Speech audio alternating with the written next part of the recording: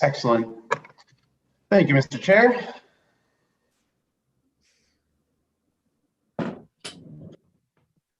Yes, excellent. We are all live.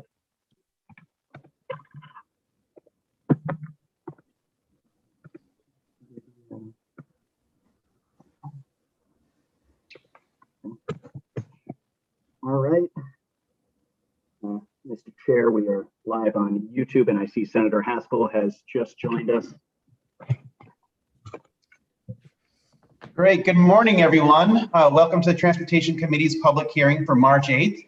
It's great to be with everyone after a long week. Today is a big day at the legislature. We have about 9 committees that are meeting over the course of this morning and early afternoon.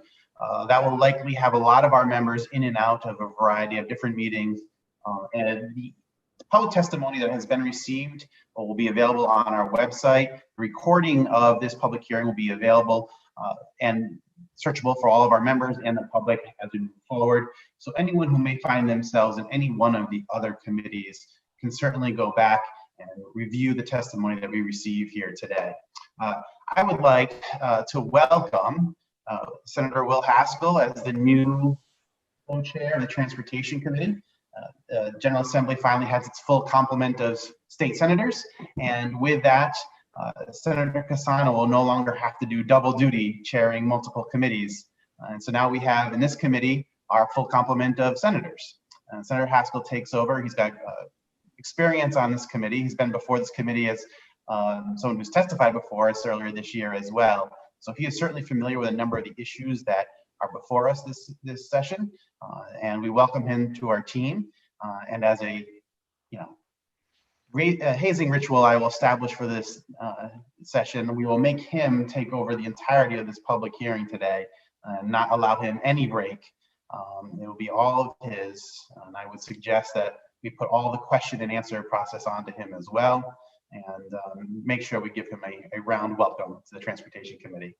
And with that, I will turn it over to him. Senator Haskell, welcome. Glad to have you.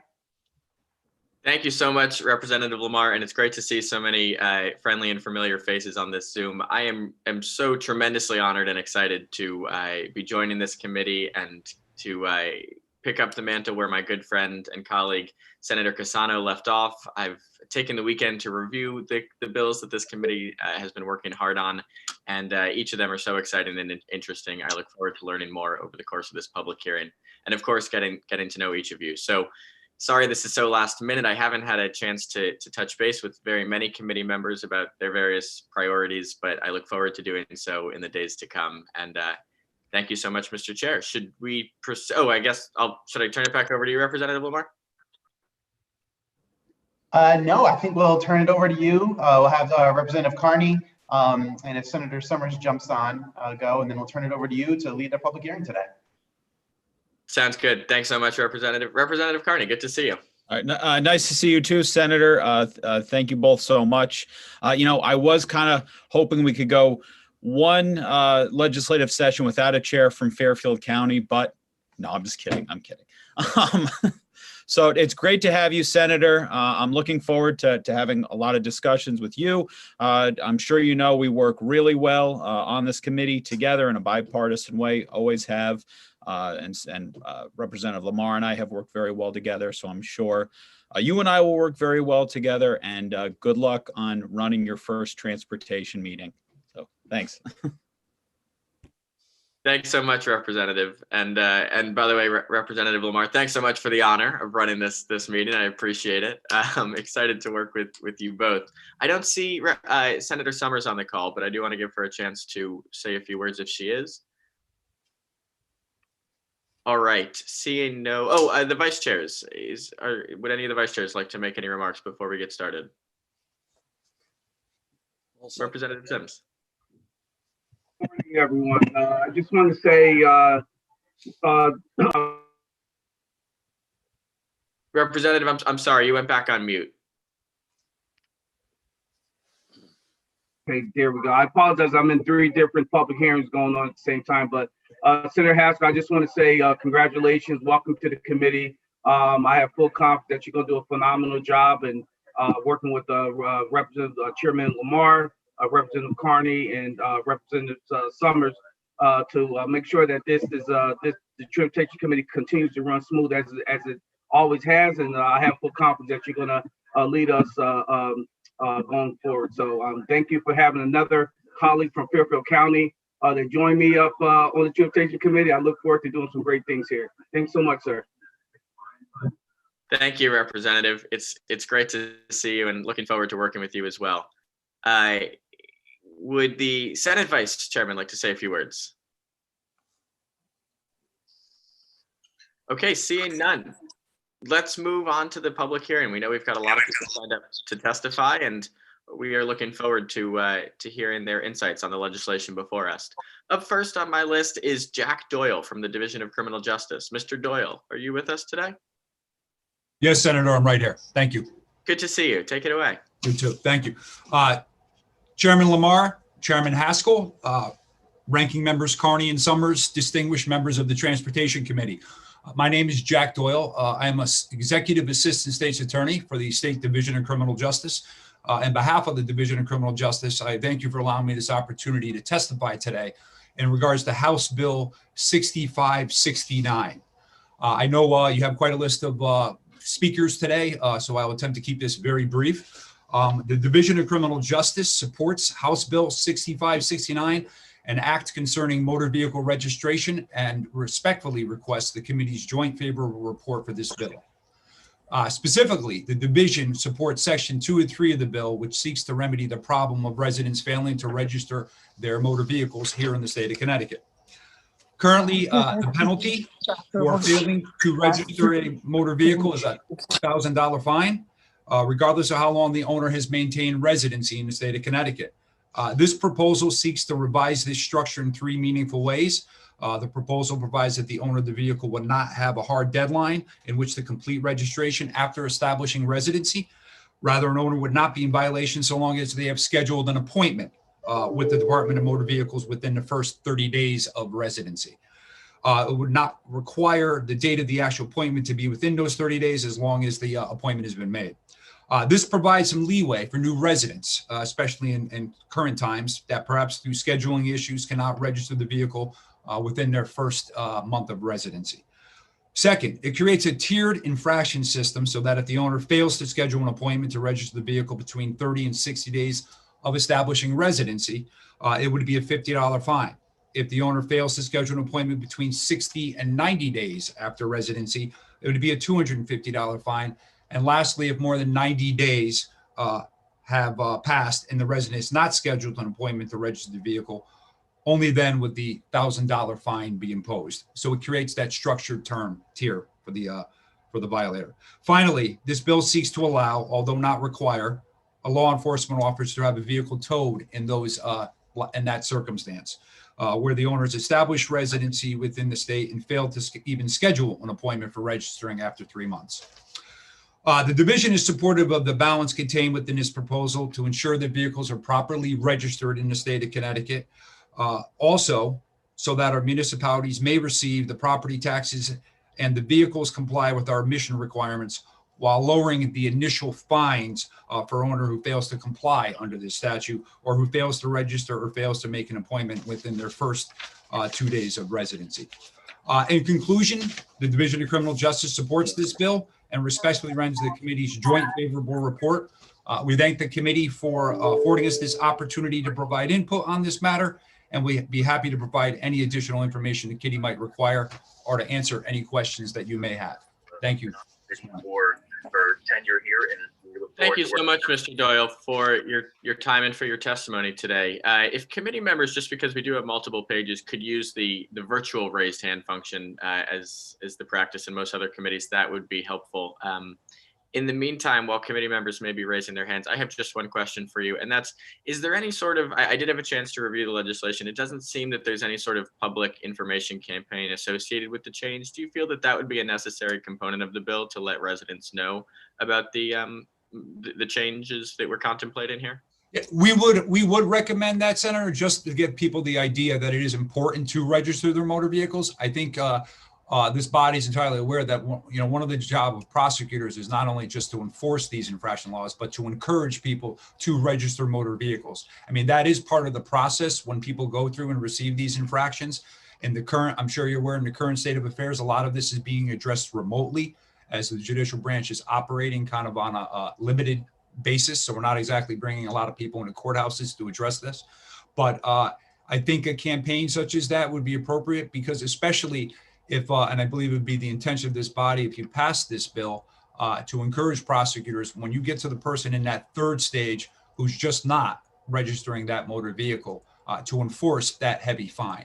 Right now, a lot of people claim it's disparaging to be confronted with such a huge fine with what might be an inability to schedule an appointment with a lot of other things that are going on in regular citizens' lives.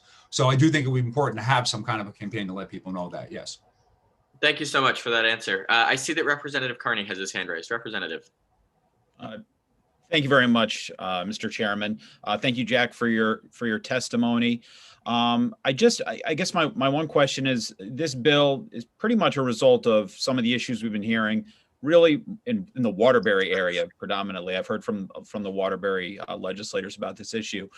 Do you think this will really reduce the numbers of illegal registrations that they're seeing in places like Waterbury, or will these, and I guess, will it make it easier to catch and find these people that are illegally registering their cars?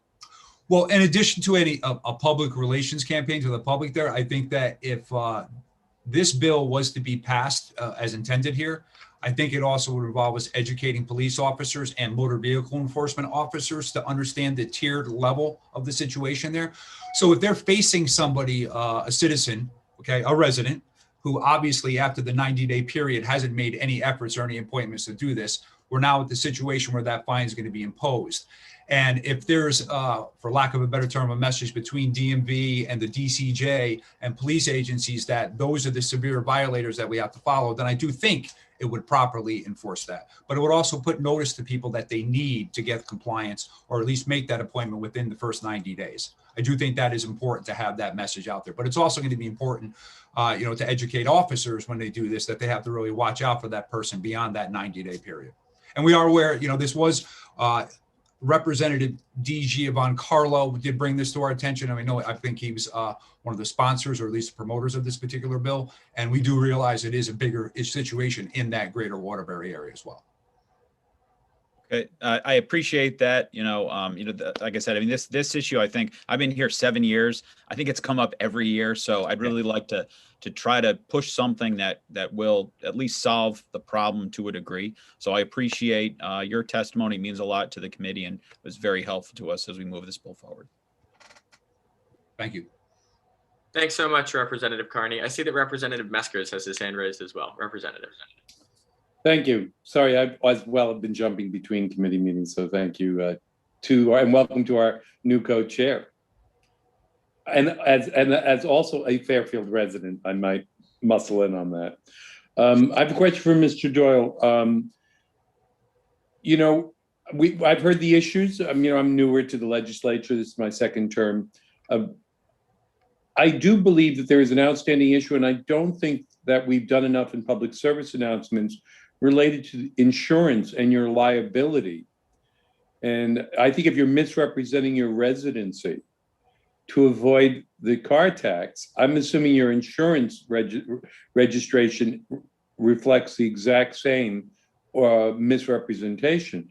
So I'm not sure whether you're putting yourself at risk for insurance liability. So if you could comment, or if you're aware of that. What I would indicate, Representative, is that if you are trying to avoid the tax and that at the same time register your vehicle in another state, you're obviously not being straightforward with your own insurance company as to where you're residing. Okay, insurance rates and situations. I'm not an insurance lawyer or insurance agent, but they are going to be calculated based on your town of residency and your location. So if you have a vehicle registered out of state and you're actually residing here in the state of Connecticut, that could affect your insurance policies, or could affect it one way or the other. So I do think that is part of the enforcement here. It's in order to keep compliance. No, but I think what my point is not so much like obviously the rates and the manipulation of the rates. We need to delve a little bit further. I sit on the insurance committee, And I think it's a public service announcement. If people are looking at this, and whether it's advertent or inadvertent, they may be at risk of losing or their coverage not and being invalidated in the case they have an accident if they're misrepresenting where they're residing. So we should find out that information and make that part of the public service announcement. If that's the case, that not only are you subject to fines, but if you're in a life-threatening accident, you may find your insurance coverage disallowed. Yeah, and that's important, right? So I think we need to go through that as well. That would be my only suggestion. Okay. I can't disagree with that, sir. I would agree with that. Thanks. Thanks so much, Representative Meskers. Mr. Doyle, I don't see any further questions from the committee today, so we thank you for your time and for your testimony. Thank you, Senator. Have a good day, folks. Have a great day. Next, we'll hear from Christopher Edge from the town of Berlin. Is Mr. Edge with us today? Mr. Chair, it does not appear Mr. Edge is with us. It seems the next person available on our list is a Mr. Robert Powell, who is in the room with us. Wonderful. Mr. Powell from the town of Tolland, welcome. Good morning. Thank you very much for the opportunity to provide some testimony and maybe a couple of questions in regards to the proposals for Bill 6570. Without question, the proposals that are here are going to have different impacts for different towns. And in the city of Tolland, the town of Tolland, we've identified that affordable housing is absolutely critical to our continued success as a community. We have made those changes in our most recent POCD. We have actually already had increased requirements for affordable housing in a zone that does hold well, I guess we would consider to be a transportation hub. The town has a commuter lot that is right off of 84, and we're very concerned in terms of some of the wording in the proposed bill. The first question is, what is the true definition of a transit station? Excuse me. We have a covered vestibule, but considering that we are at the end of the 913 lines that comes in from Hartford and then goes over to Yukon, we're concerned that that might be one of the 5 that is actually designated for a targeted zone. The secondary question that we then have is, if that little vestibule is considered to be a transit station, how is this going to be implemented in terms of the half-mile radius? That half-mile radius around that commuter lot contains 6 different zones, including our TVA zone, our Gateway District, our general residential district, and also our historic zone. If this sort of use is then applied as a right of use, the impact to multiple zones is going to be felt across to the town. Does this legislation basically put a half-mile zone as a whole in Tolland that does not apply to anywhere else? Because if we do right of use inside of these zones, wouldn't that therefore go across all of the zones wherever they're implemented? That has very great concerns for us, because most of our town, more than 90% of it, does not have city sewer, does not have city water, and does not have the infrastructure to support the additional demands that large scale development, which this kind of looks at, can be implemented. So we're very concerned about the full application of the law, or the change in regulations. My coffee has not kicked in yet.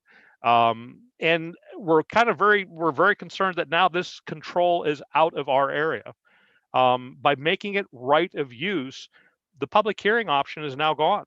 By making it right of use, there are considerations that go into concern for the dynamics of the community in terms of our ability to respond with our public services and our education system. And we believe that the right of use doesn't give the town the ability to really control its own destiny. As I've said, the town of Tolland absolutely recognizes the need for affordable housing. We have actively engaged with CT and it's Desegregate CT. We've actually hosted them in one of our planning and zoning meetings. We're just concerned about the long-term impact that may actually happen to a smaller town that will be on the transportation system that we have, and we'd like to understand how this can be done without public hearing locally. And I guess the other question that I have is, with right of use, how does this then get applied to wetlands that are currently in place? How does this apply to historical districts that are in place? And does this therefore, because it touches a listed district or a listed zone, does that then mean, as a right of use, does that then get applied to the same zone in areas that are outside of that half-mile district, that half-mile identification? Thank you very much for your time. If there are any questions, I'd be happy to stay, or I appreciate your engagement in this topic. Thanks so much, Mr. Powell, for your testimony today and providing the perspective from the town of Tolland. I would like to turn now to Representative O'Day. Thank you very much, Mr. Chairman, new chairman. Glad to see my senator is now the co-chair of transportation. And I know we agree a lot on a lot of things, and hopefully we agree on this legislation. Mr. Powell, I greatly appreciate your testimony. I am adamantly, vociferously opposed to this legislation for exactly the reasons that you have articulated. And I'm very concerned that Hartford dictates what goes on in Tolland or New Canaan or anywhere else with a stick rather than a carrot. So I guess my question to you is, I can't answer your questions. My understanding in reading the proposed legislation is that it's as of right. And, Tolland will be out of luck if a builder comes in and proposes some legislation like this. But I know Representative Lamar is going to correct this, hopefully, and work with us on a bipartisan basis to make it better legislation. But let me ask, how many transit-oriented developments are in Tolland, or transit-oriented potential developments are in Tolland? Well, there is the one zone, the one location, which is off of exit 67, which is a commuter lot. And there has been proposals to move that to a different location to be able to allow additional development, which could include multifamily or affordable housing. But in regards to transportation, I mean, I've got 2 gas stations and a Dunkin' Donuts that's next to that commuter lot. I guess those are transportation related, but that's all that there is right there. However, that half-mile radius affects 5 different zones that, if placed into right of use, because we have an RDD or a regular residential district, if it applies to that RDD section in that half-mile area, that RDD change then affects the entire town. So what starts out as just a hole in Tolland where that would apply, it actually affects almost the entire community. So it's not just about transit, and we absolutely appreciate, and being a community that has a number of our people that go into Hartford, that go into the western part of the state, transportation has been seen as public transportation has been seen as one of those elements that folks are looking at. And we know that if additional affordable housing comes in, and we're working to do that, there'd be a lot of younger folks that would be looking to go into Hartford because they're having their first or second jobs, or perhaps they're working at Hartford Hospital as a healthcare professional. We don't have the infrastructure built up with this sort of transit-oriented plan. So besides a Dunkin' Donuts and a couple of gas stations, we don't have anything, and this could potentially affect us rather dramatically. Thank you very much, Mr. Powell. And thank you, Mr. Chairman. I appreciate the time. Of course. Good to see you on this committee, Representative. Looking forward to working with you. Next is Representative Thomas, followed by Representative Zawistowski. Thank you, Mr. Chair. Let me say welcome as another Fairfield County representative. I'm so happy to see you here. And thank you, Mr. Powell, for being here today. I so appreciate the thoughtful approach that you have taken in your town to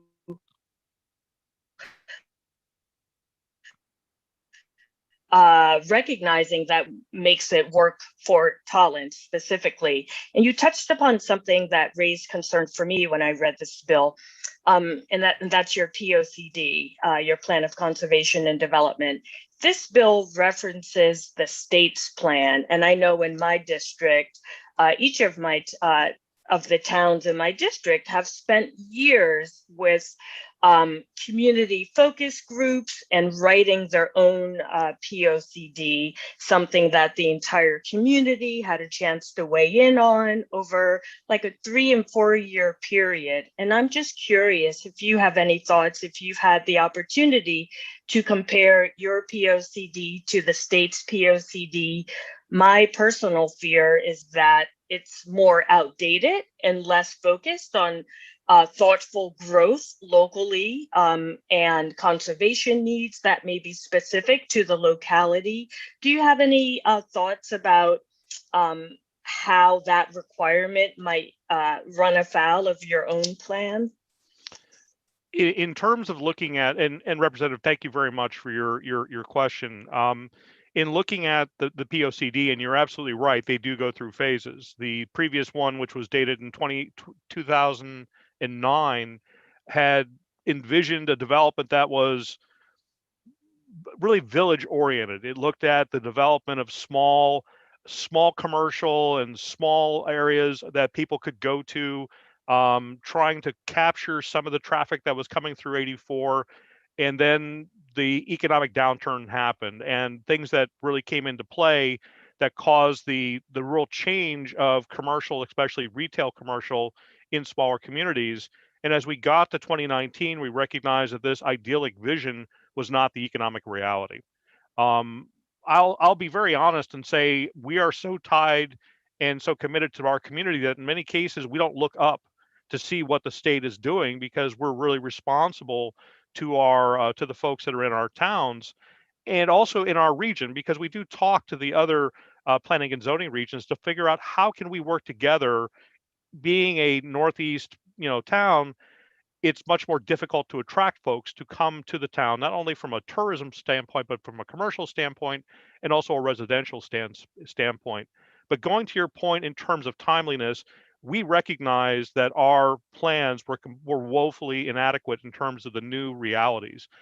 Those new realities have even more changed with the pandemic. So we recognized locally that we needed to move to instead of just being a bedroom community, but to a more full spectrum community. And we were targeting particular areas that were close to existing resources for affordable housing. So I know that we're doing it because we have the visibility in terms of our area. I know that we have talked to other regions, but I believe that with the spectrum that the state has in regards to different residential, economic, and social realities, its vision cannot be applied locally.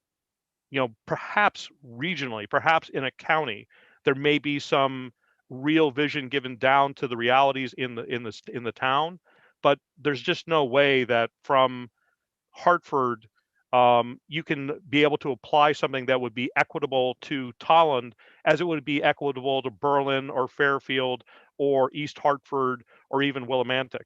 It just doesn't seem to be fair, and it doesn't seem to be doable. Thank you so much for that. I couldn't agree more. And as a former zoning commissioner, I thank you for all of your hard work. I know it's not easy. Thank you for your time. Thank you, Mr. Chair. Thank you. Yes, sir. Thank you, Representative Thomas. Next, we'll go to Representative Zawistowski, followed by Senator Cassano. Thank you, Mr. Chairman, and welcome to the Transportation Committee. Mr. Powell, thank you very much for coming in today and submitting testimony, as well as actually appearing on this Zoom meeting. You brought up some really good points concerning some of our smaller towns, especially the well and septic, where additional units may not be feasible, as well as bringing out, the fact that nothing would get a public hearing with as of right. Question for you. Do you see the second part of this bill where they're reorganizing the zoning as actually doing anything to help with affordable housing? It's and thank you very much for the question. The honest answer is no. The honest answer is that when the TVA area, which is our zone that's near our transportation, we had actually placed a recommendation that there be 20% affordable housing in the multifamily development that we were considering. And we attracted, in the 8 years of that zone that is the closest to the commercial lot, we had attracted one developer that had came forward with a proposal that, going through the changes, became less and less applicable to the zone that it was in. So I don't really see this as increasing the potential of affordable housing in the town, and actually forces us to look at right of use in other districts that wouldn't even be close to where that transit hub is. Did that answer your question? Yes, it did. Thank you very much. I represent 3 towns, one of which is Windsor, that has a train station, and market forces have made it very, rather than a top-down approach, have created a lot of development in that area. And I think that's one of the natural processes that could occur without the state getting involved in trying this whole approach where, you know, they're telling people where this housing should be. Right. I also represent Suffield, which is within a half a mile of a proposed new train station in Enfield. Now, this half-mile radius, I think, is going to turn problematic when you start crossing town lines, even the Connecticut River. I mean, you half a mile of the new Enfield train stations going in is protected farmland. You know, there's a lot of thought that really needs to go into any program like this. You know, my other observation is that if you're going to be reorganizing the Zoning Act, this should be in the Planning and Development Committee. I've spent 6 years on, this is my 7th year on both of those committees.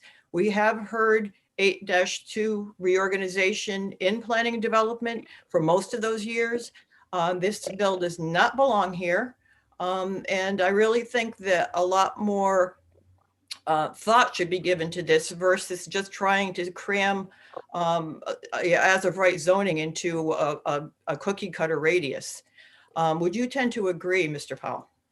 Yes, I would. The concept of, you know, or the dovetailing of transportation and housing, there's a natural synergy there. You know, wanting to be able to take advantage of an existing transport infrastructure is a fantastic use. I mean, I'd much rather have people taking mass transit when I have to drive into Hartford, because I don't have a schedule that really ties to that. There'll be fewer people on the road. There'll be less gas being used.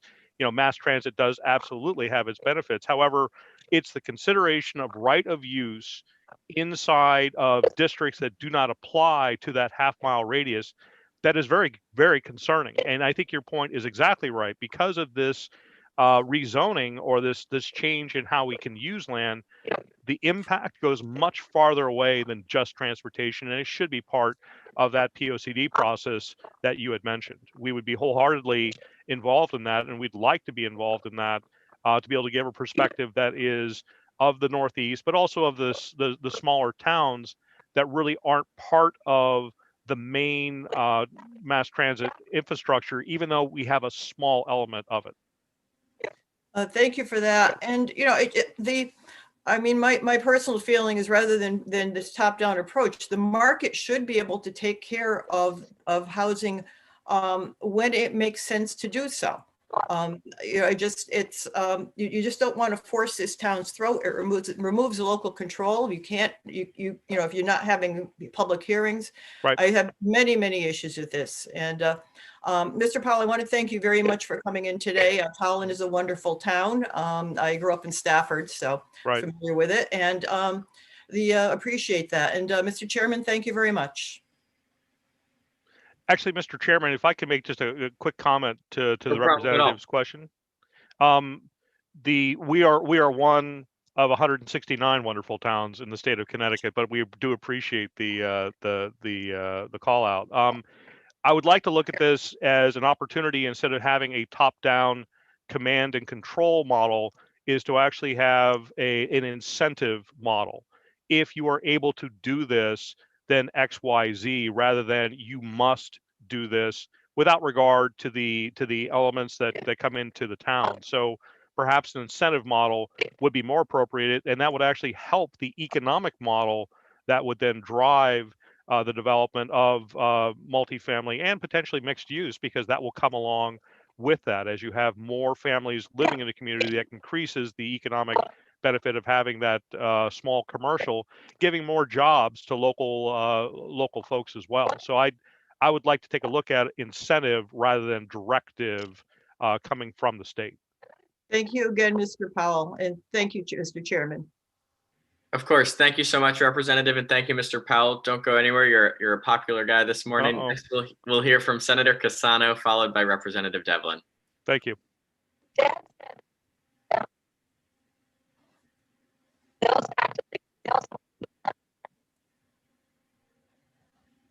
Thank you, Mr. Chairman.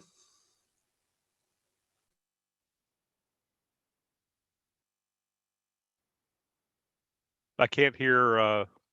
Yes, Senator, I think you may be back on mute. Should be good here. There we go. There we go. First of all, congratulations. It's great having you as our co-chair. Thank you very much, sir. Big shoes to fill. Now, this doesn't help you with certain automobile ships, you know. Just a quick comment, Mr. Powell. Thank you for coming in. I'm curious. I know tall and well, living in Manchester. In fact, I was out at your market Sunday. Thank you. Great little place, the Colonial Market there. Transportation services. I find it interesting that you actually have a bus stop, the Boston to New York bus line, I believe it is, has a regular stop at one of the fast food restaurants there off. Correct.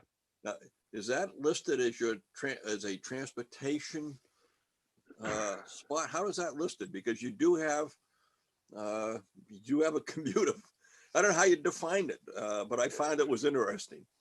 That's a perfectly legitimate question, Senator. How do you define a transportation station? The vestibule that is at 67, the vestibule that's at 68, there is no delineation. Now, one could think that, oh, that's a physical building where there are restrooms and other things that are there, but that is not directly called out, which brings into consideration the questions that we have on this. And as it is transportation, how could that then apply to the zoning regulations that we have that affect the rest of our town? So, yeah, I mean, a location, whether it be 67 or 68, we're most concerned about the exit 68 location because it basically goes through 5 different districts, including the historical district, the town green in place.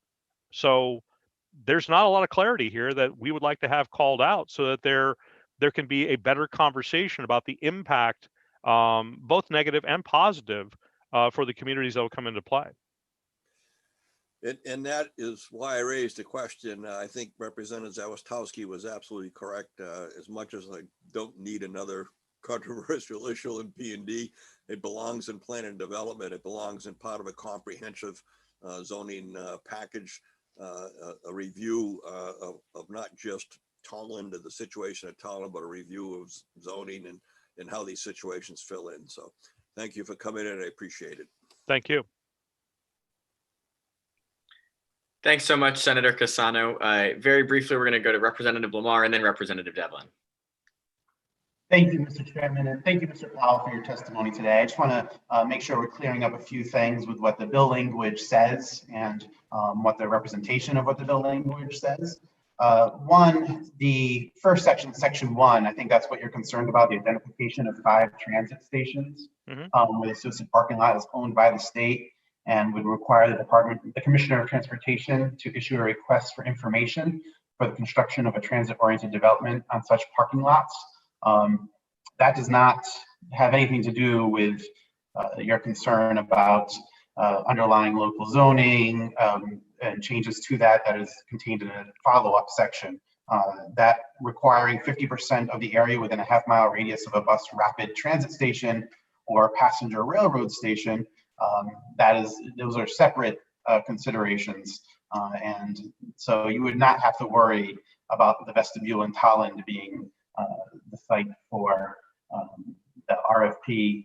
We can clarify what that transit station is under that terminology in section 1, where we talk about the underlying 50% of an area within 1/2 mile radius. It is a bus rapid transit station or a passenger railroad station. So those are two separate considerations. I just want to make sure we're clear on the terminology and what we're considering and what some of the concerns are. And again, nothing in this legislation would change underlying treatment for protected farmlands. It wouldn't change how the public health code or buildable lands, like none of that actually is a consideration. I think sometimes we get, instead of understanding the underlying obligations we have as planning and zoning commissioners or at the state level, and that's, I think, maybe to the point of why this is a consideration between transportation and planning and development, is that there are different responsibilities and the terminology can be confused as we go across committees and may not understand the underlying impacts of the legislation. So I just want to clarify those few things. Nothing in this bill changes your ability to build on a wetland.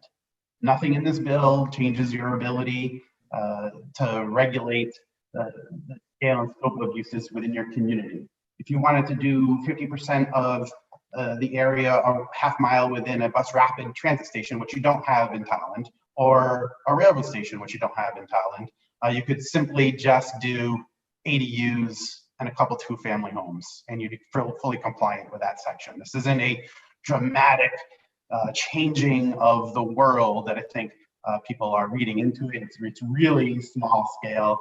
In fact, it's much smaller than what they do in entire states across the country.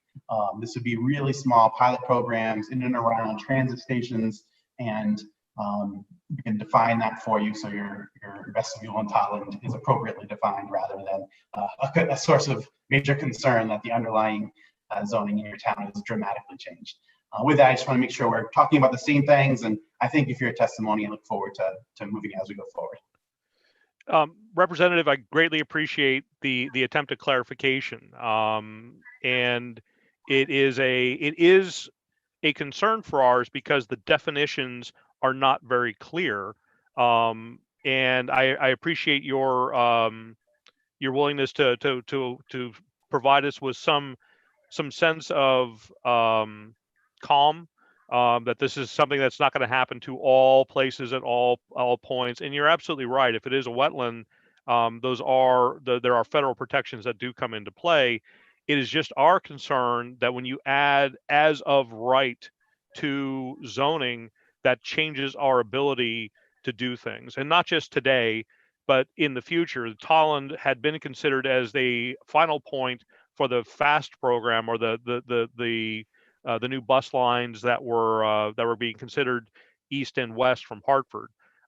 So what we have is a scenario that, hey, we're going to expand that rapid bus line and make it come out to Tolland. Now this applies. It's just a point of concern for us that being on a major artery in the town, in the state, and also being a gateway to Yukon as well, where absolutely mass transit and public transportation can be a target for those folks around the area to be able to get to both Hartford and the Hartford campus and the Summers campus. My son takes the 913 bus from Yukon to Hartford. So it's our concern about the future direction and the impact that it can have. And it's, that's why we're looking to get clarity on this, because there is some ambiguity in terms of timing. And we also understand that this is a pilot, but there has to be a long-term view on this as well. So, but thank you for your concern and your clarification. Thank you, and I appreciate it. Again, that as of right consideration would not apply under any definition for the town of Tolland and the vestibule area that you've identified. That is simply in the area around a bus rapid station and a passenger railroad station. You are correct that if Tolland decided that they wanted a bus rapid station in their community, then it would apply. That would be the scenario, I think, where you're concerned about the underlying zoning allowing as of right multifamily housing half a mile from a potential fast track station would be accurate in that moment. Thank you, though. Thank you, Mr. Chairman. Thank you, Representative Lamar. Thank you, Mr. Powell. Representative Devlin, great to see you on this committee. Fairfield County is indeed well represented here today. Thank you, Mr. Chairman. It's been a pleasure to be continuously serving on this committee, and nice to see you in your new role. Mr. Powell, I really appreciated listening to your testimony. I couldn't find your written testimony. Did you submit anything? I did not. Being this my first time doing a testimony, I think I may have missed a point. But hopefully I'll have that ability to be able to put that into the record. Absolutely. But I like to talk rather than type, so I guess this works out fine. No, that's fair game. I wanted to make sure I didn't miss anything, and I was actually looking for it to reference back. But I would agree with some of my colleagues. I also am very hard pressed to find how this piece of legislation fits within the Transportation Committee, despite the clear support from one of our chairs on this matter. It is part of a far broader agenda that, rather than being introduced to the legislature in a comprehensive bill, has really been broken up into little pieces. So it is hitting transportation, housing, planning and development, finance, and education. So a way to get little pieces of an agenda through without seeing the broader picture. I was particularly interested in the comments that you were making, and I also agree. I find multiple troubling aspects about this and some vagaries in the bill. But you mentioned that you would, rather than being forced, you would prefer an incentive model. So my question is, in this effort to remove home rule and centralize zoning decisions within Hartford that somehow has made its way into transportation, why would you even need an incentive model versus market driven? Can you just speak to that? I thought you were talking about some positive things that your community was doing.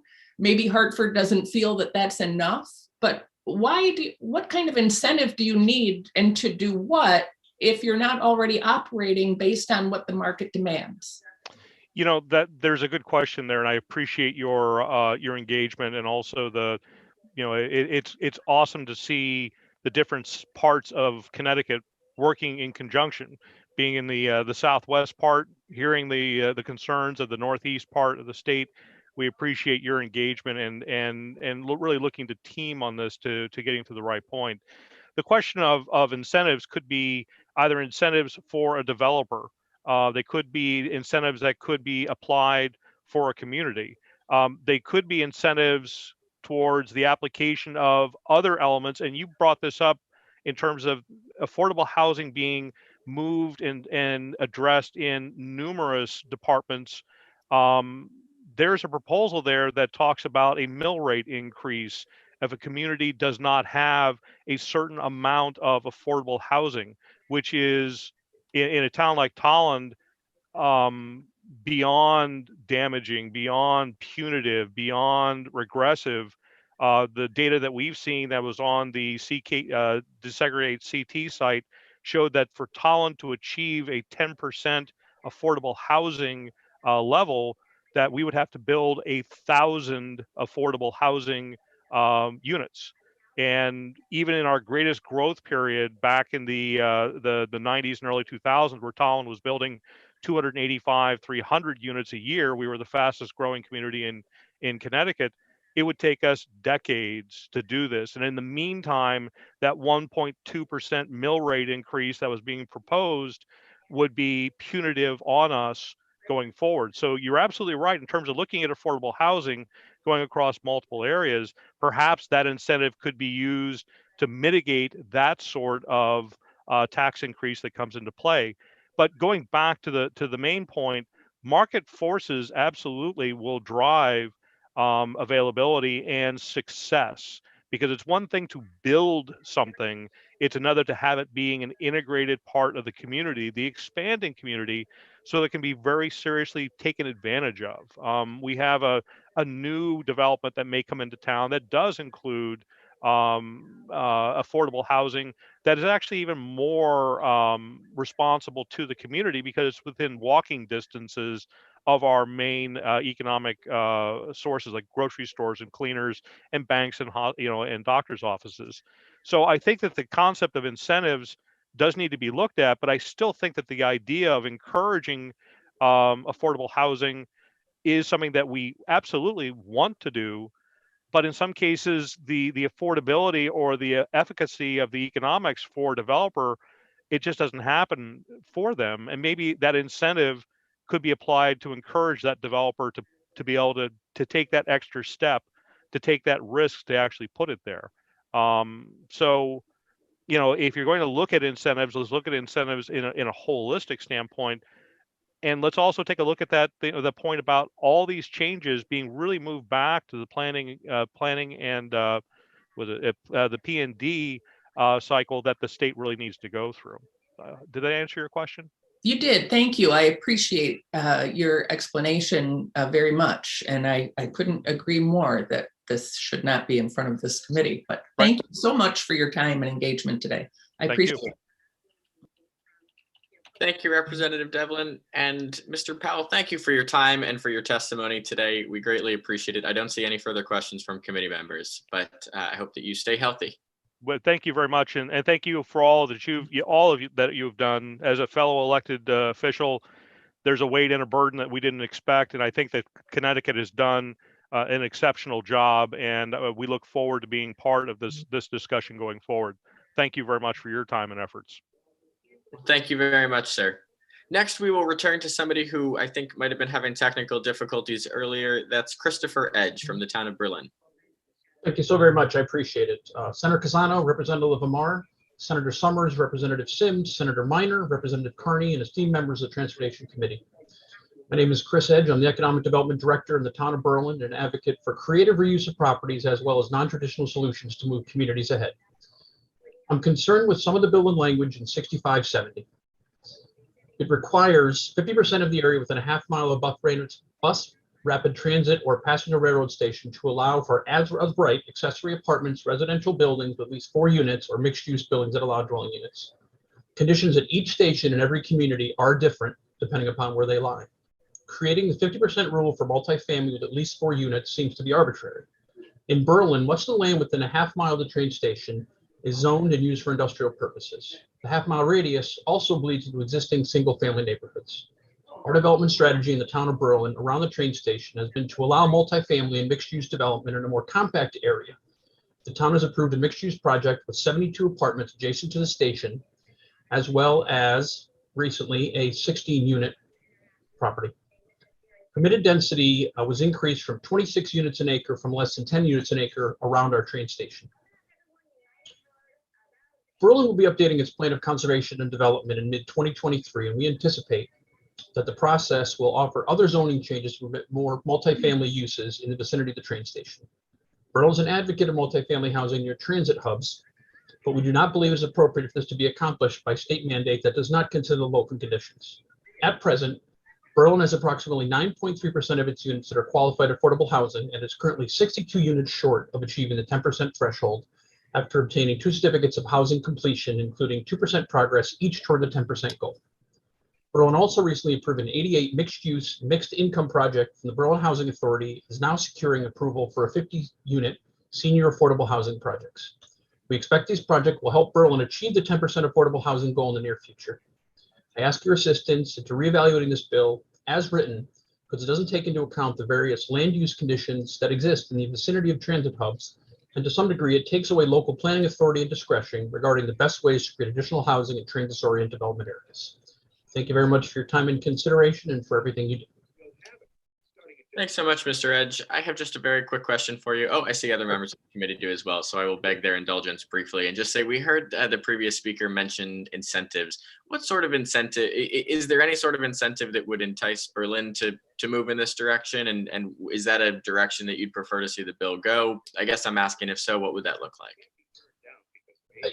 Incentives could be helpful. I don't know exactly what those would be at this point. I mean, we are working hard to get there to that point. I think probably looking at the area in itself and what would make the most sense instead of saying you will do this area, just because, again, if you look at the town of Berlin, like many communities, they've been around for a while. there was no strategic planning. They just kind of happened as they happened. With the huge amount of single family housing as well industrial, I think we need to look at it and go, okay, what would make sense for the community in partnership with the state? I wish I had an answer for you incentive wise. I don't at this point. I think it is definitely worth a discussion and to see what we can make work here in the community, because I know too, yes, we have a need. Yes, We're sir. almost 10%, but there's good, still a you? need. Good, man. We're in the league. I had a doctor's appointment. That's all right, brother. Yeah. I apologize, sir. I just muted one of our members. And anyways, I do appreciate that answer. And certainly warrants further discussion at some point. But in the meantime, I see Representative Devlin has her hand raised. Representative. Thank you, Mr. Chairman. And thank you very much, Mr. Edge. I appreciate your testimony today. You are from the town of Berlin, is that correct? Yes. Okay, so just a couple of things. First, to some of the things that you exactly mentioned, which I thought was really relevant. And again, here we are talking about housing in the Transportation Committee, but and zoning for that matter. And you're right? Each community is different and unique, which I think is why the fact that we have home rule in our state is really important, as opposed to one size fits all mandated regulations that come from Hartford across 169 very, very different communities. But I didn't hear you mention, and I'm sorry if I missed it, related to Section 1, where the DOT, actually this does involve the Department of Transportation and transit stations, that there would be 5 locations identified. Now, we don't know what those are, so it's very vague at this point. But I believe in terms of those stations or parking lots that the DOT owns, one of them is in Berlin. Is that correct? Yes, it is. And actually, I didn't have that in there. I would welcome a conversation about that. I believe that at present, the size of the parking lot is a lot bigger than what I think the station needs. And would love to be able to have a conversation to see what can fit in there because of that. Because we definitely would like to see additional development around the train station. Happened to be the development of 76 units, happened to be a parcel that the town owned. And we ended up getting, and I give everybody a lot of credit, a lot of state support. We had received monies for brownfields. I mean, we had worked with OPM, DOT, DECD, and the governor's office to make this project happen. So I know that partnership between the town of Berlin and the state agencies has happened and can happen. So I would welcome a conversation about that, because it is important to look at that. And maybe this fits in with it, which would be more of the conversation side versus the you will, which it seems the bill is written as. Right. And it sounds like, although there, again, a lot of vagaries in this particular section, that there would be a request for information, right? Hang on a minute. Let me go back to this specifically. Regarding a plan, so that would potentially include affordable housing up to 20%. And I would guess, being state-owned land, the community wouldn't necessarily benefit from any property tax that would, is that correct? Being on a state-owned lot, or would that go to the town of Berlin? I do not know at this point, to tell you the truth. That probably would be part of the discussion with each community, because my guess is a community would probably like to receive something tax-wise, but I think if it's state land, I would say we probably would not receive taxes, but I think that definitely should be part of the discussion. Right. And maybe that's part of the incentive that Senator Haskell had mentioned. Maybe that's part of it, which is the taxes from that project would go to the community. Got it. Okay, good. Well, I'm certainly eager to hear more about that as well. But I do appreciate hearing your testimony, and I share some of your concerns. So thank you very much. Thank you so much, Representative Beverly. Thank you, Representative. Next, we'll hear from Representative Tom O'Day. Thank you very much, Mr. Chair. And sir, thank you very much, Mr. Edge, for your testimony. I note that it's not online. Is this, did you submit online testimony? I submitted it this morning. I had a couple edits to it, and I apologize. I mean, literally, it probably was when I hit the office at 8:30. And it will be there, hopefully, to everybody's inbox, and I apologize for that. No, not at all. I just want to make sure if you were going to submit it, that it got submitted. I appreciate it. I'm just looking through the Berlin's plan of conservation and development, which it's 156 pages. Yes. Back from, what was it, September 1, 2013? Yes. Adoption date. Okay, so obviously Berlin spent a lot of time and resources in creating that plan of conservation and development. And the next one, as I understand it, is for 2013. Yeah. 2023 will be our next one. Yes. Yeah, 10 years. And so I understand that the people of Berlin think that they know what's best for Berlin. Correct? They would say as much, yes. I mean, I think having the local say is vitally important, yes. And you are 0.7% away from a 10% affordable housing in Berlin. Is that correct? Yes, that was our last calculation. Yes, we're at 9.3. That's obviously an improvement, and I congratulate you on that.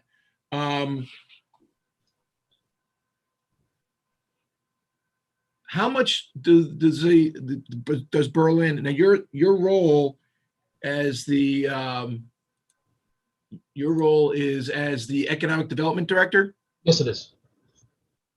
And do you know the cost associated with developing affordable housing versus not developing affordable housing? In other words, is there a higher cost to developing affordable housing? My opinion is there is, but have you found that to be true? I think there is, to some degree, a higher cost. I know that we just had the two different developments, one which was brought forward for affordable versus not being affordable. I think it may be a little more expensive, but I don't think it's dramatically so. At least not from what I saw from the last couple projects. The rent that you get or a builder gets from affordable is less than the rent that you would get from a non-affordable. Is that fair to say? Yes, it is. So if this bill, instead of mandating it, the state were to offer reimbursements of costs and rent differential as an incentive to developing affordable housing, do you think that might be a better idea? I think that definitely would be helpful for the developer. I'm not sure from the town perspective how that would fit in, but I think that definitely would make a difference. Yes. But if the builder had to comply with the zoning regs so that there was local control of how that development was created, that would be better for the town, correct? Absolutely.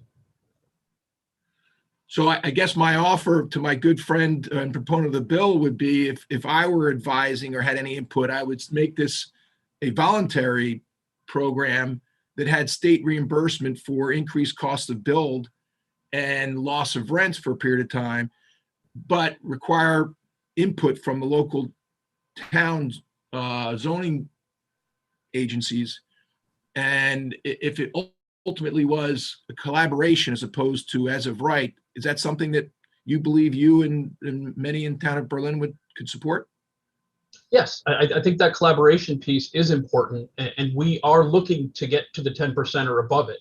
I mean, that is our goal and why we've worked hard at it. So yes, I think in collaboration would make a lot more sense instead of saying you will do this, because again, especially with the investment the state has made around the train station, we believe additional development should happen, both housing and mixed use, and it would be working together, much like the project that we are going to be breaking ground on the 22nd. Great. Well, Mr. Edge, thank you very much to your service to your residents of Berlin and for your testimony here today. Thank you, Mr. Chair. Thank you, Representative O'Day. Thank you, Representative O'Day. Before you go, Mr. Edge, I believe Representative Lamar has a question or comment. Yes, thank you, Mr. Chair, and thank you, Mr. Edge, for your testimony today, and thank you for your work on behalf of the town of Berlin. And I've been in meetings with you at conferences where you presented on a lot of the work that your town has done in and around the train station. The bus rapid station. And I'm very thankful for the amount of time and effort and energy you've put in. I know that process locally was not particularly easy. I know you had to do a lot of education on the ground to get community to get fully bought in. And I do appreciate the amount of time and effort you've put into this. You are seen as a leader on so much of the economic development proposals that we confront as a state. Your work across multiple jurisdictions, whether it's local communities that are small and rural or larger towns, you're seen as a well-respected professional by everyone. So I do appreciate a lot of the comments and concerns you bring up here today. And I think you hit on a few points that I want to highlight as we leave this hearing. There's going to be disagreement over this, and particularly the parts of this that are zoning related, I understand. But I think you did highlight something that I'm going to reiterate over and over again. We are not maximizing the land in and around our transit stations, particularly on the state-owned side. And we need to, whether it's obligated or voluntary or incentives or directives, if we're going to make multi-million-dollar investments on multi-billion-dollar assets of our state, we should do everything we can to drive development into those areas and ensure we're maximizing their use. It's not common what we have in Connecticut, where we have this restricted access train stations, almost like country club train stations, where you have to live in the town to be able to park near the station, and you can't live anywhere near the station because we actually don't allow market forces to decide what kind of land use is there. We use zoning restrictions to say who can live near there. So I think that part of it, the part of it that is about maximizing this investment is core to this conversation. And I know you've been a leader on that locally, and I know that that is the real bulk of this conversation that we're all committed to, and how do we move that forward. And I just want to thank you for your leadership on a multitude of issues in Berlin and beyond. Thank you. Thank you, Representative Lamar. I greatly appreciate that. Thank you, Mr. Edge. Thank you, Representative Lamar. I don't see any further questions at this time. So we thank you, sir, for your time and for your testimony. Thank you so much, and I do appreciate it as well. Next, we will go to the good representative from the 74th District in Waterbury.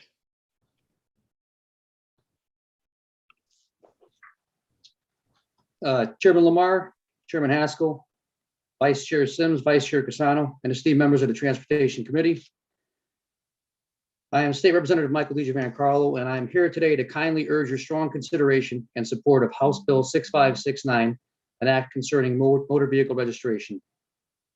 I have submitted written testimony that I hope you will review. Representative Napoli, Representative Reyes, and Senator Jonah Hartley have all signed on to that testimony. For the past 2 decades, there has been a year-over-year rise in out-of-state plate scofflaws in Waterbury and throughout the state. It is an issue that I have been battling in Waterbury since 2015, when I was elected to the Board of Aldermen. I have testified at the state in 2017 and 2019. And although minor changes have been made to Connecticut General Statute 14-12A2, not enough has been done to help the cities and towns combat the problem. It is well noted that those who choose to live in Connecticut yet register their vehicle in another state cheat the city and towns they live in out of motor vehicle tax revenue.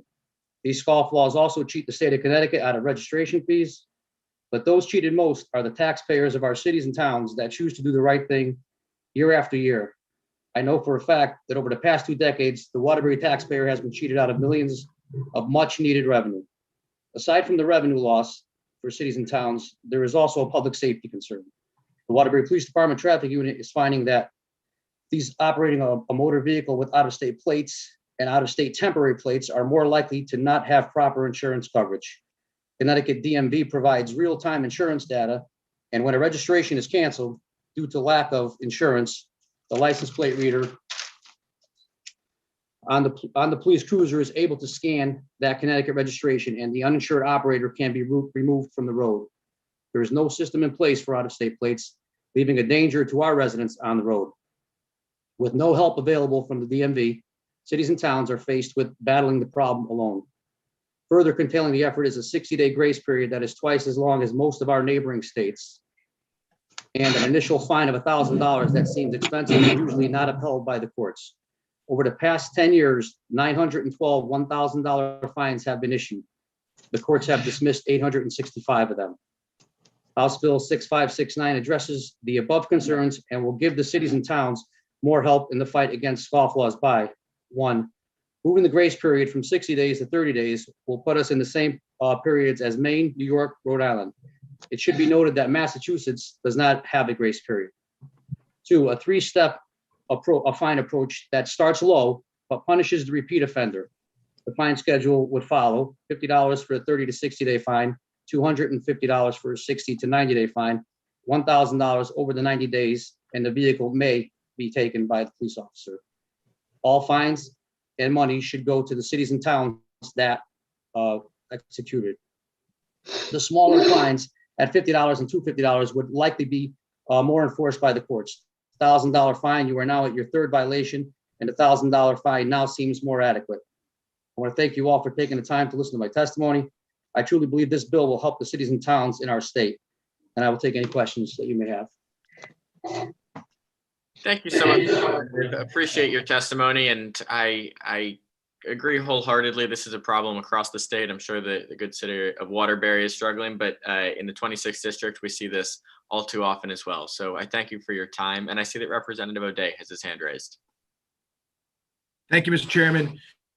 And thank you, Representative, for your testimony. I remember you coming up and testifying numerous times on this. And while I'm opposed to the tax as it stands, it's an issue of fairness to me. I'm going to sign on to your bill and support it because, as you stated, numerous times, it's unfair that people don't register their vehicles and get away with not paying when the rest of us are paying. And it's simply right. It increases our taxes, those that are the scofflaws, so to speak. So I thank you very much. I will sign on to your legislation because I think it's a matter of fairness, and we have to do something. Our cities, everybody, the taxes in our cities are too high, and we need to figure out ways to get more people to contribute. And if more people are paying this tax, then people's taxes will go down. And so I thank you for your testimony. I thank you for putting up this bill, and I will sign on to it. Thank you very much. And thank you, Mr. Chairman. Thank you, Rep. O'Day. I do remember you running out into the hallway to speak with me. So I do remember that. Thank you very much. Thank you, Representative. I don't see any further. Oh, I'm so sorry. Representative Zawistowski.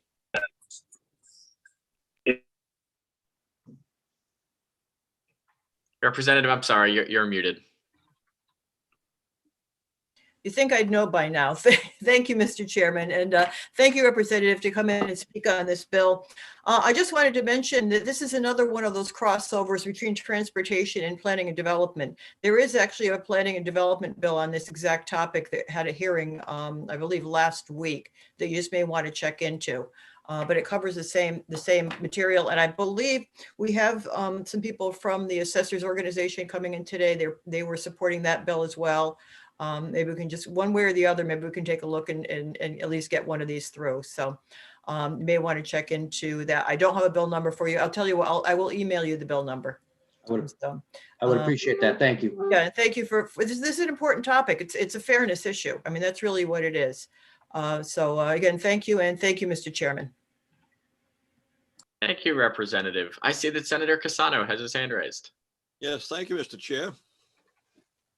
I assume you can hear me this time. Just a comment. I'm listening to the various penalties and so on. History shows those penalties are not working. And I'm not one of those that believes in drastic penalties, but if you've been asked twice or told twice that you got to pay and register your car and you don't, why aren't we just taking and consuming the vehicle until it's paid, until the registration is paid for and so on? Because if I'm not going to pay it once, I'm not going to pay it the second time, I'm not going to pay it the third time. I'm just going to drive and let everybody else pay for me. And Senator, I will respond. So I did hear that about publicly promoting it. We started a blue sticker campaign in Waterbury a few years back that we'd actually sticker the vehicle and tell them, and we'd have the Connecticut statute right on that vehicle, and they would still ignore us and stuff. I do believe the $1,000 fine was extreme. I have no problem with a $50 fine, a $250 fine, and after a third strike, maybe the vehicle is taken. Our Waterbury residents, we're trying not to take the vehicle. We're looking for compliance, number one. We're not trying to fine anybody. I think right out of the gate, taking the vehicle is a rough thing to do, but I believe after 90 days, after 3 strikes, and we were to take your vehicle, I believe that would be a proper way. I would like to say also that the fines, 915 fines were given and 865 fines were dismissed. That tells the operator of that vehicle to actually just keep doing what you're doing because there's no penalty to pay. So that is another problem that hopefully we'll address. And I've been in contact with a few divisions, and we're going to make the problem aware. I do believe we could do a public campaign. I know in Waterbury, if this was to pass, we will definitely get out in front of the issue and warn all our residents.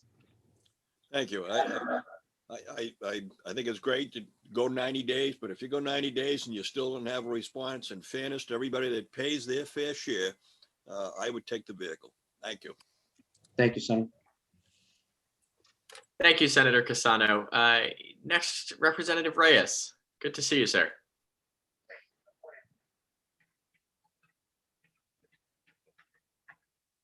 Oh, I believe you're on mute. Thank you, Senator Haskell. Can you hear me now? We can.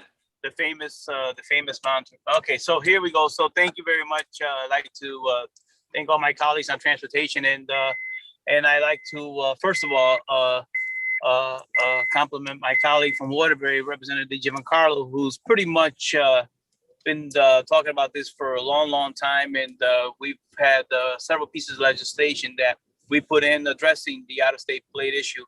But I'm gonna just say something real quick before I ask a question. Senator earlier mentioned that this was a big problem in Waterbury, and that this is a problem for Waterbury or cities like Waterbury. But I got to tell you something. This is a statewide problem, and it's a New England problem, and this is not isolated to any one city or in particular. Municipalities get the brunt of it, but this applies to everybody in the state of Connecticut, and there's out-of-state plate abuse in every corner of this state. And I will go as far as saying it's a problem in New England, but because of the fact of the proximity of the closest of all the states. And we here in the Waterbury delegation have basically taken a stance that, you know what, enough's enough, and it's time for us to hold everybody accountable. We're always talking about accountability. We're talking about equity. We're talking about fairness. But here's one that seems to get away from us every year. And I believe that I will compliment Representative Giancarlo for grabbing the horns on this one and continuing to fight this good battle. And my question for the good representative is simply, what do we do with cars that are in commuter lots with out-of-state plates? It's a question that will come up often. Through you, sir.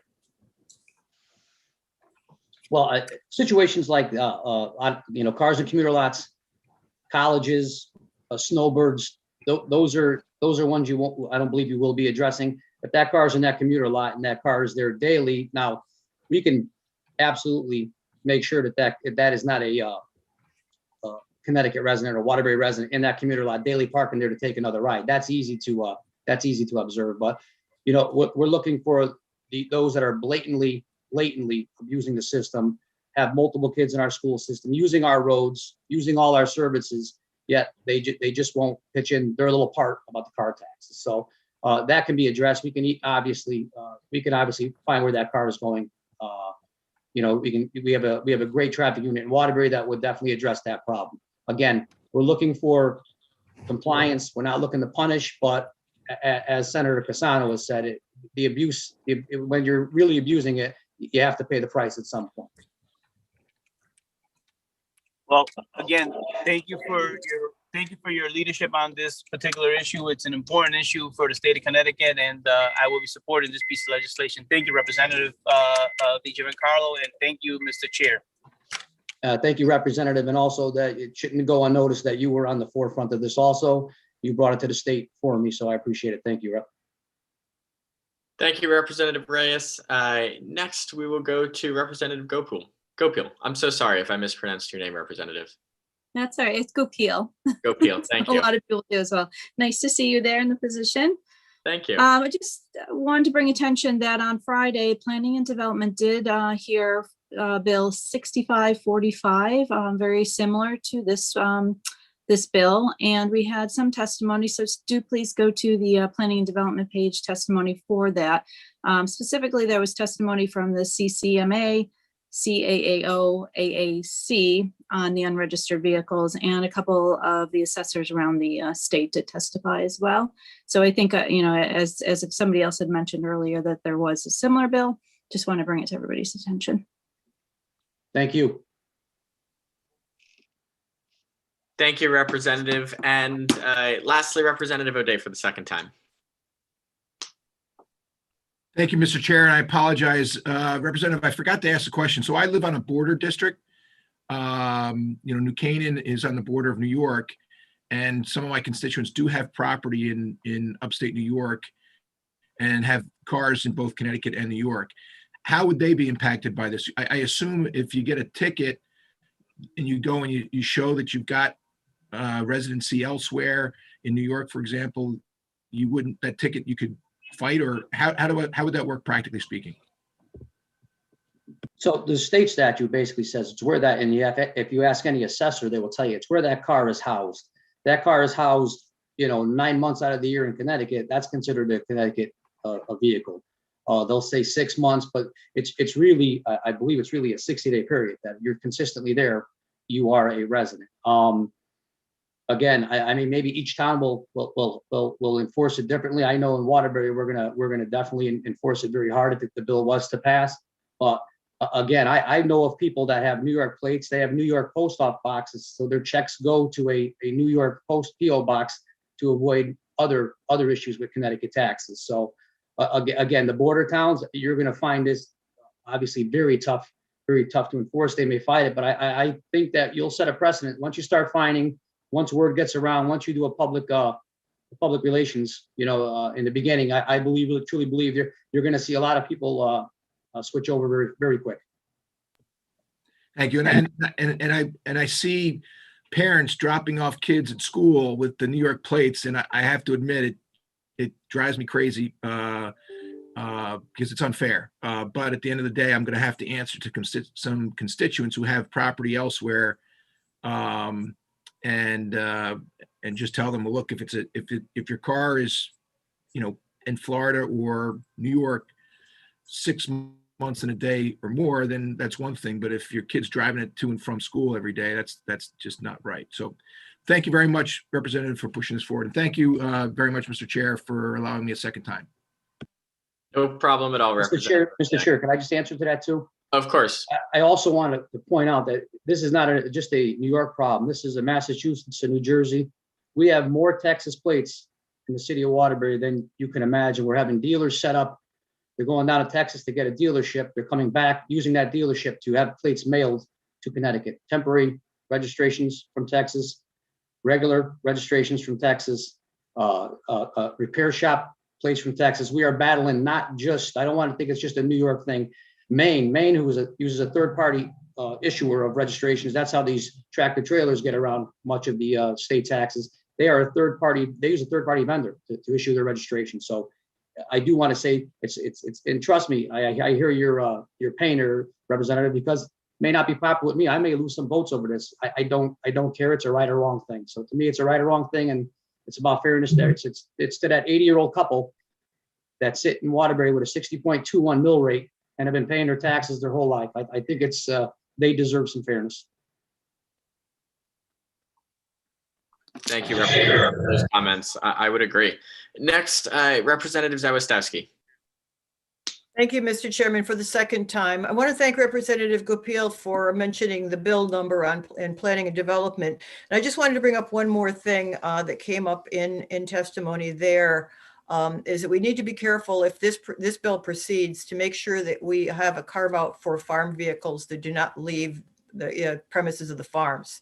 That's just one of the important things. I'm not sure which bill is going to move forward, if either of them.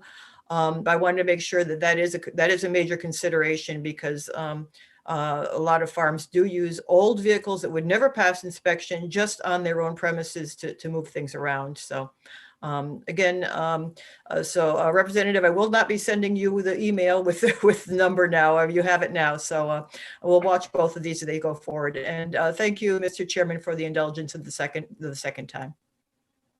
Thank you. And I'm open, obviously, to your committee. I'm open for any suggestions or changes you want to make that hopefully don't impact the bill too much, but protect those that deserve to be protected.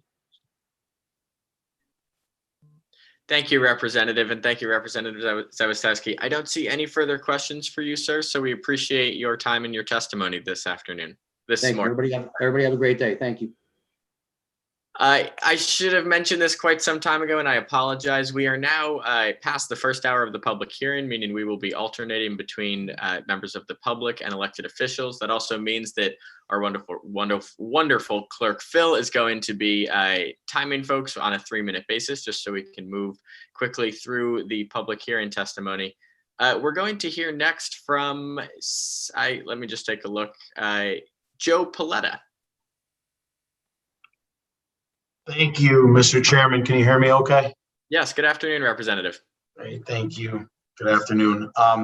Senator Haskell and Representative Lamar, Senator Summers and Representative Carney, thank you for the brief opportunity and indulgence for a few moments as I speak in support of HB 6569, an act concerning motor vehicle registration. About 2 years ago, I had a constituent call me and ask what she could do about a car parked in her neighborhood with plates registered in another state. The car had been there for about 8 months, and the new homeowners failed to register their vehicle with the state of Connecticut. At that time, I did not have an answer. As time passed, I read articles in our local paper, which is the Republican American, about a Waterbury alderman that was trying to rectify the problem with out-of-state plates. Then Alderman Mike DiGiancarlo had a passion for fixing the system that was clearly broke in our area. A conversation ensued, and fast forward about 2 years, and here we are. I support this bill, and I encourage this committee to pass this bill without changes and send it to the General Assembly. First, it creates a sense of honesty and accountability. With passage, this bill will ensure that new residents of Connecticut, and there are many, register their vehicles in a timely manner. Second, it provides much needed revenue to towns and cities across Connecticut. We can all agree that funding transportation is one of our top priorities. We may have different views on how to get there, but passing this bill will at least offer, some sort of payments by those people using our roads, bridges, and tunnels. Third, the amount of funds the state and municipality may receive could be significant. Registration fees, motor vehicle taxes, and more would provide a stream of revenue that could be used in a positive way to improve our community roadways. These are tough economic times that we live in, and any assistance to our towns and cities is welcome news. Let's send a clear message to our taxpayers and Connecticut drivers that we are going to level the playing field. Let's send a message to the new residents of Connecticut that while we welcome you to our beautiful state, we want you to register your vehicle in a timely manner. And let's send a message to struggling municipalities that assistance may be on the way.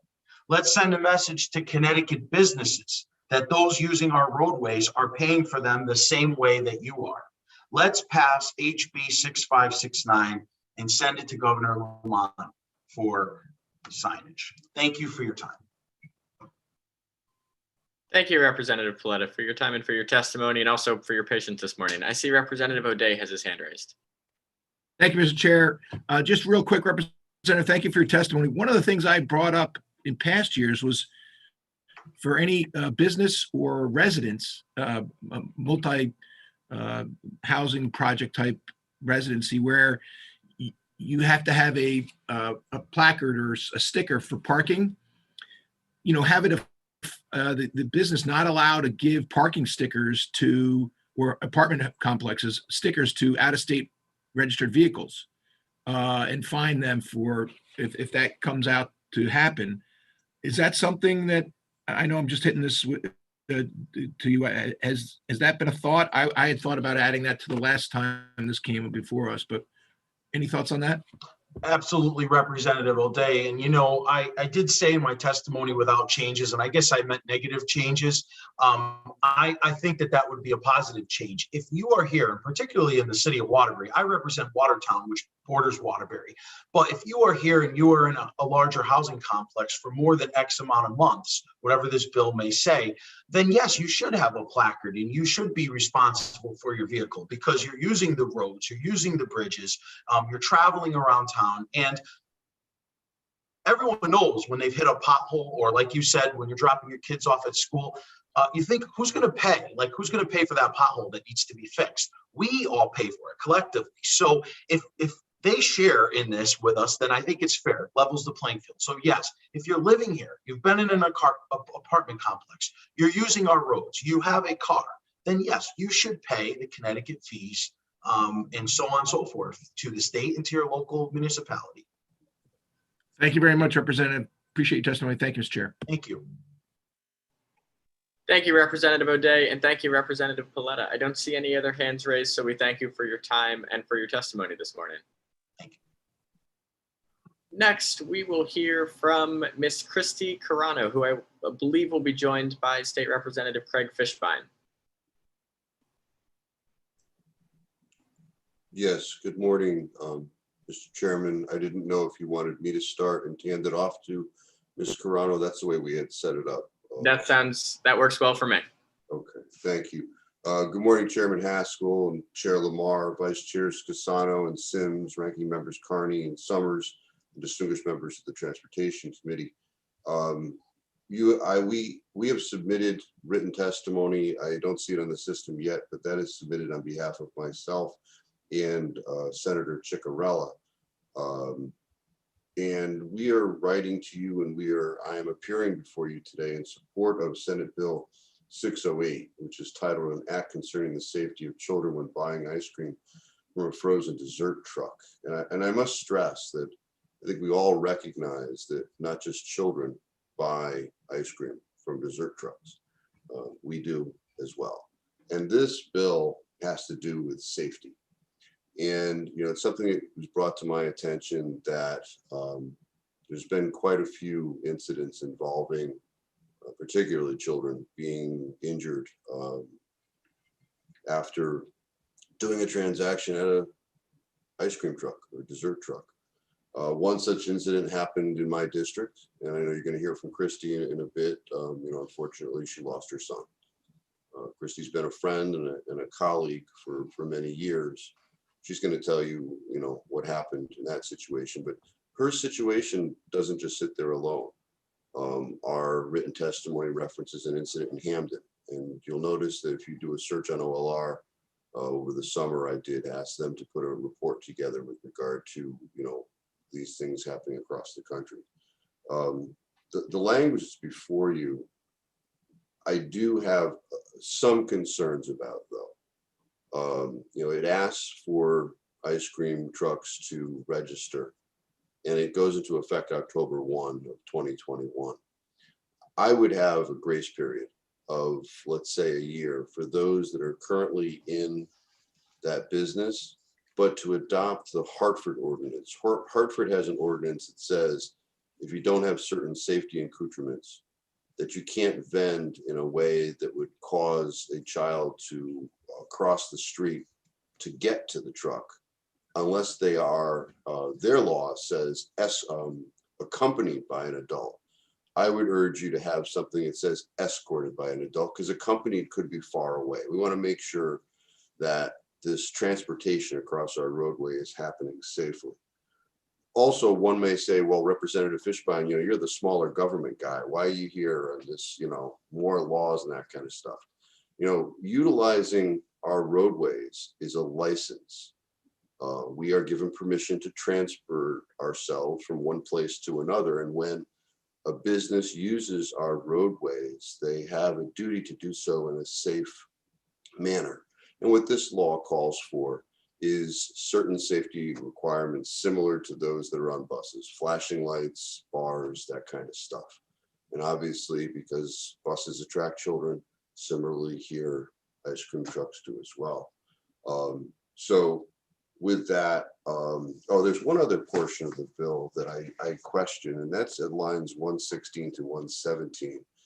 It says the operator of a frozen dessert truck shall not permit any unauthorized person to ride in or on the truck.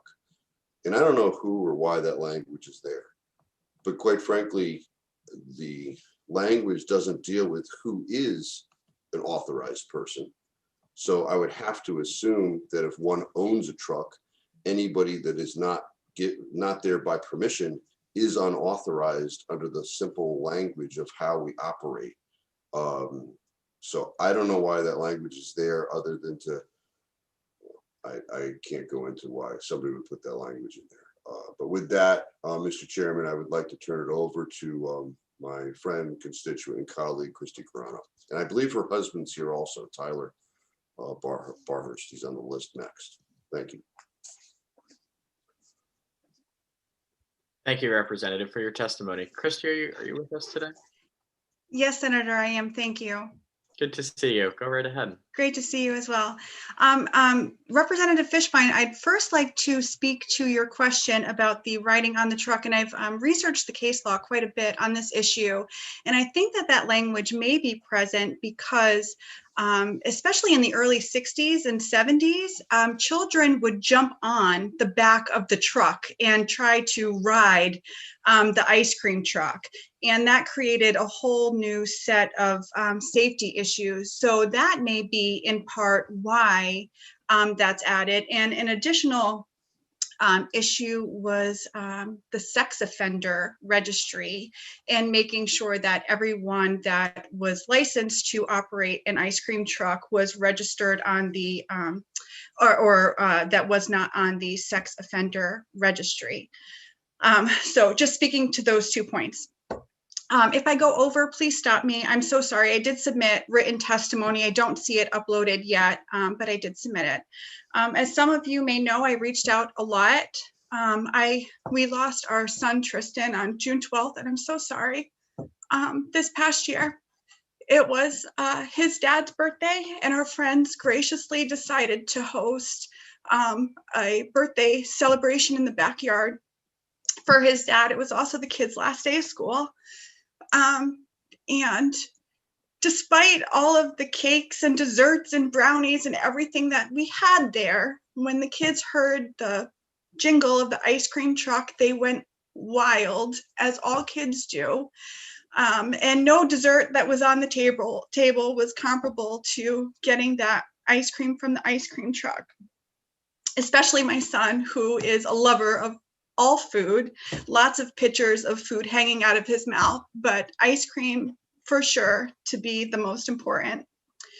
So as the kids went into a frenzy to get money and flag down the ice cream truck, all of the dads went to the front of the house to watch the kids. There were 9, most of them older, 12, 13. My son was 2 months shy of being 11 years old.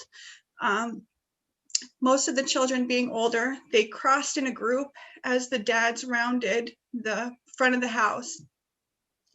And my son was the first one to get his ice cream from the truck, a SpongeBob SquarePants ice cream pop, which was the same every single time. And as he rounded the truck, a teenage driver, an inexperienced teenage driver, was traveling at approximately 40 miles an hour, approaching the rear of the vehicle of the truck.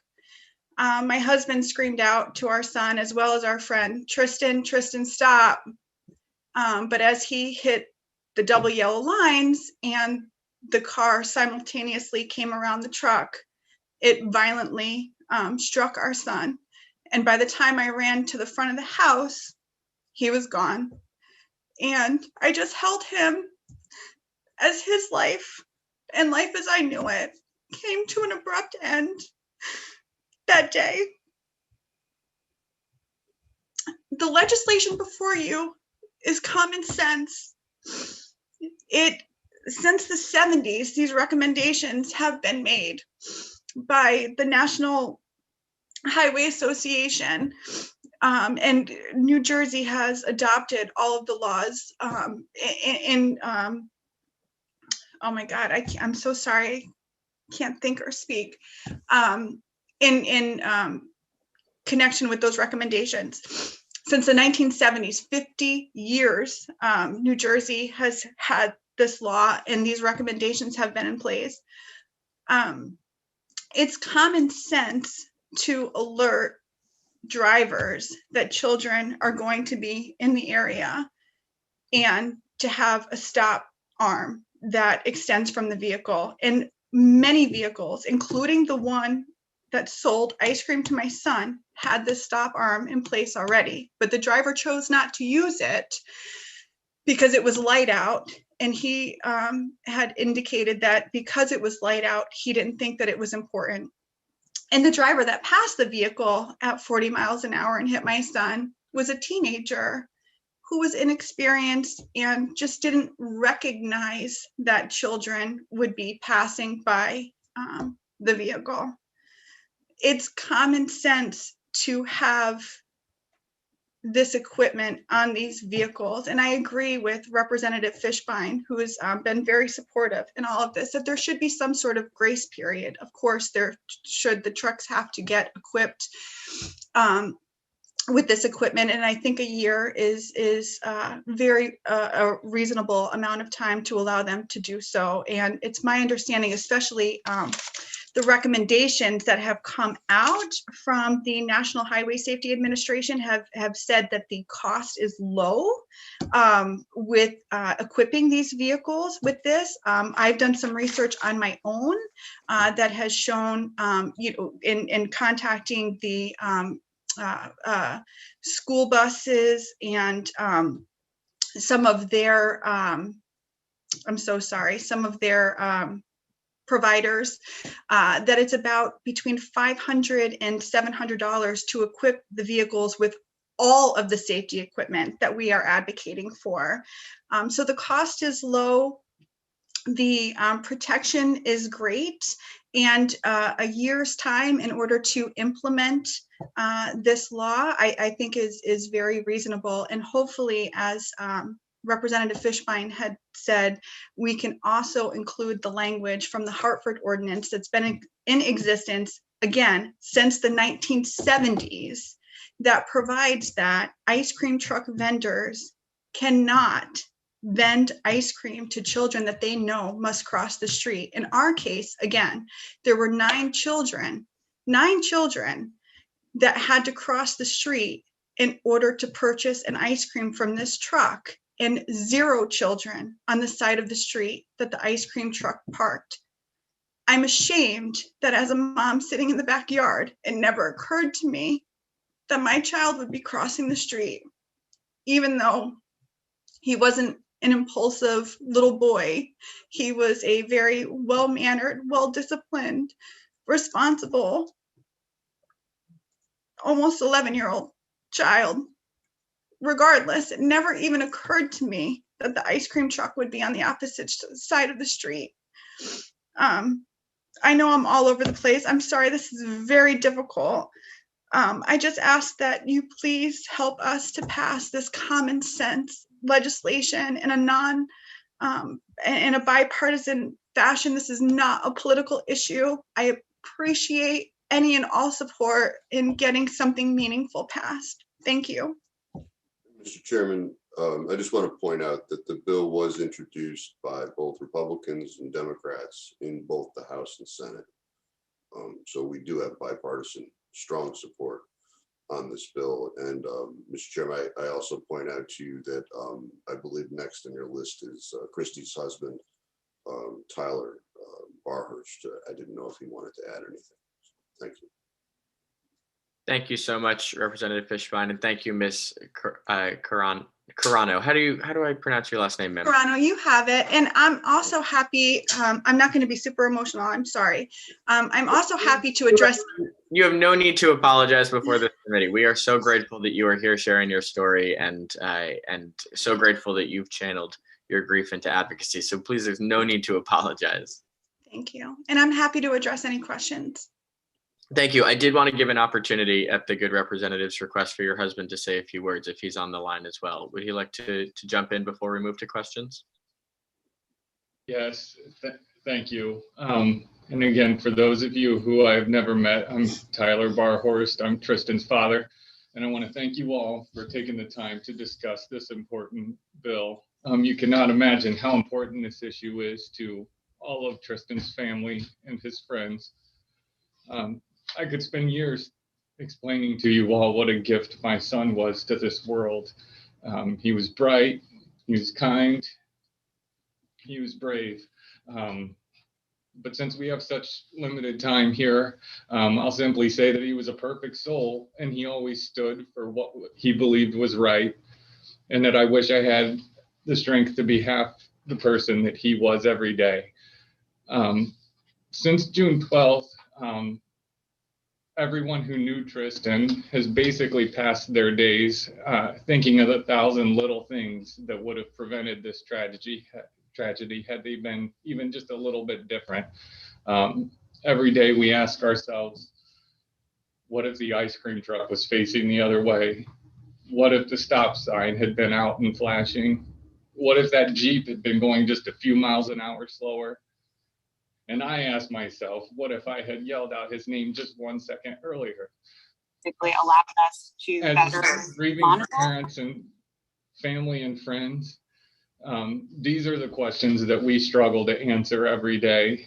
And as legislators, you have questions that you face that are a little bit different. And the most important question that you have to answer is, what can we do about this to make sure that it never happens again? Fortunately, I think that answer has largely been provided to you today in the form of this bill. And I'm sure that upon hearing of this bill, some of you may have developed concerns about reactions of your constituents that may be involved in the frozen dessert truck business. But when you think about those concerns, I think we all need to be mindful of the fact that as of right now, the operators of these trucks have little or no guidance as to what they should be doing to keep the children that they are marketing to safe during these transactions. The absence of a bill like this doesn't just needlessly endanger kids. It also leaves the frozen dessert truck business without the tools that it needs to make itself safer. So whether your focus in reviewing this bill is on children, whether it's on the frozen dessert truck business, or whether it's on the millions of drivers who may encounter kids coming to or coming back from one of these trucks on the road, we all need to be mindful of what's really at stake here. And what's really at stake here is that you have an opportunity to make sure that no other parent has to end each night sitting on an empty bed, saying goodnight to a child that no longer says goodnight back. You have an opportunity to make sure that no other parent has to replay the image of losing their child every time they see an ice cream truck or the front end of a Jeep on the road. You have an opportunity to make sure that no sister will ever have to feel alone in a quiet house that was once filled with brothers' laughter. And you have an opportunity to make sure that no other driver on the road ever has to carry the pain of having struck a child coming from one of these trucks. And you have the opportunity to make sure that no more perfect little souls like Tristan are taken from this earth too soon. I'm thankful for the progress that this has made, going from a concept to the bill that's in front of you. And now I ask you to seize on this opportunity that you have to move this language forward, along with any additional protections that you deem fit to add, such as the Hartford ordinance that my wife and Craig Fishbein spoke about moments ago. And I ask that you seize this opportunity not only to move this bill forward today, but that you push it forward once it comes time to vote this into law on the floor. As I said, my son always stood for what he thought was right. And he did so every day that he spent on this earth. And he would think that this is the right thing to do. So please honor him by seizing this opportunity. And please recognize this bill as Tristan's law so that he can be remembered through these positive changes that you have the power to make. Thank you. Well, thank you so much, Christy and Tyler, for your incredibly powerful testimony. And thank you, Representative Fishbein, for your advocacy on this bill. It's the very best days in the General Assembly are days that we can come together in a I won't even say bipartisan, I would use the word nonpartisan manner to hopefully help prevent tragedies like this and of course to honor Tristan's memory. So we are so grateful for all that you've done to bring this bill before us, and I look forward to working with my colleagues on this legislation. I see many of them have questions or comments for you today. So we'll start with Representative Kristen McCarthy-Vahey. Thank you, Mr. Chair. And Mr. Chair, I echo your comments, Christy and Tyler, Representative Fishbein. I want to thank you for being here and for sharing your powerful witness and your opening up and sharing and helping us to understand your grief so that we can help make changes to protect other children. There is no way for any of us to know the kind of heartache that you're feeling. And I know you kept apologizing, Christy, during your remarks, but your passion and your love for your son, Tristan, is a very powerful message to all of us. Tyler, you talked about what you live through every day. And that's got to be, I can't even imagine, it's got to be so hard. If we were all in person today, I know I can speak for every one of my colleagues when I say that I think we would all want to be able to speak to you in person. We would step out into the hallway with you and offer some words of encouragement and support and gratitude. So that's what I'm hoping to do today, is to offer you our strength and support. And as the good chair said, I'm committed to working together with others on this committee to be sure that we can pass this law. But more than anything else, thank you for your courage being here today. Thank you. Thank you. Thank you so much, Representative McCarthy-Vahey. Next, Senator Cassano, followed by Representative Carney. Thank you, Mr. Chairman. These are the days, these are tough days. Christy, Tyler, first of all, I'm very, very sorry for your loss. This is something that we can do. If we're smart, we will do quickly.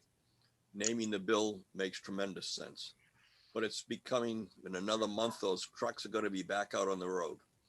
And this shouldn't be the normal process where we pass a bill and it takes months to get through. We should try to get this thing expedited at the next meeting of the House and the Senate. I know they meet for judges, they meet for this, they meet for that. Let's get this thing processed and moving through so it can be effective immediately, so that this year, again, we don't go through another loss of another child. There's a message here. Let's get this bill out. Let's get it done. Let's get it through the whole process, and we'll save lives. Thank you. Thank you. Thank you. Thank you so much, Senator Cassano. I agree. We ought to get this done as quickly as possible. Representative Carney, followed by Representative Thomas. Thank you very much, Mr. Chairman, and thank you so much to Christy and Tyler for your testimony and your strength through this tragedy. I'm so sorry to the two of you and your daughter for the loss of Tristan. He sounds like he was an amazing young man, and the least we can do as a legislature is to get this bill passed. I do want to thank Representative Fishbein. He brought this bill to my attention. I'm his ranking member on the committee. He brought the bill to my attention, I think last month, whenever it was proposed, and he's been on top of it. And I loved seeing that it was bipartisan. That's great, because this is not an issue that should be partisan at all. So I want to tell you, you've got my support, and I will be working very hard. I agree with Senator Casano. We should be getting this out as quickly as we can and getting it through the legislature so we can make Tristan's law a reality. So again, thank you so much for your strength, your courage, and I'm so sorry for your loss. Thank you so much. Thank you, Representative Carney. Representative Thomas. Thank you, Mr. Chair. Christine, Tyler, let me just echo, I think to turn tragedy into advocacy is both laudable and extremely brave. So I thank you for taking that step. Not everyone is able to do that, but to help other parents avoid this, my heart goes out to you and I thank you. But you don't need my heart, you actually need legislation passed. So I echo Representative Fishbein's concern about line 116, and I do think it would help the bill to define that further. But I had a real area of concern on lines, I think it starts line 47 of the bill, because I think I think about the Department of Motor Vehicles and how long it takes to educate people to stop at a school bus. And I just thought everyone learned that in driver's education as a teenager, but I'm surprised how many cars I see attempt to pass a school bus. So I am afraid that by changing the language of the sign, I believe it says, if safe, stop, then go, is asking the average motorist who is not as conscientious as I would hope we would all be to not act at all. So I'm just wondering, and perhaps Rep. Fishbein, you have a thought, is there any reason we can't do something that motorists are more used to seeing, like stop, proceed with caution, or if you considered any other language, because I'm fearful that that language will create more confusion than compliance. I totally thank you for that question. It's a very poignant point. You know, that whole, we use stop signs and red for stop, and then we use caution, we use yellow. So how can you, to a motorist, give both messages? You're giving a mixed message when ultimately you want absolute direction. And I guess the concern is that if you tell one to stop, you know, there could be a lot of vending going on. So stop for how long? You know, usually with a bus, you know, you see a line of children, you know, okay, the kids are getting on the bus and it's going to end soon. So I think that's the balance. Ultimately, you know, the legislation does call for a rate of speed that the individual would pass. So, you know, perhaps caution if pass no more than 5 miles per hour, you know, something like that. And that way you're giving the direction. And I, you know, but I look forward to working together with the chairs on the committee and, you know, certainly you, Rep. Thomas, with regard to, you know, bringing that to fruition. You know, it's a really good point. So thank you. Thank you for that. I would hate to see non-compliance for something that I do believe is such common sense and is long overdue. And Christine, Tyler, thank you once again for sharing your advocacy around this and bringing it to our attention. No, thank you. And if I may I speak to that question? Absolutely. Go right ahead, Christine. Okay. I thank you so very much for that question, because actually when the language came out, I was a little confused by it myself. I kind of grappled with the everyday person versus lawyer in me and looking at that. Now, the stop language is in much bigger letters than if safe, then go. So I was saying, would an ordinary person think if safe, stop, then go, or stop, if safe, then go? And I agree that could be very confusing. I would love to see something that said stop, if safe, then go, or stop, proceed with caution. I think that that would make much more sense to the everyday, it makes much more sense to me in every hat that I'm wearing. And it's not, and I just want to piggyback on what Representative Fishbein said about the stopping for a prolonged period. This legislation proposes to stop, if safe, then go. It's not an extended period of time. It's not for the duration of the vending. It is to ensure that vehicles are not passing at 40 miles per hour, which is the speed my son was struck at on a 25-mile-an-hour road, as opposed to going by 5 miles per hour, which is what the legislation proposes, so that there is a greater ability to react to what you perceive in front of you. But anyway, thank you for that question. And I agree. And I would like to see the language, or at least the way the language is shown on the sign, modified. Thank you. Thank you, Christy. I read it the exact same way. And I also try to put myself into someone who's not paying attention and they're just going. And I think that slight reordering would actually make a big difference. So thank you. Thank you. Thanks so much, Representative Thomas. And thank you, Christy and Representative Fishbein, for that answer. I really like the language, stop then proceed with caution. I think that is probably clearer than what we have right now. I don't see any further questions or comments from the committee members, but I look forward to keeping in touch on this very important issue. And again, I cannot thank you enough for your strength, your courage in coming forward to testify. We are so grateful to know Kristen's story and to hear your voices on this important matter. Thank you all so much. Thank you. Thank you. Okay, next we're going to hear from my colleague, Senator Formica. Thank you, Mr. Chair. Good morning, everyone. I am Senator Paul Formica, and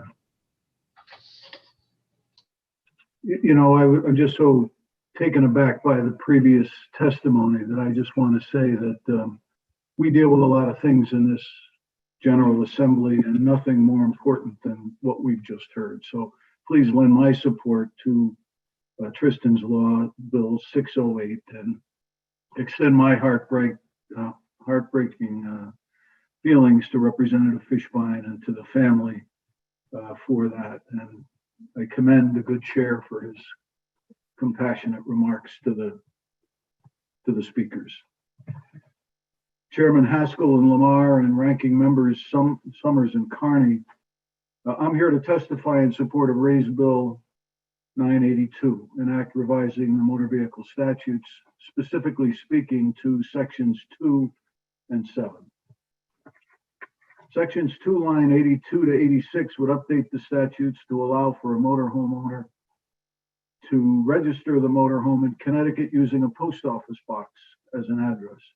This would be helpful to those who reside in the motorhome and would solve a dilemma for many of our constituents who do not maintain a street address, but would still like to continue to maintain residency here in Connecticut.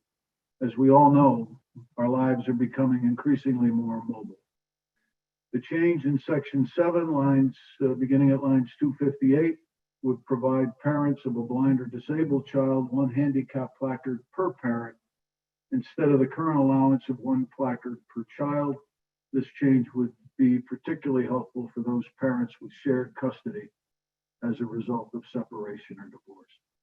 I thank the committee for its proactive approach to providing these solutions, and I ask and urge support. Thank you very much, Mr. Chairman, for your time and the committee. Thank you, Senator Formica. I appreciate your time and your testimony, and it's good to see you before this committee today. I don't see any questions or comments from my colleagues, but thanks for your patience too. I know it's been sort of a long morning. Thank you, sir. Appreciate all your time. Okay, next we're going to move to Senator Eric Berthel. Good morning, Mr. Chair. Thank you. Good morning, Senator. Good to see you. Congratulations on your new appointment to the committee. I'm sure you'll do a fine job there, Senator. So Chairman Lamar, Chairman Haskell, ranking members Carney and Sims, distinguished members of the Transportation Committee. I'm Senator Eric Patel. I'm here to speak with you today about your committee bill, Senate Bill 982, and specifically Section 1. And actually, it's a very small adjustment to the statutes. It's actually lines 15 and 16. And this would change the eligibility date for a newly licensed driver to have a passenger in their car with them besides essentially the law right now says they can't have any passengers except for an adult. But this would allow them essentially to have a sibling who would be in the car with them for the purpose of going to and from school. As a parent right now of a 16-year-old who is on a learner's permit and a 14-year-old who, and both of my boys attend the same school, I can tell you that every day I see pulling into that school violations of this rule.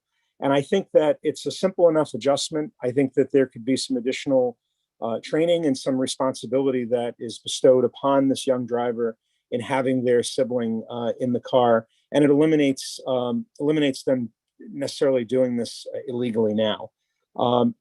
What I do also see is I will see a 16-year-old driver driving in one car, and then the mom or dad or guardian driving the other siblings in a car right behind them.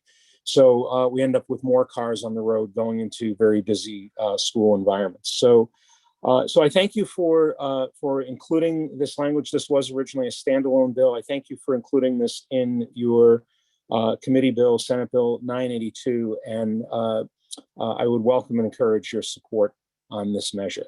Mr. Chairman, thank you. I'm willing to entertain any questions that the members may have at this time. Thanks so much, Senator, for your testimony.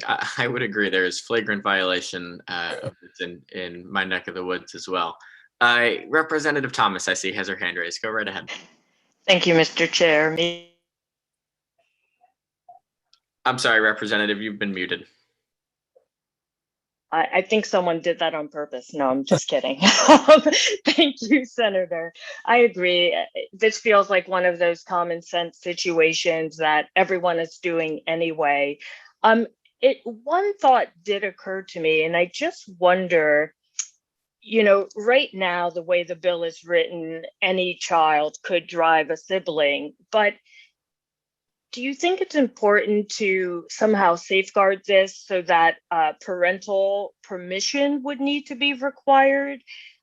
Playing devil's advocate, I'm always thinking, like, what if there's a situation where a parent might not endorse such a thing and the child takes their sibling?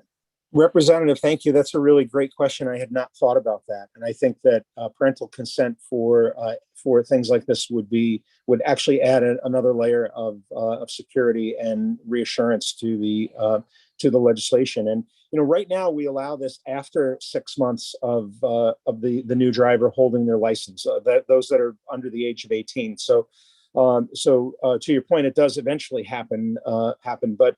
I agree. I think that's some good substitute language that could be put into the bill that it requires parental consent. Absolutely. Great. Thank you. Thank you. That's it, Mr. Chair. Thank you. Thanks, Representative Thomas. Don't go anywhere, Senator Berthel. Representative Berger is next. Thank you, Mr. Chair. Actually, my comment is really to kind of echo what Representative Thomas pointed out. In speaking to a few parents in my own community, they actually said with some of their children, their own children, they would have supported this. And with another one of their children, they would not have trusted that same child at 16 to drive their 14-year-old sibling. So I do think that parental consent is definitely something we need to consider. So just to kind of reiterate that. Great. Thank you, Mr. Chair. Thanks, Representative. Senator, I see no other questions or comments, but appreciate your patience this morning and looking forward to seeing you in the Capitol sometime soon. Yes, very good. Thank you, Mr. Chair. Thank you for your time. All right, next we will move to Jack Dunn. Mr. Dunn, are you with us this morning or this afternoon? Yes, I am. Thank you. Good to see you. Go right ahead.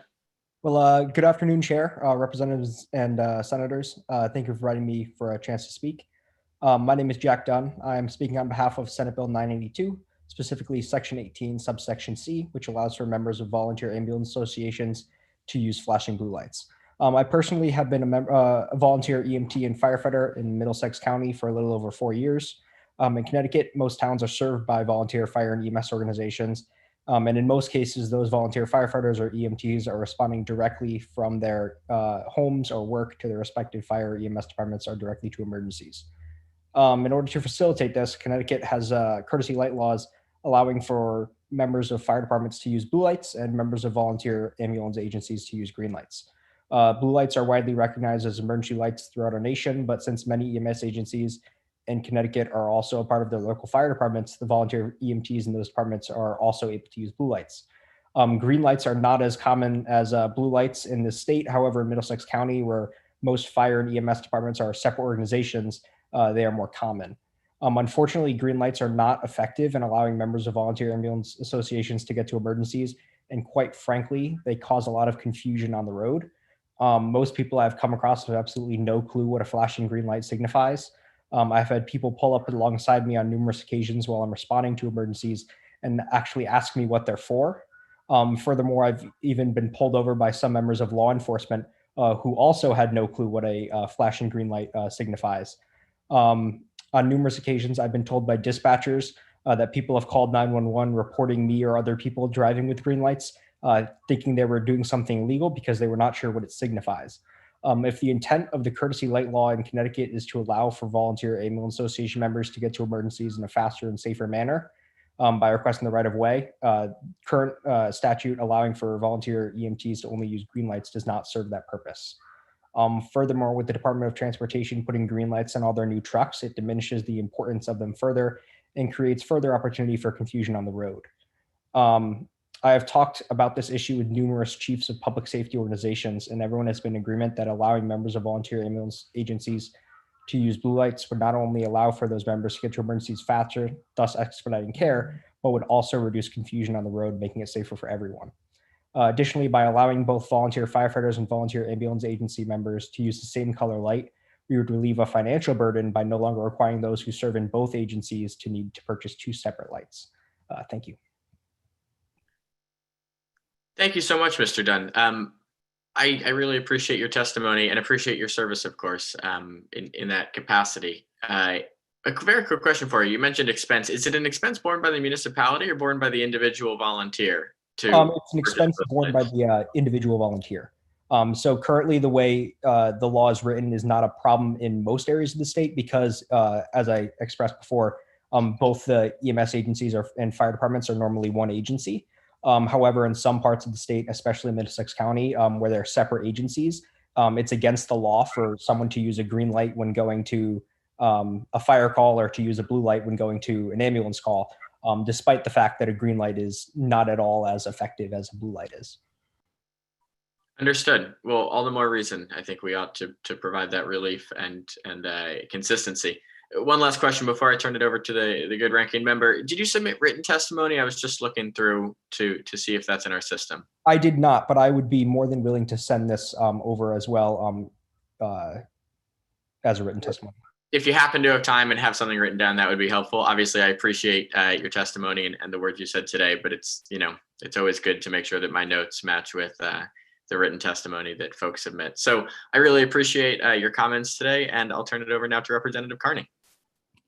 Thank you very much, Mr. Chairman, and thank you, Jack. Jack is my constituent. He actually brought this issue up to me. He's in college right now at Georgetown. He's a great young man. Oh yeah, Senator, you went to Georgetown, didn't you? Jack, I can't believe you didn't mention that. Hoya Saxa. But Jack, I really appreciate you taking the time to come on and testify. I'm just curious because there was some testimony in opposition from some fire organizations. Would there be opposition instead of going to a blue light to say going to a red light or a different colored light other than green that may have a better or more effective impact than a green light? Yeah, so I understand some of why people would possibly speak in opposition to it. If both agencies are using the same color light, it's a driver on the road would not be able to separate EMS from fire. However, seeing as though most agencies are both, it really is not a problem in my opinion, because if most areas are using blue for both EMS and fire, to institute that on a statewide level would really not implement much of a change throughout the majority of Connecticut. You talked about having red light instead of green or instead of blue. Unfortunately, red light is not a courtesy light in the state of Connecticut. I think the only courtesy lights are green and blue. And a red light would force someone to give you the right of way. It's not requesting the right of way. It's basically asking for the right of way. Whereas green and blue are simply a request for the right of way. It does not entail you to be able to break any traffic laws. The problem though is with both of those courtesy lights, blue and green is nowhere as effective as blue. Right. No, I have to agree with you. And it does look like, DOT vehicles are using green lights as well now. So it kind of reduces, I guess, their effectiveness. But I'm sure we'll be continuing conversations about this going forward. Again, thanks for coming on. And, I just want to tell everyone there may be one day a Representative Dunn. Well, you wouldn't be sitting in my seat here, but maybe in the legislature. Maybe we'll see that happen one day. So thanks a lot, Jack. Thank you. Thank you. Thanks so much, Representative Carney. Representative McCarthy-Vahey. Thank you very much, Mr. Chair. And I know we have a lot of speakers today, but I just had to say, Mr. Dunn, Hoya Saxa, and now I understand a little better why you'd like the blue light instead. Have a great day. Hoya Saxa. Jack, thank you so much for your time and for your testimony, and hope we have a chance to meet in person once this pandemic is behind us. Looking forward to working on this bill with the good Representative Carney. Thank you. All right, seeing no further questions or comments from committee members, we will move now to Rose Carano.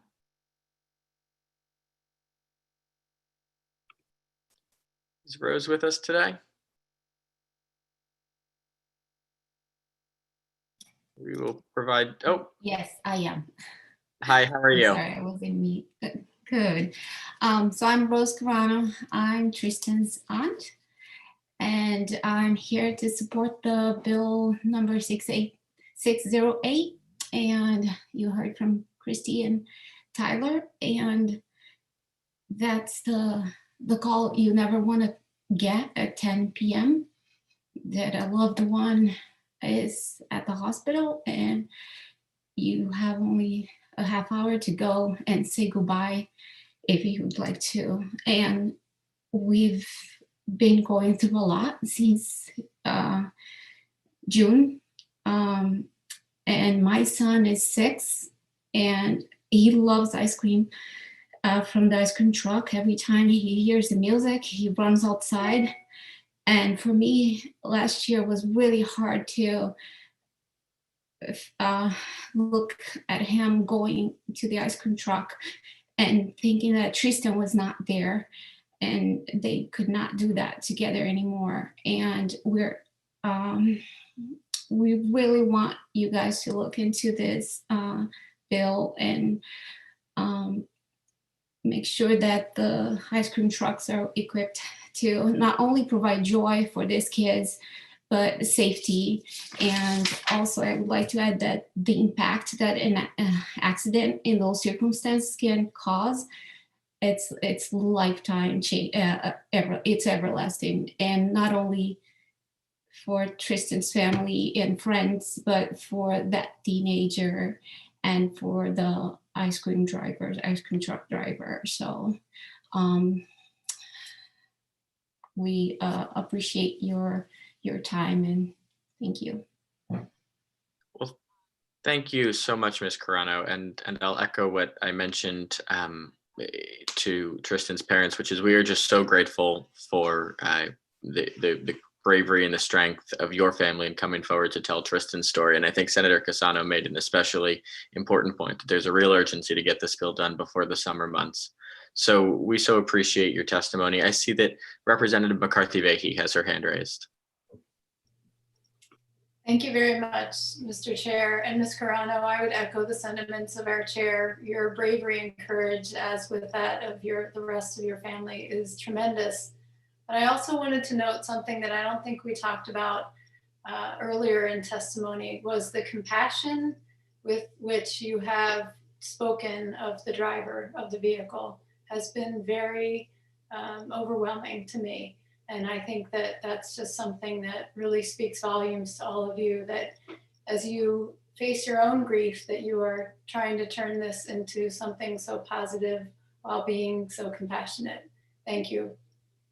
Sure. Yeah, my son, I think of my son being 17 and out there driving and being in that situation by himself, not knowing what to do, and have to carry that with him throughout his life. So I feel I have a lot of compassion for that boy and for his family too. Thank you.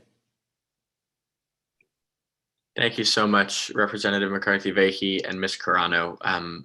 Like I said, we're so grateful for your testimony and look forward to keeping in touch about this legislation.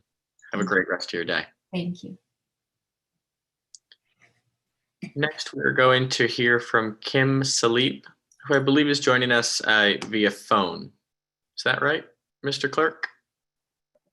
Yes, I believe Kim can speak and hear to us now. We're asking her to unmute. Hi, this is Kimberly Salib. Go right ahead, ma'am. Thanks for joining us. Can you guys hear me? Oh, well, thank you. This is my first time to call in to testify at one of these committee meetings. So I want to say good morning, Chairman Lamar, Chairman Haskell, and to the other esteemed members of the Transportation Committee. I am testifying against HB 6570. I'm a strong proponent of local zoning laws, and this bill will take away the rights of the local government. I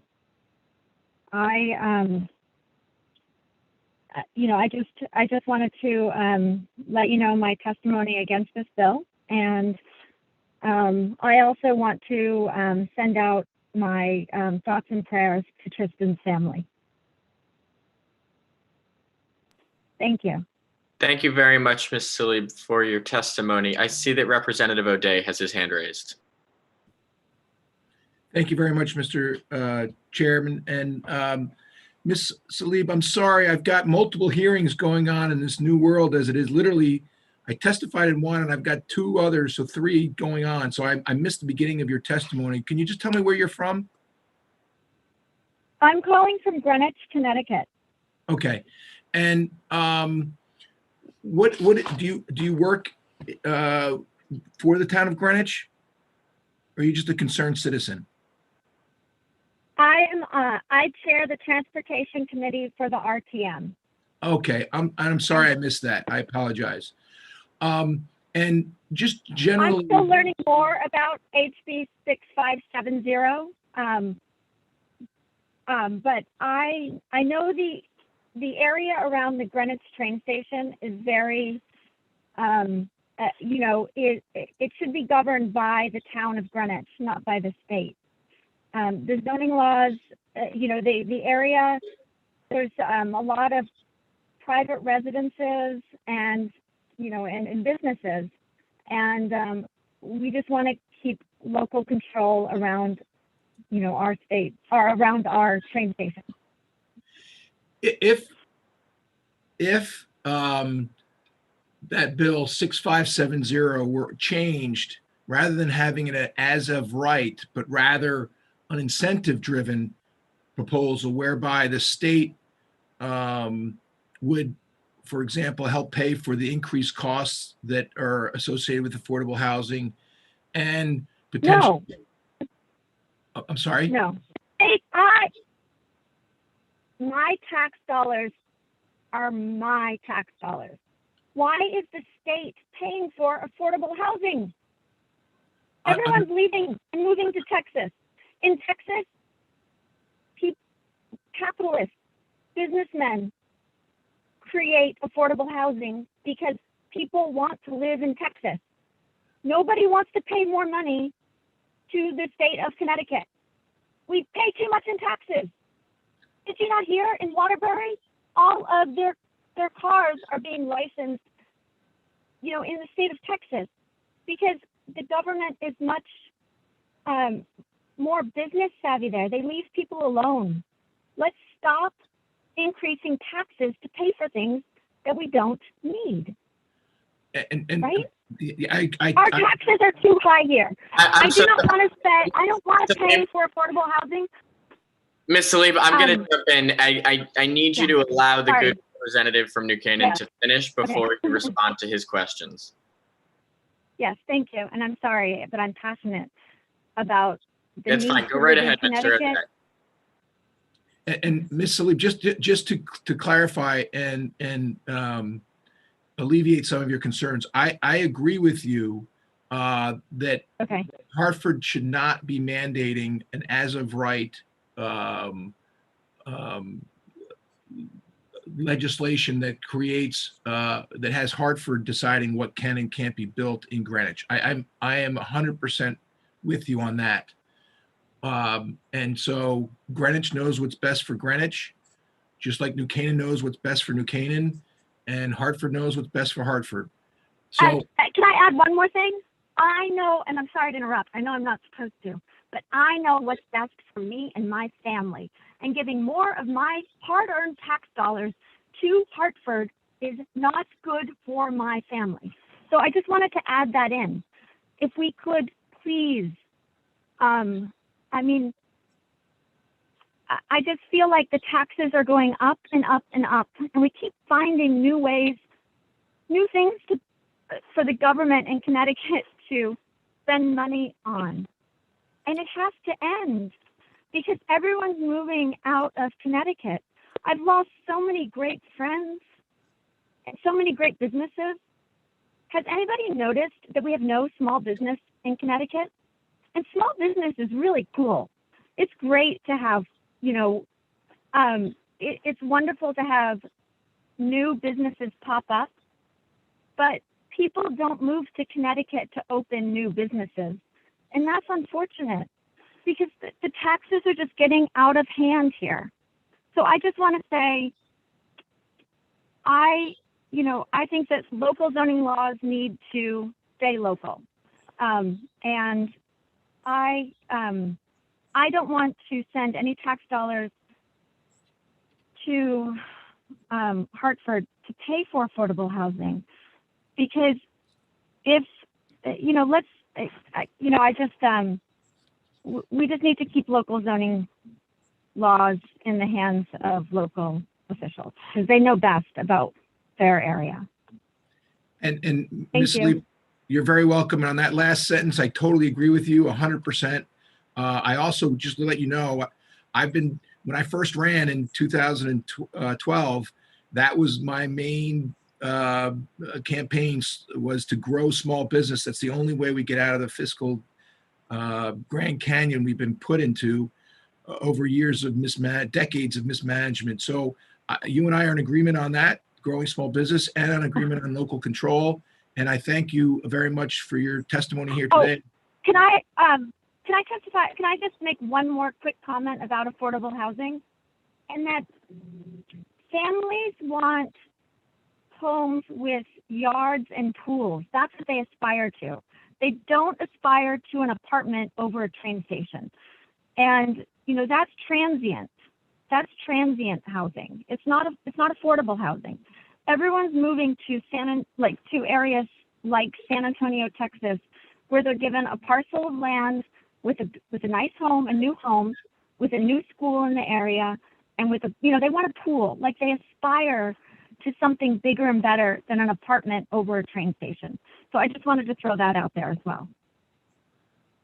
Well, my only comment to that would be, it depends on that's a choice. I don't disagree with you, but I will tell you, when I was 24, as some of the people and some of the people on this Zoom call, 24, 25, I didn't want a pool or a yard. I liked my condo. So look, we're all in it. We're in good point. Okay. Yeah, you and I different are in areas of life. Yeah. And you and I are in agreement about local control and growing small business. And so I thank you for your testimony. And Mr. Chair, my only comment to yourself and my good friend from Fairfield is, my dad did play basketball at Georgetown, so go Hoya Saxon, but I'm a Friar at heart. Go Friars, Big East tournament on Wednesday. Anyway, thank you, Mr. Chair. Thank you, Representative O'Day. I just didn't make the cut for the Georgetown basketball team, but otherwise I'm sure I would have seen your father there. Ms. Salib, don't go anywhere. We've got a few more questions for you. I would humbly suggest that not everybody necessarily aspires, and certainly not everybody can afford a home with a yard and a pool. I think that certainly young people like myself don't find that feasible, and perhaps those who are retiring and seeking to downsize also don't find that feasible. But I'm going to turn the floor over now to Representative Thomas, who has a question for you. Thank you so much, Mr. Chair, and thank you, Ms. Salib. I hadn't planned to ask a question, but something you said really struck me. I know in my district, which comprises parts of Norwalk, Wilton, and Westport, when I was outdoor knocking this summer, especially in the midst of COVID, I came across a lot of small business owners, and they were sort of chief among proponents about the need for affordable housing, both for themselves because they had a startup and margins were small in the startup phase, and especially with the pandemic, or they had employees who worked for them that they weren't able, they had to travel too far to get to their job. So I'm just curious on your take, because you mentioned small businesses. It feels to me like the lack of affordable housing hurts small businesses. And I'm just curious if you have any thoughts about that, or if you'd like to expand.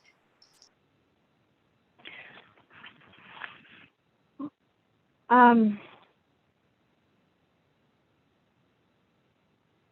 you know how expensive it is to build in Connecticut?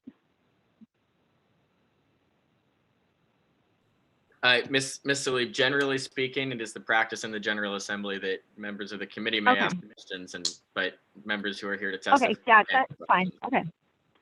Well, the cost of construction in Connecticut is very, very high because we have so many laws and there's so much insurance requirements. Again, I'm not polished at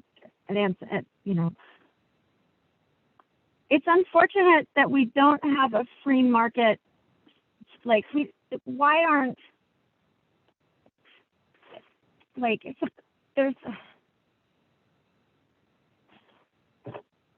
why aren't developers freely constructing affordable housing in Connecticut? Have we answered that question yet? I mean, okay, not allowed to ask a question, but developers don't come to Connecticut to develop because our taxes are so high, right?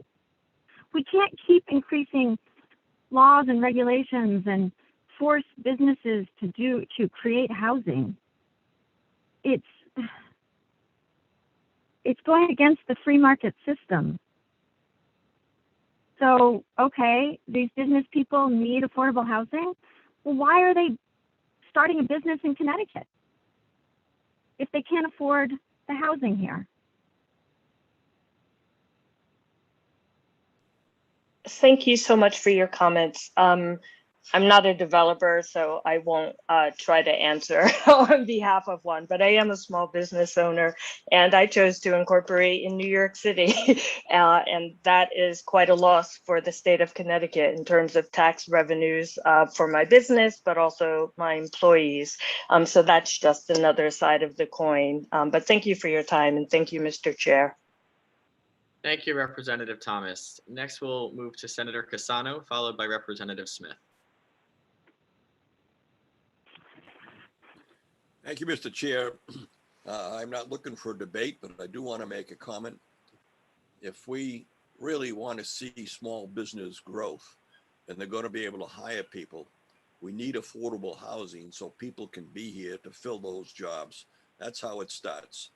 You might eventually grow your business that you start from scratch into something really special, and you might be able to get away from affordable housing, but it doesn't start without workers if you're going to have a business, and they need a place to live. That is part of the process that we have been going for centuries, and it's significant to keep that in mind. Thanks so much, Senator Cassano. Next, we will go to Representative Smith. Thank you, Mr. Chair. Thank you, Ms. Salib, for your testimony. I had one, possibly two questions. The first one, I'm a little bit confused, and maybe you can clarify. Is your testimony today being given on behalf of the Greenwich RTM or as part of your role as chair of the Transportation Committee, or are you testifying on your own behalf? Oh. No, I am testifying on my own behalf. Okay, thank you for that. And then this is partly an observation, but I think there's a question that you might be able to answer for me. Many years ago, my late sister, when she was in college, had a friend who was a roommate who married her childhood sweetheart, a firefighter from the town of Greenwich. And in that role, after a couple years of marriage, when they were ready to purchase a house, they were really faced with the option, and it was their only option, which was to look outside of Greenwich because they could not afford a house on their combined salaries at that time. Now, this is nearly 50 years ago. And so I'm curious to know whether you can provide us any information, or at least me. I'm just wondering whether the situation with respect to somebody that's a firefighter may have changed in the affordability of Greenwich for them. Yeah. No, Greenwich is a very expensive place to live. We all know that. You know, it's you know, there are beautiful pockets of areas in Greenwich where you can find less expensive homes. But I mean, why is it the government's role to create, you know, affordable housing, you know, where, you know, I don't fully, okay, if I couldn't afford to live in Greenwich, you know, okay.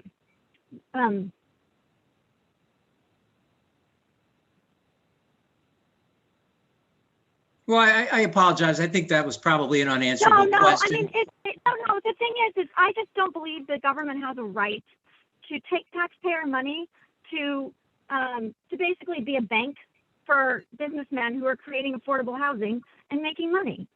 I just don't think it's a worthwhile use of my taxes. You know, send my taxes, you know, use my tax money to help educate my children. That would be wonderful. But you know, let's talk about teachers in Greenwich. You know, I've spoken to them. They're wonderful. You know, like, okay, here's the thing. If we keep increasing taxes to pay for everything for everyone, we're going to turn into a communist state. No one wants to live here anymore. Like, because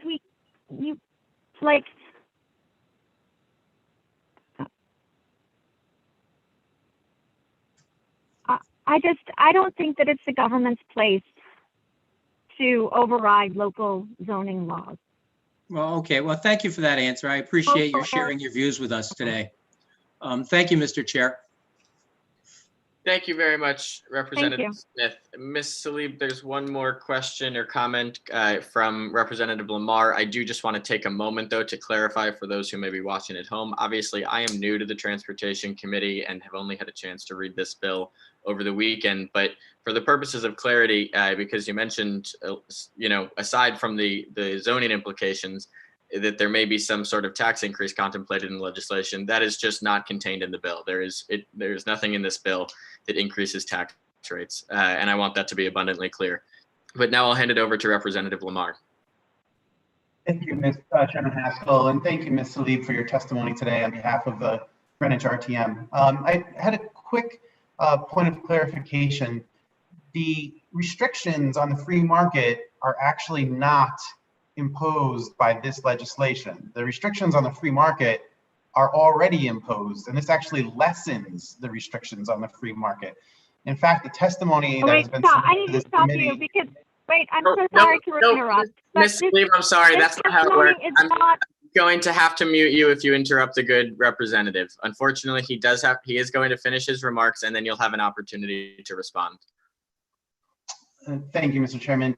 Yes, the restrictions on the free market are actually already in place, and this would lessen the restrictions on the free market. As we've received testimony from the Home Builders Associations and numerous other individuals, there is an artificial constraint in Connecticut, specifically around our transit stations. Most other states in the country have much more leniency on the restrictions of what is allowed to be built around transportation assets. And I think that's what this bill proposes to do, is to maximize the investment that we are making. For example, the Greenwich train stations, those are multiple scores of millions of dollars worth of state investment on top of a multi-billion-dollar transportation asset. And if you're not maximizing the investment this state has made in both the stations and the rail line, we'll lose the ability to take advantage of that resource. And that is allowing occupancy, number of people moving into our communities. If you just do a quick Google right now of the Greenwich train stations, you would see that there's these huge expansive parking lots, almost completely empty, large portions of the day. And there's an opportunity for our state to maximize our investment if we're just smart and strategic about that. We take advice from folks who know that there's a market there, there's pent-up demand for people who want to move to your wonderful town, who want to move to towns up and down are these rail assets. And I think that's what we're trying to do, is make it a little easier for folks to live in these wonderful places that we have in Connecticut and take advantage of these multi-billion-dollar assets that we've put the money into, and not just have these restrictions where you can only jump on the train if you live in a town and can drive to the train station and park your car for $700 a year in one of those parking spots. And I think that's what we're trying to get to. So, Ms. Lee, I appreciate your comments, but I do think there's an opportunity for us to be smarter in how we maximize our state assets, particularly at the magnitude we've made. I appreciate it. Thank you. Thank you, Representative Lamar. And Ms. Salib, we are going to take you off mute now so you have a chance to respond, but I do feel strongly, and obviously I am new to this committee and I respect that, but it's my now third year in the General Assembly, and it is the practice in every committee that these public hearings are an opportunity for respectful dialogue where members of the public and also representatives have an opportunity to speak generally without interruption. So Ms. Salib, I'm going to give you an opportunity to respond before we go over to Ms. Devlin. I'm sorry, Representative Devlin.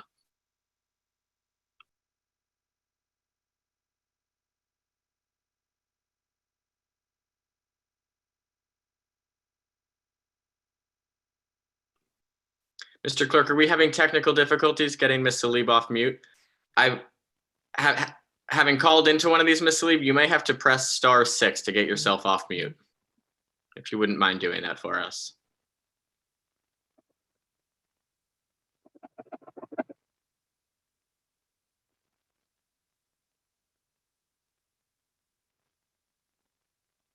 You know what? Why don't we move to Representative Devlin to ask her question, and hopefully in the interim we will be able to bring you off mute. I don't think it's something that can happen on our end. I believe on your phone you have to press *6. So Representative Devlin, if it's okay with you, perhaps Ms. Salib can respond to both your question and Representative Lamar's question. Actually, Mr. Chairman, I really have an observation to make, and being new to the committee or not, you may concur, but we have spent a tremendous amount of time talking about housing and zoning, two issues that are not the purview of the Transportation Committee. So I think that this just reinforces perhaps the inappropriateness of this being before this committee. So just wanted to share that. Thank you. Fair enough, Representative. I look forward to learning more about each of the bills that are before this committee and hopefully discussing them with members from both parties as to next steps. So I appreciate your thoughts. Ms. Salib, were you able to get yourself off of mute?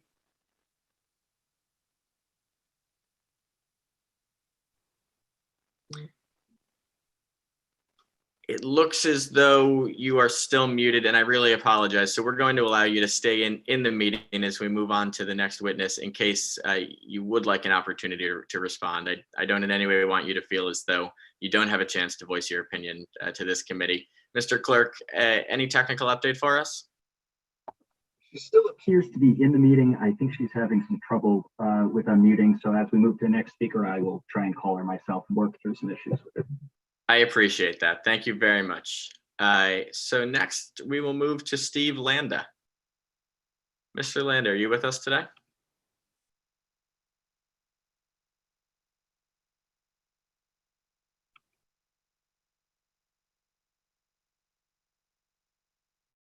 Oh man, it's a tough day for technical issues in the Transportation Committee. Mr. Landa, I'm going to give you a moment to unmute yourself if you are there. Okay, we're going to move then. We will circle back. We'll move to Alicia Soleimani. Good morning. Good afternoon.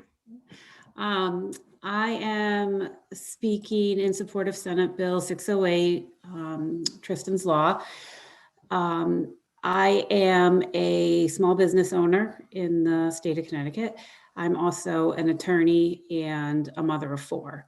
So I wanted to speak and perhaps provide a different perspective.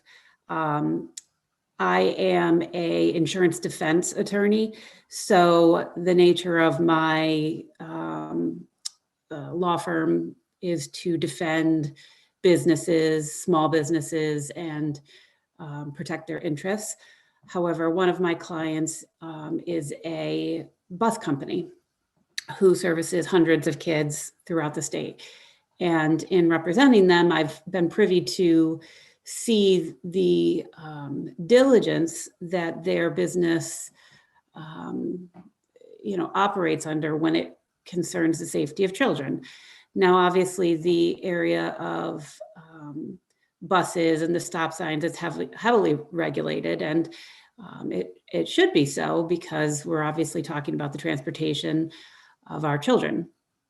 That being said, I'm sure everyone listening can recall back to our own childhoods when you hear those ice cream truck jingles. And I remember being a kid and hearing that, and almost like an instinct of panic, where you run, you get some money, and you start chasing the ice cream truck down the street if it happened to have already passed your house. The emotion in the mind of a child when you hear that noise is not thinking about safety, in the sense that no matter how many times I tell my kids, look before you cross the street or pay attention, they get swept up when they hear that noise. This perhaps is even a more dangerous situation than crossing the street to get on a school bus, because I don't think kids are necessarily as excited to go to school. Most of the time they might be crossing the street walking, unless of course they're late. When the ice cream trucks are coming, there's a level of excitement that it brings in kids, as I'm sure it did with Tristan. That being said, I think this is almost even more important, if not equally, to get something passed, because I believe that there's a hole in the law. In this particular instance, it's my understanding that this ice cream driver had the stop arm, and of course had lights, caution lights, that he could have been using. There's a lack of uniformity in what I see. There's no regulations of what these drivers could or should be doing. Most of them already have the stop arms. That being said, I've asked my client, the bus company, how much the cost of a stop arm is, and I've confirmed through the vendors that they use, Unity and Midwest Transit, that the cost of a stop arm is about $425. This, again, I'm not usually in favor of anything that would put an undue burden on a business, but $425 is a one-time fee for a business owner who likely has already purchased a truck, the cost of which is far more substantial than a safety accessory, we can call it. Not to mention that the entire nature of their business is to cater to children. As a lawyer, the law makes a zillion distinctions between a minor and an adult, knowing that the mental capacity of a child is obviously very different. The appreciation for danger is very different. You know, I can't think of the number of times my own kids have heard that jingle inside the house, and I, you know, throw some money at them and they just run out the door. You know, I wouldn't even be able to catch up with them. You know, this is something that not only brings the kids joy, but parents, and without the thought that, you know, my God, even a 17-year-old driver who's also a kid has no appreciation. You know, us as adults in the fast pace of our lives these days, you know, even going too fast, you know, it's, you see an ice cream truck and you know, but you don't think of it in the same sense. You know, you don't know that you have to stop. You know, Alicia, again, I hate to interrupt you. You're starting to run right up against the time limit. If you could kind of bundle your final thought, and they'll move to question and answers.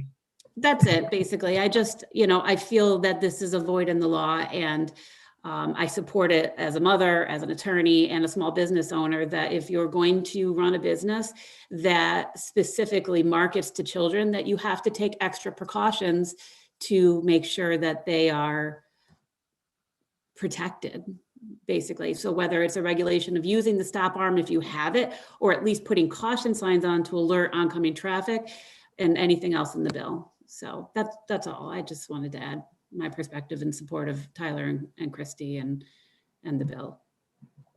Thank you so much, ma'am, for your time and for your testimony today. We greatly appreciate your perspective and the many hats that you wear, as you mentioned. I want to turn it over now to Representative Dauphiné.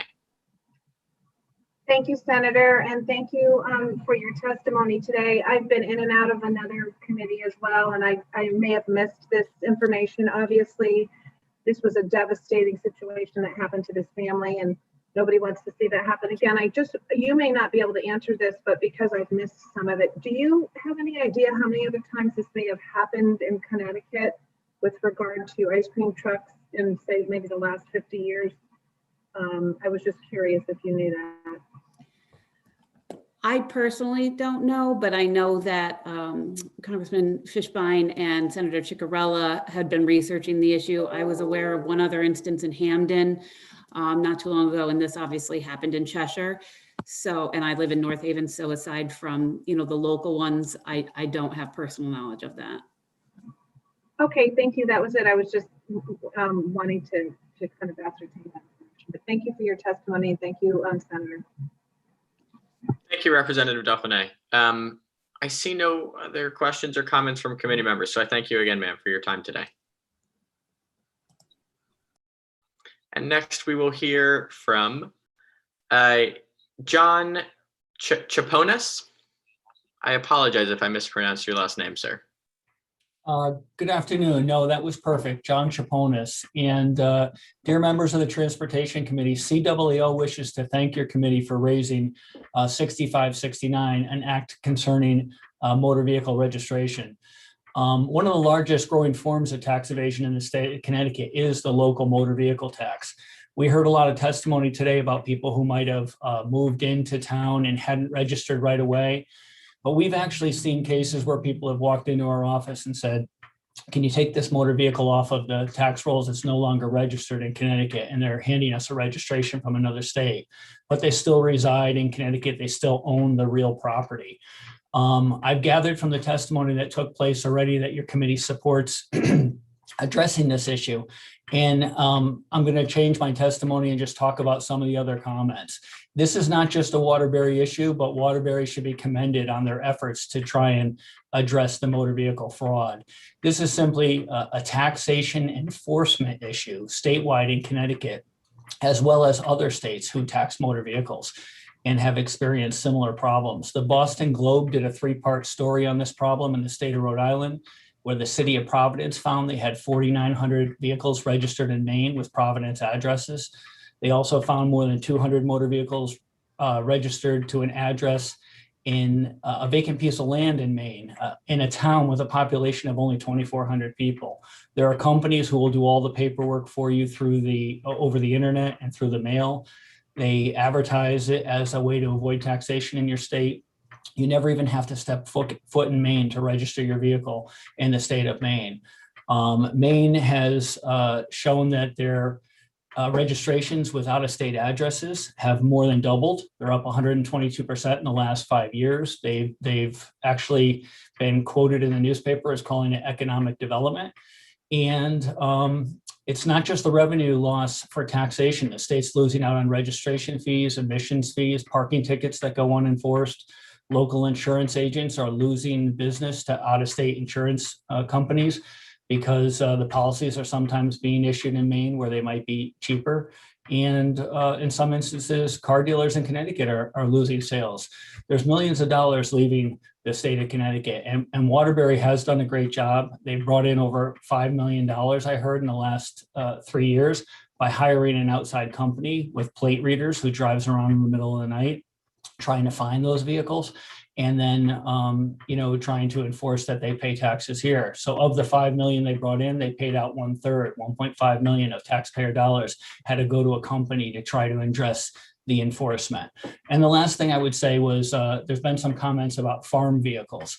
Farm vehicles would not be a part of this issue or problem. Farm vehicles that remain on the farm are declared to the municipality on the personal property declaration form M15 as required by section 12-41 of the Connecticut General Statutes.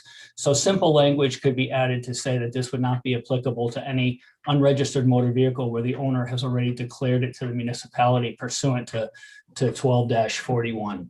And if you guys had any questions, I would certainly be happy to answer them. Thank you so much, Mr. Chaponis, for your testimony. I see Maine plates all the time, and it drives me absolutely crazy. So I zero in on that example. I see a few members of the committee have their hands raised. We'll start with Representative Smith, followed by Representative McCarthy-Vahey. Thank you, Mr. Chair. Really not a question, John, as you might have imagined. I just wanted to thank you for taking the time to testify on this issue twice in a week. And I feel as though I should have just put on a mask and taken the walk while you were speaking to come down and thank you in person. But I do appreciate your advocacy for the property taxpayers, not only here in the 48th district and in Colchester specifically, but for those throughout the state in your role with your association. I think it's very valuable for us to have your insight, and I want to thank you too for the research you've done and the efforts you've made to educate us on the magnitude of this problem. Thank you. Thank you, Representative Smith. The only other thing I'd like to add is I think both bills deserve merit on their own. We need enforcement options in order to address the problem. The biggest issue with motor vehicles is they're transient and they move around, and it's hard to really, a lot of work goes into proving that they're coming back to the same location all the time. So while there are two bills out here, I think they both deserve merit. Thank you, John. Thank you, Mr. Chair. Thank you very much, Representative. Representative McCarthy-Vahey. Thank you so much, Mr. Chair and Mr. Chaponis. It's nice to see you here in transportation. And I just have more of a comment, although I may ask you a follow-up question, Mr. Chaponis. But the two bills are one in planning and development and one in transportation, because we in planning and development often have a lot of overlap with what happens in other committees, whether it be judiciary, transportation, finance, environment, energy and technology. Okay, I'm gonna send it to you right now. This is the statutes. There you go. So I can say as a chair, I've tried to ensure that we're not necessarily duplicating things. This one kind of escaped me. So I appreciate your comment about the merit of two different bills. I will say, I will need to speak with Senator Cassano, but my inclination would be to try and work together and streamline, especially in a session such as this one.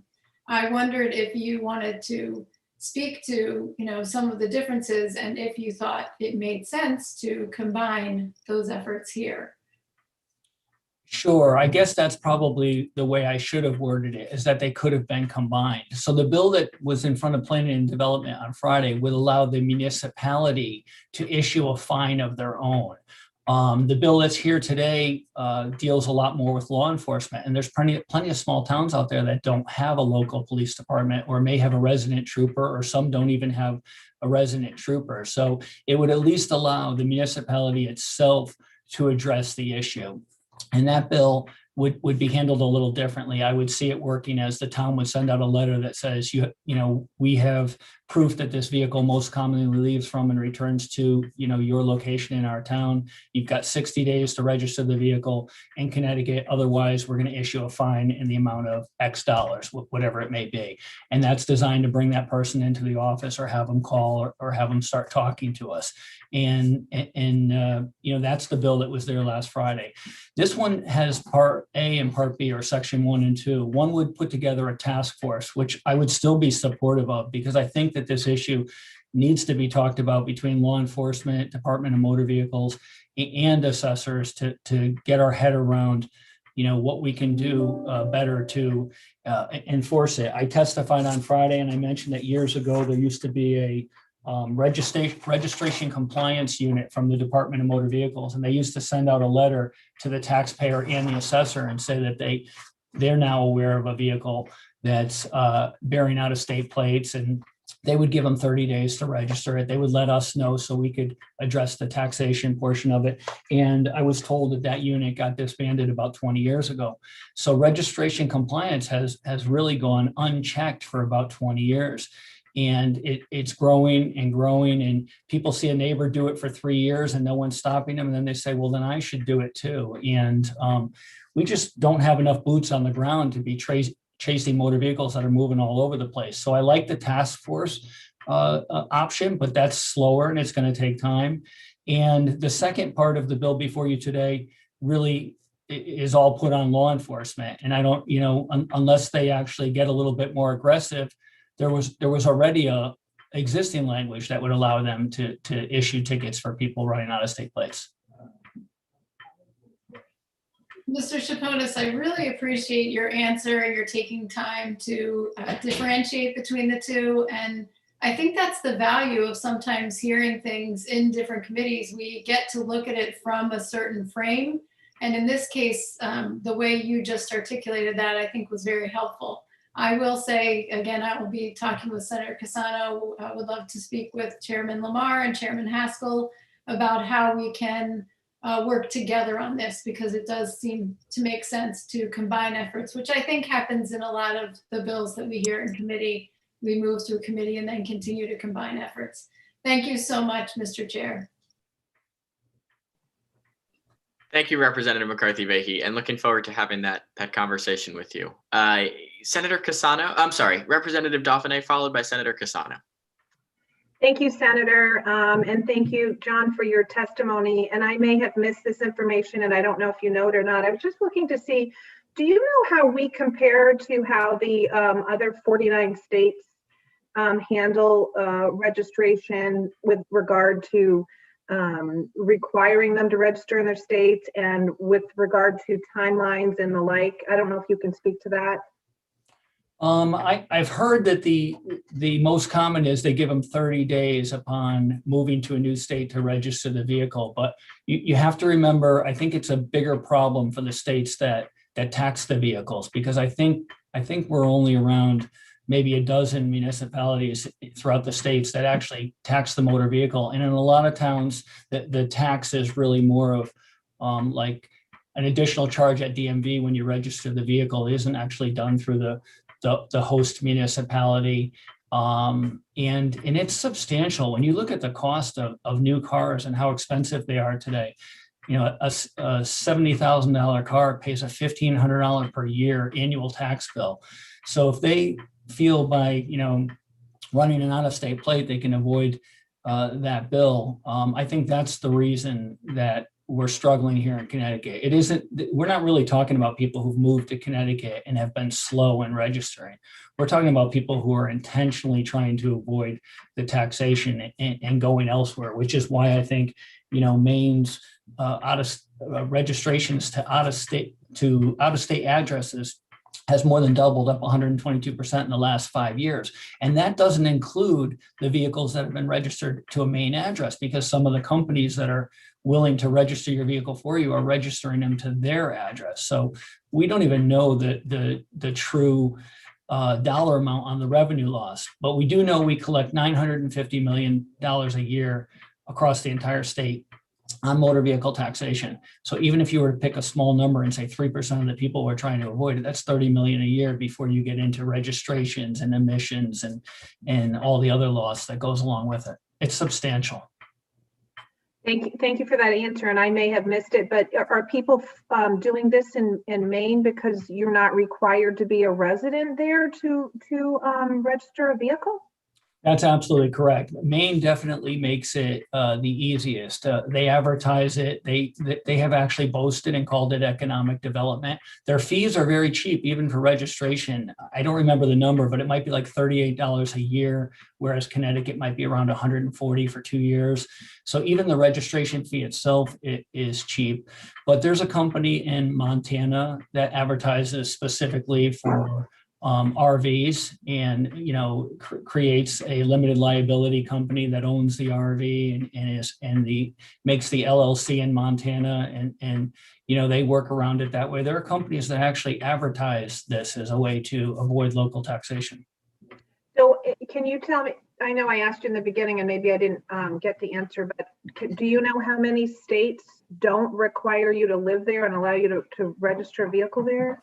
Oh, I apologize. I do not know that. I know Maine seems to be the one that's most willing to do everything through the mail, but I'm not sure what the requirements are in other states. And that's a great question, because we asked, we tried to reach out to DMV to see if the commissioner in DMV could talk to the DMV commissioner in Maine or address it that way. But that's a great question. I apologize. I don't know the answer. Okay, thank you so much, sir. And thank you, Senator. No problem at all. Thank you, Representative Dauphiné. Next, we will go to Senator Cassano, followed by Representative Reyes. Thank you, Mr. Chairman. John, welcome. We're in a different hat today. The numbers you just mentioned, $30 million, I think you said, when we look at that, if we're losing that kind of money, that one of the things we complain about as Connecticut citizens is the amount that we pay in that local property tax on the automobile. It helps us in a lot of different ways in our cities and towns, but it probably would be a lot more stable or even less if everybody was paying their fair share. And that's the issue I think that we're discussing here is fair share. It bothers me that people can skirt the law, that places like Maine can advertise and convince you to register your car there so that you can be doing your fair share. And so I'm wondering, what could we do collectively? If DMV can't do this, does it make sense to look at try and hire somebody either through state or local or a combination to track down these places? And why I say that, I've got a fellow right here in Manchester and another one in Glastonbury. They must spend hours tracking down these license plates that are out of state, and they could tell you how many hours that car's been in the driveway. They have a life of the car. This is what they do to kill time, I guess. But they're frustrated because they pay their fair share. So we can talk about laws, we can talk about ways to do things. What can we really do to effectively bring about a change and make it fairer for everybody? That's a great loaded question, John. But no, it's not. It's a great question, Senator Cassano. And I'm not trying to pass the buck, but I think that assessors can't write a ticket. We can't even run an out-of-state plate. If you have a Connecticut plate, I can look it up. I have online access to Connecticut DMV, but I can't even run an out-of-state plate. So I pay for a private service called Nexus Lexus. It's an additional cost. I think it's $250 a month, and it won't get you every out-of-state plate. But if they've used that plate in conjunction with their name somewhere, it comes back and it ties back. I took an intern from MCC, a girl studying to become a police officer. She worked for me for one semester for free, and she went around taking pictures of the vehicles and driving by the houses and documenting when they were there. Incredibly tedious. her and a couple of my employees, we all sat on Dunkin' Donuts, Starbucks from 5 in the morning till 9, took a picture of every out-of-state plate. And there's a lot of them. And Representative Smith can tell you, we don't have a hotel, a bed and breakfast, or any reason why people from out of state would be staying in our town and grabbing a coffee to go to work in the morning. So then we had to drive around and spot them here enough times in order to add them. And just in our town, it ended up being over $1 million in vehicles that we added. It was like 38,000 in taxes, which might not sound like a lot, but multiply that times 169 and you get $6.4 million. So I actually think in some towns, the problem's a lot greater than it is here in mine. But if the police officers, were getting greater direction from upstairs, and when they pulled over a vehicle with out-of-state plates, if the driver's license was Connecticut or if the address was Connecticut on the out-of-state registration, I think the enforcement could be a lot stricter on the law enforcement side.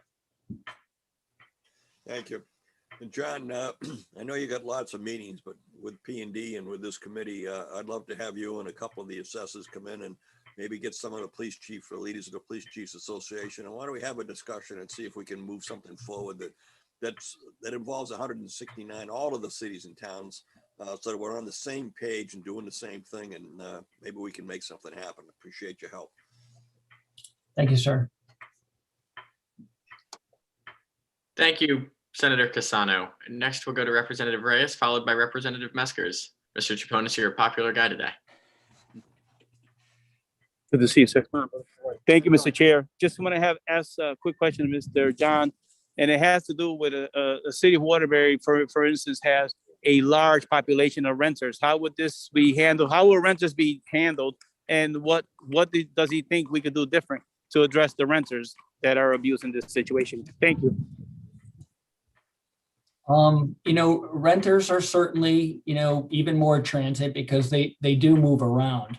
I've always been less concerned with getting the taxes in my town than seeing that they're paying taxes to some town in Connecticut. So I've always tried to tackle it globally. I think Waterbury is using, an outside company that has plate readers. They do document the vehicle there numerous times over a 90-day period before they go after it. But there's great cost there as well. This is a difficult tax to enforce because the taxable property is transient. And, part of my answer is it's always going to be difficult, whether they're a property owner or a resident, because a lot of times their car is, in a non-COVID situation, their car is at work when we're working.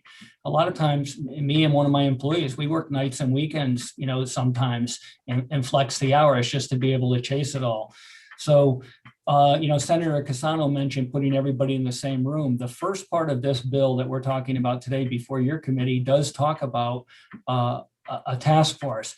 Normally, I'm not a big fan of task force because I think, it's a way to sort of kick the can down the road and not really address it. But there are, 3 different issues or 3 different groups that need to work together and explain what the problems are. And at the end of the day, everyone in law enforcement, DMV, and assessors, all our salaries are paid for with public funds and taxpayer dollars. And I think we have a duty and a responsibility to, find a way to address this issue, or it's just going to continue to mushroom and get worse. Well, thank you very much for that explanation. It is absolutely a challenge, but as you stated already, we have to start somewhere, and there's absolutely lost revenues that can be reclaimed. So thank you for your answer, and thank you, Mr. Chair. Thank you. Thanks so much, Representative. Finally, we'll move to Representative Meskers. Thank you very much. John, thank you for your testimony. I'll say again what I've said 3 or 4 times. I keep on jumping up and down about insurance. And it's not because I sit on insurance. This is my first session there, but it's that when you look on, when I Google search and look, you are required to insure your car in your with registration in the state you reside in. So there's a public health and safety concern that the car is, and the insurance you get is actually valid and actionable. So you have, I think, the other leg in this conversation, and we have to worry about freedom of information. We have to worry about how we cross the information among the groups and people's privacy. But if you have people residing in the state of Connecticut and they have the car registered out of state at a fake address, and they're buying insurance, or they have insurance in that address, you know, we've got the whole circle where there's a public safety issue involved as well. So I'd encourage you that we should look at that as well in this. Appreciate that. Thank you, Representative Meskers. Mr. Chaponis, thank you for your time and for your testimony today. I don't see any further questions, but I do appreciate you being with us. Thank you very much. Okay, we're going to move now to Mr. Ted Scroll. Before we do so, there was a previous speaker who was disconnected due to technical difficulties. She did ask that the committee leadership clarify that she was not speaking on behalf of the Greenwich RTM, although she may have used that affiliation when she signed up. She was speaking on behalf of herself only. So for the committee's general awareness, I did want to make that clear. Mr. Scroll, are you with us today? Yes, I am, sir. Senator? Good to see you. You too. Senator Haskell, congratulations on your promotion. And Senator Casano, Senator Summers, Representative Lamar, and Representative Carney. My name is Ted Schroll, Legislative Representative for the Connecticut State Firefighters Association. Our association represents approximately 26,000 career and volunteer firefighters in Connecticut, and I appreciate the opportunity to address the committee. The Fire Service has concerns with Section 18 of Senate Bill 982. Section 18 of this bill would change the present blue light statute and would allow volunteer ambulance personnel to use blue flashing lights. It deletes the portion of statute that, and make it clear that I'm speaking for the Fire Service and not for the ambulance service. I've submitted some written testimony, so I'll try to summarize that a bit. Again, the flashing blue light has become the identifier, the distinguishing factor of a volunteer firefighter. I feel safe in saying that great majority of these 26,000 dedicated volunteers display a blue light on their personal vehicles. We respectfully request that you delete Section 18 of this bill, which would expand the use of flashing blue lights to any other group of individuals except volunteer firefighters. Its passage could cause much confusion to Connecticut's motorists and have a serious detrimental effect on the quality of service provided by volunteer firefighters. Blue lights were first approved for use by volunteer firefighters through Public Act 46 in the 1951 session of the General Assembly. The 1974 legislative session, Public Act 7499, was passed by the Connecticut General Assembly, which assigned the green light as recognition for Volunteer Ambulance Association members' private vehicles. Upon researching the histories of these statutes, there have been very few, if any, substantive changes to these statutes from their inception to date. In many states, these types of lights are called courtesy lights because they are used to request the right of way by volunteer firefighters and EMS personnel to expedite their response in privately owned vehicles. In Connecticut, like most states, other vehicles are not required to yield to the vehicle displaying the courtesy lights, hence the name courtesy. Laws requiring permits for those using courtesy lights vary by state. We do not wish to diminish the activities of other groups, as each of us has their own mission, but I would question whether a flashing blue light would provide the level of urgency others may feel they need.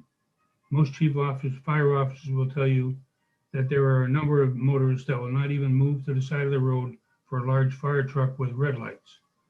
In responding to any emergency, personnel would still be required to stop at any traffic control lights and signs and obey all legal speed limits. By Connecticut state statute, a vehicle lawfully displaying the courtesy lights is not an emergency response vehicle. In researching this testimony, well, I won't go all the way into that. Over my years at the General Assembly, by various groups requesting a statute change to allow their organization to use flashing lights. a military group in 2008, and animal control officials in 2016, dive teams, canine search teams, and EMS organizations in 2016. And in fact, in 2016, raised Bill 5406 was proposed and included almost the exact same language as Section 18. Questions raised within our fire service community is a statement, it seems disingenuous of EMS to need a change of color lights to the same as firefighters after 47 years. What if the desired results are not achieved? Will they move to the next color? Has the EMS community attempted an awareness campaign to improve the green light recognition? And there's a couple of, on my written testimony, there's some couple of examples of confusion factors with both for motorists and both within our emergency services. We would not oppose any attempt by these organizations to use another color of flashing light. In fact, this group already has the flashing green light assigned as an identifier within state statute. We respectfully request that the committee delete Section 18 of this bill before passage. We feel it would not accomplish what the teams expect to achieve and will tend to further confuse the motoring public. If I may, and if I ever run out of time yet, to show you the just how say toxic this issue is among the fire people. At 20 after 8 this morning, I got a call from the fire chief in Simsbury, and part of what I have is he also DMV bill contains a provision to allow volunteer ambulance services to use a blue or green flashing light. This creates not only confusion for the motorist, but also for the volunteer, who may think they are missing a call by seeing a blue light being used in town. Is it a fire call or an ambulance? Why are we recreating this confusion? And then just before 10 o'clock, when we went on air, I also got a call from the fire chief, Bruce Dixon, up in Bolton, with exactly the same questions. So I just got to reiterate a little bit, a little more with my talking points is blue lights do not allow emergency response. Blue light is the identifier of volunteer firefighters, create motorist confusion, firefighters responding in one direction while ambulance teams responding in the other direction, both having blue lights going in opposite directions. The need, why change now after 47 years? And one major factor the ambulance people may have a concern with, passing this legislation would require an ambulance company members to purchase all new lights. They have to start all over again at a considerable expense. That ends my testimony, Mr. Chair. If there's any questions, I'd like to be able to help answer the questions. Thank you so much, sir, for your time and for your testimony. I see that Representative Carney has his hand raised. Representative. Thank you very much. I did just see that my connection is unstable, so hopefully I don't freeze. Thank you, Mr. Schroll, for your testimony. I guess, I just have a couple of questions. I don't know if you could maybe answer. The first one is, and correct me if I'm wrong, but would there be any confusion now if somebody was driving to the scene versus somebody driving to the fire department to go to a scene? And if there would be, would there be any confusion with that? Well, probably not as much, because if each one of them are both fire persons, both of them know where they're going or in what mode they're in. One knows that one's going to the firehouse, and the other one knows they're probably going in the other direction to the fire scene. So at least in that case, the two fire people are within, if they say within the same fire department, they would have the same information and have an idea. And a lot of times, each in a municipality, a small municipality like ours, sometimes certain people know that Joe is going for the truck and Mike is going to the other way for something else. Okay. Do you know if there how many states or what other states have this differentiating light color for volunteer fire versus volunteer ambulance? Well, I do. Unfortunately, I was unable to try and figure out how to put this out. Back in 2016, I put together a white paper for Senator Larson when he was head of public safety, and it has a listing in here of all of those. I'd be glad to try and get it to you somehow. If in these times, if we were in the Capitol, I would have it with me and I could hand it right to you there. But we did include that in this white paper at the time. Okay. Yeah. It is available. I'm not sure where I got it from at this point, but in fact, there's a list, starts with a listing of Alabama and on down as to which towns are, which states have, some states have different color lights. Some states use red for fire versus blue for police. And so there's, each one does their own thing. Right. Okay. Well, I mean, if you have the ability to send that to the committee, I would like to take a look at that, because I did read your testimony, so I was curious to see that report. One of my concerns, I guess, is the fact that DOT is now using, I guess, would be a combination of green and gold on their vehicles, so it kind of I guess reduces the effectiveness of a green light. So I was a little disappointed to read that. But the one thing though, that because a constituent did bring this up to me, and I was reading the bill you had mentioned in public safety, and it looked like, I think, a Darien constituent brought that up to the state representative down there. So it's obviously something that some of us are hearing. And I think the problem is, I mean, a blue light is much more effective than a green light. I think when people see flashing blue or flashing red, or obviously the combination of the two, they think of the police. So what are most people do when they see a police car? They pull over. So we're kind of, I guess, wired to pull over for those colors. So I think that's sort of the issue here is the green. I don't think a lot of us know I didn't know prior to this that that's what those flashing green lights were for. So I think probably the general public doesn't know that. So, it's one of those things that I think, it's just not as effective. In my view, it's not as effective as that blue flashing light. But, I certainly understand your concerns, and I appreciate you coming here to testify today. And I look forward to taking a look at that report you made up for the Public Safety Committee a few years ago. Okay. If I may answer, Mr. Chair, my Representative Bello Maureen Bello is in town. I'll see if I can contact her and maybe pass this to her, and maybe they pass that along to you we'll try to work something out that way. And sure. If I may make a comment on the green light, I have seen those on the state trucks. Now they've got the newer, the ones I've seen, the newer LED type lights, and they are quite bright. I was very surprised to see that the green light was as bright as it is, those ones on the back of the state trucks. So that may be an alternative. Again, if people are going to have to buy, the ambulance people are going to have to buy blue lights, maybe they could reinvest in the new style green light. It appears to be, to me, a lot more effective, because it immediately caught my eye when I saw it, because I figured, where'd that come from? All of a sudden. But maybe that's an alternative to look at too.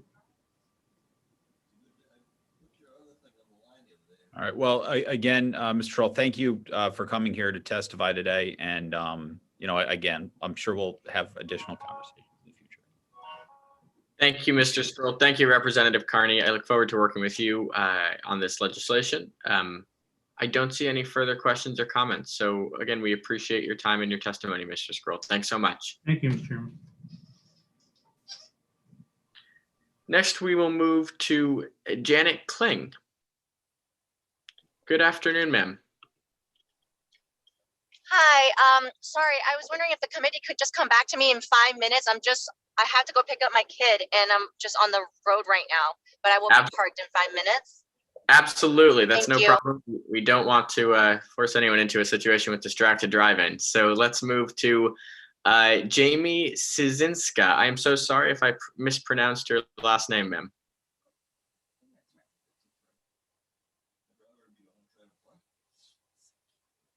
No, I can't hear you yet.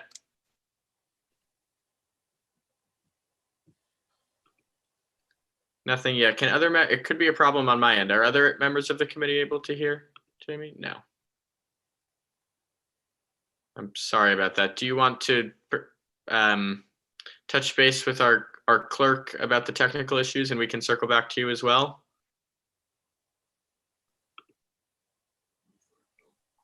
All right. Hang on, let's try again. No, still nothing. I'm so sorry about that. Let's come back to you, Jamie, if that's okay. And in the meantime, we will move to Shusen Lee.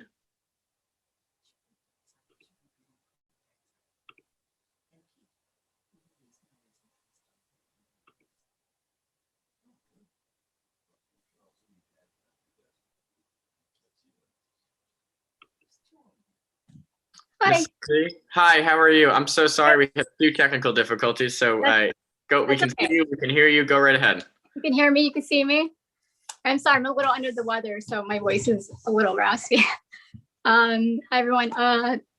Chair, co-chair, members of the Transportation Committee. My name is Sue-Ann Lee. I'm from Waterbury, Connecticut. I am here to provide testimony and support SB 982, specifically Section 19, which adds language to include Vietnamese and Albanian to the testing language.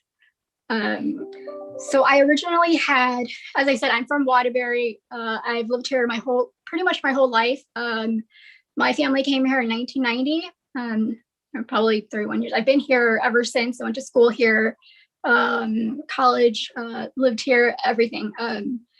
I am very fortunate to be, a Vietnamese American, and I feel like I have the best of both worlds. So I originally had a written testimony, but as I was watching the webinar, I was hearing a lot of frustration about the DMV registration and cars being, just registering out of state. People aren't paying taxes here.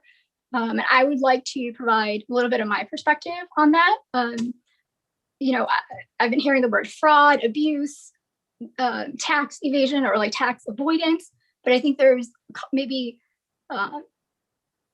other underlying issues that could be maybe assessed. There are no statistics out there that are available to the public, so I wasn't able to find anything. And this all circles back to adding Vietnamese and Albanian as a testing language.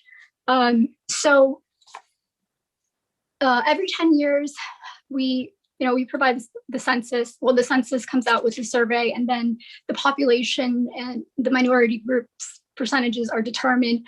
And Connecticut has a statute that says, okay, we have to test in English and Spanish, and then we'll only provide written languages for those 1% population, if it meets the census threshold. So the census is at a point in time, and it just doesn't take into account every event that happens during the span of 10 years. So what people are doing is 10 years ago, Vietnamese, Albanian, actually 11 other languages were on the DMV list. So now the census came back 10 years ago, and all we Vietnamese people, the Albanian community amongst others, we didn't meet the 1% threshold. So what happened? Connecticut removed all of these languages, and now all of these people are struggling to take the exam. They're struggling to pass the test. There's no statistics available to say, okay, well, we see that there's 60% of the people failing the DMV written test are minorities, and they can't speak English. They're taking it 5 times, 10 times, and they're still failing. So what are people doing? I'd like to share some of this. And it's another underlying reason as to why you're seeing so many out-of-state vehicles. Like my community, as well as other minority communities that were removed from the testing, that we're going out of state to take these exams because they offer it in our language. Massachusetts offers Vietnamese. So you will see Massachusetts license plate. I know there's people who are genuinely, trying to pay less tax every spring and May. I'm not in the office at the moment. Please read your name and. I'm sorry. No, we apologize. Go right ahead. That's okay. So I think like Maine, New York, Massachusetts, I see a lot of that. I've read those articles a couple of years ago. So what I've noticed is the Albanian language is actually offered in New York. So those communities are going to New York to take those exams, getting registered there, and then coming back. The other communities that don't have languages here are going to Massachusetts because Massachusetts offers 26 plus languages. Now, I think Connecticut is doing a disservice by not, incorporating these minority groups. The census is not enough for, to determine which groups or with ethnicities to include or disclude, because it's just not a short enough span of time to see where the population is moving. So a lot of these people are coming, back then people were coming to Connecticut because, they were leaving their country for political asylum, whatnot. Now that the generations have grown, my generation, my parents, like we have family, we have a life here. We're bringing other people here. We want them to stay here. We want them to live here. But the problem is they can't pass a simple, DMV exam. And what are they doing? Okay, so they leave. They either go to another state, take the exam, pay, it's not that they don't want to pay the taxes in Connecticut. It's just a catch-22. You try to be a good citizen, you take the test 5 times, 10 times, you don't pass. And then you can't navigate through the government. Like they don't know where to go. God, I had a hard time even understanding how to get on the agenda today. Senator Rob Sampson helped me.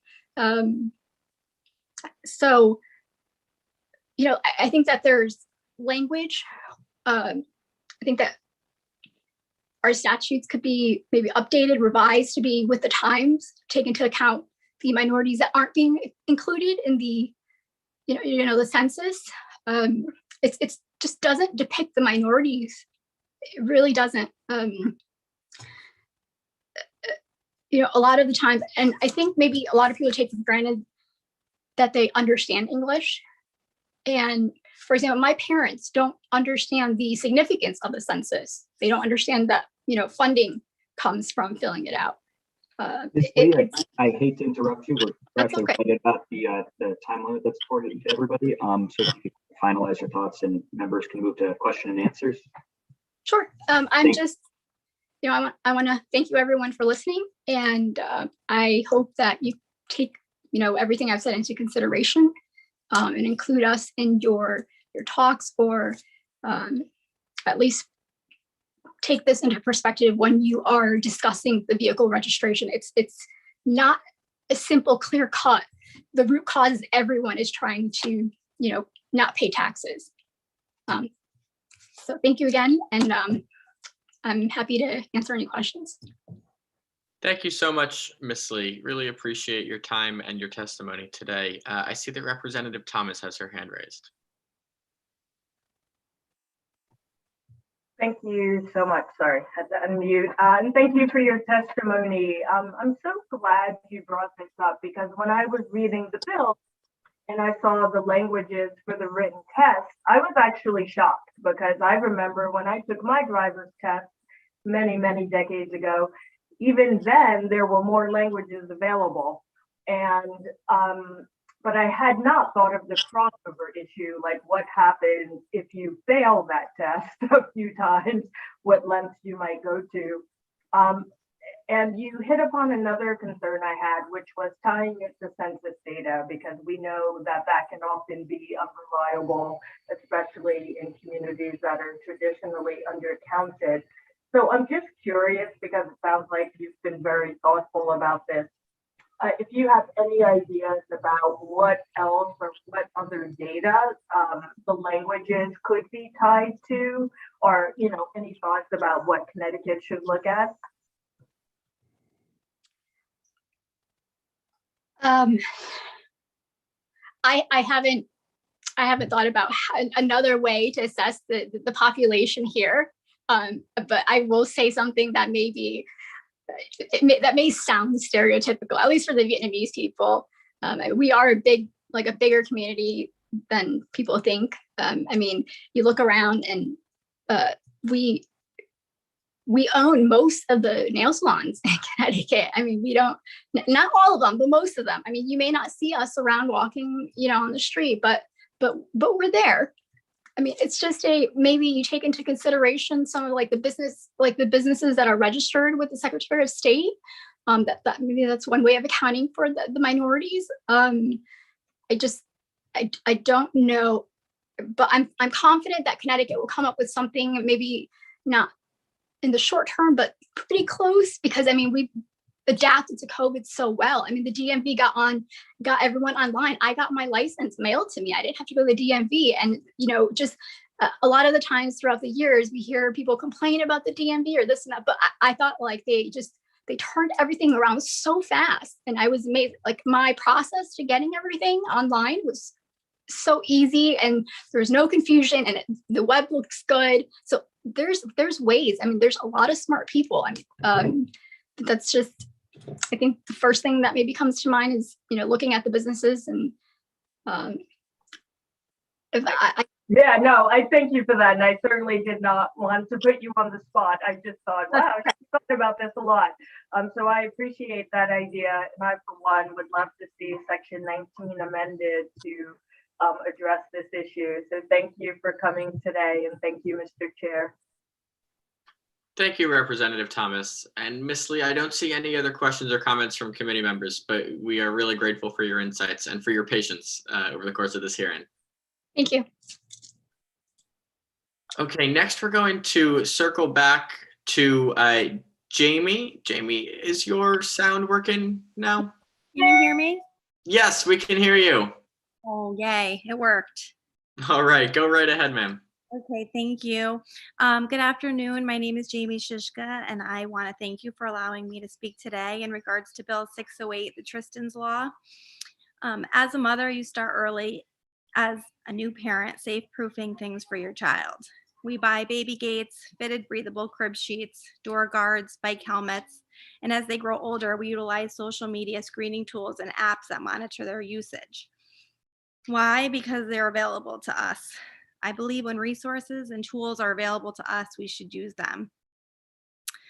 Every day, whether you're a parent, a school teacher, or a bus driver, you do everything in your power to keep your audience safe, with the ultimate goal being to keep the community safe and the children safe. Unfortunately, we know that not everything in life is within our control. Sadly, last June, we were all reminded of this. I have nothing but love for the family and the community that was impacted by this tragic accident. As a member of this community, I ask that you consider passing Bill number 608, the Tristan Law. Let's encourage investment and education by utilizing resources and tools that will keep ice cream trucks safely on our roads. This law is a teachable moment for all that we can do better and we can do more together. Let's use the tools that are available to us.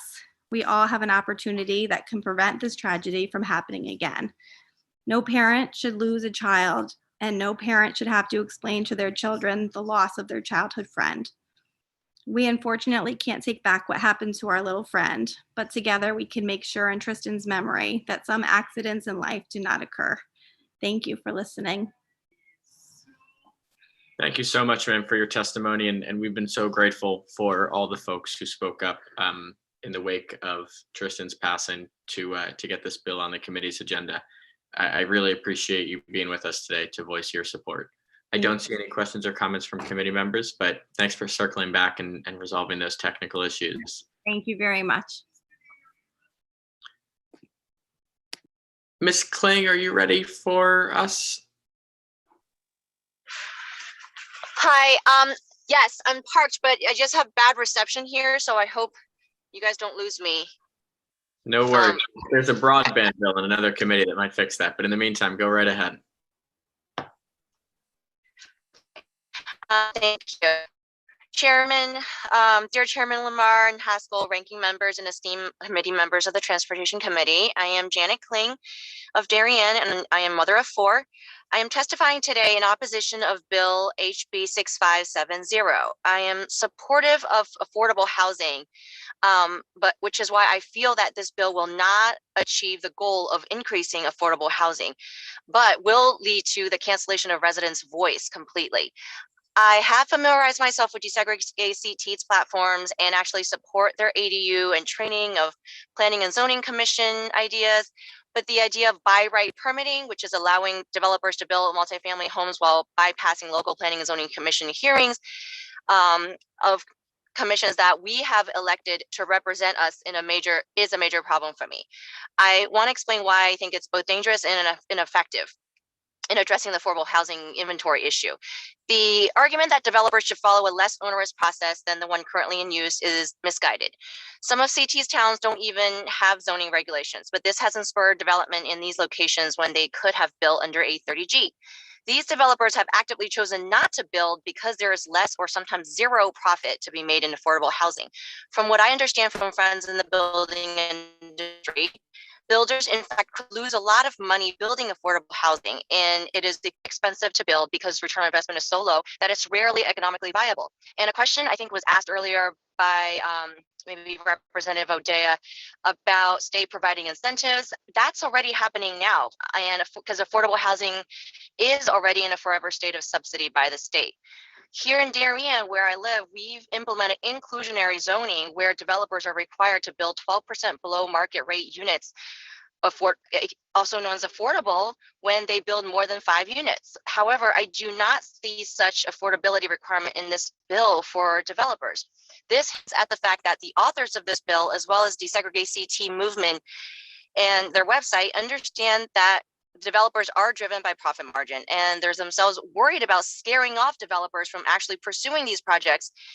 And if they were to include language requiring actual below market rate units to be provided. Desegregate CT's representatives claim that with more housing supply, prices will come down. That is inaccurate and disingenuous of a statement, I think, because we know it will not come down far enough to be affordable by low-income families, yet it will decrease property value of neighboring single-family homes just enough to eviscerate Fairfield County's land wealth. When that happens, property tax receipts will be reduced, so we will be forced to raise mill rates to obtain the same level of property taxes that we're getting today, and that will further harm the few low-income families that were able to obtain affordable housing in some of these towns. Also, the assumption that low-income families don't need to drive when they live close to the train is wrong. Metro North rail tickets prices are actually very expensive, and the frequency of the routes are not nearly flexible enough to meet the needs of low-income workers. Secondly, I assume everyone on this committee especially probably is familiar with Governor Lamont's latest budget plan that has a combined $82 million worth of savings over 2 years from 2022 to 2023. From reducing bus and rail services, that is a lion's share of the efficiencies that he's seeking. So I don't know, how does this committee plan to reconcile that reduction of services with transit-oriented development that this bill allows by right for developers? Without an affordability requirement in this bill, the only people that can afford to actually live in these units are young professionals without kids, empty nesters downgrading from their single family homes who are already from these towns, as opposed to bringing in outside low-income families. I fear that we're simply transferring control and wealth from local taxpayers to developers, removing the vetting of local planning and zoning boards who conduct extensive impact analysis on each town's infrastructure and services, and potentially impose fees to address these issues. It is very concerning that the state would take such a heavy-handed approach in having local residents and mandating us that we turn control over to the building industry without any guarantee to actually benefit low-income families. Thank you for hearing my testimony, and I'm happy to answer any questions. Janet, thank you so much for your time and for your testimony today. I share your concern that I'm a believer that we need more housing opportunities. I also strongly believe that we need to ensure those housing opportunities are affordable, and too often that's not the case. I see that Representative O'Day has his hand raised. Representative. Thank you, Mr. Chair. And Ms. Kling, thank you very much for your testimony. Did you say you're in Darien? Are you on the RTM, or what is your position? No, I'm actually, hi, Representative O'Day. I'm not on the RTM. I'm just a private citizen. I'm passionate and I am interested in, local politics, but I don't, I'm a mother of four with 4 little kids, so I don't really have the capacity to be in an official position to advocate. Well, thank you so much. You and I are on the same page on this bill and our thoughts in trying to help those with more affordable housing. As the good chair had said, both the chairman and I share a district, and both are advocates of local control. How would you, and you heard me recommend somewhat of a carrot approach. And yes, the state does offer some incentives, but I probably should have been more specific, or I may have misspoke. I'm thinking about offering more, because New Canaan, for example, has been building out their affordable housing, and we've gotten to the 10%. And so my thought was providing more incentives for the town and providing more costs, because affordable housing is more expensive to build. And then my thought was providing tax credits or some sort of credit for builders for some period of time to encourage the affordable housing, because if they build it and make it affordable, there's less of an income stream. So I guess my open-ended question to you is, how would you see this bill being improved if you've thought that far out on trying to Thank you for that question, Representative O'Day. I think it was maybe Representative Lamar earlier that spoke to how restrictive current, zoning laws are in some of these towns around the train stations that are actually preventing, free market, preventing free market solutions to be at work here. But I think, in improving that, we don't need to, overcorrect and swing the pendulum all the way to by right permitting, and removing the vetting process by local planning and zoning completely, and just bringing control over to developers who can just under that this bill, and have potentially multifamily homes pop up here and there, changing the landscape of the town entirely, and not even addressing the affordability issue, and having market rate housing come up that we're just hoping will decrease the value enough. And what does that do to neighboring properties, right? So I think there is definitely something we should look at to maybe loosening or relaxing some of the over restrictive zoning laws. I'm all for market driven solutions, and not if there's antiquated regulations that are just no longer applicable, towns should be asked to review them. But instead of just completely like throwing out the baby with the bathwater and going to a by right model. Well, because every town, even within each town, every train station, every bus station, the areas around it are so different. They need to be evaluated extensively on an individual project by project basis. Well, Ms. Kling, thank you so much for your testimony. And while you might not have time, you've got a very important job taking care of those kids, and I'm sure that the town of Darien could use your assistance going forward at some point when you have more time. And thank you so much for reaching out and your testimony on this very important issue. Thank you, Mr. so much for listening. Thanks, Representative O'Day, and thank you, Ms. Kling. I don't see any other questions or comments from committee members, but we're grateful for your time and for your testimony. Thank you so much for listening, and thank you for the work that you are doing. Thank you. Okay, next we will move to Ann Godwa. Ann, are you with us this afternoon? Hi, I am. Thank you. Hi, good to see you. Go right ahead. Nice to see you too. Representative Lamar, Senator Haskell, and distinguished members of the committee, thank you for the opportunity to testify here today. My name is Ann Gadwa, Advocacy and Outreach Organizer with Sierra Club Connecticut. I'm testifying today in support of House Bill 6570, an act concerning transit-oriented development in municipal zoning. Sierra Club Connecticut is wholly committed to solving the climate crisis we face with just and equitable solutions that will result in a healthy world for everybody. Transportation accounts for 38% of the state's total greenhouse gas emissions, which is creating a public health crisis that is disproportionately affecting Black, Brown, and low-income communities. We support this bill as a way to promote coordinated, planned residential improvements to transportation pollution that includes evolving our communities to make them more walkable, bikeable, and with easy access to clean, pollution-free public transit.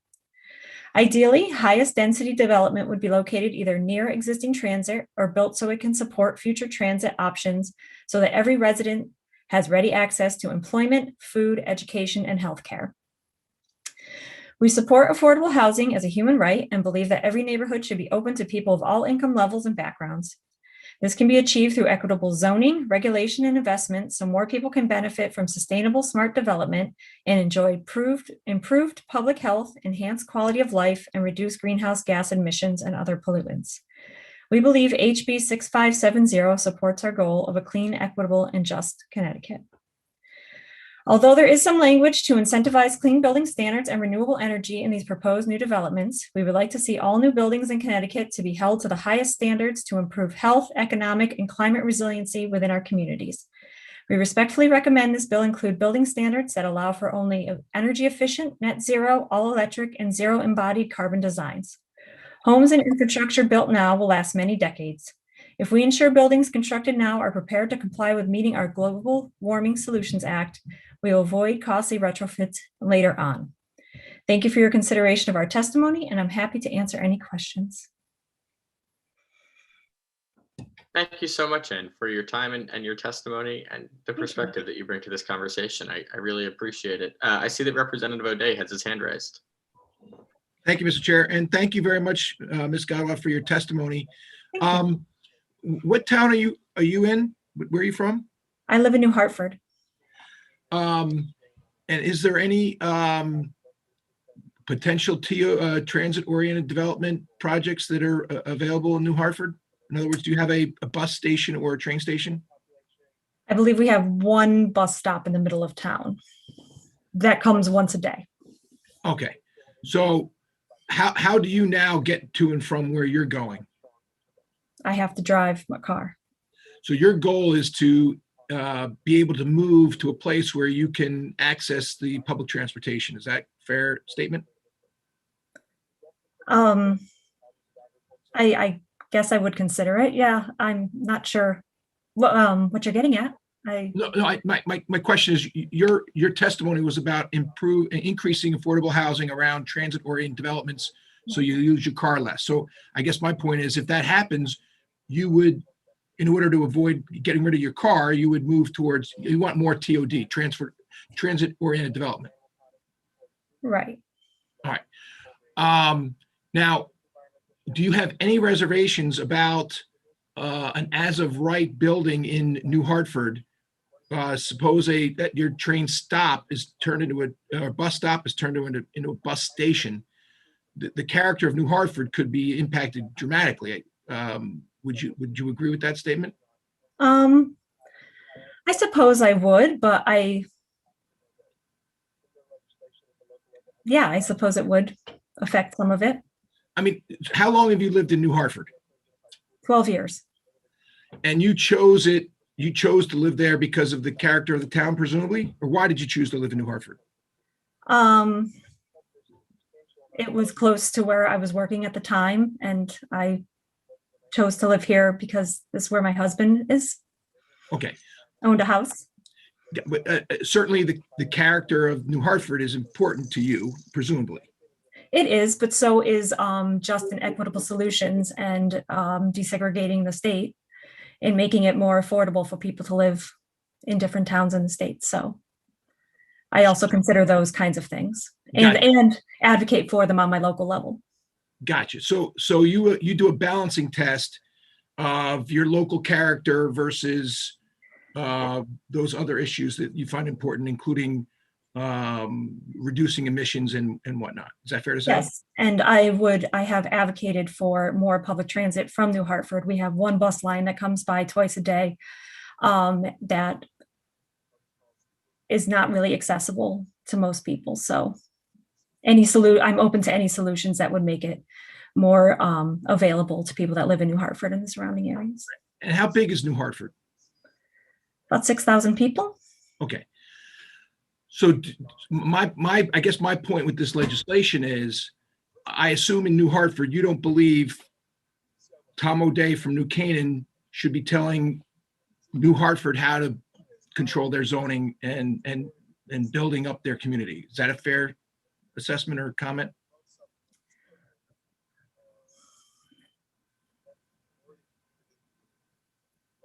I suppose so. I'm a representative here at Sierra Club Connecticut who's concerned with taking down greenhouse gas emissions and affordable housing. I'm not here necessarily as a representative of myself. So. Okay, I'm sorry. All right, so you're testifying on behalf of the Sierra Club, not on behalf of yourself. Yes, that's what I Gotcha. stated at the beginning. So. All right. Okay, so well, look, I guess where I come down on this is to weighing in your balancing act of, in your testimony, I'm more in favor of local control, but I do greatly appreciate, Ms. Gawa, your testimony, your advocacy, and coming here today and testifying. It's much appreciated. And thank you, Mr. Chair, very much for the time. Thank you. Thanks, Representative O'Day. Thanks, Ms. Gadwa. I see Representative Thomas has her hand raised. Hi, thank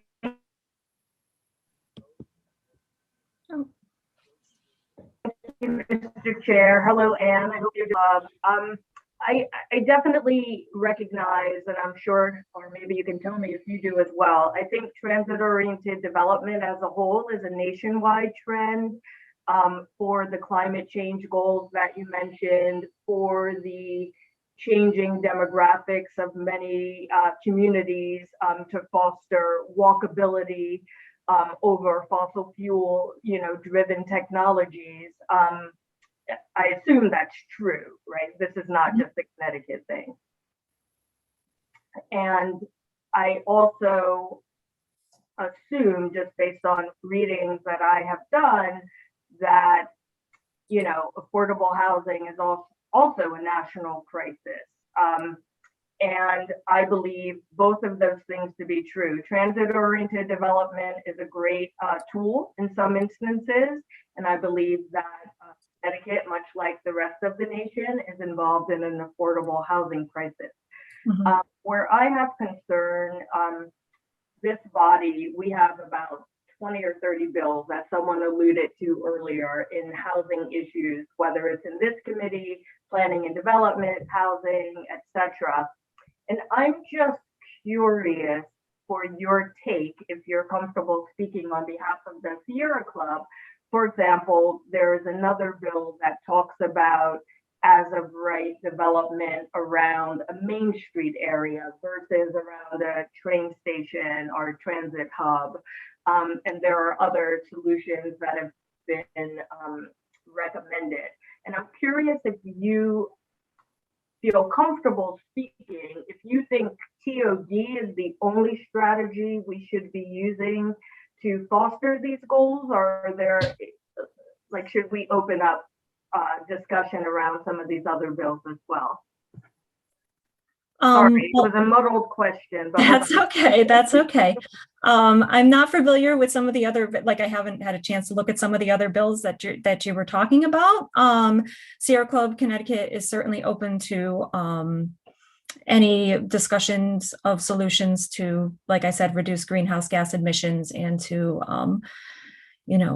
guarantee housing as a right for all in the state of Connecticut. And I would love to be able to, speak about some of those other options. I'm not ready right now to necessarily speak about them in this meeting, but we're always open to discussion.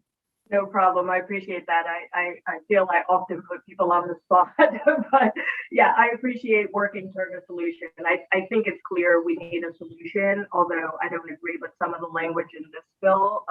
But so hopefully we can work together. Thank you. Thank you. Thanks so much, Ms. Gadwa. One more question from Representative Lamar. Great. Thank you, Ms. Gadwa, for your testimony today, and thank you on being here on behalf of the Sierra Club. The Sierra Club has been before the committee a few times this year on a number of issues, and the organization's focus on transit equity and access has been greatly appreciated, and I appreciate you being here on behalf of them today.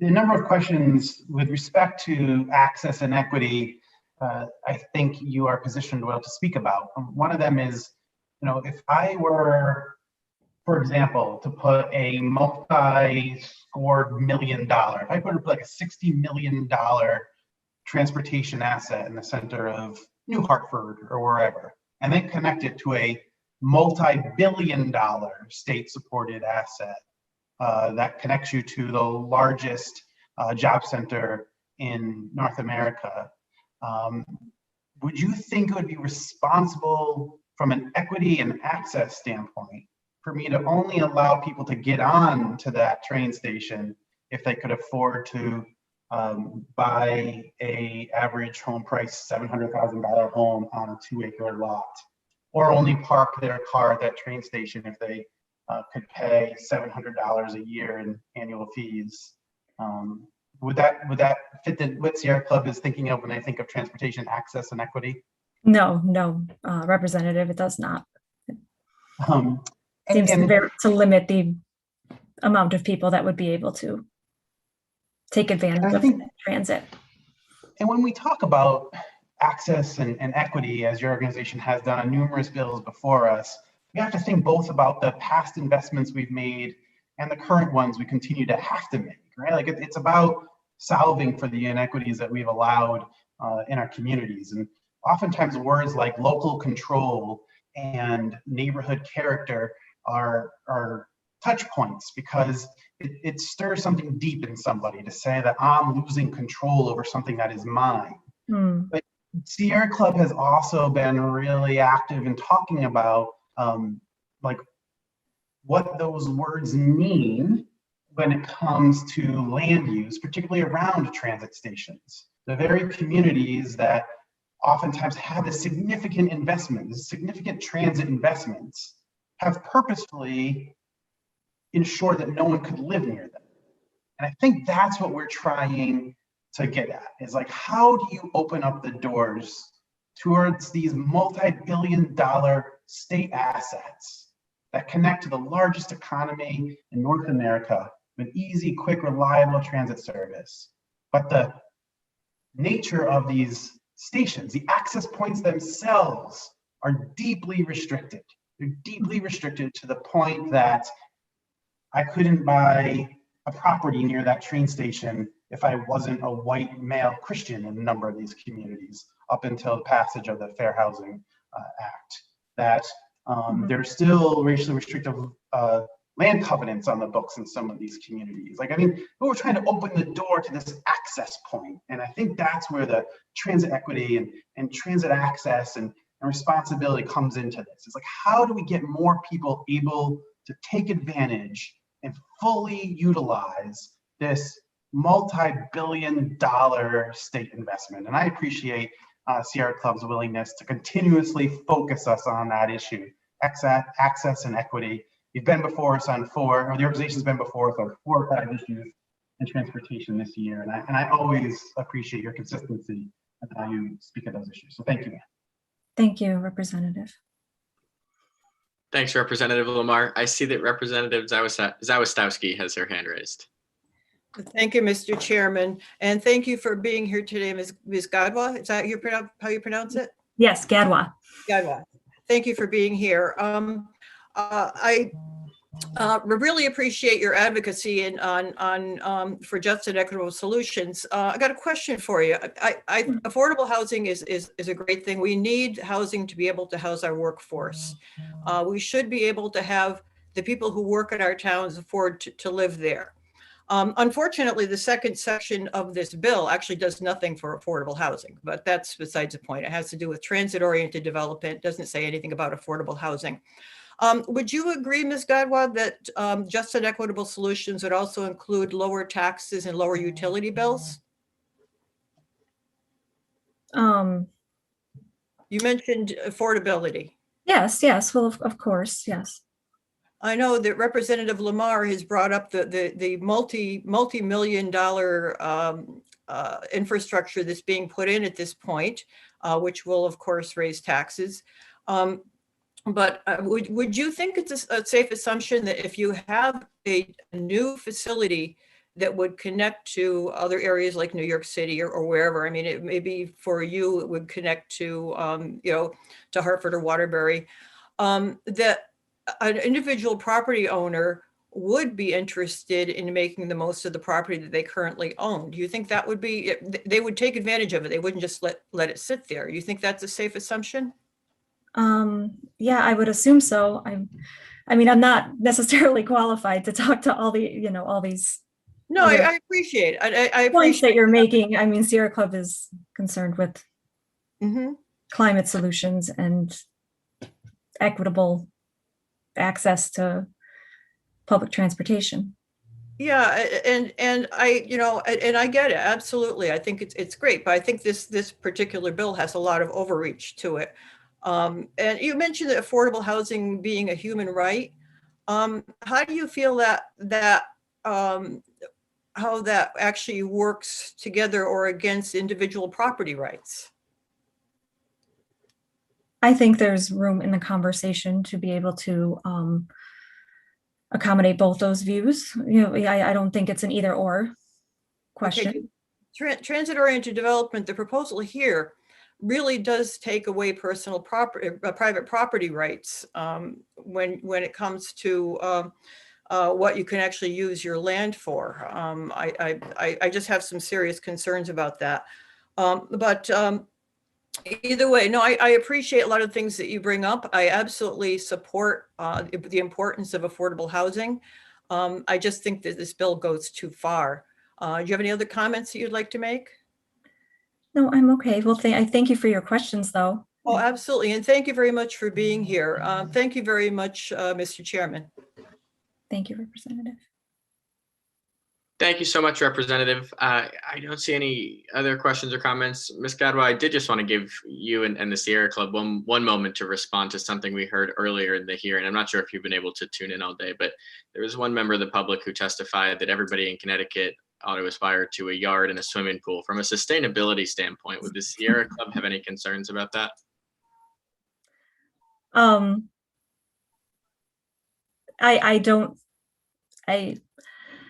mean, yeah, I don't think that's, an equitable solution to our issues. And I don't think that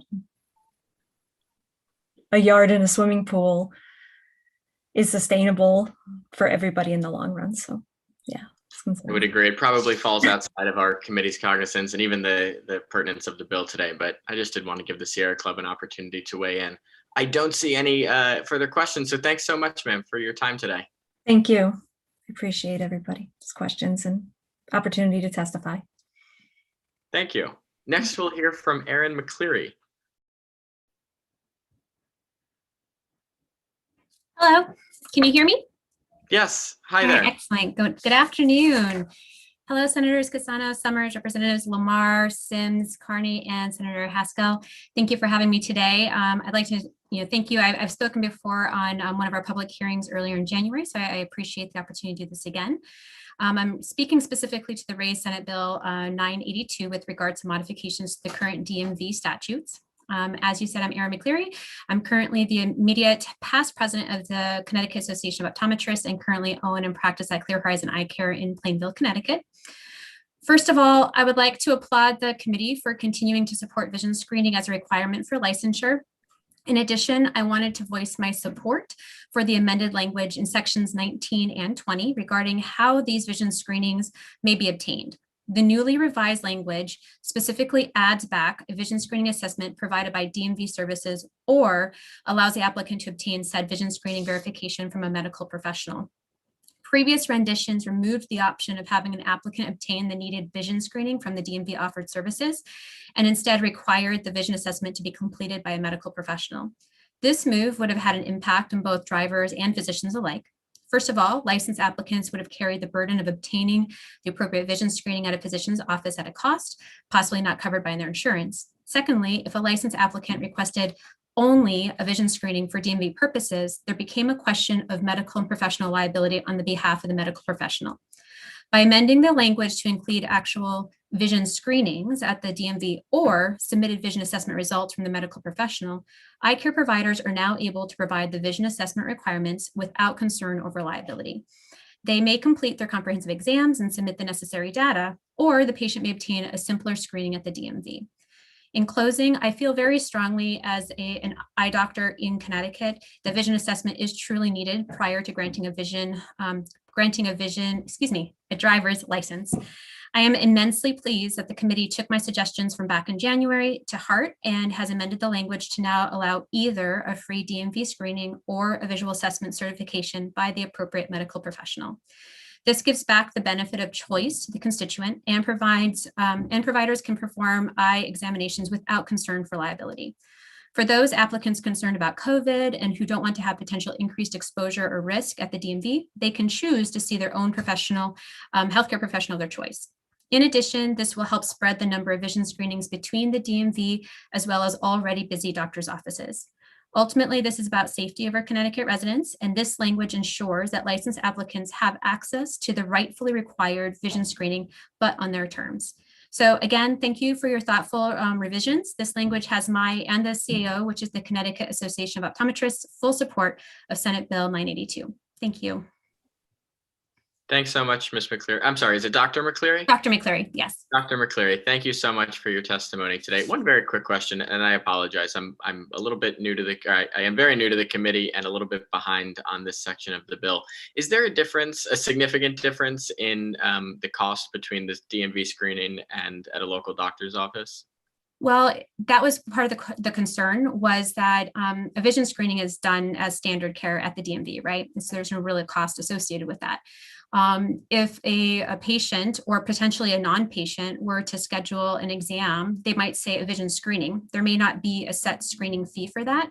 So depending on the doctor's office that you go to, you could be looking at anywhere from 180 up towards of high 200s, depending on the medical professional that you saw for a comprehensive exam, because they wouldn't want to offer just a brief eye exam, especially to a patient, just to simply do a vision screening, because there's potential that you could miss other ocular conditions. So, I mean, they most likely would have done a full comprehensive exam anyway. Understood. Well, thanks so much, Dr. McCleary, for your testimony. I don't see any questions or comments from committee members, but I look forward to continuing to work with you and your organization on this bill. All right. Thank you so much for your time. Okay, next we will hear from Stephen Ranieri. I apologize if I mispronounced your last name, sir. No, you are good. So Senator Haskell, Senator Cassano, Representative Lamar, Senator Sommers, Representative Carney, and the honorable members of the Transportation Committee. On behalf of Enterprise Holdings, I am pleased to submit written testimony on HB 6568, an act concerning peer-to-peer car sharing programs. So my name is Steve Ranieri, and I am the controller for Camrec LLC, which is the wholly owned subsidiary of Enterprise Holdings, which operates our brands National Car Rental, Enterprise Car Rental, and Alamo Car Rental across the state of Connecticut. Our regional headquarters in my office is in Windsor Locks, Connecticut. So we greatly appreciate the committee raising HB 6568 this legislative session and support the general insurance framework that it appears has been largely adopted from the National Council of Insurance Legislators, also known as NCOIL, the model bill. So we would ask that the scope section from the adopted NCOIL model bill be added to the current bill language. Without this section, the newly defined peer-to-peer car sharing activity could be interpreted to be exempt from the taxes and fees associated with the service of renting or sharing a vehicle. We would also request that the language governing the airport activity in section 13 be deleted and replaced with revised language included in my written statement. The revised language provides the appropriate protections for the Connecticut Airport Authority to engage in agreements and collect fees from peer-to-peer programs. So Enterprise is a 62-year-old family-owned, family-operated entity that offers mobility solutions, including car rental, car sharing, commuter van pooling, and other multi-mobility service models. For more than 6 decades, Enterprise has been sharing our fleet of vehicles with consumers. Here in Connecticut, we accomplished that with 620 employees operating a fleet of 10,000 vehicles through a network of 68 locations. Whether you brand it car rental or car sharing, it's the exact same service being provided to consumers. Only the business models for providing the service are different. I sat in front of you last year and I said, if it walks like a duck, talks like a duck, and looks like a duck, chances are it's probably a duck. And I realized that in this age of virtual meetings that hopefully the internet didn't skip out and the word duck came out as intended.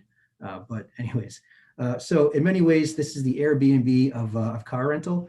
Vehicle owners make their cars available for rent through a peer-to-peer program. Consumers then rent the vehicles from the program, and the program pays the vehicle owner a portion of the proceeds and retains the rest for themselves. Companies doing business as peer-to-peer car sharing programs assert that they aren't in the business of renting cars, and as a result do not follow Connecticut's laws for the rental of vehicles to the public, nor do they collect and remit the taxes, fees that Connecticut has deemed applicable to rental car transactions. Enterprise remits a variety of taxes annually to the Department of Revenue in Connecticut, remitting over 10 million in sales tax and 1.5 million in tourism taxes annually.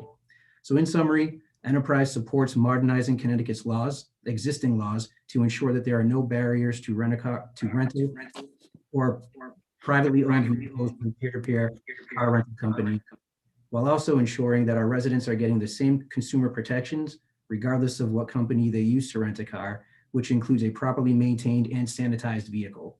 Our airports have the express authority to regulate this rental activity at their airports, and the already enacted taxes and fees owed on car rental activity don't go uncollected. So thank you for your time and consideration on this very important issue.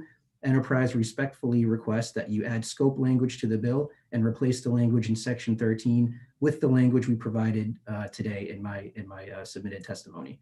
Enterprise looks forward to working with the Transportation Committee to ensure Connecticut consumers are protected, robust competition is fostered, and important revenue streams are maintained.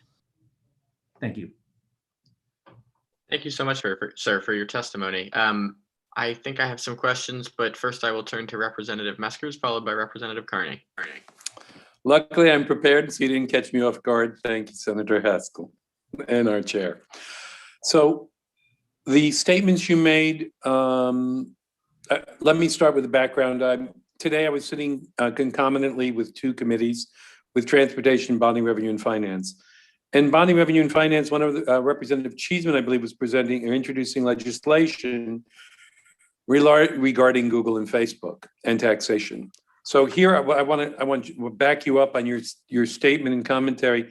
You referenced about $11.5 million in taxes between the tourism tax and I guess the sales tax on your end on Enterprise that you're paying into Connecticut, essentially, or the users of the Enterprise cars, right?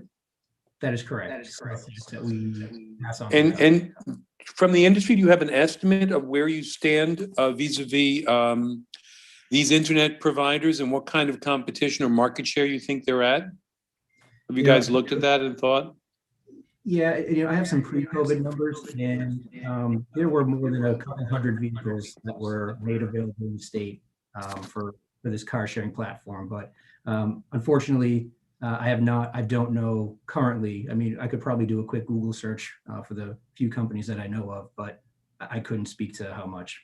But if you were looking at numbers of cars, yours versus theirs, you were at a magnitude of where more or less in cars? Yeah, so we have 10,000 vehicles in the state. I couldn't speak to how many they have. So they might have 1,000 or 2,000. You're thinking potentially. Okay. So I mean, I'm just trying to get a magnitude of the loss of revenue, because if you're paying us 11.5 and the activity levels are similar and they're at 1,000 cars versus 6,000, that's still, that's $2 million of overall revenue stream that the state is losing from businesses that are not being captured by taxation, as well as they're putting you, I guess, at a competitive disadvantage. The income may not be recorded, so they may not be paying income tax, et cetera, versus the employees at your shops. So The overall loss is a combination of sales tax revenue, which you said 11.5, plus, if your activity comes down, you'll let some of your employees go, or you'll have to shrink the footprint of your business, and we'll lose income tax on those salaries. So I guess capturing this income is very important to me and should be important to all of us, because, giving them a competitive advantage solely on taxes is not in the interest of the state, and certainly not in the interest of the other residents, because we all have to bear the burden if they're not paying their fair share. So I want to thank you for the testimony. I'll look closely at the amendments on the airports, et cetera, because I was approached, I believe, last session, and with the concerns from the various rental companies on these internet competitors. So I want to make sure we've got the language right. So thank you very much for your testimony. Thank you, Representative. Thanks, Representative Meskers. Representative Carney. Thank you very much, Mr. Chairman. Thank you, Steve, for coming here today. This is obviously a new issue for me with the peer-to-peer car sharing coming into Connecticut. So I had spoken with them, and I know I've spoken with you in the past about this issue. So in your recommended, I guess, changes to that section regarding airports, is any of that from that model legislation at all? So the original draft that we had submitted did have the language that we were looking for, but the one that was put out after the fact looks a little bit different. So, is the language you recommended, has that been used in other states as well? I believe so. Yes. Okay, because it seemed, I think in your testimony you said that the language we had has been similar language to that has been used and it hasn't been effective. Correct. Yes. This is a new topic. I think, even though these companies have been around for a while, as states sort of go through and pass legislation on it, we feel as though, some states maybe wish they had done it a little bit different. I know Maryland comes to mind with that. But, so I guess to answer your question, yeah, we would be looking for that NCOIL model language that we submitted at first. Okay. All right. I appreciate that. And I know the committee, I want to get something done this session that'll kind of cover everything with this new industry. So I appreciate you providing some suggestions for that language that hopefully will pass something before the session's up. So thanks again, Steve. Yes. Thank you. Thank you very much, Representative Carney. Representative Meskers, I think your hand may still be raised unless it's a follow-up question. It doesn't appear that way. Steve, thanks for your testimony. Looking forward to digging into your written comments as well, and hopefully reaching a consensus on this important issue. Okay, thank you, everyone. Appreciate it. Of course, have a great day. Next, we'll hear from Eric George. Good afternoon, Mr. George. Good afternoon. Thank you, Senator Haskell, Representative Lamar, Senator Summers, Representative Carney, and members of the Transportation Committee. I'm Eric George. I'm the president of the Insurance Association of Connecticut, and I'm here to offer comments on House Bill 6568, the peer-to-peer bill. I know there are varying aspects of this bill. Just for the committee's edification, we are solely concerned with the insurance components of House Bill 6568. We do ask this committee to amend the bill that you have before you in its current form so that it is in alignment in accordance with the NCOIL Model Act, as well as the amendments that are about to be adopted to the NCOIL Model Act. You can refer to my written testimony if you like for an explanation of the NCOIL Model Act and those amendments. Just by way of background, NCOIL is the National Conference of Insurance Legislators. And this national organization of insurance legislators adopts model acts from time to time. These model acts help create commonality and regulation for various important areas. And the emergence of P2P has definitely become one of those important areas. I'm going to talk a little later about transportation network companies because there's a lot of analogy there. But just for everybody's knowledge, what's going on in NCOIL, Representative Bart Rowland, who is from Kentucky, is the chief sponsor of the P2P initiative at NCOIL. And he has agreed to the amendments that I referred to. So it is apparent that the passage of those amendments to the Model Act is highly likely and will happen soon. The Model Act and those amendments represent the national agreement between the auto insurance industry and the peer-to-peer industry. We would have problems with, we would oppose House Bill 6568 without the adoption of those amendments and going to the end coil, because these insurance regulatory systems of P2P industry, they're extremely nuanced, and we support systems following that national model that was agreed to by the parties. As I referred to before, this is analogous to TNCs. For everybody's reminding, TNCs are Uber and Lyft, for lack of a better term. And some years ago, when the popularity of using these ride-sharing companies was coming about, the insurance aspects of these ride-sharing companies were critical.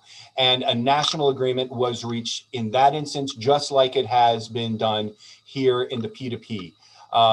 As a matter of fact, the rules for insuring peer-to-peer is clearer than it was for TNCs. This is actually a smoother road.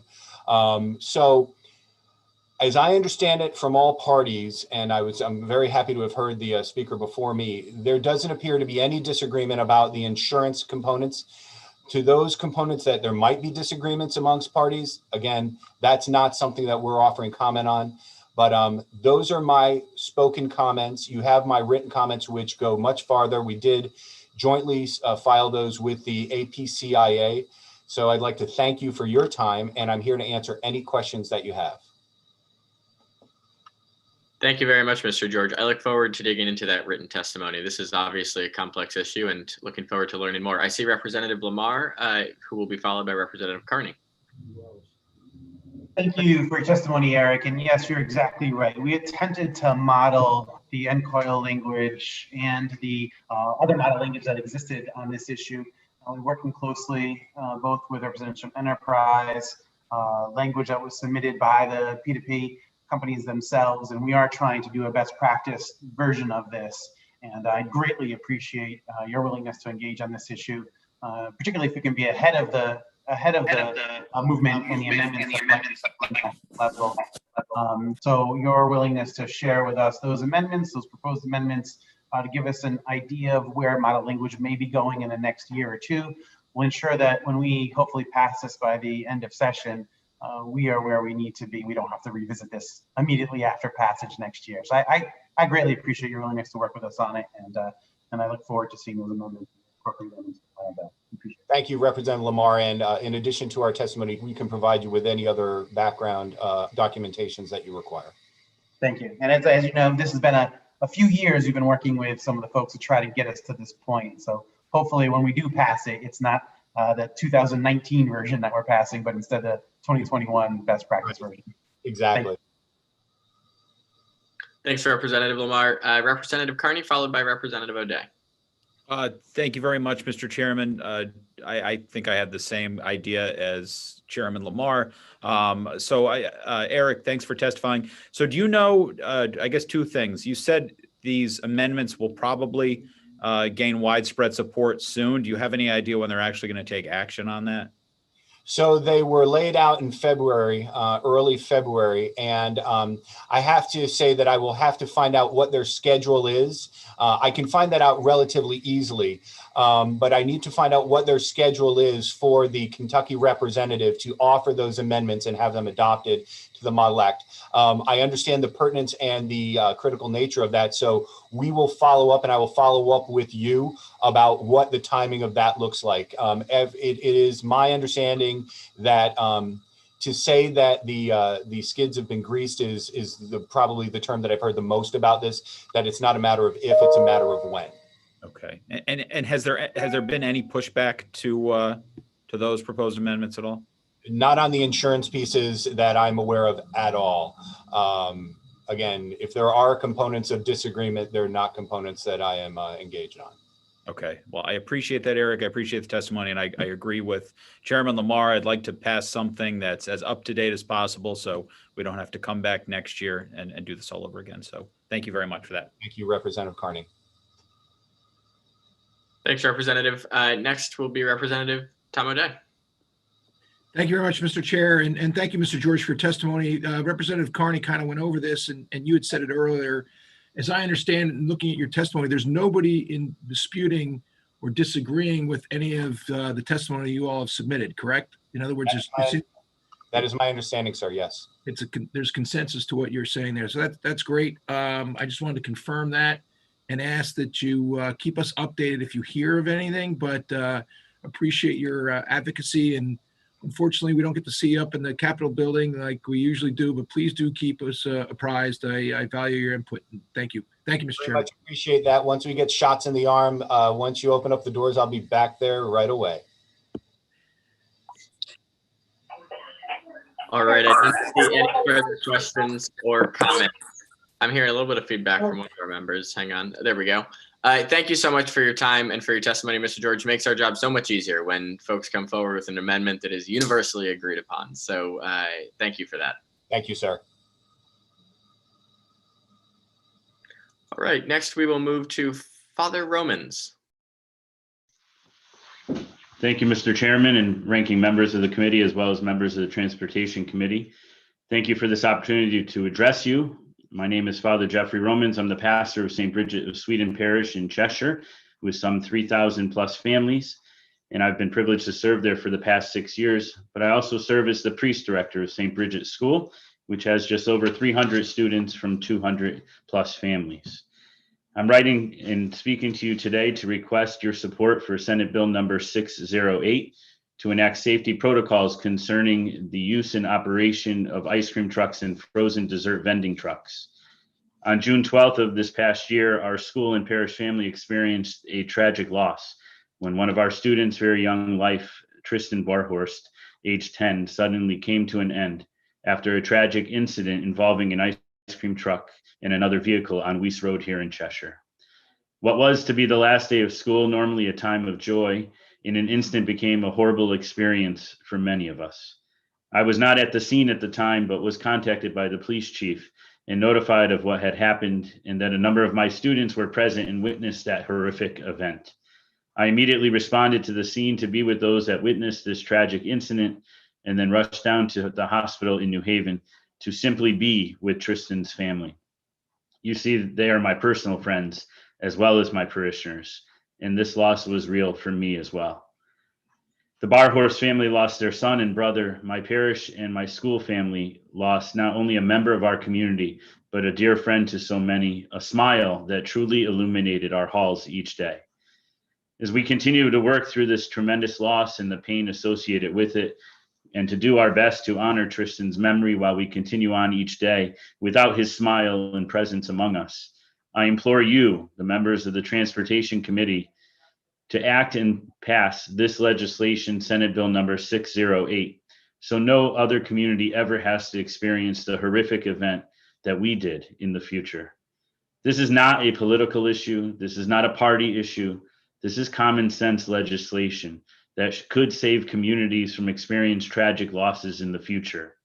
Children are our future, and I trust you will do the right thing and vote to do all you can to ensure their safety and to reduce the risk of another community and another family from having to endure the pain our community and Tristan's family have had to endure this past year. Please vote Senate Bill 608 into law, and please name this bill Tristan's Law in honor of our friend, an amazing and incredible young soul. Thank you for this opportunity to address you. Thank you, Father, for being with us today and for all that you've done for your community in the wake of this terrible tragedy. I won't echo all that I've said earlier today and other members of the committee have said, but many of us are very dedicated to getting this bill across the finish line, and we appreciate you taking the time to be with us. I see that Representative O'Day has his hand raised. Thank you, Mr. Chair. I just wanted to say thank you, Father Owens, for your testimony and for your service to your parishioners in getting through, and to the family for helping them through such a tragic time. And I promise to try and work with my colleagues in getting this across and named after Tristan. Thank you. Thank you.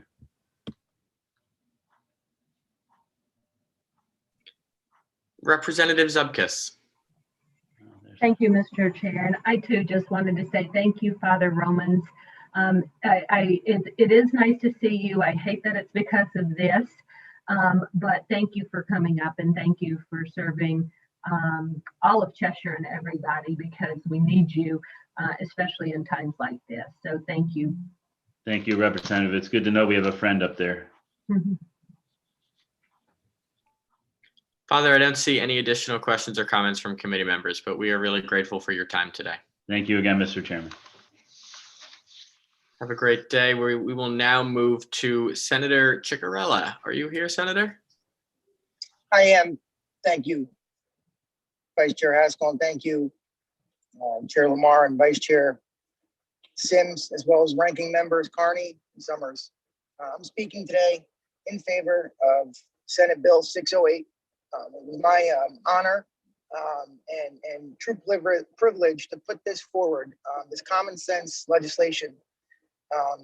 Unfortunately, I was unable to get logged in due to some connectivity issues, but I was able to watch the testimony on YouTube, and I was able to see Tristan's family and friends speak, just like Father Roman, in favor of such a common sense bill to protect our children. And it was also a great honor when I reached out to other representatives and senators on both sides and explained to them not only Tristan's story, but other stories that I've experienced while being an investigator. One was on Helen Street in Hamden, also where a young child was struck by a car.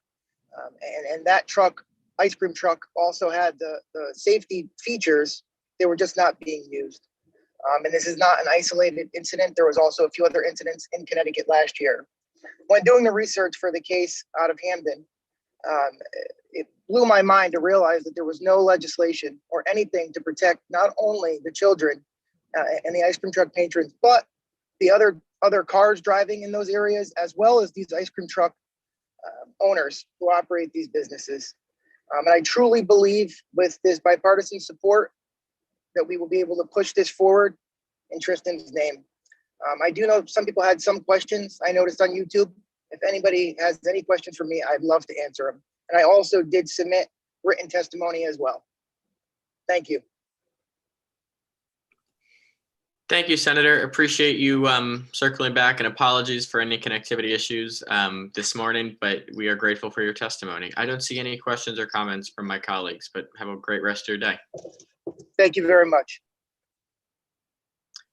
Next, we'll hear from James Feehan.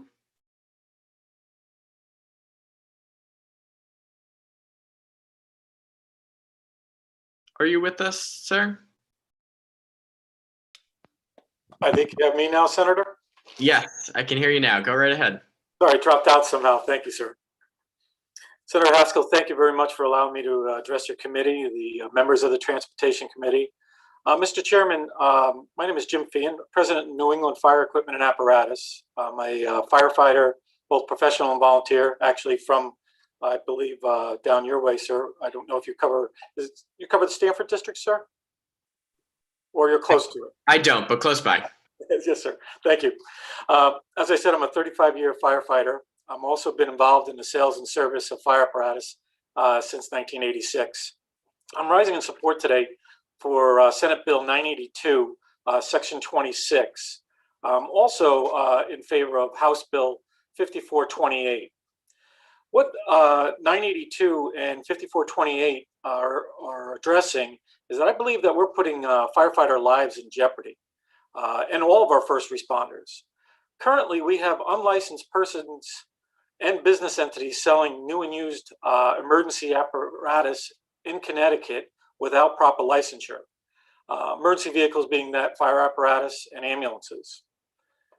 Furthermore, we have these unlicensed persons and entities repairing these apparatus as well. It's interesting to note that we disbarred the Tesla Corporation from selling automobiles in Connecticut, yet we failed to apply the same standards in regards to the sale of fire apparatus for some reason.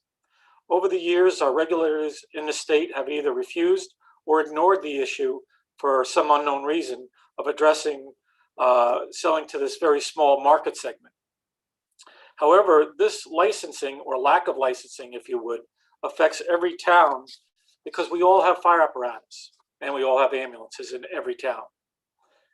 We need our DMV and our regulators to ensure that the state statute on automobile sales apply to car and truck dealerships that we normally ask for when an individual goes to buy a car be applied to the segment of the auto industry as well. These rogue, unlicensed entities and persons are violating numerous state statutes, our lemon laws, our state safety requirements, trade-in laws, titling. The most simplest things, individuals are not offering proper odometer statements under federal law. Our laws on warranty and insurance coverage, workers' comp, as well as required state payments for these licenses and the ability to operate. The study that's being requested under SB 982, I believe should be passed. But I also think that you should consider putting some other language in there. The first is to identify all persons and manufacturers and dealers selling fire apparatus in Connecticut. The second is then identify all that are properly licensed to do that in Connecticut. You'll actually find that between 75 and 80% do not have proper licensure.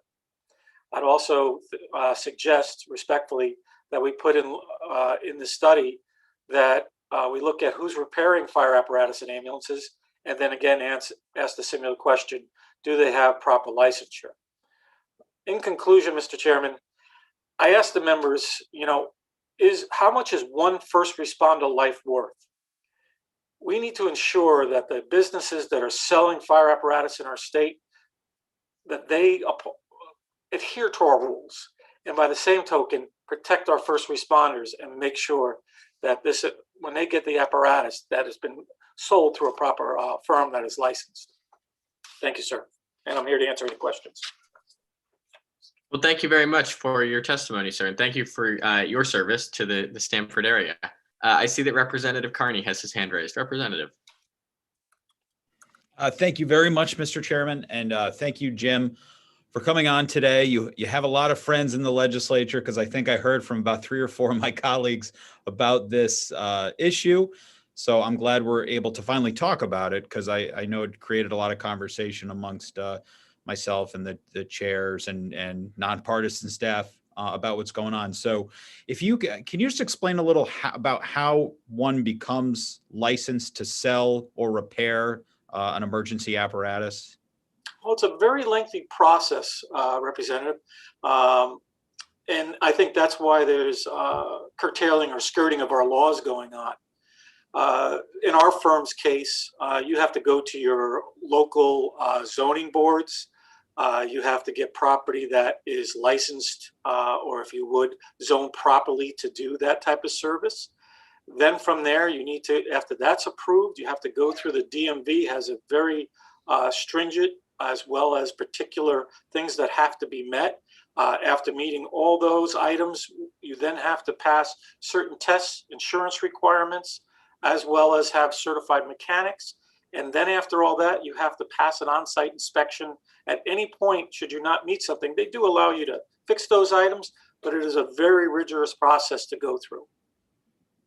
Okay. So, I mean, are there any particular, I guess when there's somebody that's not licensed to sell, are they, are they coming from, are they selling from another state? Are they actually selling from Connecticut and just not going through this licensing process despite that fact? Because I'm just trying to figure out who these bad actors really are. Both, sir. Okay. You hit the nail on the head with both, but other states have other requirements, but the state of Connecticut is pretty specific. And which I bring up earlier, which I mentioned, was the Tesla Corporation. And Tesla is a very distinct model. And the Tesla model, you have to have a bona fide brick and mortar facility to be able to sell automobiles in the state of Connecticut. Some of these bad actors are using things such as, well, I'm only a manufacturer's representative. We have entities working out of their homes, out of places that are not properly registered, and the Tesla model should really be applied to them. Unfortunately, in the past, when we've reached out to the DMV, they have said, oh, this is something that for us is, how did they put it? It wasn't covered. And at other times, we've gotten an opinion that, yes, it is covered. So the discussion has been, let's apply the Tesla model to everybody and be consistent. If you're going to sell any type of new apparatus, or if you would automobile in the state of Connecticut, it should be properly sold to a properly licensed dealer.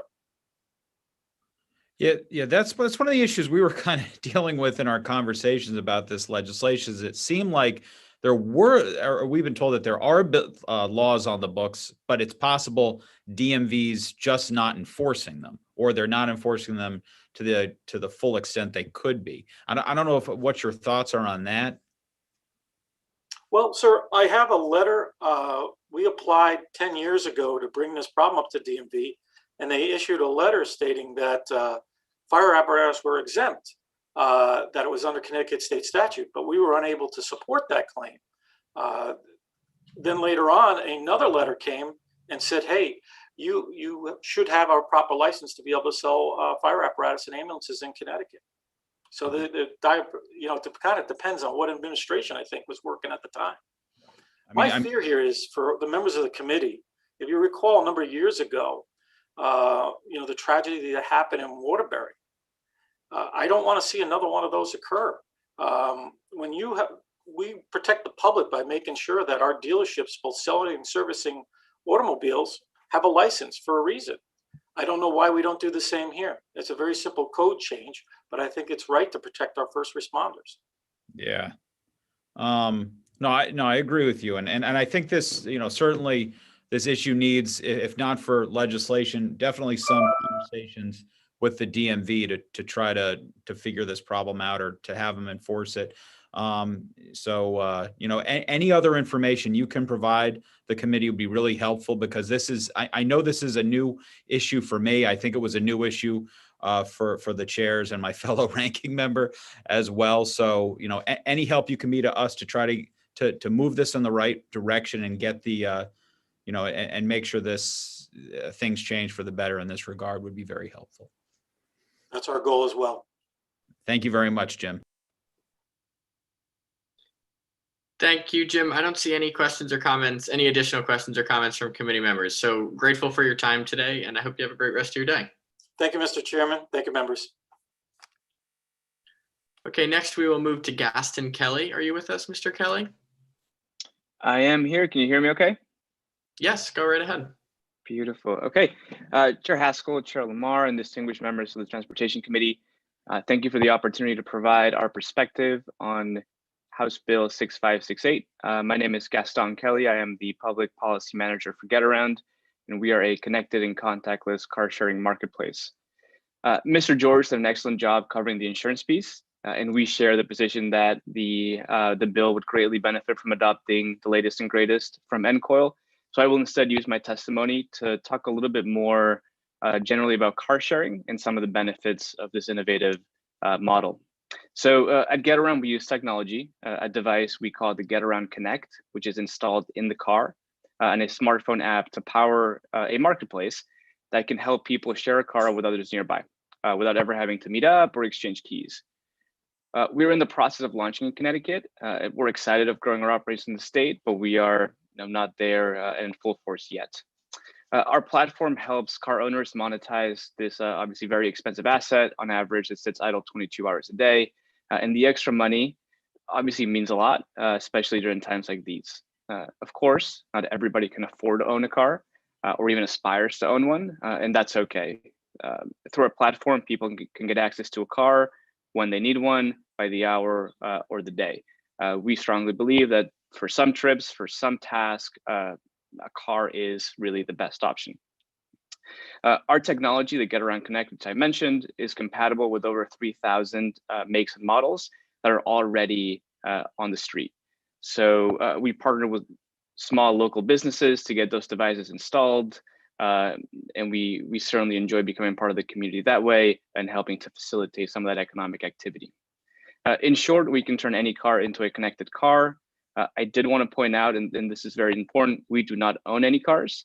We simply connect people who own the cars with people who need them. Where we operate, car sharing quickly becomes an important piece of the transportation option puzzle. When citizens are empowered to share their cars, transportation deserts can disappear overnight, and they are replaced by a locally sourced option, which we feel very strongly about. One key point that I wanted to share is 90% of the people that use our platform where we operate are locals. These are local people making local trips. So last piece I'll share with everybody here is car sharing has environmental benefits. Studies show that sharing one car can take 10 off the road. That means fewer accidents, reduced traffic, and cleaner air. So we very much appreciate the bill because it creates a regulatory structure specifically tailored for a peer-to-peer car sharing business model. And as I mentioned, we're looking forward to working together on this bill as it progresses. And again, I'm happy to answer any questions. And thank you very much for the time. Thanks so much, Mr. Kelly, for your testimony, and glad to hear that you're in support of the NCOIL amendments and perhaps forthcoming legislative language that we heard about earlier from Mr. George. One quick follow-up question. You mentioned that the vast majority of these trips are local in nature. The ones that do travel out of state, is the legislation that is under consideration in Connecticut with the amendments that you've suggested, would that be in keeping with most of our neighboring states? Obviously, we would want somewhat analogous legislation if folks are going to be using this to travel out of state. Yeah, absolutely. I think that's one of the key benefits of the NCOIL model, which is soon to be updated.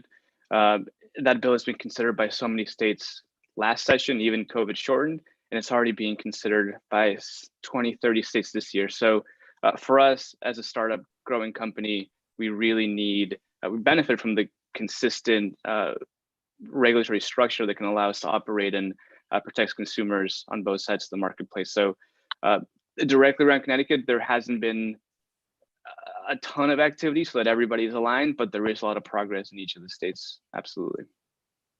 Fantastic. Thanks so much, Mr. Kelly. I don't see questions or comments from my colleagues today, but we will certainly be in touch as we work on this legislation. I very much appreciate the time. Thank you. Have a great rest of your day. Next, we will hear from Steve Gio. I apologize if I mispronounced your last name, sir. Hi, Senator Haskell. You did not. My first name is Sean, however, not Steve. Sorry about that. But that's just fine. Nice to see you. Thank you, Senator Haskell, Representative Lamar, Representative Carney, Senator Summers. If you're on the call, I'm sorry I can't see everyone. Members of the committee, my name is Sean Gio. I'm the policy director at the Partnership for Strong Communities. We're a statewide nonprofit advocacy organization dedicated to ending homelessness and expanding housing opportunities in Connecticut. We serve as the organizer of the Home Connecticut campaign since 2004. We're a Home Connecticut campaign's a diverse group of stakeholders interested in expanding housing opportunity state, from legal services, developers, local municipal officials, and everyone in between. And I'm here to testify in support of HB 6570, which touches on a couple of the elements of the Home Connecticut campaign's legislative priorities this year, namely permitting accessory apartments and multifamily housing near transit. And I'd just like to speak quickly on that.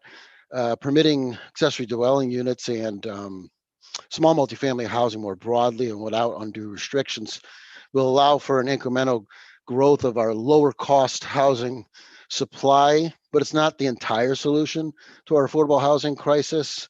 These are just two small tools that we're going to need in a larger toolbox. Connecticut actually has committed a lot of resources over the last decade to expand in affordable housing across the state, really hundreds of millions of dollars. But that also is not the entire story. And we live in a state where about half of renters spend an unaffordable amount of their income on housing. About 200,000 households spend at least half of their income on housing. So there is really no silver bullet. And I think you'll often hear people criticize individual prescriptions to try to improve the housing environment in Connecticut, criticize it for not solving the problem, that because this is a very complex issue. So as I mentioned, the expanding ADUs and small multifamily near transit really makes a lot of sense because you're doing it in a place where there's already the infrastructure in place. We have the transit station. Our transit stations typically are in areas of a community where there is the most development, and you are less likely to have to extend infrastructure such as water, sewer supply, or even the road network. And again, it's a way of expanding lower cost housing. Accessory dwelling apartments are a great naturally lower cost way of constructing for individual property owners to make the decision about what they want to do on their property, whether it's a separate structure that can fit on their lot, or whether it's dividing up their single family home to allow for a small apartment within it. These are things we see are very common in other parts of the country, and we like to allow it just more broadly in Connecticut to allow the market to construct a lot of this lower cost housing that's really you haven't seen a lot of for generations. Now, many of us are probably familiar, either ourselves or with our families, of having grown up or at least been in small multifamily homes, 2, 3, 4 family homes. And if you have, they're old. And there's a reason for that. They haven't been permitted in most local zoning ordinances for many, many years. There's also, of course, a desire for many people, and my parents were one of them, to live in single family homes.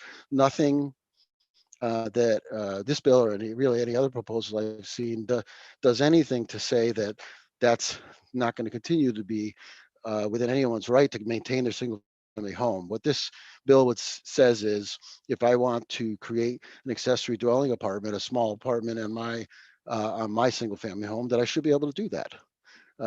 It's really a protection of private rights, not an infringement. And I just wrap up by saying the section of the bill that deals with exploring TOD on state-owned land, state-owned parking lots at transit stations. This is something that I've seen. We have examples of this across the country. This makes a lot of sense. This is a state resource, the land, and it's leveraging a state resource in public transit. I just want to reinforce what Representative Lamar said earlier about we need to expand the accessibility of this tremendous resource to tremendous job creation that is our transit network in Connecticut, and expand on the network itself. But this is a small step to allowing an equitable step to allowing some development right near the stations, the requirement of 20% of the units to be affordable. It mitigates against potential displacement in our cities, and it allows access to a greater range of towns for a lot of lower and middle income families in the state. So I really do support it, and I'm happy to answer any questions you might have. Thank you very much, Sean, for your testimony and for your perspective. I see at least one of my colleagues has his hand raised, but I will beg his indulgence and ask a quick question, if that's okay.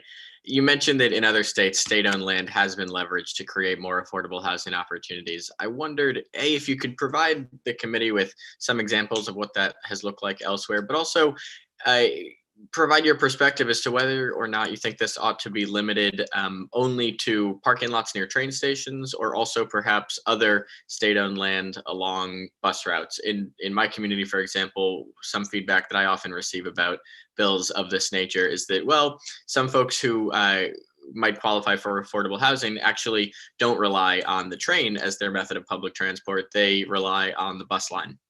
Perhaps that's another area for exploration in this bill, but I just wanted to get your perspective on that. Absolutely, and I think the bill does mention bus rapid transit, so that would be the Connecticut fast track stations. But you're right. Our rail system is largely a commuter rail system, and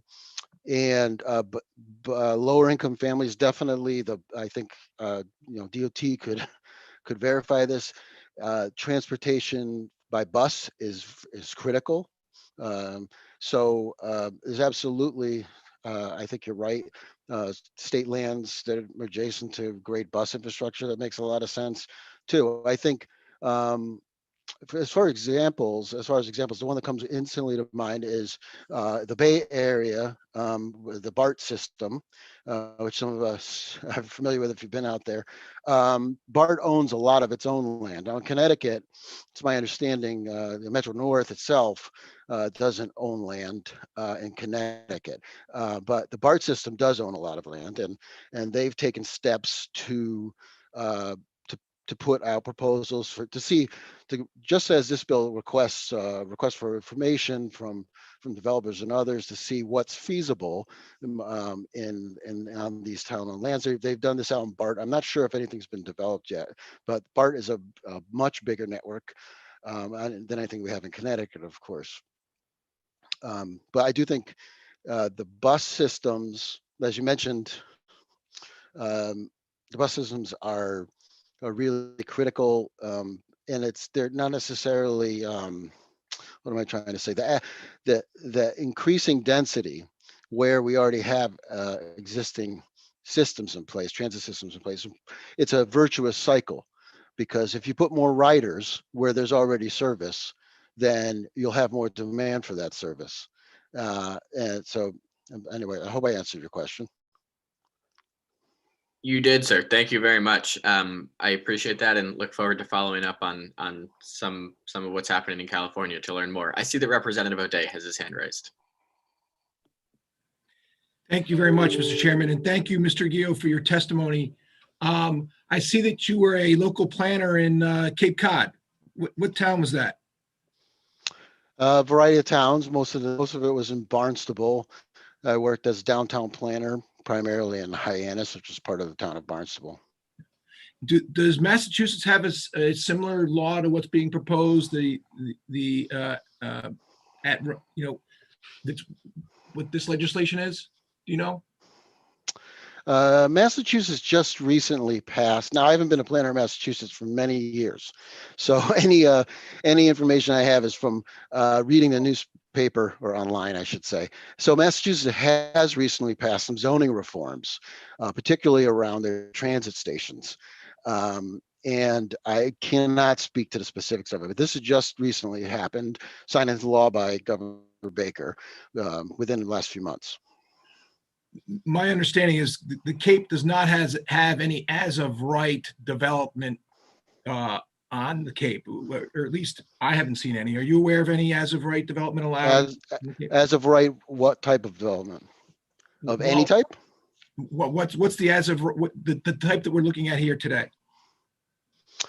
Well, I haven't been a planner in Hyannis for 20 years, but I can tell you there's plenty of as right development. If you're speaking about the town of Barnstable, really single family zoning being the most obvious one, but in the center of Hyannis, which does have transit of a variety of choices, including a ferry, there's a whole host of permitted uses that have administrative approval, including a lot of commercial uses.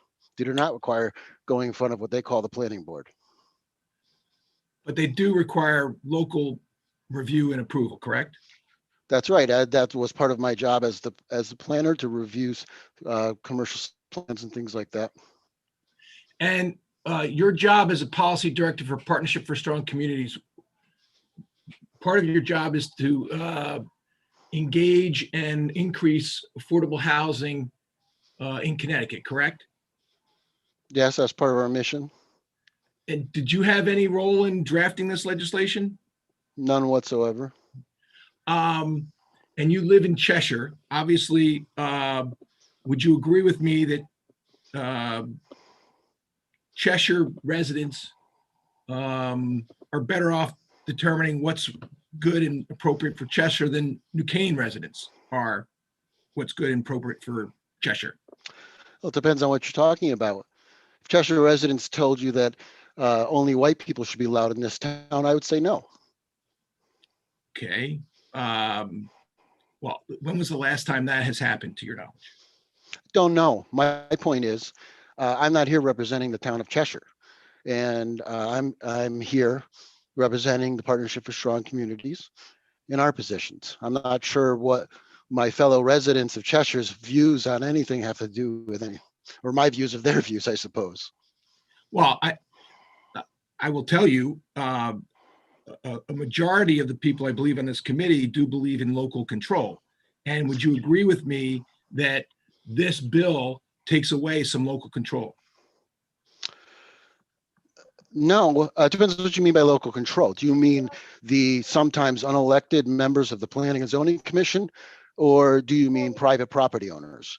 Because when I read this bill, it actually expands, as I mentioned in my testimony, it expands the ability of private property owners like myself in Cheshire and my neighbors to do more with our property than we're permitted to do now by people that are not the private property owners of my land in Cheshire. So I'm not quite sure what you mean by local control. What's your understanding of the word local control? I just gave it to you. Okay, so you would agree that to be on the Planning and Zoning Committee in New Canaan, I don't know about Cheshire, but you're supposed to be a resident. Is that true in Cheshire? Presumably, I don't serve on the Planning Commission here. Okay, so the Planning and Zoning Commission in New Canaan, and as I understand Cheshire, are local residents. Is that your understanding? It's my understanding, yes. Okay, so when I say local control, I'm using it in the same way you do. Now, you would agree with me that Tom O'Day, a private resident, shouldn't be allowed to build a nuclear power plant on his property. Sure, if you want to have straw man arguments, I'm happy to do that. Okay, so we're in agreement that there should be some restrictions to somebody's ability to build on their property, and the community should have some right in that, correct? Yes, Section 8-2 of the state's general statutes controls land use and delegates a large amount of that authority specifically to the towns. And part of this bill prevents some of that delegation. Would you agree with that? No, it modifies it. How does it modify I'm it? sure how it prevents the delegation. That law has been modified many times over the years. And in fact, this bill, I did not mention in my testimony, but one thing that this bill does that is very important is it cleans up Section 8-2, which is exceedingly difficult to read. I noticed from your biography, sir, that you're an attorney. I don't know if you do land use cases, but 8-2 makes it very difficult for volunteer local planning and zoning commissioners that we've been talking about to really understand the rights and responsibilities that the state has delegated locally, because it's been amended so many times. It's very difficult to read. So this bill does that very necessary step of clarifying 8-2 along with its other provisions. So when you say it modifies the current law, how does it modify it, in your opinion? Are you talking about the clarifications around 8-2? Yes. Well, right now it's essentially a run-on sentence. If you look at the way 8-2 is written, and you could see, first of all, I'll just back up and say the recommendations for reorganizing is how I would describe this 8-2. They've been in several bills over the last few years, including one that was passed by the House a few years ago, including one that was passed almost unanimously out of Planning and Development Committee last year, the abbreviated session.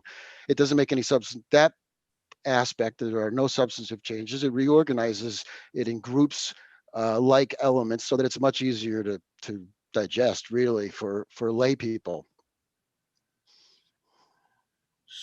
So when it says in lines 83 to 88, requiring 50% of the area within 1/2 mile radius of a bus, rapid transit station, or passenger railroad station, allow for the creation of an as-of-right accessory apartments and residential buildings containing at least 4 dwelling units or mixed-use buildings that allow dwelling units, and B, not be subject to mandatory minimum parking requirements.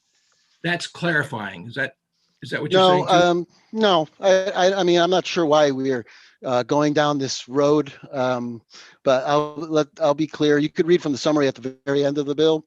The bill does 3 things, I believe. I don't have it in front of me like you, but one, it asks DOT or requires DOT to issue an RFI for the parking lots near 5 transit stations. It also does what you just stated, that section, around ADUs and multifamily within a half-mile radius of transit stations. And third, it reorganizes 8-2, the existing language, to make it more readable. Okay.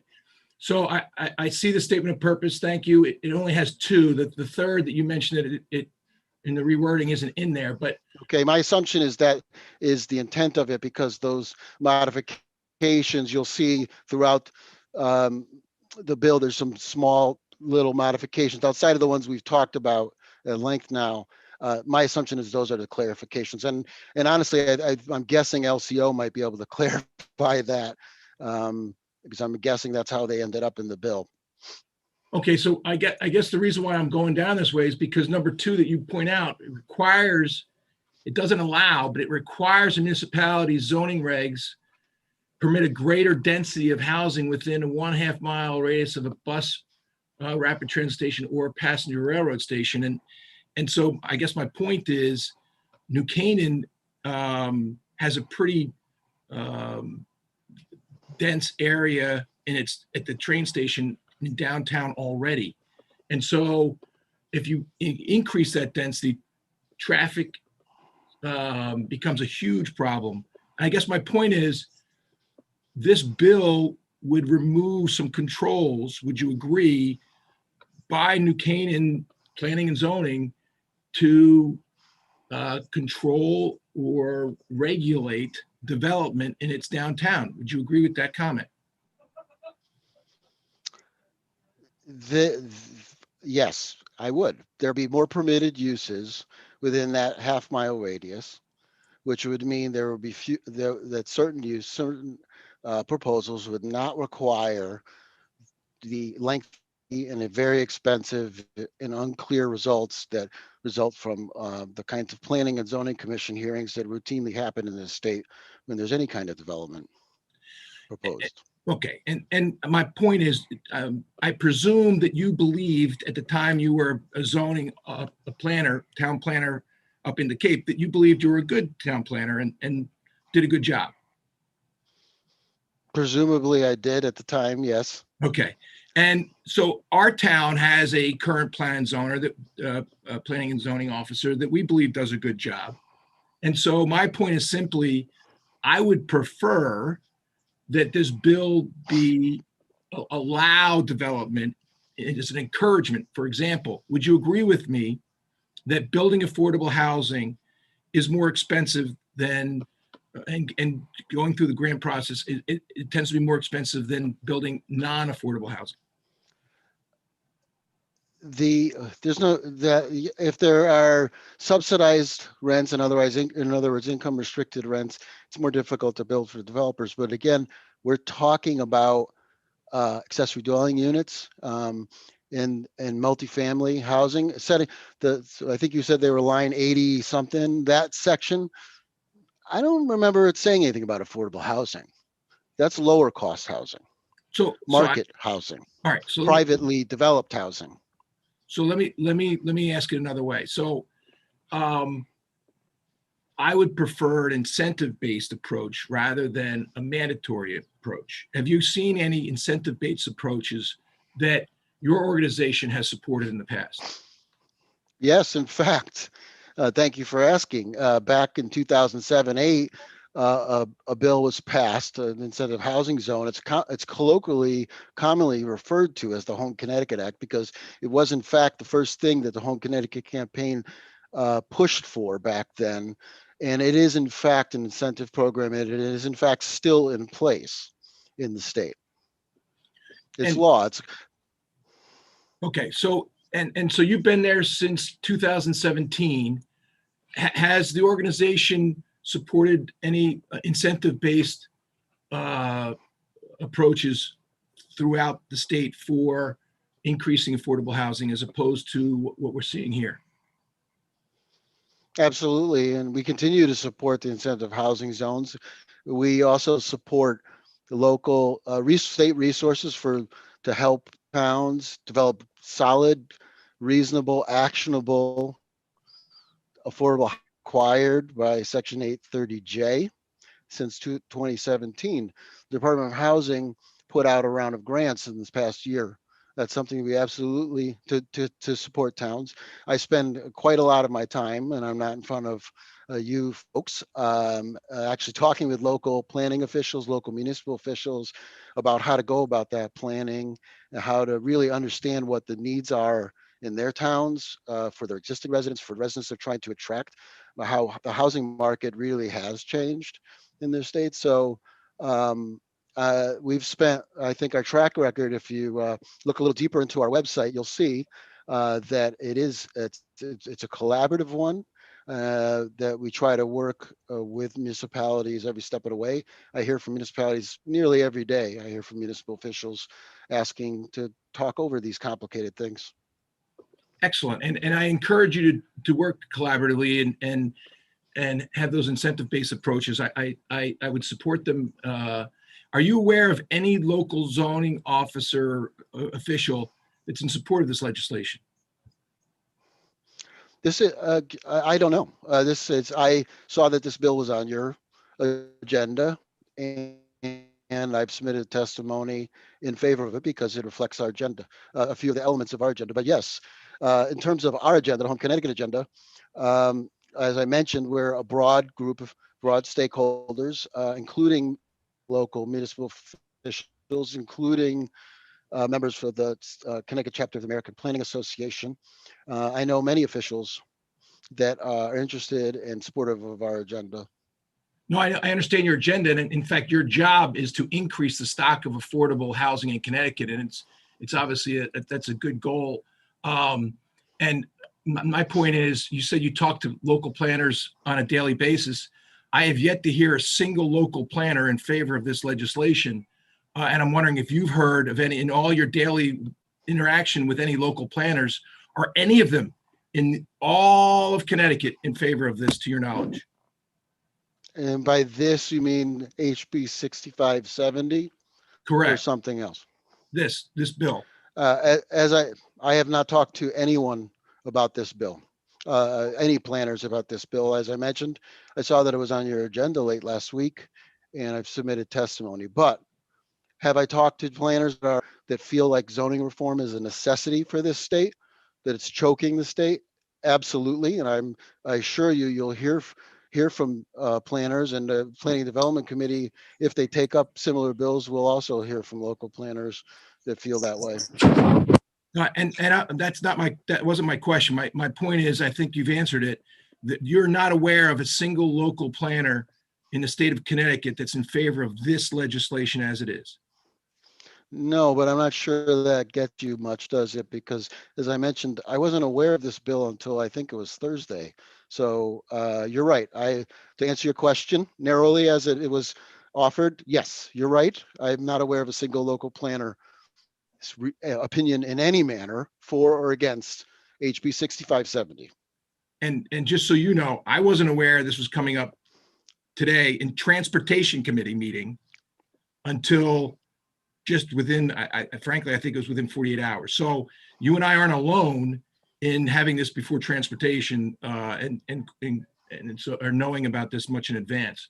My only comment to you, sir, is you have a lot more conversations throughout the state with local planners. You said it on a daily basis. So I was just wondering if you had heard from anybody in support of it, because I have yet to hear any testimony from a local planner or anybody on a P&Z board anywhere in the state of Connecticut that's in favor of this legislation. So, I appreciate that, your job is to increase the stock of affordable housing in Connecticut, and I applaud that goal. I would ask you to let me know when I can help, when it's an incentive-based program, not a mandatory program, and one that works collaboratively as opposed to this bill.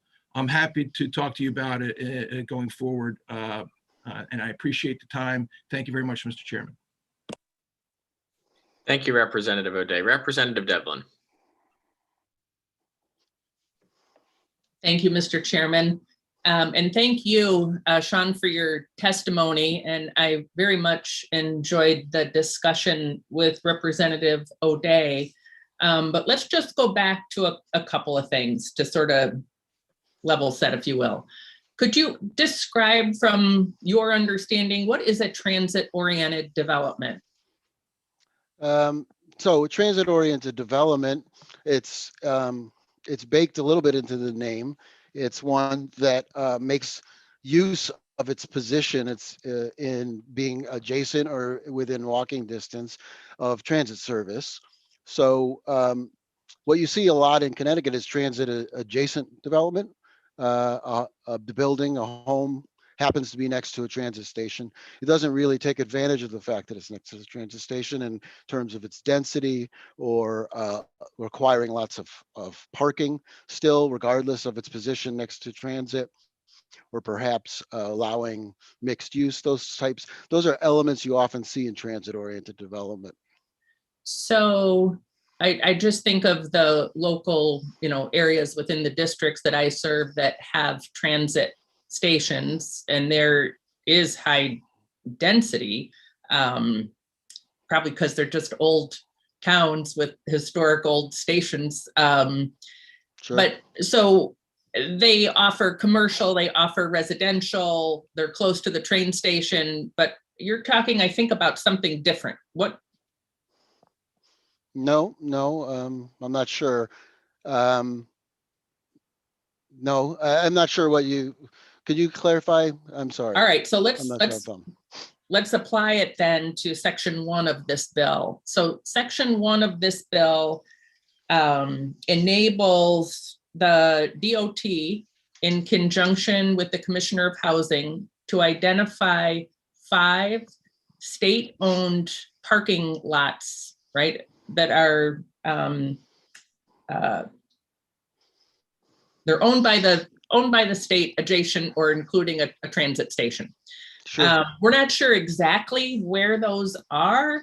I believe, just from a quick search, the only parking lots that are owned by the state are in West Haven, Bridgeport, Fairfield's Metro Station, Berlin, Wallingford, Meriden, and if I understand it correctly, it's every station on the Shoreline East. And I'm not sure if that's accurate, which would include 2 stations in New Haven, Branford, Guilford, Madison, Clinton, Westbrook, Old Saybrook, and New London, so that they could do an ROI, right, for a transit-oriented development on that parking lot area, as long as they kept the same number of spots. So there'd be the spots that were determined for potential commuters, but I guess no additional parking spots if there was any commercial use or any residential use. And then it's undefined. So whether or not they could build whatever they want, there is any input from local zoning, who knows? But in that context, what would a transit-oriented development be? Well, again, and first of all, I think I agree with your view of that. And I'm not familiar with all the state-owned lots, and so I'll take your word that makes sense to me. I know it's varied, but I think transit-oriented development, again, in its broad sense, and I don't think it's defined in this bill as anything more specific than this, is just that it's development that takes advantage of its position next to transit. I think given that we're talking about a 20% set aside of affordable housing for development, that the intent obviously is residential, at least in part, right? So more dense residential that doesn't necessarily require the same, that takes advantage of the fact that it's next to a station. I'm not, as I mentioned, I'm not really familiar with all the state-owned lots, but I do just by chance happen to know the Branford lot for Shoreline East, at least I believe is state-owned, and I looked it up, and it's 4 acres of parking that I understand is mostly not used. So I could imagine an RFI for that lot that says, and it's in such a great location. It's next to, most critically for some of us, it's very close to Stony Creek Brewery, but it's in a great location in Branford, and you could imagine more dense housing, as there is already on other sites right around there, being developed and still retaining most of that 4 acres of parking.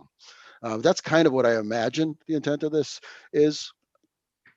Okay, I appreciate that. And actually, within the town of Fairfield that I represent at our metro station, there are about 1,000 apartments Yes. That are under development, many that have already been built. There is a level of commercial business there that has struggled to be successful. I think because there is a lack of parking to be able to draw from the community. And you can't always rely just on the individuals who live in a location, right, to be able to sustain any kind of commercial base. So that will be interesting to see how that goes on. I'm not familiar, you know, I would hope we have the Bridgeport station. We've got 2 stations in New Haven. We know we want to revitalize our cities, which is so important to the success of our state. But let's go to section 2, which includes, in section 1, it does include 20% affordable housing.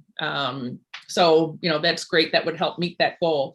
In section 2, this would require that 50% of the area within a half-mile radius of a transit station, bus or railroad, would allow for the creation of, as of right, accessory apartments, residential buildings of at least 4 dwelling units, mixed use.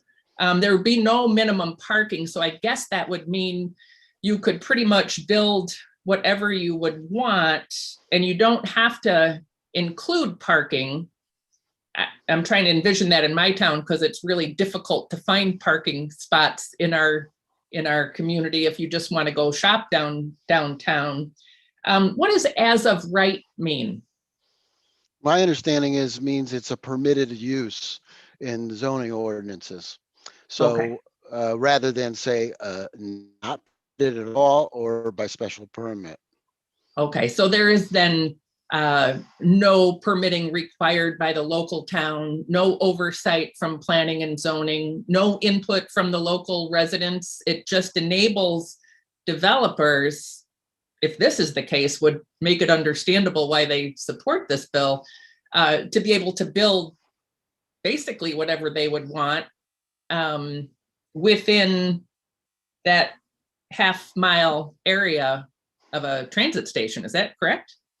That's not my understanding. Again, my time as a practicing planner, as I mentioned to Representative Day, is in the past, and it's from another state. But just because a use is permitted does not mean it does not have oversight. But it's instead of in front of public hearings, it may be an administrative review, and certainly permitting something as a use is just one element of a variety of local controls that are in place, including fire code, building code, other health and safety issues that I'm not expert to speak to, but zoning is just one aspect of regulatory control. So this does nothing related to affordable housing, but it could increase a diversity of housing stock. I think, yes. And I guess first we should, make sure, I know it sounds like we're talking about the same thing, but just definition wise, affordable housing, in this case, we're talking about income restricted housing, some housing that has some restriction or subsidy associated with it, rather than just affordable in the sense that it's lower cost housing, market rate housing. So I agree with you. This piece is talking more about that diversity of housing types, including some lower cost housing types, such as accessory apartments, duplexes, 3-family homes, or apartments. So, and I'm all for, diversity of housing. Just to share a little story, in the Metro North line into New York City in Fairfield County, it is the busiest commuter line in the nation. And largely, right, people choose to live in Fairfield County, many to be able to commute to high-paying jobs in New York, to be able to afford to live in Connecticut. And if you have a job in New York, you can choose to live in New Jersey, Westchester County, or anywhere in New York, Long Island, or Connecticut. And certainly tax policies make a big, decision. It used to be that Connecticut had high house prices, but low property taxes, and New York had low house prices, but high property taxes. So more people would choose to come to Connecticut, but now we've pretty much leveled out, and that differentiation doesn't really exist except for pre-pandemic, when we had such a glut of high-priced houses that their prices had actually fallen so much because people had left the state, that individuals that wanted to get out of high density housing in New York City found that they could buy these homes for the same amount as paying a rent in New York City. But apartments cost, by and large, almost as much as a mortgage would, or as much as owning a single family house. You don't have all of the maintenance, so it gives you a lot of free time. So I guess my point too is that as people look to find a place to live, it's based on affordability, and it's also based on commute. So if you ended up wanting to live in Fairfield because you were trying to balance the commute with the cost, and Fairfield would cost less than Westport, it would cost less than in Rowayton or in Stamford or in Greenwich because you're getting farther out from Grand Central Station. The property around the train station would actually be much higher value, because the further you go out from the station, the lower the price is, because it adds on to your commute, and every minute counts, as our good chairman knows, when you're commuting to a job in New York City, which I did for over 15 years, on the 6:30 train in the morning and on the 6:30 train on the way out. So in congested areas as well, it just seems interesting to me that we would support a state control and mandate versus a market-driven approach and maintaining that control within our local communities. As my good colleague Rep. O'Day talked about, an incentive base that, should there be a need in a market, then great, we can build that. I'm not sure if you have a specific question, but I would comment just one comment about referring to things as market based. I think when we have I think we have to recognize that zoning at its heart is prevents the open market, and a lot of times it's for good reasons. We know we don't, the classic, we don't want to live next to a factory, right? But so it's a little hard to understand the argument about market solutions and let the market build what it wants when we are talking about very restrictive zoning in a lot of our communities that only allows single family homes in the vast majority of our land area in the state. I'm not quite sure how that's a market approach. Well, I think about within my own community, there are townhouses and apartments. These are not low cost, mind you, that are directly at the on-ramp of I-95. So you might say, who wants to see a highway? But it is the convenience factor as well. So, there is a desire. I think there is an agenda to eliminate single family zoning, but there are multi-acre zoning areas, single family, and other. But I think that the market determines whether or not we should build these kinds of structures, right? Because otherwise, how are they going to have a return on their investment? So my only point to that is, you said, who would want to live next to a factory? But you could say living off an on-ramp at I-95 wouldn't be desirable, yet there are beautiful places that I certainly couldn't afford to live in, but I don't have a problem with that.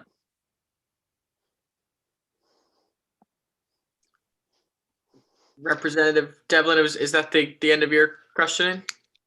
So my question really was, and I think we can probably just leave that, which was whether or not the idea that the state should determine what is appropriate for the 169 towns within Connecticut, or based on the Section 2 and as of right building, or retaining that control and operating on a market base. So I think Sean may see that differently, but. Yeah, I would just say, you know, the Section 8-2 of the general statutes is where towns are delegated their land use control. Land use control really resides with the state. It's been delegated. So to the extent that anything is given or taken, it's an association with what 8-2 says. Well, Connecticut is a home rule state, so removing that home rule and centralizing control in Hartford would be a departure. But I appreciate you entertaining my questions, sharing some information, and Mr. Chairman, I'll leave it at that. Thank you very much. Thank you, Representative Devlin. Sean, thank you for your testimony. I see a few more folks who are lined up to ask questions or make comments. I did just want to clarify, though, we keep hearing throughout this hearing market-based. Is it your opinion or your experience working in this field that zoning regulations that are not as a right but instead require special permitting provide additional free market, sort of free the market to pursue housing in a manner that's of interest to consumers, or is it the case that special permit regulations and procedures before local zoning boards inhibit free market behavior? Well, I'm not here to defend the free market, Senator, but I guess what I would say is there's nothing inherently bad about a special permit process. I think it's really where we've kind of gotten to in our local planning and zoning. I think, and many of you know this firsthand, and that that having public hearings is incredibly contentious and incredibly stressful, honestly, for everyone involved. And I'm of a belief from my professional experience and just in my time as a planner and in this job is if a use is something that we want to see in a certain area, we should do our best to prescribe in detail what we want to see there and not require public hearings other than in instances where it fall outside of that. And I think the problem is when we a lot of our local zoning, and again, I'm not an expert on 160 some odd local zoning ordinances, but a lot of the ones I am familiar with, they require, it's sort of a natural response has grown to be that we require a special permit for really anything. That locally we want to condition things. We want that control. And there's no question, and others can speak more directly to this, that when you do that, you're making it more difficult to develop, including the things that towns really want to see by adding time and cost. Thank you, Sean. I appreciate that perspective. Next, we're going to go to Representative Goupil.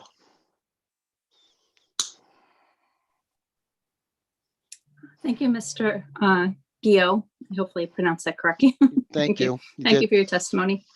I just wanted to clarify earlier, I'm not sure where the conversation came from, that there were no other municipal planners that were advocating for this specific legislation. I do see in our testimony that we do have specific testimony from the Connecticut chapter of American Planning Association, and that would be from the Government Relations Committee co-chairs, John Guskowski and Rebecca Algar, who are pretty much advocating for the legislation. They do give some recommendations, which I think is very helpful when people come back and provide us that guidance within the testimony portion of it. But I just wanted to bring that to your attention as well as the rest of the commissioners, which I believe it was discussed earlier. Just in terms of related to, the market base and the whole idea of what we really should be putting in these TOD type areas. My municipality went through a very similar process. We have a train station in our downtown, And we had a brownfield adjacent to the train station. We did write in an overlay, 2-stage overlay to it. And unfortunately, the local municipalities commission did remove any affordability to that proposals. And it's really quite a shame, because in our community, there's a real dire need for affordable housing. We have, especially seniors, I know you cannot create age-based housing at the moment under our statutes, but our seniors are leaving our community to find communities that are walkable, to downsize, et cetera. And so that was a real loss of opportunity to create affordable housing in our downtown. If it was perhaps, an as of right, but affordable, would it have made the process easier for the developer? I'm not sure, but I think it's important to go back to the developers and have some real conversations, some robust conversations about their expectations of what they're building and how we can make it affordable for them to build it. We've had a boon in our community of single unit apartment buildings going up. And some of them are not, I would say, not the best quality. So what happens then with the affordable housing statute, you are allowed to create better housing. You're allowed to create better environments for those, handicapped, et cetera, accessibility, which is a great layer in for our community as well. And when you have housing that's not exactly the best quality, thin walls, et cetera, you create an environment that becomes a little bit conflictual. So, us being able to create better housing that's going to be more sustainable long-term, I think is a really good priority for our communities. Again, looking to what the CCAPA has recommended in terms of their comments back, I think it's important for us to take a look at those and maybe have a think about whether or not they would be important to integrate it in. Thank you. I haven't seen the CCAPA's testimony, but I'd certainly, I suspect that they're very wise, and I would agree with them based on my long time working with them. In fact, CCAPA, I mentioned our Connecticut Home Campaign, and CCAPA is a member of our advisory committee. John Guskowski represents them on our advisory committee. One thing I wanted to mention, you were talking about affordable housing, and I actually don't know how the bill would handle this, but it's come up a few times. And I think Representative Devlin, I believe you mentioned Fairfield Metro, and Fairfield, I believe, has an inclusionary zoning ordinance, as do a lot of Fairfield County communities. And I'm not sure how this would interplay with that. So one possibility is, to be explicit that this would, this as of right development would not trump the requirement of whatever those underlying workforce housing, inclusionary zoning, or whatever ordinances require in terms of affordable set aside. Just a conversation. I think it's important just to talk about the different elements. I know from a developer standpoint, the as of right is a useful tool for them so that they can be a little more agile and get their development on the ground a little bit quicker. Most of our applications do go through a lengthy process just because of their special exceptions, et cetera, and just the way we categorize our municipal zoning. But again, if we had the opportunity to create that structure so that affordability was written right in, I could see the 60%, 80% affordable within our district is a real need. And if developers were developing with that in mind right off the get-go, just a couple units based on the percentages, I would see them filling them up right away. Even some of the communities that got built in our district as well are over 55 communities, and the desire to move into these areas was so high that the price point went up considerably, and they weren't even built yet. They were being sold, as a lot. So I think there's no question there's a need for housing, and what is it? Again, goes back to what is our role as legislators and a state to help guide development in our communities, to also help support what communities need long-term. And there is a long-term fiscal impact to building affordable housing and bringing young families into our communities. I moved to the community I live in. You know, I lived in apartments. I've lived in cities around the world, and I enjoy where I live because I do have accessibility to a train station. It's important to me. And having that flexibility to choose a car over a train.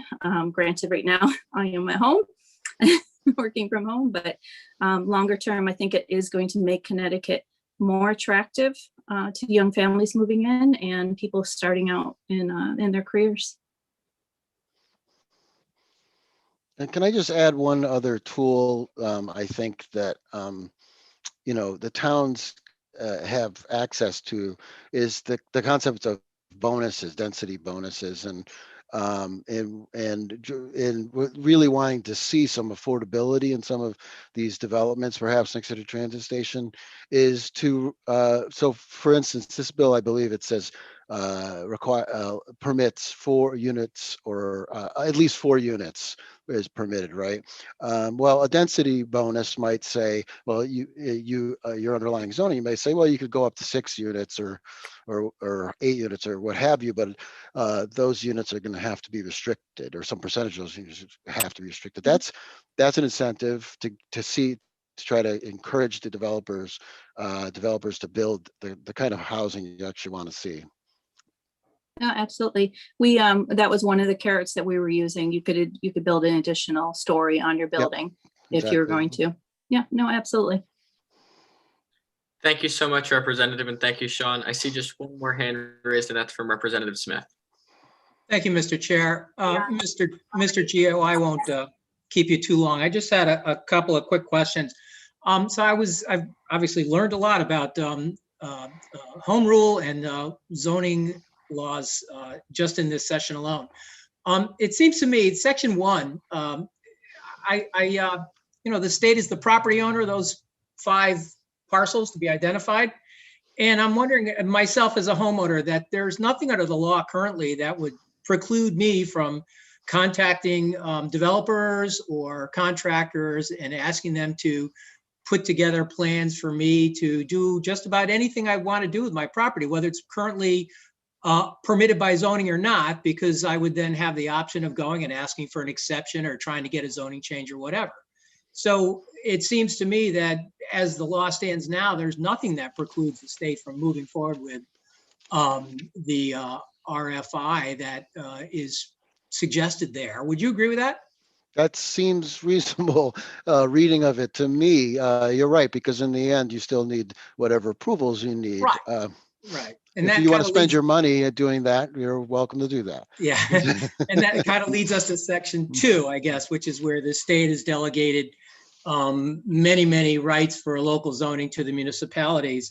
And, during the course of your very interesting and educational conversations you've had with my colleagues, I went back and took a quick look at 8-2 and just a rough count in the notes in the statute found that since 1943 through 2018, that statute's been amended 37 times.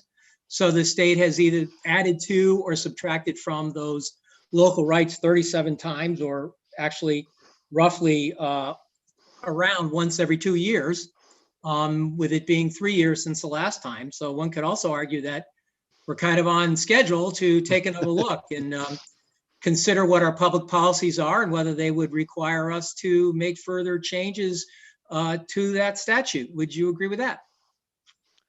I certainly am not going to suggest that you work on some timeline of my making, but I will say that those changes that and I apologize that earlier with Representative Day, I think I made things more confused talking about the reorganization language in that bill, but that language has been, was really conceived back right after the last changes to, there were some amendments to Section 830G back in 2017, and there was a fair housing working group that was formed, and which is meant to be a very diverse group of legislators and advocates and from all sides of housing. And that was really what the consensus item that came out. Let's start by just kind of reorganizing this so that people understand what the law actually says before,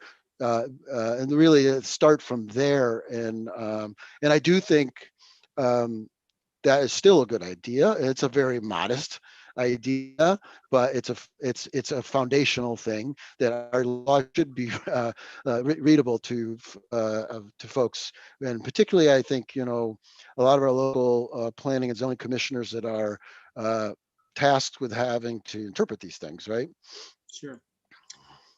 Well, thank you for your answers. I'm thinking just in terms of, over 69 or so years, whatever it's been, public policy changes. And part of that is our job to understand, where perhaps public policy needs to evolve, and then to make sure that we have created a body of law that facilitates those types of changes that we collectively deem necessary. And then just as a final comment, I think that this has been very, as I said, very illuminating, and probably in some respects foreshadows what our debate will be like if this moves to the floor. Thank you so much for your comments, and I do appreciate having heard them, as well as the answers that you've given to all of my colleagues today. Thanks. Thank you. Thanks, Representative Smith. And Sean, I spoke too soon. Senator Martin has his hand raised.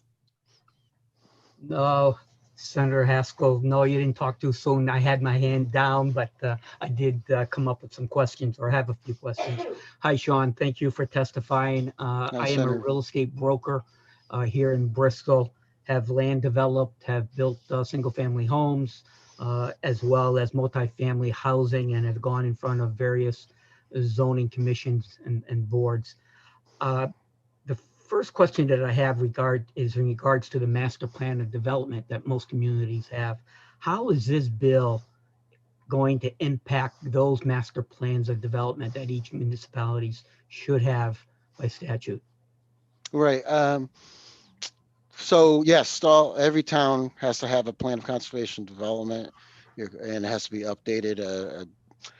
I believe it's every 10 years here in Connecticut. And so how it's going to impact that planning document, it's likely that I don't know specifically, right? There's a lot of many communities that probably won't impact it at all. But yes, it's likely that a lot of the things that your committee and other committees do impact what's in existing plans of conservation and development, because those are policy documents that are, subject to the policy changes at the state level as well. So yes, it may be that there's some communities that haven't really thought about whether it's the use of, for instance, the first section of this bill that says, look at what's going on in the parking lots in the five station areas. It may be that those particular towns haven't considered that in their plan, and that would certainly that would be the case, I'm sure, in some towns. Yes. Yeah, I kind of thought that's what I kind of thought. Yeah. After reading the first section, it's almost the first thing that popped up into my head was, gee, if the state is going to be identifying these transit, stations, I'll call them, that might impact those communities, and then they would have to reassess their overall master plan. So once those 5 are identified, and that sort of led me to another concern, because it always is brought up regarding municipal services, particularly when you start creating high density, I guess, housing in some towns. So, I'm assuming, and when I read that section, that we are going to be talking about multi-level, housing, talking maybe 3 or 4 levels. And then now if you're going to a certain community, they may not have those municipal services such as fire apparatus in order to address safety concerns. So has that been part of any other discussions regarding what's being proposed here? So Senator, I don't know if I know any more. I know I don't know any more about this bill really than perhaps we've talked about here. But I could see what you're saying being the case in, particularly small town that has a transit station and maybe doesn't, but again, you started this question with the assumption that we're talking about sort of certain level height of housing. There's a request. This is a request for information from potential developers. So it's hard, and it doesn't say anything exact about that. But I think that's probably a safe assumption in most cases that's what if we're talking about housing, we're talking about more dense housing than certainly than single family homes. To really be transit oriented development. And just one last question. Thank you, by the way. Regarding the permitting by right, I thought you mentioned something regarding permitting a permitted use, and I almost got the impression that the local zoning board would basically just have to almost administratively take a look at what's being proposed and sort of saying, okay, yes, thank you for sharing it with us, but you have it by right, and cross the T's, dot the I's regarding site plan approval. But is there a public hearing at all taking place to this? Again, I know that there'll be some planners testifying on this, so I would take what I say and reflect on what they say later as being more informed about this. But my view is that a permitted use means it still falls within the confines of the local zoning ordinance. It means it's a permitted use. It doesn't mean that it exempts the use from any oversight at all. But you start from a place of saying this use, let's say accessory dwelling apartments, as mentioned here, is permitted within that half-mile radius, right? But does that mean it has to conform to all the other underlying issues? Like, for instance, this does specifically mention parking, I think, is not, but whether it's rear yard setback, all these other issues, the bill's silent on that. My assumption is that would be the case, but I don't know that for sure. So how do we know what the limitations are for density? So is it four per acre, 8 per acre, 12 per acre? Right. It sounds exactly that this, that's not specified here, right? Because it does say 4 units, right? But you're right. Well, that depends on the actual density, depends on the size of the land, the lot that's being built on. Okay. All right. Thank you, Sean. It's appreciated. Sure. You're welcome, Senator. Thank you, Mr. Chair. Thank you very much, Senator Martin. I don't see any other questions or comments. So Sean, thank you for sticking with us today. We greatly appreciate your testimony. Thank you, Senator. Anytime. Have a great rest of your day. We'll hear now from Steve Changaris. Are you with us, sir? Yes, thank you, Mr. Chairman, members of the committee. My name is Steve Changaris, and I have the privilege to work for the companies that collect and process and manage your trash and recyclables, and the men and women that do that work every day. And we've been before the committees. My chairman, Mike Payne from Granbury, has been before the committee before. We've had this bill before you a couple of times. It's an important bill. It's part of a national campaign that we've put together as a trade association. It's about worker safety. We do an awful lot in our workplaces, in our garages, and our facilities to maintain a good and healthy safe and work environment. But the biggest dilemma that we have, since we're the 6th most dangerous industry in the country, is that our workers have to work out in variable conditions, in rain and snow, early morning, late at night, and we have to deal with the motoring public. Earlier today, I sat through and I listened attentively to the stories of young Tristan and feel the pain there about that situation. It's very identical to the same stuff. I've been fortunate, like I said, to work for this industry for close to 30 years now. I've sat with member companies when they've lost a driver or a helper, rather. I've sat with the memorial ceremonies with the families. So we understand when we lose a worker, it's serious business to our industry and to our communities. So what this bill just basically does is it's aspirational in many ways. It provides an awareness, it creates a penalty that when you approach a trash or recycling truck, organics truck, when they're servicing an account on a road, that a car or a vehicle passing by should slow down and exercise due care to pass. It's a simple statement.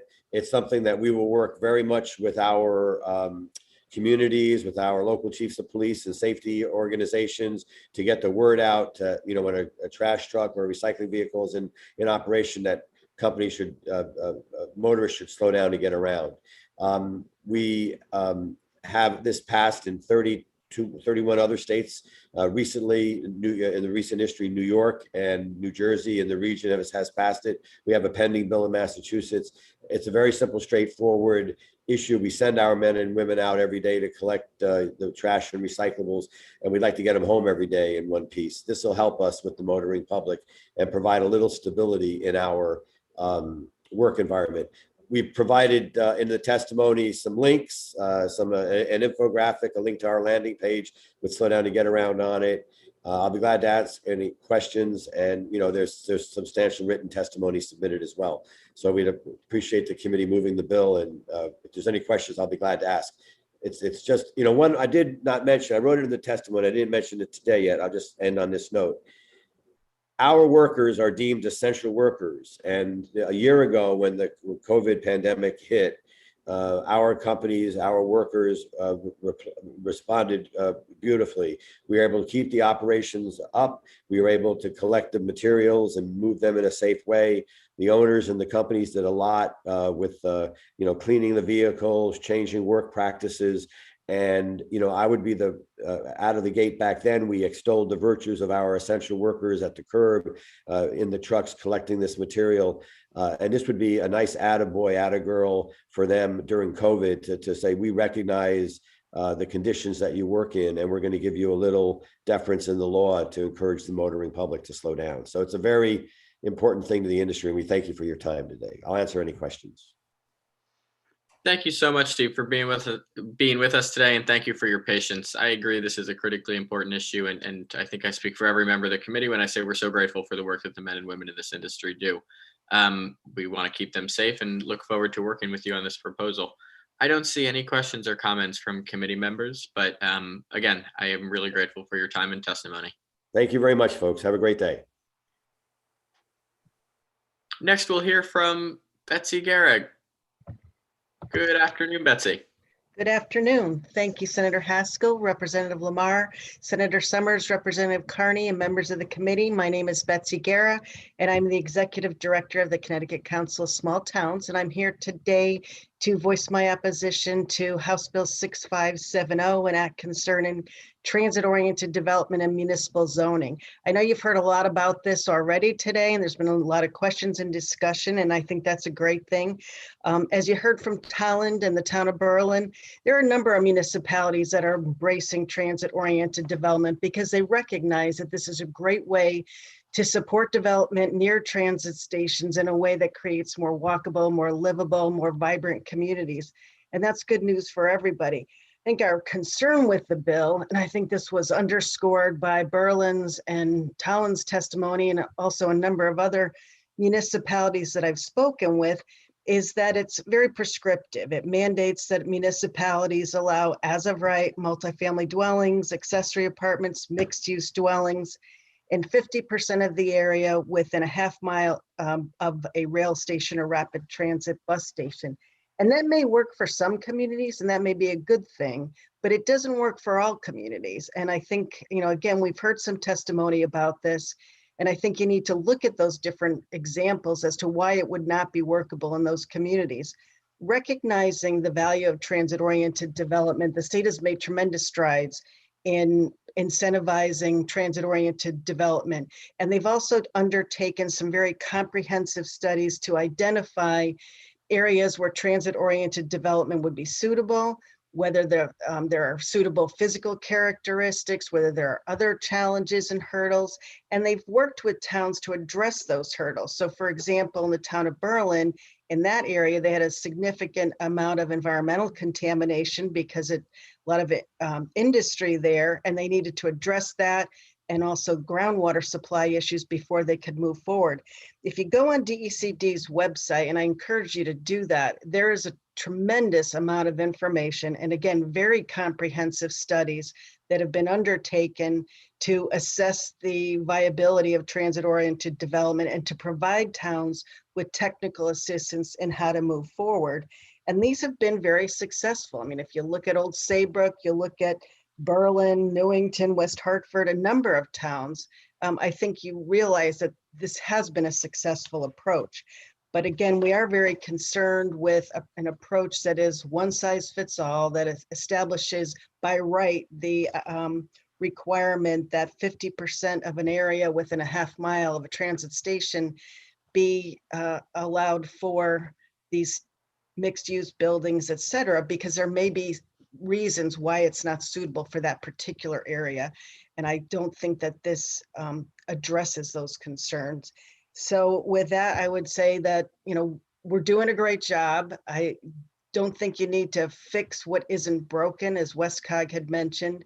And I would continue to support efforts to incentivize transit-oriented development approaches, provide the technical assistance that needed, and take advantage of the fact that municipalities across Connecticut are really supportive of TOD efforts and make sure that they have what they need to move forward with those. So thank you. Thanks so much for your patience and sticking with us this afternoon. One very quick question for you. Part of this bill deals with transit-oriented development and you know, local planning and zoning regulations. The other part deals with state-owned land. I believe it's section 1, although I apologize, I don't have it pulled up right in front of me. Specifically, better utilization of parking lots that maybe are underutilized, and making sure that we engage the Department of Transportation in a conversation about the highest and best use of that state land so that we have equitable access to the transportation. I think Representative Lamar made great points earlier. I don't know if you had a chance to tune in, that we're investing so much in our transportation system. Hopefully we'll be investing a lot more in our public transit system. We want to make sure that everybody has access to that. And perhaps that means better utilizing those state-owned assets. I just wanted to get your perspective. Is that something that cost would oppose? Is it something you might consider supporting?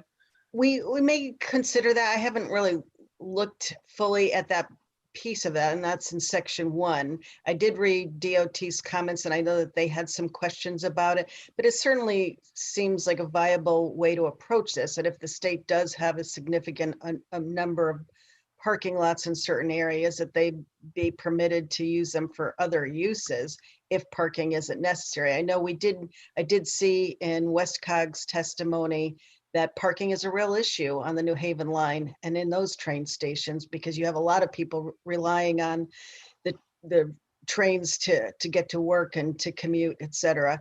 And so I think you have to be mindful of that you need to make sure that you don't undermine the ability of others to utilize the transit stations by doing that. So I guess we need to take a closer look at what would be involved with the DOT proposal, but it's certainly worth considering.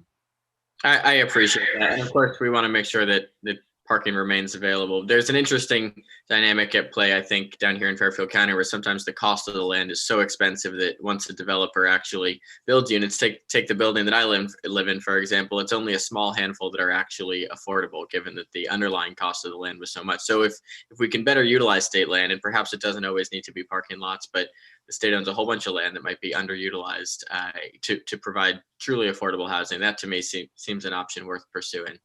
And I do want to say, the Council of Small Towns is very supportive of efforts to promote more affordable, more attainable housing in our communities. We recognize that a lot of our communities need to do more to address those needs. And I think we are doing a lot. The state is now requiring the towns to do an affordable housing assessment, and the towns that I have heard from are taking that responsibility very seriously. They're contracting with consultants to do that. And I think it's going to provide some very interesting information for our towns about what the affordable housing needs in their communities are. So again, we are supportive of approaches to address this, but we do have concerns with the one size fits all type of as of right mandates, because I don't think that they fully consider certain physical characteristics or issues such as historic districts and things of that nature that may not make 50% of the area within a half mile of a transit station suitable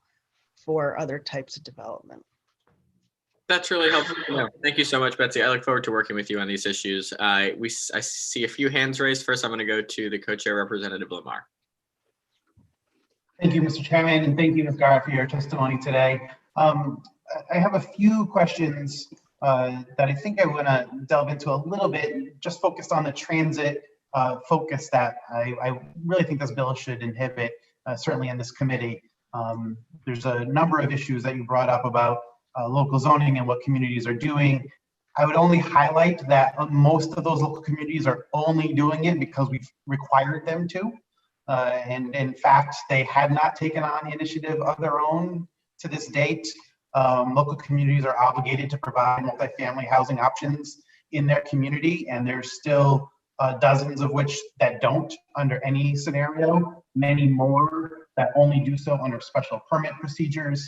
And it's only because the state has stepped up and told communities that they have to go through this affordable housing needs assessment that many of them are undertaking it. If it hadn't been for the state requiring these actions, so many of these local towns would not have done that. And we know that because so many of them still haven't.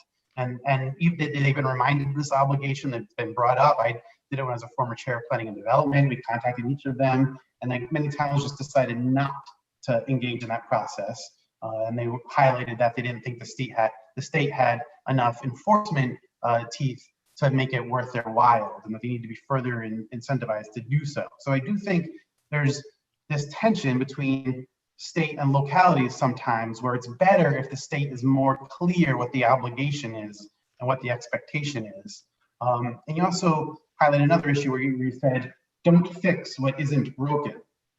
And that's the part I want to get to when it comes to unlocking the potential of these transportation assets. Again, these are multi-million dollar, in some cases, scores of millions of dollars of state investment in train stations, bus rapid stations, affiliated, associated transit investments that sit on top of a multi-billion-dollar asset base that the state has funded. And rather than, this isn't a one-size-fits-all proposal, this would be each town come up with 50% of your land area a half mile from a train station. This is less than 1%. It's less than 1/2% of all of the land area in Connecticut, right? We're not talking about substantial parts of land. Local communities can come up with 50% of the land around a huge state investment in transportation. And I think that's not a huge obligation. In fact, you'll see testimony from the planners later on today saying, yeah, we need greater stipulations. We need a greater understanding of what we're trying to accomplish. Maybe 50% isn't the right number, but let's have this conversation. I think that's where you and I have had this conversation in the past, is we can get there, but like oftentimes, and I think you conceded this in other areas, you need the state to step in and provide that clarity of what the obligation is. Don't you think we benefited from that clarity and obligations around affordable housing needs assessments and multi-housing family requirements and things like that? I think the state certainly plays an important role in guiding various issues such as housing, conservation, development. I think a lot of towns feel like they're trying to address competing goals. On the one hand, they're told by the State Department of Energy and Environmental Protection to preserve farmland, preserve open space, meet that 20% open space goal in your community, and protect water resources, and make sure that you're addressing sewage disposal issues and other concerns. And then on the other hand, it's like, well, wait a minute, you've got to make sure and meet this 10% threshold for affordable housing, which we've had some towns actually do the math and try to outline all of the available lots that would be suitable for more dense housing, and have concluded that it's not attainable in their area. You have towns like Barkhamsted, for example, that have a significant percentage of watershed land,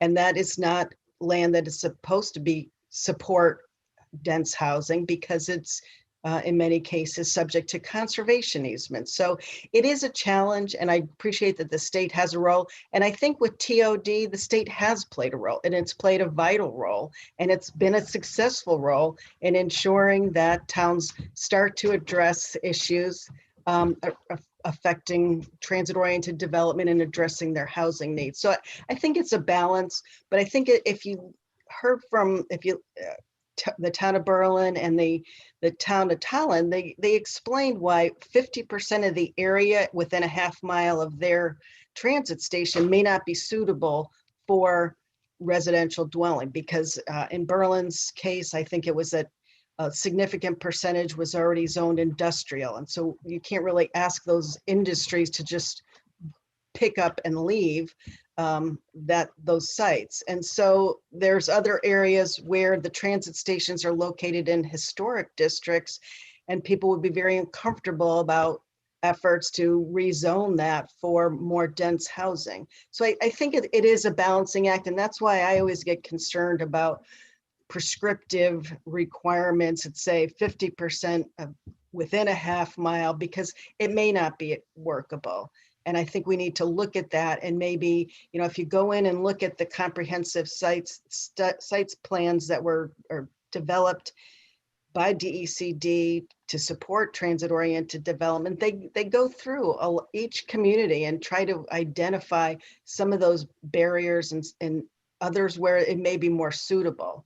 So I think particularly because there is such an investment in transit-oriented development and an investment in housing, it makes sense to determine that before you invest money in those areas, because otherwise you're just not going to achieve those goals. So, I think we're all on the same page. It's just whether you mandate it or whether you incentivize it. I agree. If it's not happening, I think that would be another issue that we need to address, but it is happening, and it's happening really well. And I think that brings up an important distinction. I think it's not happening very well in most places. We know that because we can look at housing occupancy rates in the state, for example, particularly in towns that are adjacent to substantial state investments in transportation. We're talking about housing markets that are sitting in the single digits in vacancy rates, low single digits in vacancy rates. We know that there's tremendous demand there, and there are oftentimes large parking lots or single family multi-acre zoning sitting right next to a transit station. And now the prescriptive element that we've got in our zoning codes in most of those towns is you can only build that one family home on those multiple acres. That's all you're allowed to do, even though there's a train station right there. And even though we know there's tremendous demand to live here. And I think that's the part that we need state conversations with our localities, because we know they're limiting opportunities. We know that. And I think the section 1 of this starts to look at the state land and say, how can we more intensely build transit ridership in our communities along this corridor by utilizing state lands? But we need local partners who, instead of saying things like don't fix what isn't broken, recognize that things are very broken.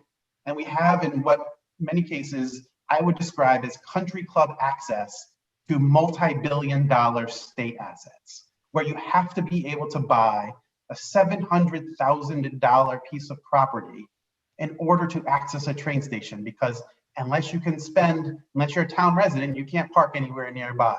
And unless you live in that community on that huge piece of land, you can't walk to that train station. And I think that's where, and you're going to see this year after year, there's going to be increased pressure to maximize our state resources, particularly around transit, in an effective and meaningful way.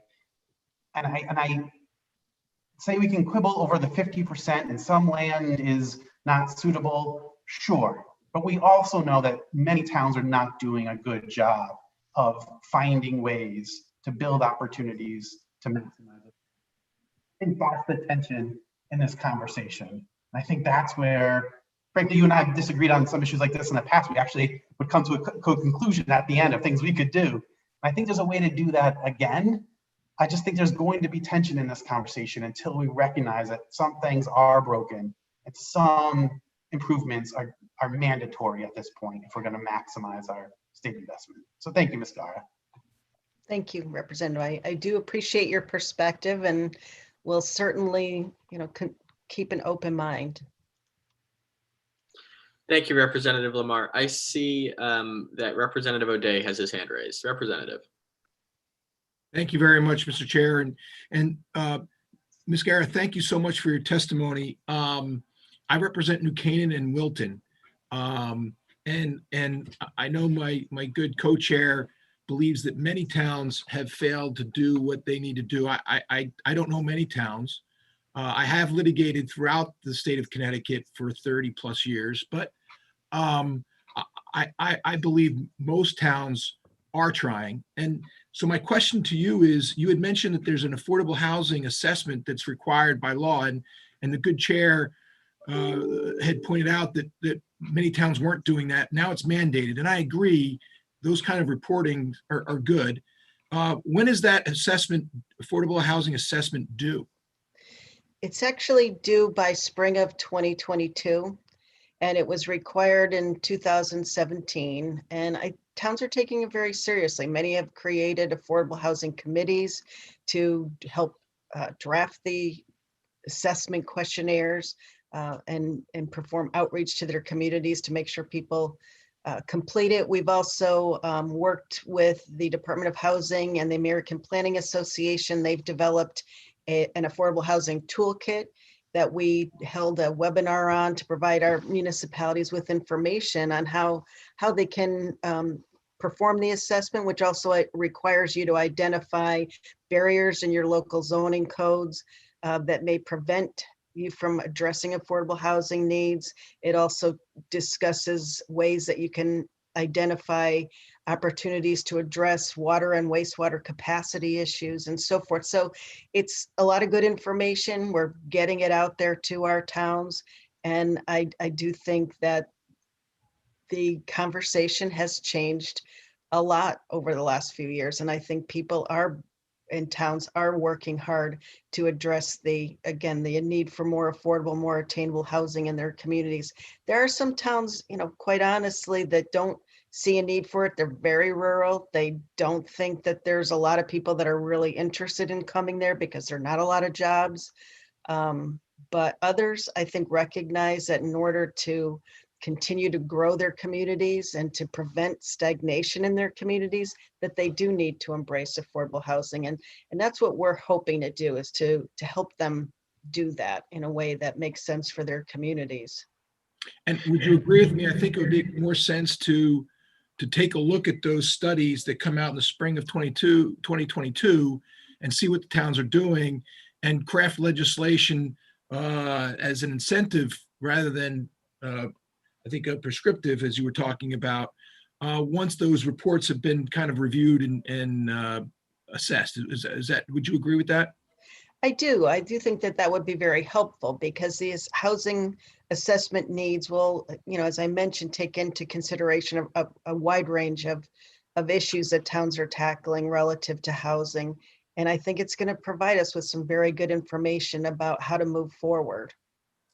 I also very much appreciate you pointing out the Department of Economic and Community Development's webpage. I went to it, and I didn't realize the extent to which DECD has provided funding for transit-oriented development. They provide support to help work with other agencies, strategic planning assistance, construction project management, environmental compliance, permitting. They go into responsible growth and transit-oriented development grant program. In looking at that, and I thank you for pointing that out, but I would just make note, there's been millions and millions of dollars provided for transit-oriented development grants from 2015 through 2017, but it looks as though those grants stopped. And so I presume you and I are on the same page. We would rather see the state, particularly DECD, provide more of the grants for TOD development, transit-oriented development, going forward. Would you support that? Yes, absolutely. And I am concerned that that program seems to have been kind of ignored for a couple of years, because I have heard from towns, for example, the town of Plainville said, we're waiting, we're ready to go, but we haven't, for whatever reason, been able to access any funding or additional technical assistance that's needed to move ahead. So yeah, absolutely. Incentive approaches, it does seem to be working. I realize that when you're talking about some of the larger affordable housing issues, that there are still issues in our communities. But I think with TOD, I don't see that. So I would be interested if there are communities that have just said, no, we don't want to do transit-oriented development, and kind of find out what their concerns are. And my understanding is that the state was taking a very targeted approach to where the investments were made. And so they were focusing on the Hartford line initially, and then the Connecticut fast track transit corridor. But I would defer to DECD on those issues. Now, you had mentioned the section 1 identifies, asks DOT to identify 5 transit stations where the associated parking lot is owned by the state, and basically look at 5 prospective areas for TOD. But did you see how the DOT in their testimony states that this is not the right time to do that because of the pandemic? Ridership is down. We heard them testify in transportation, which they're supposed to testify in, as opposed to a housing bill. No offense to my good coach here. I know this is the idea is a transit-oriented development, but ridership is down 80%. So I think looking at taking a look at the five particular areas, this is not the right time. Would you agree with the DOT commissioner? Certainly, I had read the testimony quickly, and I did notice that he had some concerns about it. But yeah, it makes sense that it may not be the appropriate time to look at this. There's certainly bigger issues that the state is addressing. But, again, I think it's important to consider innovative options for addressing some of these issues. So, if in the future that makes sense with DOT, I certainly think it's worth exploring.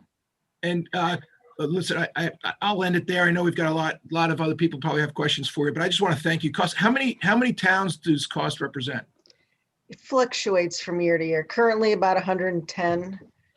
So Wilton recently joined, so thank you for that. Or thank for Selectman Vanderslice. Appreciate that. So you represent almost 3/4 of the municipalities in the state. They're maybe a little less, between around 60%, 70%. It looks like. I haven't done the math, sorry. All right, that's okay. I could do it quickly, but I'd have to look down at my notes here. I'm an attorney legislator, so my math skills are not what they once were. But I just want to thank Cost for all your input. It really is very valuable to us. Seeing as you represent the majority, certainly, of the towns and municipalities throughout the state, and particularly those that have been affected by some of our unfunded mandates. And I'm not saying this is an unfunded mandate, but this is basically a go around to local control. And I appreciate your testimony here today, and I appreciate the good chair's time that allowing me to ask you some questions. Thank you very much. Thank you, Representative. Thank you, Representative O'Day. Lastly, Representative Zamostowski. Thank you, Mr. Chairman. Good to see you, Betsy. You and I have talked about this at length over the years. I have a follow-up question to Representative O'Day's question about how many towns you represent. About how much land area in the state does that represent? Wow. I'm not gonna, no idea. I'm not going to make you answer that, but I would say that probably the vast majority of land area in the state. But anyway, I want to thank you for your very effective advocacy for some of our smaller towns. And it appears to be now some of our larger small towns. I think this top-down one-size-fits-all approach just does not work when you're talking about trying to put Bridgeport and and Barkhamsted in the same category. You have concerns about well and septic, and I think one thing that I'm not sure if this was brought up with anybody else, but you bring in transit-oriented development into one of the smaller towns that has a transit stop. And all of a sudden you put in multifamily housing, you have to start worrying about school capacity. So I really think that it's something that needs to be considered by the town and not just top down by the state. I have a question for you at something that has not been addressed earlier today. Very specific question. In section, you don't have to look this up, section 2, paragraph 7. Refers to what we affectionately called, while we were legislating, granny pots. In this section, this would prohibit the installation, prohibit zoning that would, it would require zoning to not prohibit the installation of temporary health care structures for use by mentally or physically impaired persons. Now, when this was done, when this was approved back a few years ago, it gave municipalities an opt-out if they really did not feel comfortable putting this in their zoning regs. Are you aware of any town that has not opted out of this? I believe there are a lot of towns that haven't opted out of that. In fact, I know that Desegregate Connecticut, as part of its zoning atlas, has identified towns that have authorized the use of accessory apartments either as of right or by special permit or exception. And the vast majority of towns allow accessory apartments. I don't know if that's maybe different than the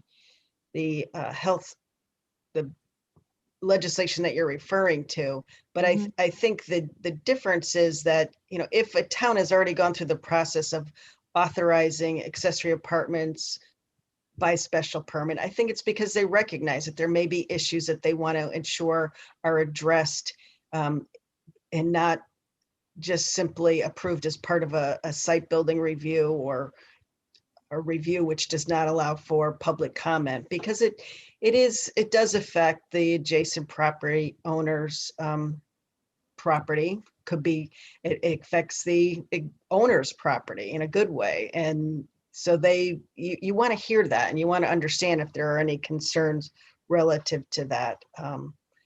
But I don't, that legislation actually, if a town wanted to opt out, they had to affirmatively opt out of it. I don't know that many towns ended up doing it, surprisingly. A lot of them, I think, ended up agreeing to do what they wanted to do under the bill. Yeah, I'm not sure where that stood, because I know that there were a number of towns that did opt out of it, because you start dealing with this issue, and accessory apartments are very different from this. This was actually, this took a while to get legislated through. You start worrying about things like septic systems, because you can't put these two buildings on the same system. And there's a lot of other things. And I didn't know where that stood, but I had heard initially that the vast majority of towns had actually opted out of it. I'll try to find out, because that's a good question. I will find out. Yeah, this is just one more reason that this bill does not belong in transportation. This really needs to be something that should be considered in planning and development, where things like this originated, versus being heard in transportation, because we simply don't have the information in our hands to be able to evaluate this on a reasonable basis. Yeah, I just, you know, and I brought this up before, and I just don't think this whole second section really even deals with any affordable housing. It's a planning and development bill with TOD stuck in the middle of it. Yeah, I mean, would you care to make any comments on that? Because I'm pretty much, that was really my only question since we've been dealing with this all day, and I'd invite you to make any additional comments. Well, you're right. The bill doesn't explicitly provide for affordable housing. I think as Sean Gio pointed out, that by authorizing as of right accessory dwelling units and other mixed use residential building units, that it would in effect be more affordable than a single family home. But there is nothing about this proposal that would necessarily move the dial on affordable housing in your community. And so in that sense, it may be counterproductive to a town's efforts to meet that 10% of affordable housing threshold, which, by the way, is unworkable for a lot of communities. So Anyway, it would be a concern. Yeah, that's all I had. I really appreciate you coming in and all the time that you had to wait. And always good to see you, Betsy. Nice to see you. I miss seeing all of you. If any of you ever want to meet with Cost, any of our members, happy to coordinate a Zoom call. Thank you. And thank you, Mr. Chairman. Thank you, Representative. I see Representative Devlin has her hand raised. Before we go there, I do just want to make a quick word that we are entering, I think, our 6th hour of the public hearing. We do have many folks signed up to testify in the remainder of the public hearing. So out of respect to them, hopefully members can try to limit themselves to just one question going forward, if possible. Representative Devlin, over to you. Thank you, Mr. Chairman. And I appreciate that with so many people waiting, but you know, that's what happens depending on what items get put on an agenda, right? There's a lot of questions. But I did want to ask Betsy, thank you for your testimony. And I appreciated listening to you answering questions from some of my colleagues as well. And I just wanted to give you an opportunity, if you could highlight, because there seems to be a theme that, or something that we've heard, that there's a resistance to transit-oriented development, that it's not happening, there's nothing going on, so therefore the state needs to put in these mandates.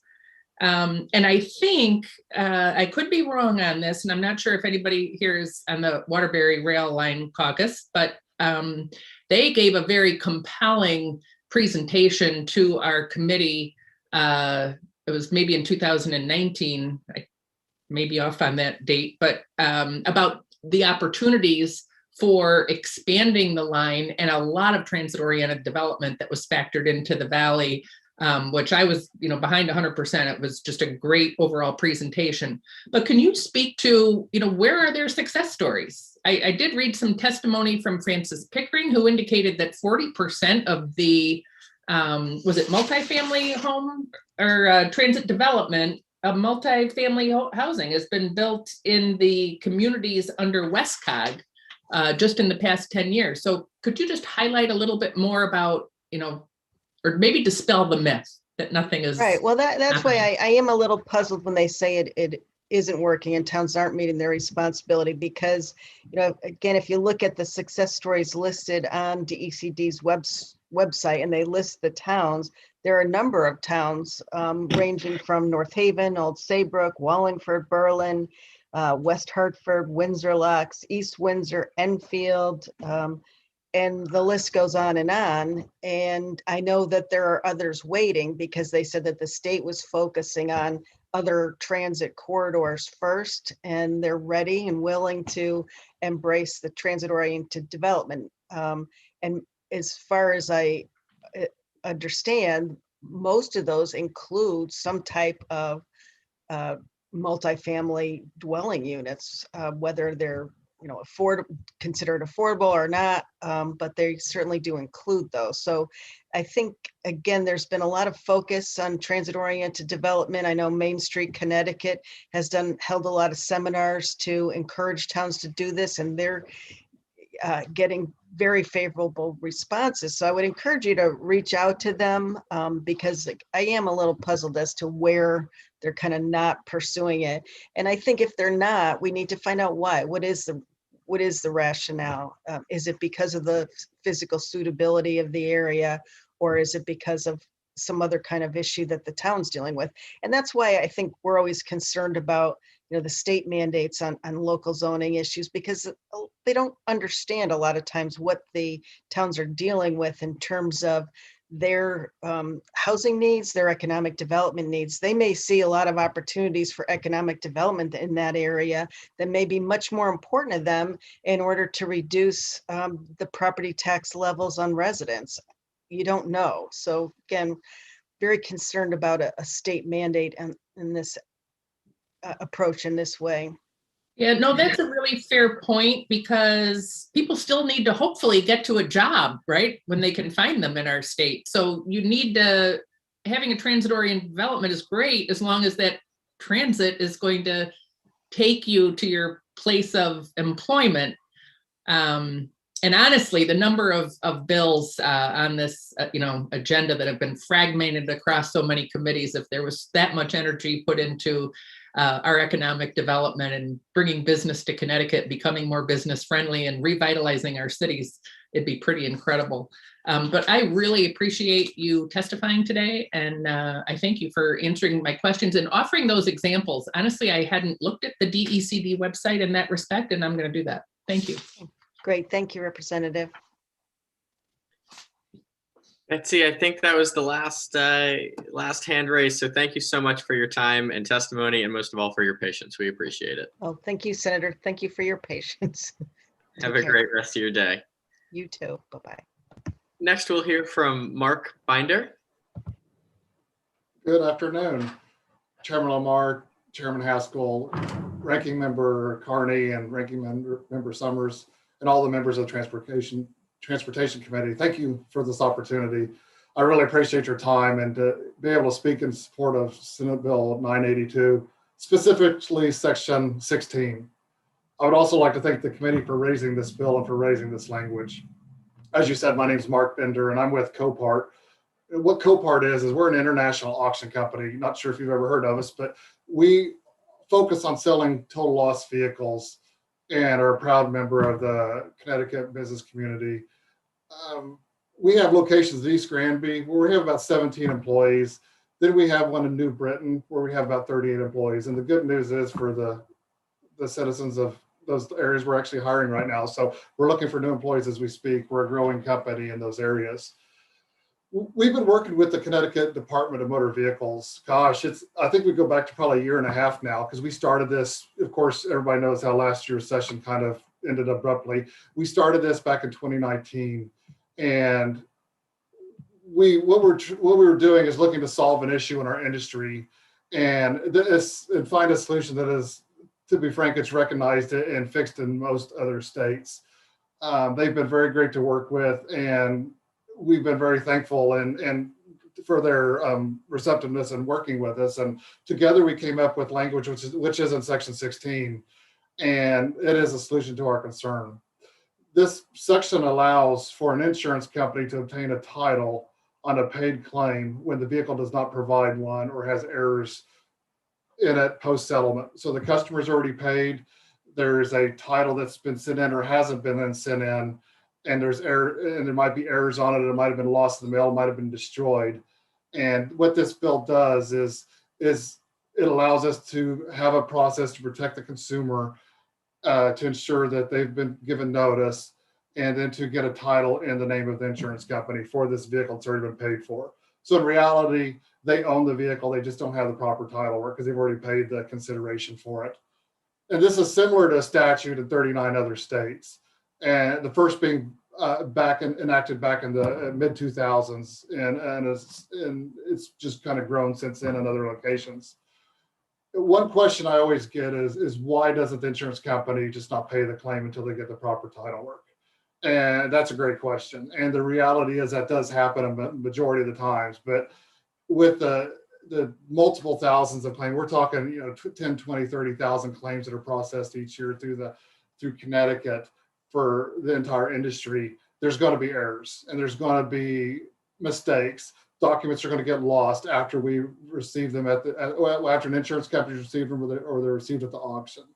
And once a vehicle owner is paid for a claim, just being frank with you, it's very challenging to get the owner to help you, to assist you.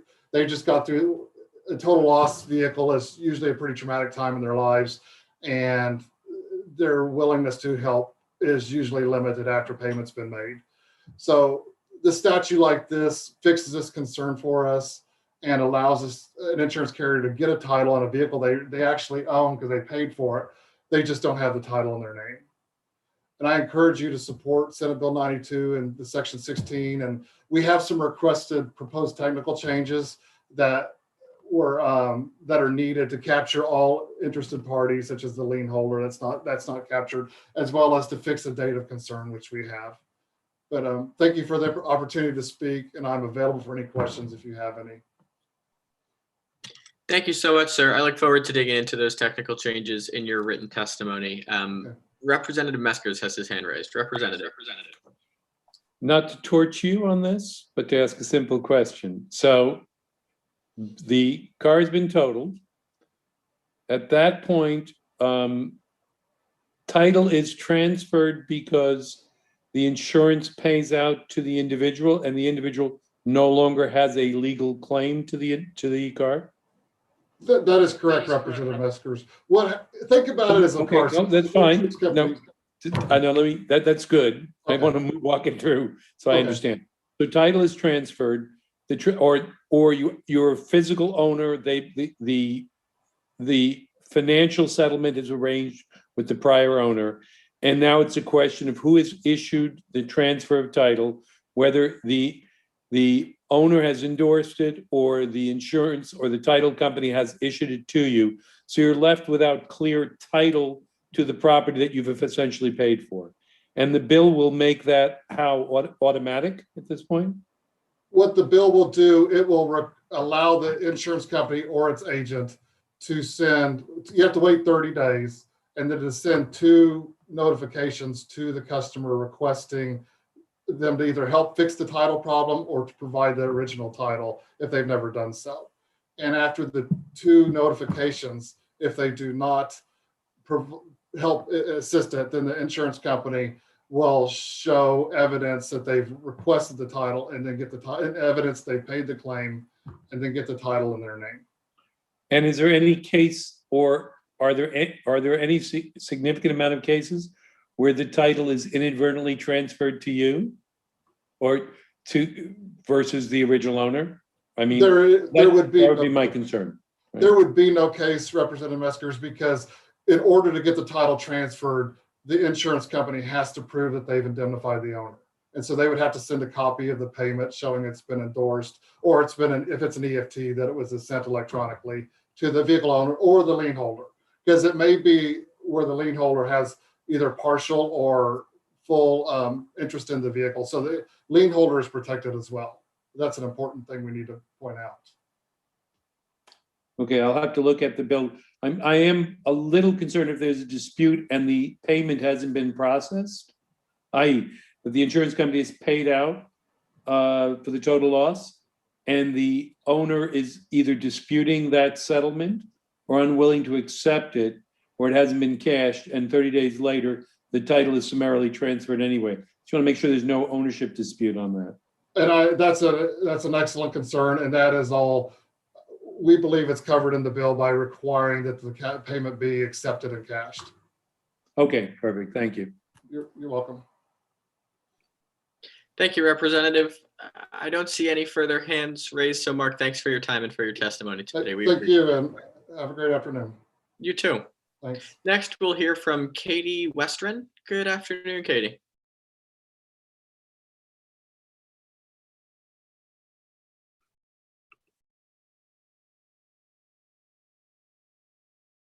Oh, we might be having some technical difficulties. Katie Westren, are you able to unmute yourself and take off your or turn on your camera? There we go. Oh, hi, I'm here. Sorry about that. No problem at all. Can you Go hear me? ahead. Okay.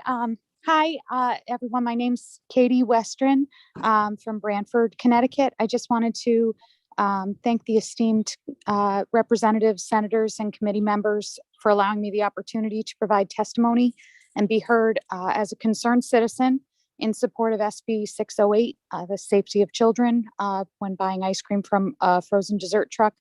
I just want to say I'm so encouraged by the positive comments by our representatives and committee members on the call today regarding this bill. Just to add my voice, I'm a resident of Brantford and a parent of 3 children. I have an 8-year-old daughter and 6-year-old twins. Love their summers and their ice cream, and they're careful, cautious children. I'm also a friend of Tristan Barhorst's family. And as such, I'm uncomfortably aware how tragic accidents can occur in a moment that can devastate lives and just rip away that innocence and joy. To the extent that our government's responsibility is to promote the safety and well-being of our citizens, I can think of no greater use of that power than to enact this common sense legislation to safeguard our children. I'm grateful to the sponsors of this bill. I support this legislation wholeheartedly, and I thank you for your time. Katie, thank you so much for your time, and thank you for your patience. You had the unenviable task of being sort of towards the bottom of our list today, so we really appreciate you sticking with us. And I agree, there's no more important work in this committee than saving young lives. So we greatly appreciate your testimony, and I don't see any questions or comments from committee members. Next, we'll move to Maria Weingarten. Good afternoon, Maria. Hi there, good afternoon. Okay, Chairman Lamar, Chairman Haskell, and other distinguished members of the Transportation Committee, my name is Maria Weingarten, and I'm testifying against HB 6570. My written testimony will outline 14 specific points against the as of right multifamily development for your review, so I'm just going to highlight some other items here. The legislation around development of state-owned Metro North parking lots is quite vague and appears to be a placeholder bill. What are the 5 locations? Will the state be permitted to override the local town's P&Z regulations regarding parking, building heights, setbacks in development of the state lots? There is no mention of adequate additional on-street or off-street parking near those state-owned parking lots and the potential infrastructure impacts to the downtown as a result of such development. Will the state keep the property tax revenue of those properties? If so, how does that reconcile with the infrastructure costs that these individual towns will incur from the development? If local P&Zs are not consulted in the development, that would be an overreach by the state, as local P&Zs are the best to determine the correct scale and impact of building on those sites, not the state. The second part of the bill, which allows state mandated as of right market value multifamily development or even mixed use development within a half mile of train stations, will have fully anticipatable adverse impacts. I picture in my mind a few streets in my town that are all single family right now, and imagine the impact of a builder being able to tear down a 1-family home and build a mixed use next door with retail, commercial, multiple apartments with no P&Z review. A builder could just go to town hall, get a permit, and build as of right, if I understand correctly. Let's be crystal clear. As of right development does nothing to make housing more affordable, as it is solely focused on exponential growth of market value multifamily housing. This bill only benefits developers that would be incentivized to max out property coverage to extract the most profit. And since it is as of right, there is no local P&Z review. This is a massive change, which is truly just an experiment as an attempt to deflate property values by flooding the market with excess market rate multifamily supply. Especially during the time of COVID, it is a fool's errand aggressively being forced upon suburbs by city planners and activists that have little understanding of the specific challenges that face our very unique cities, suburbs, and rural communities. One size just can't fit all. The massive coordinated push of this legislation session to force passage of TOD housing proposals is really unprecedented. It's a false equivalent to equate transit-oriented development in our suburban towns to other suburbs when Connecticut does not even have a major metropolitan city like a Boston or a New York or San Francisco.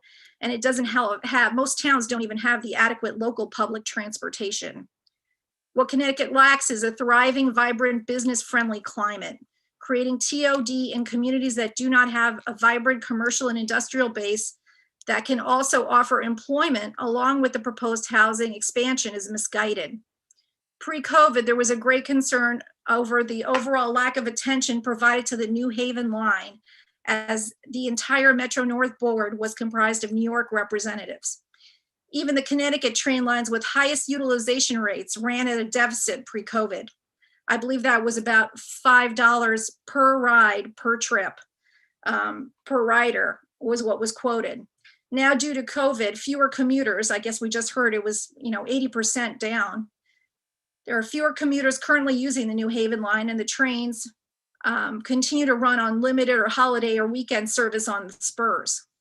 The great experiment during COVID proved that employees can be highly productive in working from home. What will capacity be for commuter transit in the future? And will Metro North service ever return to the same levels as pre-COVID is anyone's guess. In the suburban real estate area, we also seen a massive mindset shift from density. Maria, I hate to interrupt you. You're right abutting up against your time limit. If you could kind of summarize. Sure, and almost done. I have 3 sentences left. So, it's in the suburban real estate market, we're seeing a mindset shift from density multifamily towards single family because of the need for being able to work from home and having students teach from home, learn from home. So the increase in purchases in our towns and by those leaving the city is further indication of this. To be sure, no two towns are alike in development, and as a rule, local oversight of development is optimal. I would recommend focusing on carrots that local P&Zs can use to encourage local development with full consideration of their unique circumstances over the one-size-fits-all stick with many fully anticipatable negative outcomes. I thank you for listening to my testimony, a little long, and I would welcome any questions. Thanks, Maria. I see that Representative O'Day has his hand raised. Thank you, Mr. Chair, and thank you, Maria, for your testimony. For the record, we're both from New Canaan. So I know you said your testimony has had 14 specific points. I don't see the testimony up yet. Not to go through all 14 points, we'll certainly make sure we read it, but are there any other, can you give us any other highlights that you wanted to talk about? Obviously the carrot versus the stick approach I've been talking about all day. But is there any other part of your testimony you want to highlight? I mean, I guess the biggest thing I would say is those infrastructure impacts. And I think Francis Pickering, I've seen a couple presentations he's made, and they talk about how if you're allowing this multifamily development in over 50% of this half-mile area, with no restriction as to the number of multifamily units, you're going to be exponentially growing the demands, the capacity demands on fire trucks, on police cars, on sewer system, on sidewalks, on all those things. And as he described it, which I thought was excellent, was that those are step increases. So it's not a straight line as it increases. So while you may be building some revenue based on your new development in the form of property taxes, you're not going to be equally matching those with the expenses that your towns might be incurring. And many of our towns, and I think our local zoning chair has said that 95% of any of the proposals that have been in front of him have been approved for development in the downtown. If you drive around our downtown, there's plenty of new development, and those are at market value, and they are not cheap. So so this whole idea of building excess market value capacity, it doesn't necessarily solve the problems of very good, goals of trying to get more affordable housing, and it doesn't recognize the challenges in communities where property costs are much higher. And Maria, my last point, our downtown has the train station ending at it. And right now we're at about 10% of affordable housing. We've done Scott Hobbs, for those that don't know, he's chair of our affordable housing committee, and we've got essentially 10%. What kind of an impact would this have if we added that kind of building and residency without the parking to our downtown area? And I think that's also part of what's in here about parking, and that's one of my 14 points, is that parking, just to push everything onto on-street parking in communities that were settled, you know, over a century ago. So, I mean, you have very small streets. And I thought about it during one of the recent snowstorms and imagining all the cars parked on the street. And then you couldn't even have 2 cars pass by.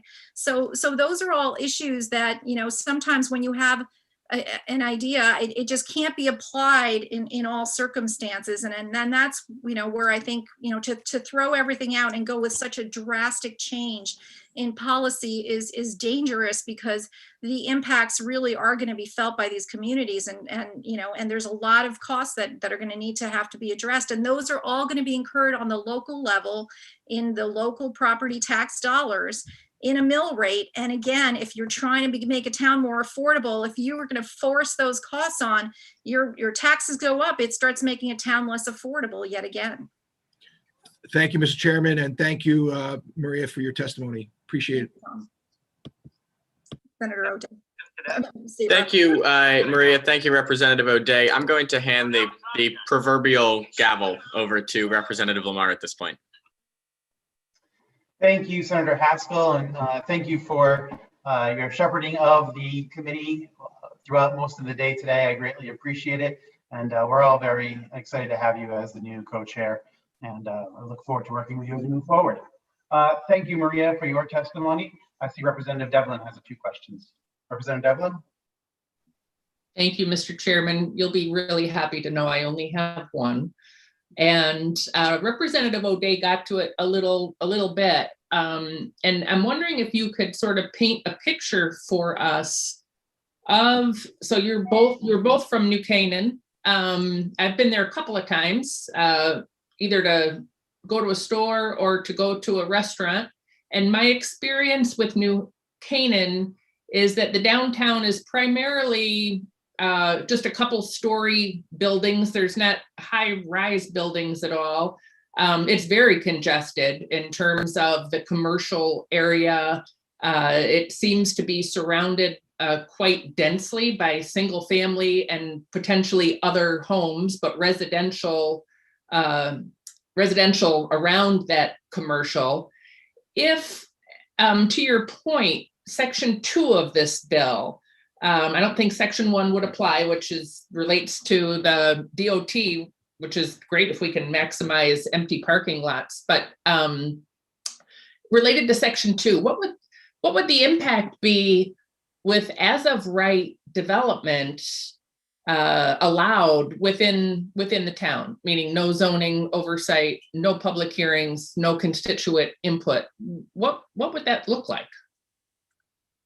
Yeah, I mean, I think, you know, and I think that this is, again, where many towns do it differently. And we have a lot of multifamily. I mean, I think that that's, you know, some of these activist groups that have been out there have made these comments and said that New Canaan is 4-acre zoning, which couldn't be farther from the truth. You know, we do have 4-acre zoning at the upper north end of our town, mainly because that's where the watershed areas are. And that was set up a long time ago just to you know, control that, to make sure that the reservoirs received adequate source of water. So that, you know, was that area. But we have apartments, we have condos, we have all sorts of different mixed use and areas that we've targeted for development, for mixed use development as well. And so I think, you know, to have it totally unstructured, and I think allowing a local P&Z to make those decisions and say, okay, here's certain areas of our town where we think that makes the most sense because it's mixed use right now, or there's a little bit more commercial. I think why would we want to just allow that to happen anywhere without any structure? And so it just changes the landscape forever of these communities and of any community.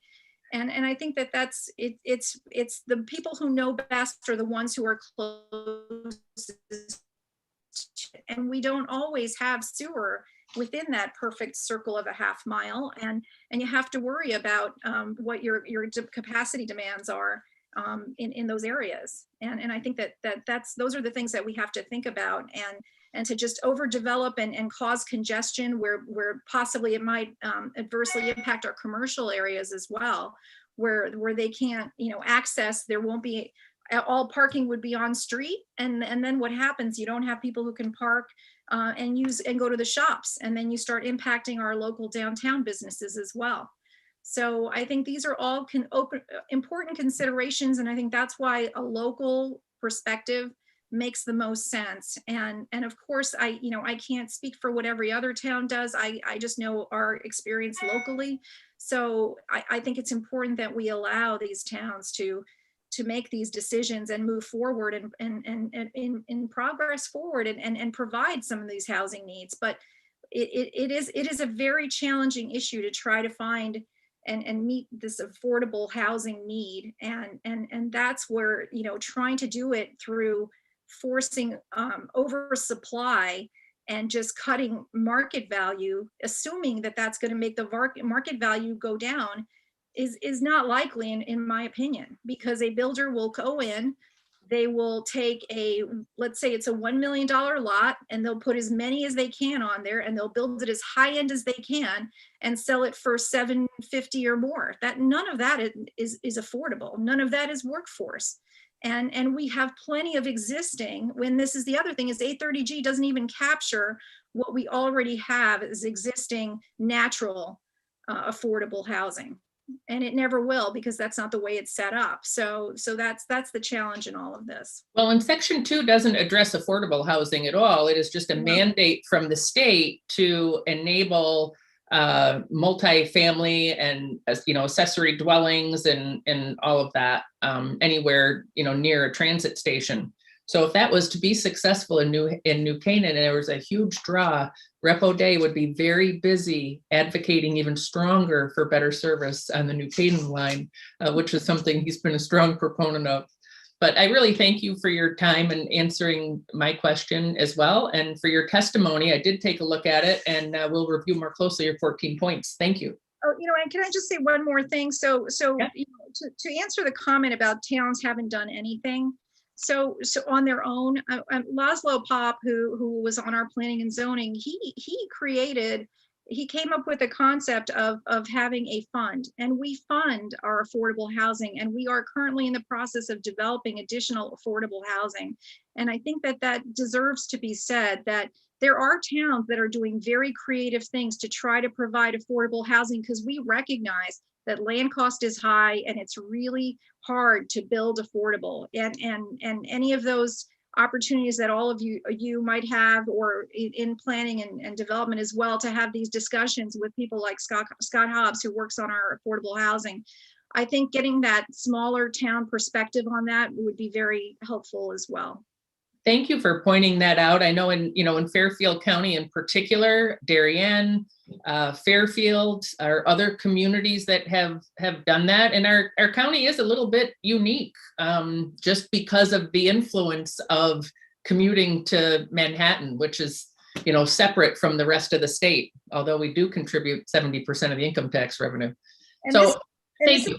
Focus solely on the supply side. So the fact that we don't have adequate jobs, that's really what we got to do. If we have more industry coming to our state that can provide better jobs with better salaries, it all of a sudden may become more affordable to more people if we have more opportunity.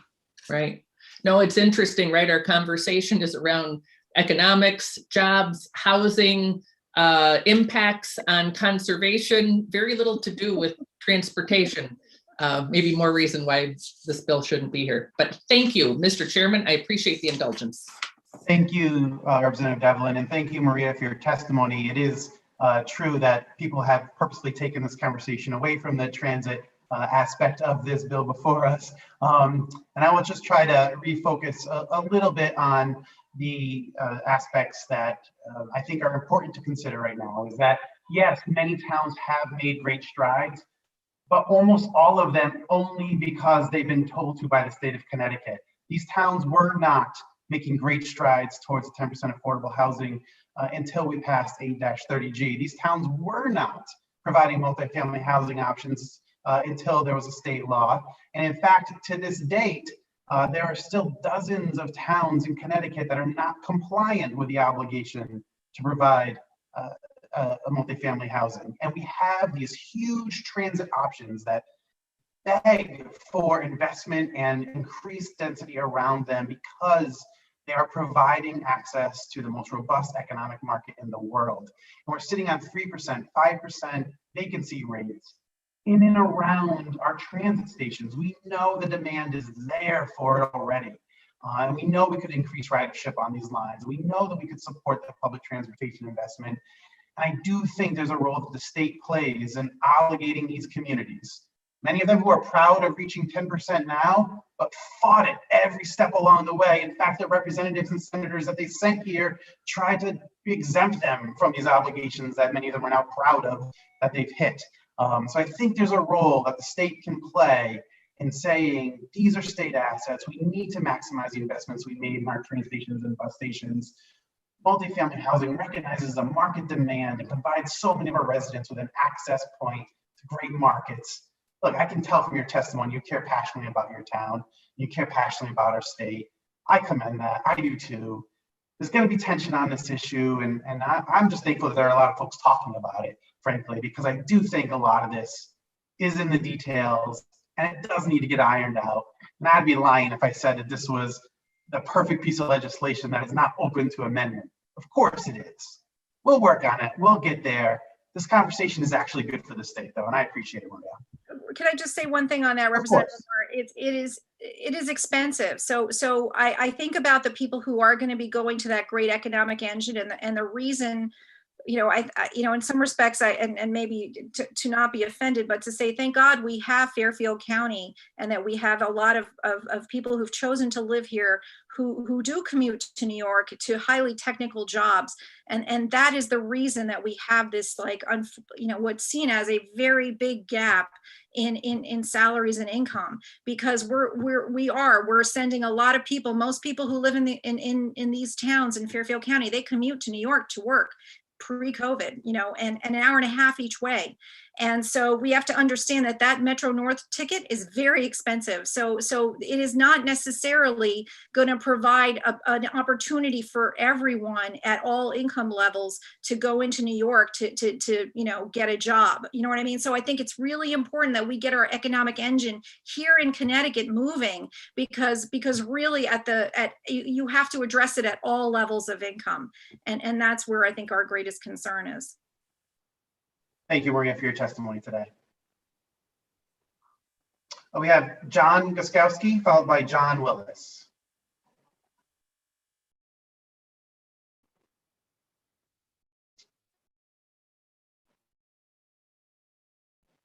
John, are you able to unmute?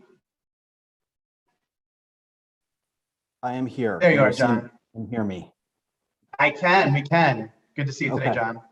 Thank you, Representative Lamar, Co-Chair Lamar, and members of the committee. I appreciate you taking a lot of time to hear from us today. My name is John Guskowski. I am the co-chair of the Government Relations Committee for the Connecticut chapter of the American Planning Association. We are your town planners, as well as planners in private practice, regional planners, and attorneys and other affiliated individuals.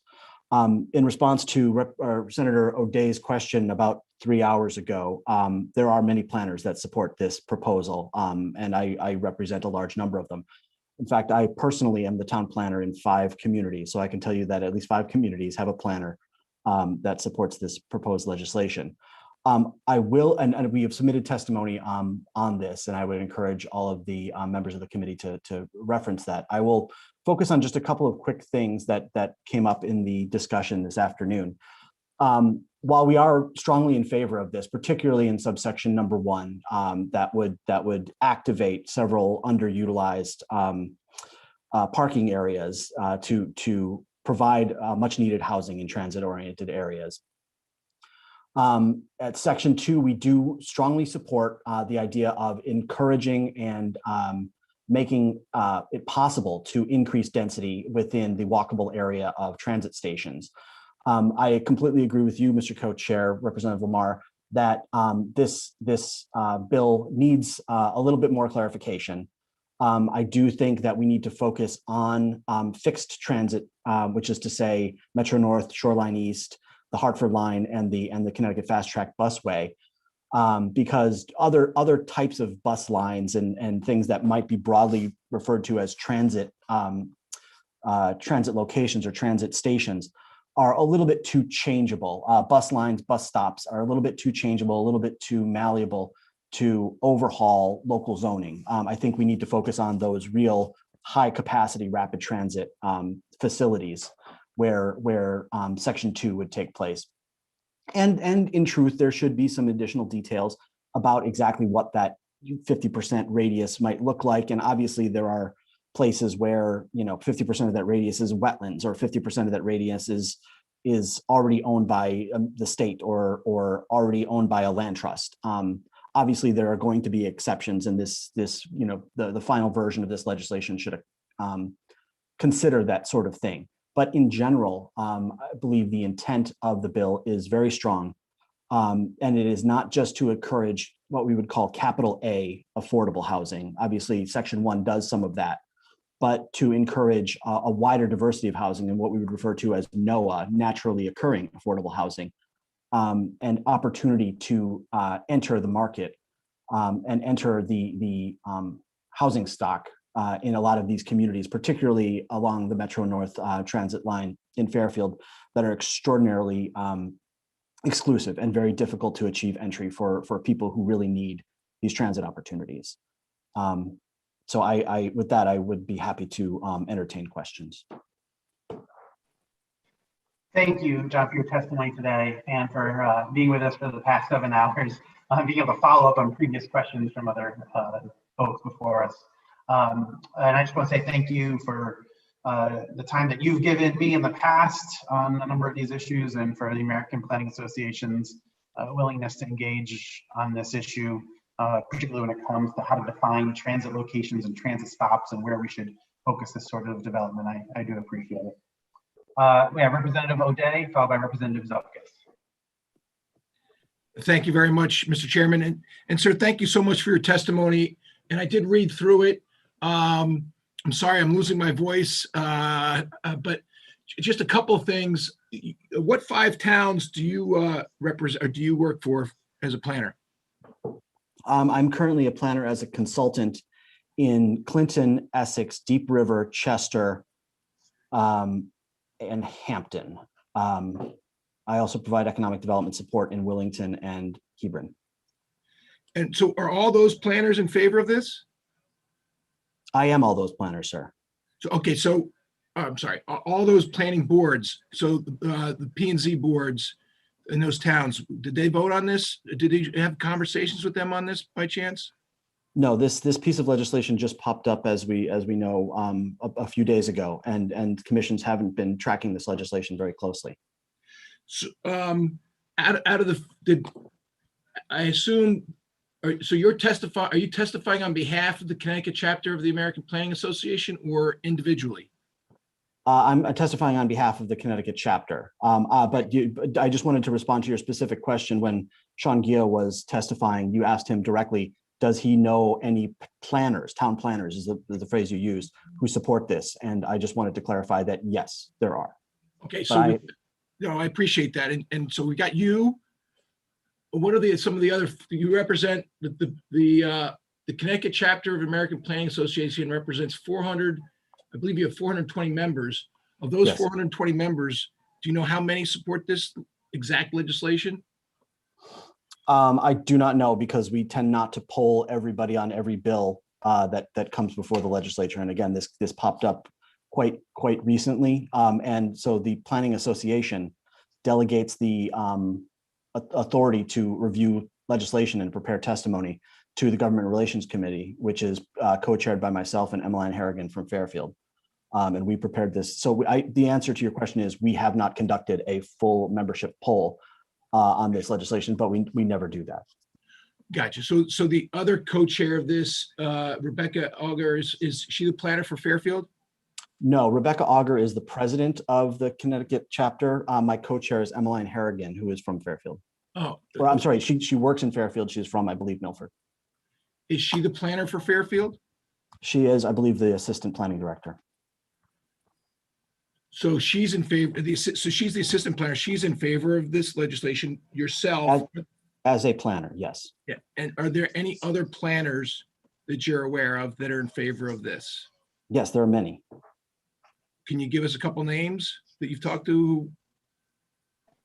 Mr. O'Day, I don't know that that's appropriate for this. I mean, I think we can kind of focus in on Mr. Guskowski's testimony and what he's offered to you. I don't know that asking him to recite names of people who he thinks may or may not be in support of something is appropriate.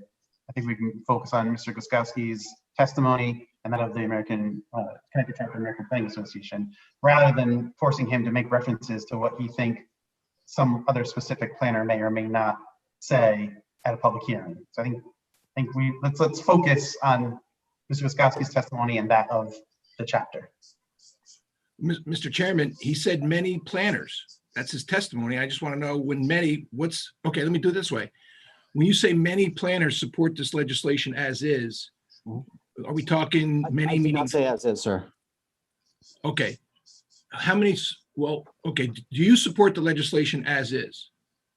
No, and in fact, our testimony recommends some additional clarification.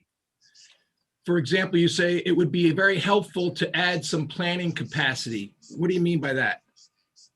That some resources could be made available to local communities, particularly those ones that would be affected by this legislation, to do some additional analysis and to determine, the existing land uses, the development constraints, the property ownership, the geography, the road network, because this requires, would self-identify 50% of the area within that half-mile radius. Additional analysis takes time, it takes expertise, and making some resources available to those communities would be extraordinarily helpful. Do you think maybe the timeline on this should be pushed back? I'll confess, I don't exactly recall the timeline laid out in the proposed bill, but I would be open to it. I think this analysis should be done deliberately and not rushed. Certainly. So the affordable housing assessment municipalities are supposed to put out or create or draft is due spring of 2022, correct? That's correct. So section 1 has an implementation on or before October 1, 2021. And then section 1B has February 1, 2022 for the Commissioner of DOT to submit a summary of the responses for the request for information that is outlined in section 1A. Would you agree that it would probably make more sense to move those dates back to allow those affordable housing assessments to be received in the spring of 2022 and use them in the analysis? Would you agree with that? Well, if we're talking about section 1, section 1 of the proposed bill, really just deals with the DOT and state land. It really doesn't affect local analysis of their affordable housing, because basically, although I suppose in certain cases targeting those state-owned transit proximate parking areas might be on a town's wish list, but there's no reason why the state's independent analysis would prevent an individual community from moving forward with their own affordable housing plan. There's no reason they couldn't run in parallel. Well, did you read the DOT commissioner's testimony by chance? I've heard about it I haven't read it directly. I've heard about it from other references in the course of this hearing. I understand that he, notes that ridership is down on Metro North, and that perhaps this isn't the best time to do that study. I would respectfully disagree with it, because, down times are exactly the right times to do planning. And I'm sure that, any analysis of ridership, could encompass both, peaks and valleys. That's what planning is about. Would you agree, though, this valley is the biggest valley we've seen in modern history? Sure. So, I mean, I would say the DOT commissioner, I mean, who knows? I'm sorry, I apologize. What town are you from? What town do I live in, sir? Yes. Yeah. What town? I live in Pomfret, Connecticut. Okay. So I live in New Canaan. We're on a branch line for New York City. I would tell you our branch line is down 80%.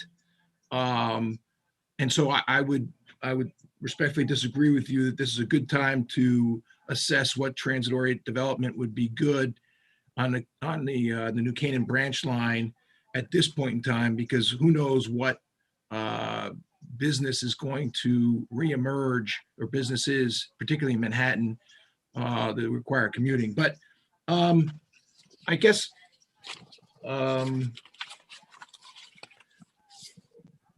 would you agree that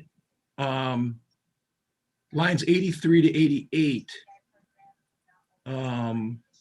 the creation of an as of right accessory apartments and residential buildings, to an extent bypasses local input on that building or that construction? To a certain extent, yes, it would, but the state has done this numerous times in the past. For instance, group homes are allowed as of right in residential areas. This is something that when the state identifies a priority, it bypasses local zoning, which is delegated to the towns by the state anyway. So yes. So as a local planning official for 5 towns, that lines 83 to 88 in and of themselves don't create any problems or concerns, at least as far as you're concerned, for the 5 towns you work in? There are always concerns. And generally speaking, the towns that I work in tend to be relatively small. I would say the town of Clinton, where I am the consulting planner, is on Shoreline East, and Representative Goupil, I believe, noted previously that they're building a new train station there, and the town has actually been very proactive in rezoning the transit area to allow for higher density of housing. So it would affect that town. In many of the smaller towns, I would suspect the future version of this that includes only fixed rail or busway probably wouldn't affect them, because they wouldn't have transit stops as ultimately defined. All right. Well, the good chair, former chair, current chair, Senator Haskell, asked to limit it to one question. I think I'm over my one questions, but I do appreciate your testimony, sir, and I am more of a carrot as opposed to stick type of legislator, particularly in local issues like this. But I do appreciate your outlook and your testimony. Thank you. Thank you, Mr. Chair. Thank you, Mr. O'Day. Representative Zupkis, followed by Representative Devlin. Thank you, Mr. Chair, and thank you, John, for coming before us. Representative O'Day did ask most of my questions. The only thing I'll ask, and you just answered another one, is how this would affect your towns. But what I would add, you mentioned that you have not spoken to your zoning boards, local zoning boards in each town, because of the shortness of this bill coming forward. Is that correct? That's correct. And again, I'm not speaking on behalf of any one of my individual communities, nor by them collectively. I'm speaking on behalf of the Connecticut chapter of the American Planning Association. Sure. I would request that you ask your towns and report back to me if the whole committee wants to know. I would be curious on how your towns that you're the planner for, how they would respond to this bill, because it will affect some of them, not all of them, you said, but especially the ones that it would affect. I would request that you ask the questions and send me back their responses, please. I would be happy to. Great, thank you. That's all I have. Thank you. Representative Devlin. Thank you, Mr. Chairman. So, John, just a couple of questions for you. First of all, I think you mentioned the towns that you represent are Clinton, Deep River, Chester, Hampton, Essex. Yes. Is that right? Yes. Okay. And outside of Clinton, do the others have a transit station? Again, we need to clarify exactly what we mean by transit, but they do not have a fixed transit. There's no train station. There is no busway station. Okay, so this bill wouldn't affect any of them besides Clinton, who already is exploring transit-oriented development, much like community that I represent did when another train station was being built. And again, to be clear, I'm not representing those towns in this testimony. I just happen to work for them. Okay, and I think you mentioned the town of Fairfield earlier, is that right? My legislative co-chair, Emmeline Harrigan, is an employee of the town of Fairfield. Okay, and you said that she is supportive of this? As a planner, yes. So I guess as an individual, because the town of Fairfield has not taken a position on this, correct? So she would Correct. not be She's representing her community. Absolutely not. We represent the profession and discipline of planning and speak to good planning practices and appropriate development. And so those are the principles we use to prepare this testimony. Okay, this isn't related to the questions that I wanted to ask you, but I have to say I'm a little bit puzzled how an association that you would be part of that has a philosophy that they support something that maybe the towns that they represent don't. I'm just trying to align that to professional associations that I have been a part of, but I have a couple of questions for you directly related to your testimony. Okay, I would love to answer that comment though, if you would like, but sure. So as part of our professional responsibility, and I would refer you to the American Planning Association Code of Ethics, requires us not to simply serve our communities and do exactly whatever they want, as if we were a robot to be programmed. We are to use our professional and ethical expertise to lead communities and to provide solutions for them that increases equity. And in fact, the tagline of the American Planning Association is creating great communities for all. And so in times when our communities ask us to do something we know is ethically or morally incorrect, it is our responsibility, in fact, to help to try to lead them in a more ethical direction. Okay, so from a broader perspective, but it certainly was maybe incorrectly implied, or I don't want to say assumed by me, but when you introduced yourself or when we see your testimony, that it would, in fact, being the association of planners with planners from the town and with the Planning Association, accepting or supporting this legislation, that the people that they're representing would too. So that's the confusion. But let me move to my questions, if you would. So in section 1, you spoke about your support for that because it would activate underutilized areas. And I was wondering if you could speak to what specifically are those underutilized area? Are there particular transit areas, particular state-owned lots? Could you be more specific? Yeah, so well, when we say underutilized, what we mean are primarily, or when I think you're quoting me, my oral testimony. Yes.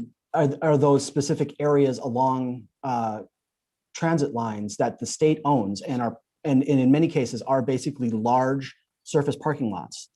And that's what I'm referring to. And specifically, actually, I spoke at a forum in New Canaan. I'm sorry, not New Canaan, in Darien earlier this week.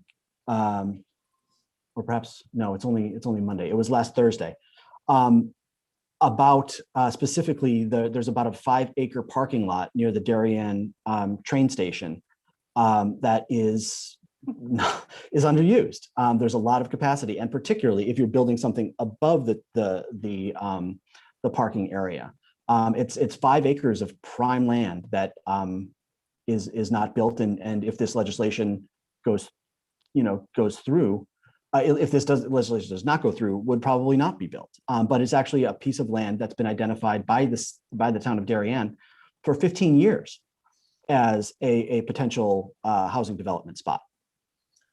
So, but I think that's different, right? Because the bill reads 5 transit stations where the associated parking lot is owned by the state.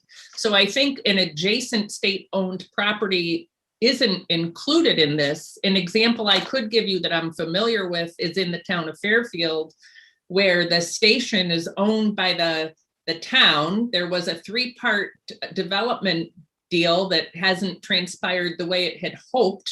That includes, I think, the town, the state, and a private developer, but the state owns the parking and gets all the revenues from the parking. The town doesn't benefit from that at all. So I would think that would be one. And I believe the only state-owned lots near a transit station are in West Haven, Bridgeport, the Fairfield station I was referencing, Berlin, Wallingford, Meriden, and Shoreline East. And that would include Clinton and any of the stations along the Shoreline East rail line. So I was just wondering what you viewed as underutilized areas within the scope of the bill.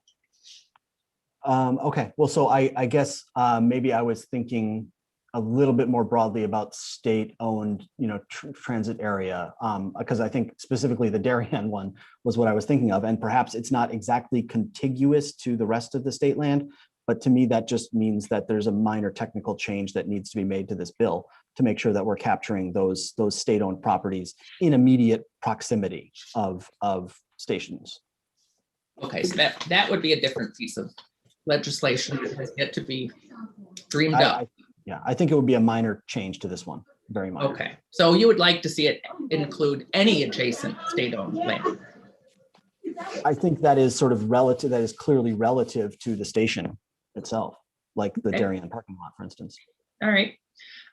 So when you were referencing section 2, you talked about the benefit, I think, of what was in, would that be subsection 8 potentially? Related to you talked about the increase in density around transit stations was really needed. And I'm wondering if you could speak more about that, because I'm more directly familiar with the Fairfield County area. In fact, I ended up living in the community that I do because it was the first that I could somewhat afford and stand the commute into New York City. But the Metro North line pre-COVID, and I don't know if we'll ever get back there, was standing room only into New York. So what are you seeing about the need to increase the density around transit? What are you specifically referencing? Well, I would have to say that the experiences of any individual transit area are I'm certain unique to those transit areas, and any given train station at any given peak rush hour could be busier or not. I think what we were speaking to is the more broad planning principles that if you are looking to increase housing opportunities, you are looking to reduce vehicle miles traveled, you are looking to promote the use of transit to get people from very nice places to live to good places to work. Developing these places where you already have significant investments in infrastructure, particularly transportation infrastructure and sewer and water infrastructure, increasing the density in those areas makes a lot of sense. And that's the principle we're referring to. Okay. Yeah, so that brings us back to jobs, and that would be great to not have to send people to New York, but have them commute in Connecticut to actually get to good paying jobs to be able to live here. But in addition, could you just speak a little bit further about NOAA? Sure. So NOAA is an acronym that stands for Naturally Occurring Affordable Housing. And that's really what we're talking about when this section 2 of the bill would make accessory dwelling units and 2 to 4 family multiple dwelling units as of right. There is nothing in this bill that would mandate that anyone who wanted to create an accessory apartment above their garage or in a new cottage in the backyard to permanently make that available to low income folks. There's nothing in that bill that does that. And in fact, in a lot of other proposals, there's nothing that would do that. But what it does is it increases the supply. And in so do and frankly, increasing the supply of apartments, above a garage or in a backyard or in an in-law suite. Those are lower rent, those are lower barrier to entry residences. You're not going to charge the same multi-thousands of dollars for an apartment above a garage than you would, sort of a luxury condo somewhere. And that's why we refer to them as naturally occurring, because they are, just by virtue of the market, they tend to be less expensive than a higher end unit, and certainly much less expensive than the traditional, detached single family residence that you might find, for instance, again, I'm referencing Darien, which has a median home price of $1.3 million. And so entry into those markets needs to be a little bit easier. And so that's the role of these. Again, it's enabling legislation. It doesn't mandate anybody to build anything. It's just enabling that if someone wants to add an accessory apartment where they could see a little bit more income, where they could give an opportunity for their kid coming back from college, or a worker that needs to live near the transit line because they don't have a car, it gives those people an opportunity.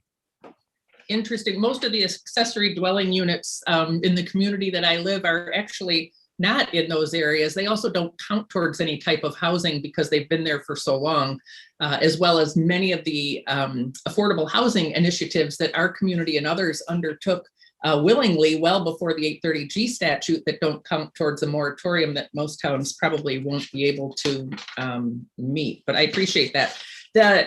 Do you happen to know, just as a planner, and I don't know if the Hartford line, if it's fair compared to where you live, I thought when that was developed and the state had, like even where there were existing train stations, built new train stations because the new line they were building wouldn't abut the existing train station, so they had to build new ones, that they also included transit oriented development as part of that. Are you familiar? I'm not intimately familiar, but I do know years and years ago, almost 20 years ago, I worked for the Capital Region Council of Governments back in the early days of the busway planning, and which is now CT Fast Track. And there was a great deal of station area planning that accompanied that, and strong encouragement of communities to take a look at zoning, because these stations were coming.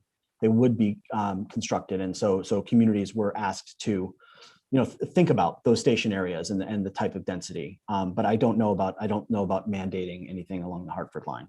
Okay. All right. Well, thank you then. I don't have any more questions for you, but I do appreciate you answering those that I did have. Mr. Chairman, thank you so much. And thank you, Representative Devlin. Representative Haynes. Thank you, Mr. Chair, and thank you, John, for your testimony today. It's nice to have the perspective of planners here to help us out with something you had mentioned. You had suggested that there are some changes that you would recommend. Can you speak to that a little bit more? You had suggested something about additional resources for analysis. Right. So in our testimony, we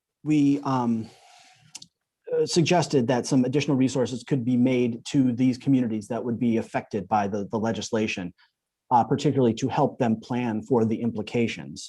Specifically, if this law were to be passed, 50% of the area within proximity of transit stations would be asked to be zoned in a certain way to allow, as of right, accessory dwelling units and smaller, sort of gentle multifamily density.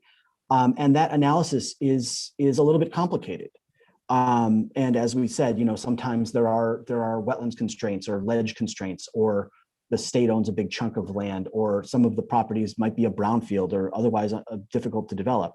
And that kind of nuanced analysis takes time and it takes resources. And so I think it would be fair and appropriate if the state were to place this this requirement upon those communities that have these fixed transit lines to kind of help them out with that analysis and pick the best and most suitable property for that type of housing.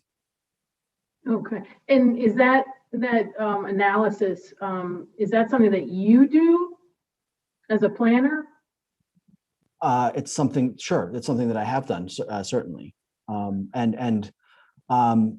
But frequently, you know, our communities, I'm sure you're aware, are frequently under-resourced in their town hall, and staff, particularly planning staff, are asked to do more and more with less and less, you know, support. And so, you know, frequently, you know, communities need to look outside to you know, consultants that might be able to help them sort of take the load off and allow them to focus on sort of the day-to-day while someone else helps them with this analysis. So but there's a number of, yeah. No, I'm sorry. Go, keep going. There's a number of highly qualified planners, particularly along major transit lines, and I would you know, doff my cap to Fairfield's. Jim Wendt and Emmeline Harrigan are fantastic and fully capable of doing this. It's really just a matter of do they have time? The you know, staff planners are extraordinarily busy. Yeah, I imagine they are.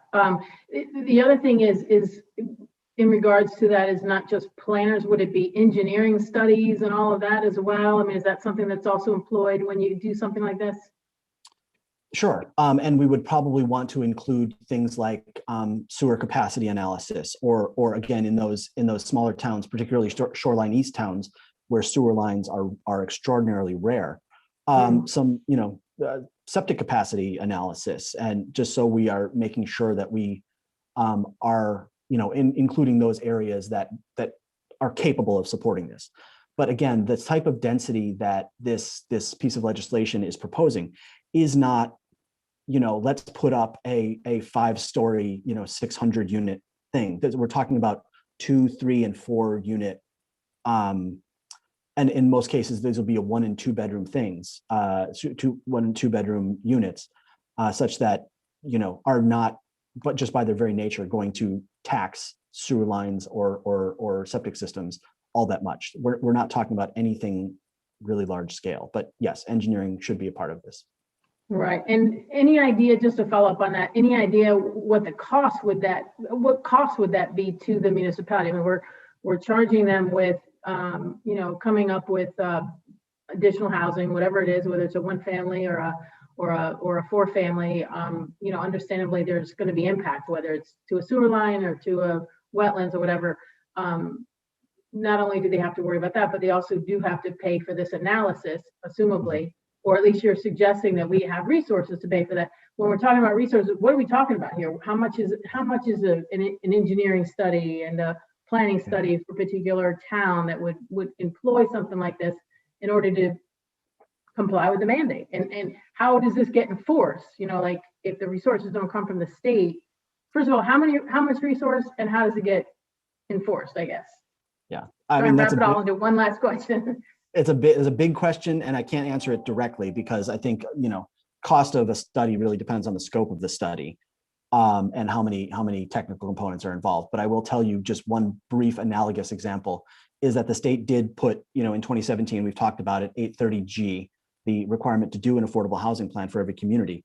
Last year, the state did come up with money to help towns do those studies, and basically made money available at a rate of $15,000 per town. That was what grants were available from Department of Housing to help communities do this sort of study. And again, scope is everything for consultants, but I would say that is roughly analogous, and please don't hold me to it. No, I won't. Don't worry. Thank you. Yeah, it's interesting. I'm actually economic development coordinator for East Haddam, and we're trying to get a bike path put in. And just to do the study for that is going to cost us $5,000. And, you know, for a small town to come up with $5,000, we're going through our budget system right now, and it's going to be difficult for them to give us $5,000. And we used to have $20,000 in our budget for just this thing, just these, you know, tests and analysis that needs to be done to do whatever project you might think of doing within a town. So the studies I find are they're cost prohibitive and they're tough to get out of your town to be able to do any kind of community development work. You know, in our area, you know, our train stations are turned into liquor stores and bike shops, and our rail lines are turned into bike paths. So we don't have this necessarily issue, but we still have to do the affordable housing. So I understand that. But I think that if we're going to be mandating something in this bill to towns and cities, we need to realize that, you know, there's a price for everything, and we haven't even gotten anywhere yet, and we're still doing the study, and it's going to cost us 15 to 25 grand to get that study even underway. So thank you so much, John. Thank you, Mr. Chair. I appreciate the time. Thank you, Representative Haynes, and thank you, John, for your testimony today and being a willing partner to have all these questions directed at you. I think we got who your current employers are, your past employers, any potential future employers, anyone you know, what their feelings are on this bill. So if you want to just forward your high school transcript as well, we'll consider that as part of the record too. Beyond that, Mr. Guskowski, I appreciate your testimony here today. Thank you so much for the time, Representative Lamar and committee. Just for the record, I didn't get a name other than many, so just in my own defense. Moving on, we have John Willis, followed by Nicole Rizzo.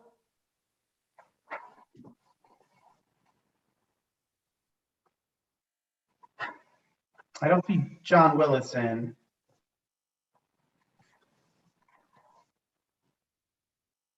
Nor Nicole. Okay, moving on to Christina Aguirre Ross. Is Christina here? Yes, I'm here. Christina, if you want, you are live for the Transportation Committee. If you can turn on your camera. I tried, but it doesn't seem to be doing anything. I just sent you a quick little link. Got it. Got it. Excellent. Okay. Oh, there we go. Sorry. That's quite all right, Christina. Good to see you today. Okay, good afternoon, Chairman Haskell, ranking members, and esteemed committee members. Thank you for the opportunity to speak today in opposition to HB 6570. My name is Christina Aguirre Ross. I'm a registered architect and a member of the Town Council in New Canaan, Connecticut. I am speaking today on my own behalf. The bill as proposed does not tie affordability to as of right market rate development. As of right, multifamily development takes away the town's evaluation process by eliminating public hearings, ignoring infrastructure needs, including sewage, stormwater, runoff, parking, and size or coverage issues. The bill incentivizes and empowers developers to build with little return in affordable housing. The New Canaan has been working hard to expand this A30G, which is 10% affordability threshold mandated by the state. We are presently building 80 new units and completed a project prior to with over 100 family units, all under the threshold of A30G affordability bill. One of the issues that slows down the construction of affordable assisted or subsidized housing is the cost to the towns. This is just one of the impediments to many towns to get to the 10% threshold.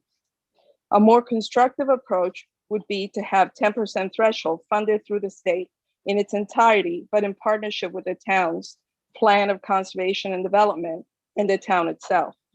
New Canaan's taxpayers are one of the highest contributors to the state income tax, yet we receive little, if any, in return from the state. To take away the town's planning and zoning requirements and develop state parking lots with development that has no input from the towns will have a negative impact on traffic, parking demands, railway accessibility, economic balance of small businesses located in the downtown, and on property values overall. This will net a negative desirability to live, work, and or consider moving to Connecticut by many of our out-of-state residents. The current placement of state parking areas in New Canaans are dependent on by commuters. DOT buildings are also in state-owned land, which are actively used and can't be repurposed. Why would the state take away the vital part of transportation in small towns presently used for parking for tax-paying commuters. It can't be to support commuters if parking is taken away. If the goal is to build more affordable housing, then why not work with the towns and provide support the plan of conservation and development in its value. New Canaan's placement and development of affordable housing has been ongoing and successful, but we do not have many of the services or transit support structures to support what is being proposed and to properly support this type of development in the location that state-owned properties are located. This proposal will do unmeasurable and irreversible damage to the fabric of our towns, which brings me to ask what proof or examples are behind the many proposals to restructure zoning. Statutes like this seem to open the doors for developers to take full advantage of state-owned properties and develop away with minimal access to subsidized or affordable housing. What other areas have a proven track record that supports the direction this bill proposes? We do not want more barriers to entry to Connecticut. As a citizen of this state, I ask, why not include and work with the towns to address the impediments to building more affordable housing? And why not put real estate demands on the development to guarantee that if the state land is used for housing, that it all be affordable housing, but with the town's involvement? To do so with the town's planning and zoning board and in balance with everyone's needs in the community makes for successful outcomes. All development requires the appropriate consideration of need and support for it to be successful. I thank you for the opportunity to speak, and I strongly urge you to consider on the untested and irreversible actions of the bill, HB 6570, and vote against it. Thank you. Thank you, Ms. Aguirre-Ross, for your testimony today and for your willingness to wait throughout the morning and afternoon and early evening now to testify before the committee.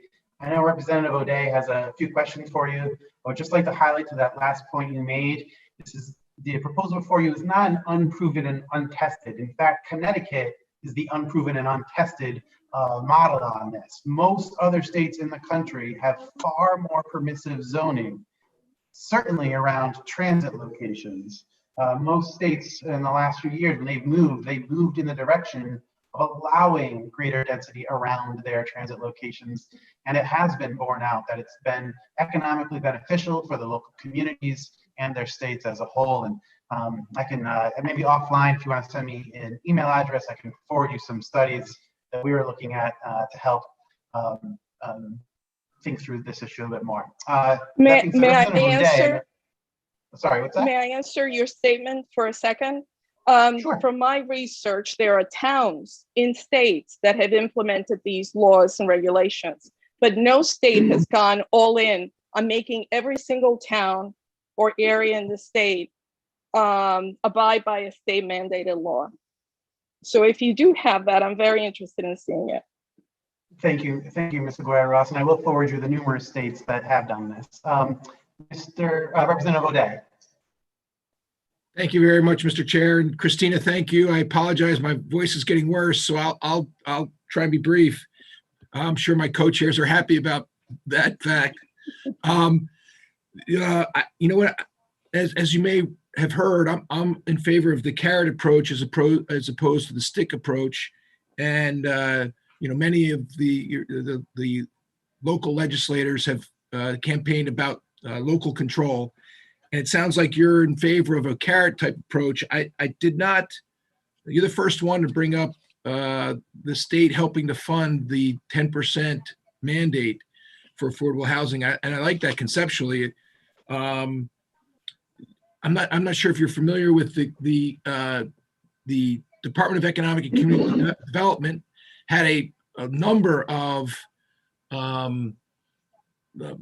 programs funding for or grants for TOD development, transportation-oriented development. Are you aware of that? Yes. Okay. So I assume from your testimony, you'd be in favor of that type of approach where we increase the funding for voluntary transit-oriented development as opposed to the mandatory as of right development. Is that fair to say? Correct. Yes. All right. Well, thank you very much for your testimony, Christina, and thank you, chairs, for your indulgence. Of course, Mr. O'Donnell. Seeing no other questions, thank you, Christina Ross, for your testimony today.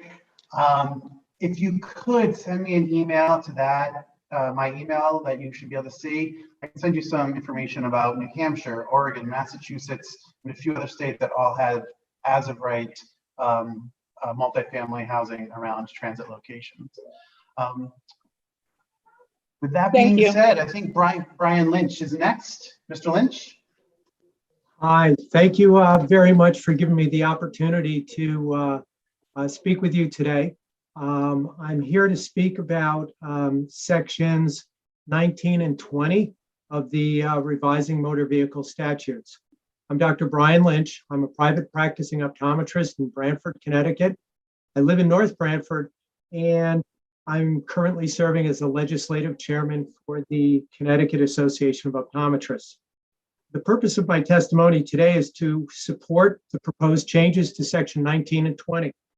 In essence, these changes will require a vision screening for all new drivers' license applications and those who have allowed their license to lapse.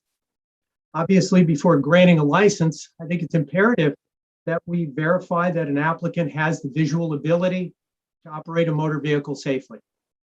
The proposed changes maintain an individual's ability to have that screening done at the DMV, but it'll also allow the applicant to have a screening performed by their medical provider.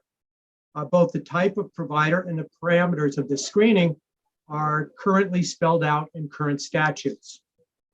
These changes will ensure that we are only licensing qualified candidates and provide applicants with a choice as to who will conduct the screening. I believe this will lighten the burden at the DMV. And for those uncomfortable with utilizing the DMV, it gives them an alternative, ensuring their safety and addressing any concerns that they may have about going into a public place. I encourage your support of the changes put forward to sections 19 and 20 of the DMV statutes. It will ensure that all applicants are screened and make the process more convenient for those applicants without any increased expense to the consumer or to the DMV itself. I thank you for your time. I also applaud your stick-to-itiveness, and you're still here tonight. You're applauding everybody else for us sticking around, but I think you should also be commended. Thank you. Thank you, Mr. Lynch, for your testimony and for helping us understand this issue a little bit more and the myriad impacts this legislation could have. It's something that was brought to us earlier this year, and something Representative Carney and myself and Senator Cassano talked about the screening, and I'm glad to get a broader understanding of the impact. Are there any questions for Mr. Lynch? Seeing none, thank you so much for the time you spent with us today. And for your Thank you for giving me the opportunity to chat with you. I wish you all a good evening. Thank you. Thank you. All right. So next on our list is Francis Cunningham. Sorry, John Murphy, then Francis Cunningham. Is John or Francis here? Not seeing either John or Francis. Bahar Matusik by Michelle Bizzuto.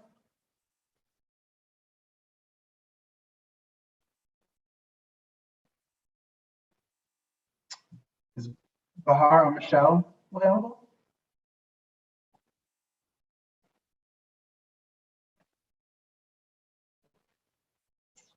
How about Kinza Malik? I see Kinza. Yes, I'm here. Hi, Kinza. Welcome to the Transportation Committee.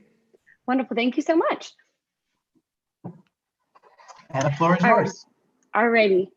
Good afternoon, Chairman Haskell, Chairman Lamar, and members of the committee. Thank you for the opportunity and privilege to appear before you today. My name is Kinza Malik, and I am testifying today on behalf of Turo in opposition of HB 6568. I want to recognize that this may be the first time some members of this committee have heard of Turo. Let me take a brief moment to explain how our product works. Turo is the largest peer-to-peer car sharing marketplace that provides Individual car owners in Connecticut, also known as hosts, on the Turo platform to share their cars with guests in search of a mobility need. Let's say you wanted to take a trip to Cornwall for the weekend and wanted a nice, roomy SUV for the drive up. Using the Turo app, all you would need to do is select your pickup and drop off location and how long you need the car for. With this information, a list of available cars in your area will be curated along with their daily rates. Once you find a car that fits your needs, you book the car and message your host to exchange the car keys. Now, on the day of the reservation, the host will walk you through the nuances of the car and hand you the keys. Now, let me pause here. This in itself is a peer-to-peer transaction. So now that you've booked your car, you can then drive away and enjoy your weekend away. Once the reservation is complete, you can bring the car back and hand the keys back to the host. Now, I want to be clear. The peer-to-peer car sharing industry is not opposed to regulation. This point was only further proven when the National Council of Insurance Legislators passed model regulatory legislation pertaining to peer-to-peer car sharing. During this process, stakeholders from the peer-to-peer car sharing, traditional rental car, and the insurance industry were brought together to discuss and address insurance, consumer protection, and safety concerns. While it was a long and tiresome negotiation, it produced a carefully crafted final product that defined peer-to-peer car sharing as a separate and distinct industry from the traditional rental car industry. HB 6568 represents a piecemeal approach to regulation, unlike the aforementioned thoroughly negotiated model bill. Airports have the existing authority to govern the use of their premises and seek permits. In fact, Turo is currently in conversation with Bradley International Airport to discuss a fair and appropriate permit. We continue to remain committed to engaging with the airport and work in good faith to reach an agreement. If the committee is in search of an appropriate way to regulate peer-to-peer car sharing, we propose the current NCOIL model bill. This bill was specifically created to address regulatory needs and inclusion of anything beyond what is addressed in this model legislation undermines the intent of the NCOIL model bill. We support the amendments mentioned in Mr. George and Mr. Kelly's testimonies today, but kindly ask for the removal of any mention of the airport in this model legislation. On behalf of Turo, I urge the committee to uphold the original intent of the NCOIL model bill and amend HB 6568 to the language that was collectively agreed upon by key stakeholders here today. Thank you for your time and consideration. Thank you, Ms. Malik, for your testimony and for sticking with us today. I just want to clarify, I started off with in deep opposition. I want to make sure we have the same understanding. It sounds as if, based upon your testimony, that you are in agreement with about 15 of the 16 sections in the bill, and there is disagreement over one of them with respect to Bradley Airport and ensuring that there's an operational agreement between the airport and any P2P companies. Am I understanding your opposition / support, but minor opposition correctly, or am I getting something wrong? No, yeah, so we do oppose the bill, and due to the fact that we are asking for it to be amended. Yeah, so we oppose until it is amended with no airport language in it. Okay. So we had representation earlier from the Insurance Association of Connecticut that there is upcoming updates to the model language that are largely non-controversial with respect to the insurance provisions contained wherein. Is that your assessment of that as well? Those upcoming updates to the model language are non-controversial? That's correct. Yes, we are in line with the updates, the insurance updates. And we're in line with the members of the other members of the peer-to-peer car sharing company that spoke today, as well as the Insurance Association of Connecticut as well. Thank you. And just again to clarify, we're all on the same page when it comes to about 15 of the 16 sections. We're on the same page about the relevant updates that we think we might need to make, reflecting new language that could be included in the model language. And we're just working on that airport component before we have a kumbaya moment amongst all of us. Is that? I think I understand, but I just want to make sure I'm not missing something.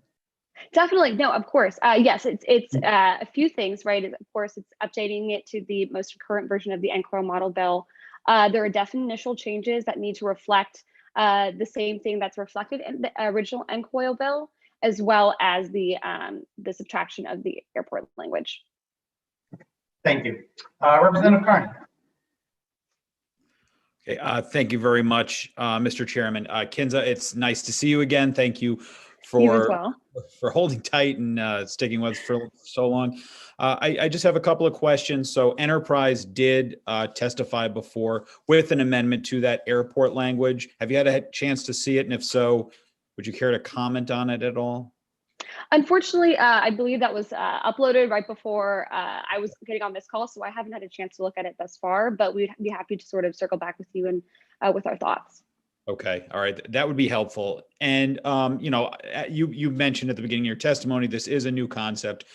I didn't really know what it was until about a month ago. So I'd imagine a lot of my colleagues don't know how Turo operates or peer-to-peer car sharing. So if you could you just go through the tax structure of peer-to-peer car sharing to kind of give folks an idea of how this is taxed and how the state collects revenue? Yes, of course. So that's a wonderful question. And currently, Turo does collect the 6.3 sales tax here in the state of Connecticut on every transaction. As you know, there is no peer-to-peer car sharing tax here in the state of Connecticut.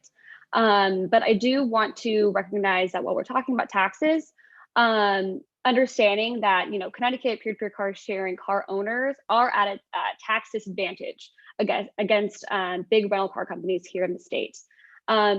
When you purchased your vehicle here in the state of Connecticut, you paid sales tax on it. Big rental car companies, when they purchase their vehicles here in the state of Connecticut, they do not pay sales tax on that. And that entire tax loophole equates to about $57 million here in the state of Connecticut annually. And so all we ask is that if we're going to have a conversation about taxes, that we kind of come at it with a holistic approach. All right. I appreciate that. And, this is such a new concept, but I look forward to continuing conversations with Turo and you and, with the rental car companies and to try to come up with the best legislation. As I know NCOIL's amending theirs. So hopefully we can get all of that worked into what we'll pass here. So we'll have legislation that will hopefully be good for a little while at least. But again, I appreciate you coming on and testifying and look forward to continuing working with you. As do I. Thank you so much.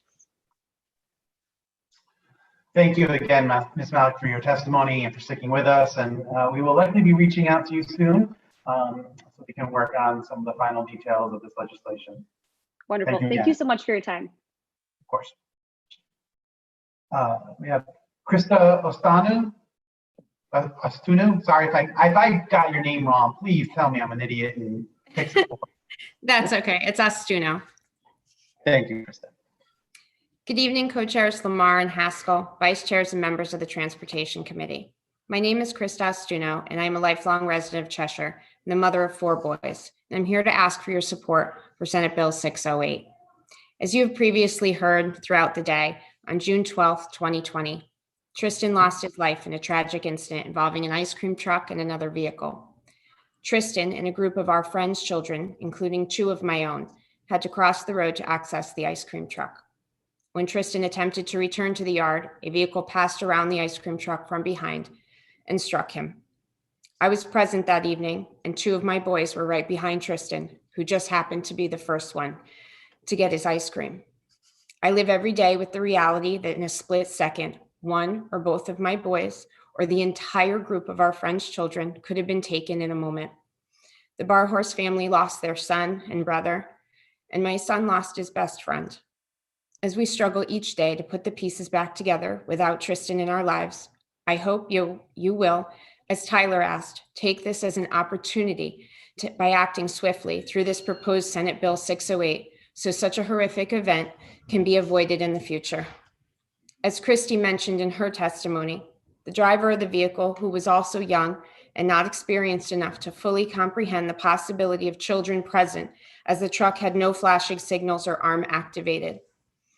I have 2 older teenage boys, and all I could think that night was it could have been them sitting there as well. This legislation is imperative to create a safer environment, not only for our children, but for all those involved in such activities, including the drivers and the vendors who make a living serving our communities. The proposed legislation requirements would put motor vehicle drivers on notice that children may be present and thus influence the driver's behavior, and further require ice cream truck operators to activate their signs at each stop and require vehicles to stop while the sign is extended. Hopefully, the final language of this bill can clarify the stop and proceed with caution so it is clear to drivers and becomes part of the driver's education process for teenagers. To reiterate, the ice cream truck involved in this incident had such equipment attached to the vehicle, but the operator chose not to activate the sign. As members of the legislature, you have the ability to bring effective change to people's lives and protect the safety of Connecticut's children, families, drivers, and the small business owners that this law provides guidance for. I urge you to support Senate Bill number 608 and identify this bill as Tristan's Law to honor the most amazing and incredible soul that was lost. Thank you for your time, your energy, and the support that you have all expressed throughout this hearing today. Thank you. Thank you, Krista, for your testimony and for your willingness to stay with us most of the day today and provide what I know is not an easy thing to talk about, not an easy thing to hear about, and certainly not an easy thing to experience. And we had the opportunity to talk to a few family members today, and the ability for anyone to turn grief into advocacy is difficult, and I know they count on family, friends, parents, folks with similar shared experiences to have their back, and you certainly have today, and I appreciate your testimony. Are there any questions for Krista? Seeing none, thank you again for your testimony today. Thank you. Is Erin Sheehan? Oh, hi Erin, how are you? Good to see you today. Good, how are you? Hi, everyone. Thank you, Representative Lamar, Senator Haskell, Representative Sims, Senator Summers, Representative Carney, and the esteemed members of the Transportation Committee. I'm Erin Sheehan. I'm testifying today on behalf of Connecticut Voices for Children. We're testifying in support of HB 6570, an act concerning transit-oriented development and municipal zoning. So there's more detail on this in our submitted testimony, but in short, the passage of this bill will increase housing diversity and affordability, support Connecticut's economy, and make the state a more attractive place to live. So first, passage of this bill will increase housing diversity and affordability. Transit-oriented development is an important component to addressing this challenge. Multifamily housing, ADUs, and mixed-use residences are generally smaller and more affordable. This isn't just about housing that is deed-restricted affordable housing, but also diverse types of housing available to middle-income families, young people early on in their careers, and older adults looking to downsize. Additionally, transit-oriented development will support Connecticut's transportation infrastructure. When housing is built in close proximity to transit, it can provide a reliable source of regular transit riders, supporting the financing and long-term viability of our public transportation. Transit-oriented development can also reduce traffic congestion and slow the crumbling of Connecticut's main transportation routes. Finally, transit-oriented development will make the state a more attractive place to live. Homes in close proximity to transit have more resilient property values in the face of economic downturns. Individuals living near transportation have better access to jobs, and access to transit can lower average monthly costs. At the same time, research suggests that transit-oriented development has at best a positive impact on the property values of surrounding neighborhoods, and at worst, a neutral effect on property values. To further strengthen this bill, we suggest adding language requiring that any housing construction with 10 or more units set aside 10% or more of their units to be designated as affordable housing as defined by Section 8-30G. So in summary, this bill will increase access to more affordable and more diverse housing, boost Connecticut's economy, and support all Connecticut residents. So for these reasons, Connecticut Voices for Children supports HB 6570. And with that, I'm happy to answer any questions. Thank you for your testimony today. And don't know if you've been on at all earlier. There's been a pretty robust conversation around this bill, both its intent and its potential implications for different towns across the state. You might not be surprised that Representative O'Day has a few questions for you. I am not surprised. Representative O'Day. Thank you very much, Mr. Chair. And Ms. Sheehan, the good news is my voice is getting worse and worse as the night goes on. So my chairs are extremely happy And I'll just be brief. What town do you live in, Ms. Sheehan? I live in New Haven. Okay, so you may have heard I live in New Canaan, and I will tell you, I support much of I would support Section 1 if we move the dates out a year. And I know there's an amendment that's been talked about. Maybe the co-chair could be a bipartisan bill on Section 1. Section 2, my concern is really with lines 83 to 88. And I believe from your testimony, you believe that this bill will increase diversity and affordability. And have you ever been in New Canaan by chance in the downtown area? I have not. So I owe you a cup of coffee for asking you all these questions at the end of the night. But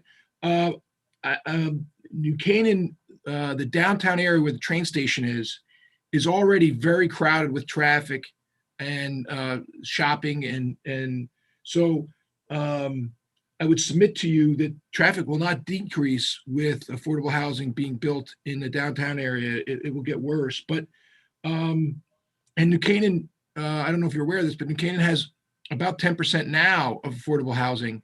As I believe you may have heard the testimony of Maria Weingarten, our former chair of P&Z was independent. Laszlo Papp, an amazing man and still very influential in town. And he started a fee that builders would have to pay so that we could develop affordable housing. And these are some of the things that I was talking about earlier, carrot versus stick. So I guess I know you mentioned it briefly, but how do you believe, particularly lines 83 to 88, will increase diversity and affordability in a town like New Canaan that's 98% already developed and very crowded in the downtown area? Yeah, absolutely. So first of all, congrats to New Canaan on meeting those affordable housing requirements and getting there. I do just want to really quickly speak to the traffic point. What I was referring to when it comes to traffic is that when we increase our ridership on transit in Connecticut, we're going to have less people driving on the main highways in Connecticut. And there's numerous studies to support that evidence in other states. In terms of more diversity of housing and more affordable housing, I can't speak to the specifics of the housing market in New Canaan, and it may very well be that they already have some mixed use housing near their train station, or they may have some multifamily housing near their train station. But generally across the board, we know that not every community in Connecticut is making use of the land near train stations or the CT fast track stations. So this bill would increase the diversity of housing. And when I say affordable housing, as this bill is written, I'm referring to naturally occurring affordable housing. I think a speaker earlier defined that. So that's just housing that is generally speaking lower cost than, say, purchasing a single family home. Fair enough. And thank you so much for your testimony and for sticking out. And thank you to my co-chairs. I may be done for the evening to your happiness. That would certainly make me happy. I'm sorry, no. Representative Devlin, I believe you're next. Thank you, Mr. Chairman. And Aaron, I just wanted to understand a couple of things about what you were saying, particularly in relation to testimony that we heard a little bit earlier. And it also is around lines 83 to 88, which is the as of right building within a half mile of a transit station. One of the things that somebody had said before was, well, it would just be small developments. But what you were suggesting is that you'd like to see is that developments with 10 or more units would have 10% affordable housing, because this doesn't currently address anything with affordable housing. It was also implied that it was really focused, although it's as of right, so anyone can do anything, right? That it would be smaller developments, but you envision this really as potentially being large. I wouldn't say that's necessarily what I'm envisioning. I included that section about anything with 10 or more units just to ensure that if there are larger developments being constructed, say a building with 10 units in it, that it can still be profitable for developers while also ensuring that there's affordable housing, deed restricted affordable housing in Connecticut's towns. Okay. I do agree with something that you said, which was, housing near transit, right, will bring riders. And I think that's why we see the building that we do and the desirability of living in Fairfield County, primarily by commuters to New York City. And that the land prices, the closer you are to those train stations, because, as you move out and even away from the train stations, your costs get lower. I can give you an example. A $50,000 house in Kentucky cost $200,000 here, and that was in 1988. And that $200,000 home at that point in Fairfield was probably maybe 100,000 elsewhere. And it all had to do, right, with supply and demand of people working in New York City, commanding higher salaries for good paying jobs. So provided we could actually encourage companies to come to Connecticut and offer good paying jobs, do you see areas that, maybe there isn't currently the density that like Rep. O'Day talked about in New Canaan? And I think of my community in Fairfield, where we have multiple developments in multiple areas, some downtown, many near our other train station, some near the Merritt Parkway. There's some near 95. I don't know if you're familiar at all, with the town of Fairfield, but finding a parking spot anywhere, even to be able to go out for lunch or to shop, let alone I don't know if it's feasible to think that somebody would not at all have a car because they solely rely on Metro North, particularly if they worked somewhere that wasn't on that line. Maybe they're going to go to New Haven to get one of the jobs that are available in that city. But can you speak at all about where you would see opportunity? We talked about the CT rail line, fast track. Yeah, I think just right off the bat, thinking about around those fast track stations really comes to mind right away for me. I'm not an expert on every town in Connecticut. I haven't visited the areas surrounding each of these train stations or the fast track stations, so I can't speak to the specifics there. But I think that's where it's up to the town to determine the 50% of land. Or I know there's been some discussion in the committee about lowering that threshold or maybe changing that threshold. But either way, it's up to the town to determine where those specific zones would be for the ADUs to be allowed or the slightly more dense housing. We talked to somebody before and she was asked where she lives and why she chose to live there. And it was because of her job and then her husband as well. So ideally, people want to live close to where they work, right? Yeah, I mean, people do, but I know that that's not everybody's circumstance. Some people may be pulled to live somewhere else for a variety of reasons. So supporting our public transportation is really important. Oh, I do agree with that. I also agree with our towns being able to make the best decisions for themselves and retaining home rule. But I appreciate your comments today and explaining further what some of them actually meant. I appreciate that very much. Thank you. Thank you, Mr. Chairman. Thank you, Representative Devlin. And I don't think it would surprise you to know that the price gap between Kentucky and Connecticut has gotten worse over the last 40 years. And some might argue it has a lot to do with our overly restrictive land use and zoning regulations that we have in our state. Ms. Sheehan, I'm not going to ask you to go too far afield of what your organization is here to testify on. But I'd also, you mentioned not being too familiar with the stops along CT Fast Track.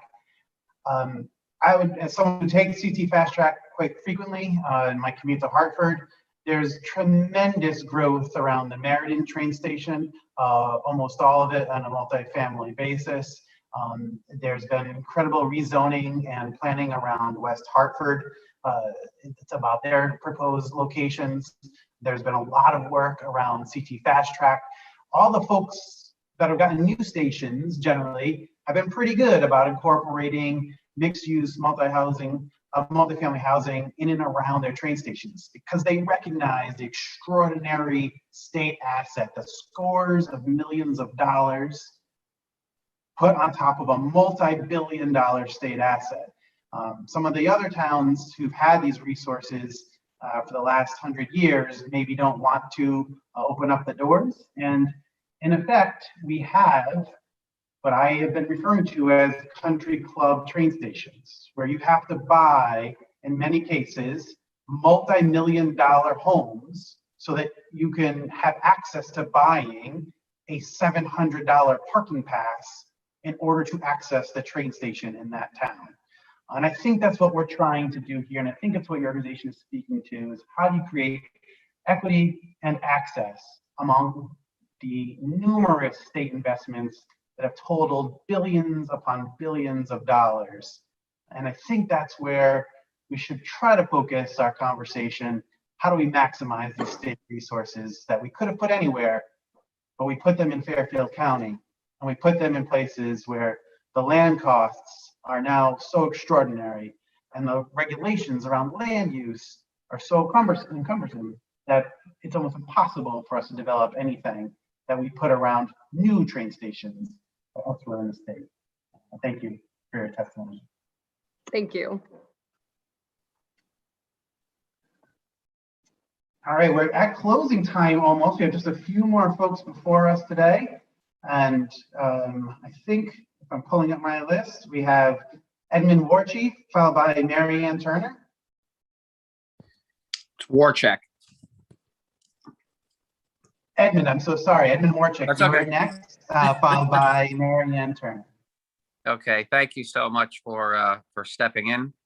I think part of the issue that I keep hearing is the economic development in Fairfield County, and the diversity here.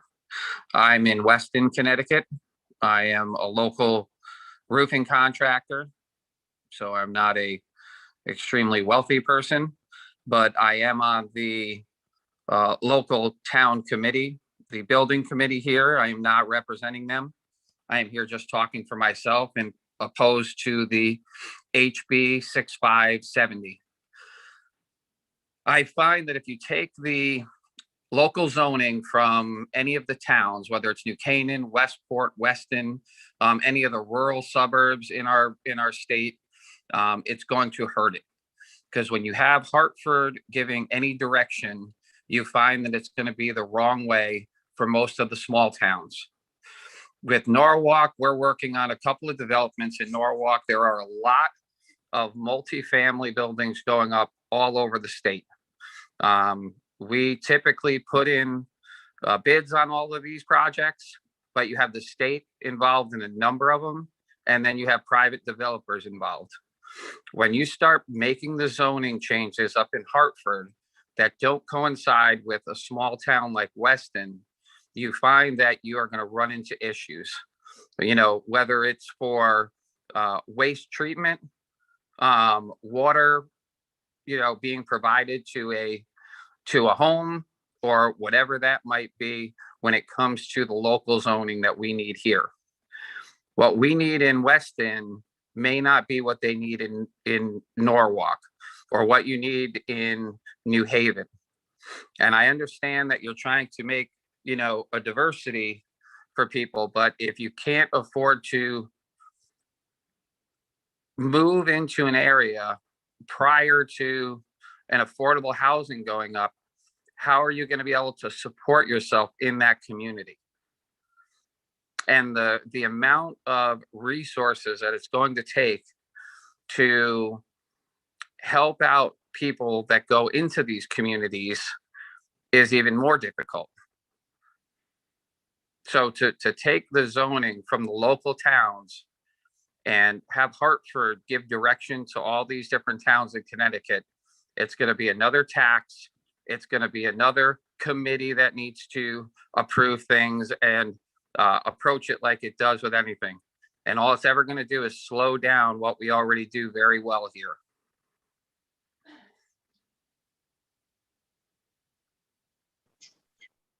Thank you, Edmund, for your testimony, and thank you for sticking out this evening with so much of the testimony that you've heard. I'm sure you've gotten a broader understanding of a lot of the thoughts that people are having around this issue, and I thank you for engaging with us on it. Yeah, it's been a long day. I've been on this since I was in my office earlier this afternoon, so it's been quite the day. I mean, if you don't mind, Representative Devlin has a few questions for you, or maybe Sure. one, I'm not sure. Representative Thank Devlin? you. Thank you, Mr. Chairman. And Edmund, thank you for sticking it out to be with us here tonight. So let me ask you this. I mean, I totally agree with you that, one size kind of fits all decisions made out of Hartford that are supposed to be applied to our 169 unique towns. I don't necessarily support that from a zoning perspective, but you mentioned that you live in Weston. You do a lot of work in Norwalk, and I've seen a tremendous amount of development within Norwalk. But this wouldn't necessarily impact Weston directly. So I just wanted you to speak a little bit more about, only because I don't believe there's a rail station in Weston, but I just wanted to have you speak a little bit more about what drove you to spend your day waiting to testify and then sharing your thoughts with us, which I appreciate very much. No, there is not a direct rail. I mean, we're close to one where our home is. We're not far from one of the Wilton stops.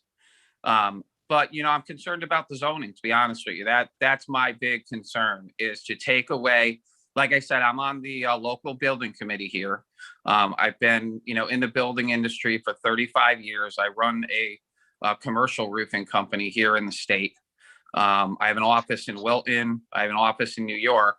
And we are doing a couple of those buildings. Our firm is doing a couple of roofs on those big buildings going up.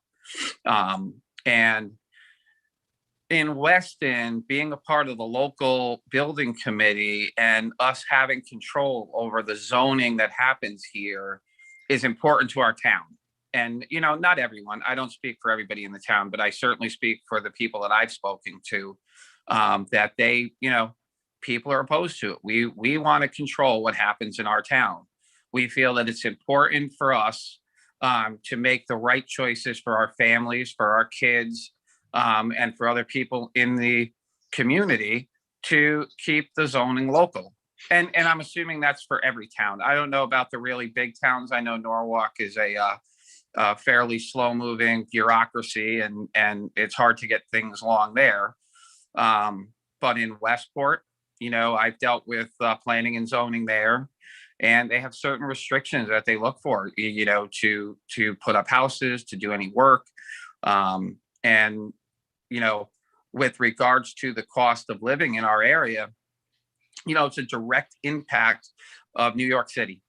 And Stanford is going through a building boom. I mean, we're doing buildings down there as well.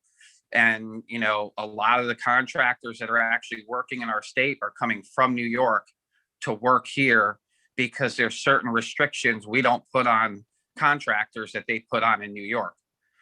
For me to do work in New York, literally it triples my cost of work opposed to Connecticut. So you have a lot of people coming out from out of state, working here, and then bringing their money back across the line, where my firm just hired, 10 new employees from Waterbury to Bridgeport to Stratford, and they drive down to Norwalk every day and they park there.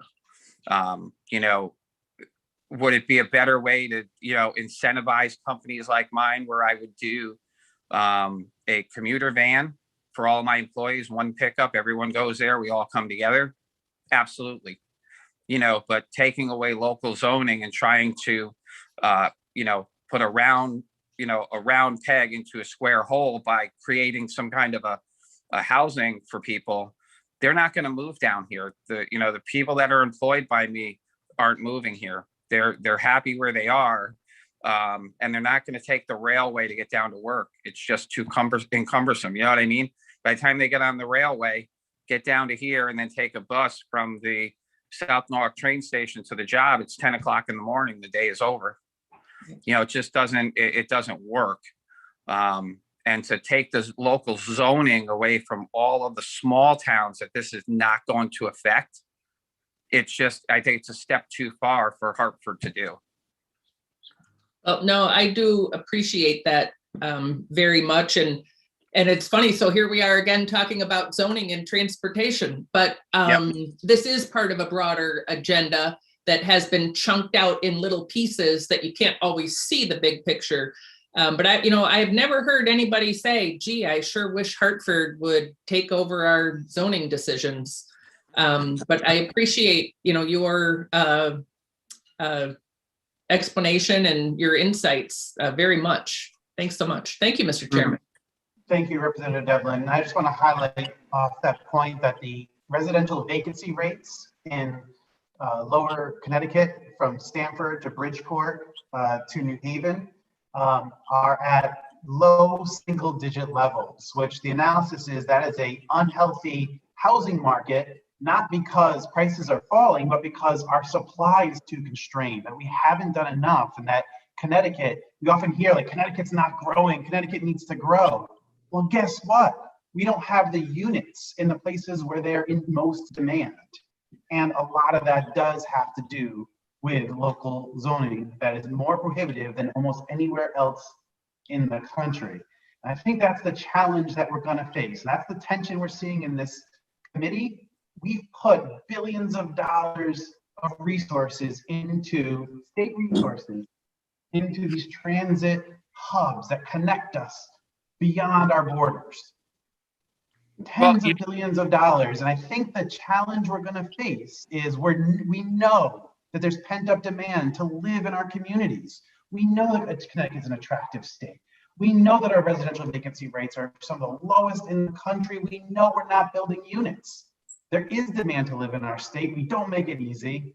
And I think local zoning has something to do with it when we're some of the most restrictive in the entire country. And so I think that's the tension we're going to have and what we're going to have to talk through and figure out as we try to move the state forward. Mr. Chairman, if I may, just since you referenced Fairfield County, which I might be a little bit more familiar with, the housing situation was quite different pre-COVID.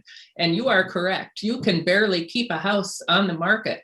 And in fact, there is a significant desire for larger lot zoned areas, even people who live in our desirable beach area, because of being able to kind of have that space, if you will. So I bet your numbers are spot on, and it's very difficult to find a home, and it is finally a seller's market in Fairfield. Yeah, but the thing is there are so many apartment complexes going up all over Stamford, Norwalk, New Haven, straight up the line on all of the commuter rails. And I'm assuming there's some affordable housing mixed into all of them. And that's why they're doing it, is because there has to be an incentive. You don't spend $24 million to build an apartment building without some incentive behind it. And I know BLT out of Stamford, Katera's building, Papa John, they're all building these massive buildings. We're putting roofs on them for them. But there's a lot of housing going up and they're not fully occupied. If I had to say, they're probably 60% occupied from what I can see looking at these buildings right now. So I don't know, unless you're looking at single family homes for that number, but you're not looking at all these new units that just went up along the shoreline in Stamford, New Haven, and all these different, residents that have put up these multi-family units. Thank you, Mr. Warchick. I would just hesitantly suggest I'm pretty confident in my numbers, and I do take into account the development that's happened in those cities. In fact, almost all of the developments at our expected occupancy levels at this point in time in their construction life cycle. I've talked to extraordinary numbers of people who've thought about developing even broader than Stamford, Norwalk, Bridgeport, and New Haven. But sadly, those are the only communities that have been open to meeting the residential demands that we have in our state. And thankfully, those 4 communities particularly have taken advantage of the multi-billion-dollar state asset that we continue to fund on a year-by-year basis. And I think we're in a good space because of those towns recognizing the demand and recognizing the investment the state has made in those communities and building housing for all. And I think we'll have a good conversation moving forward in this committee. Thank you, Mr. Warchick. Thank you. We have Mary Ann Turner, followed by Nicole Paquette. And that would exhaust those who've signed up for the public hearing, unless folks who I called earlier and were not available have jumped back on. So we have Mary Ann Turner, followed by Nicole Paquette.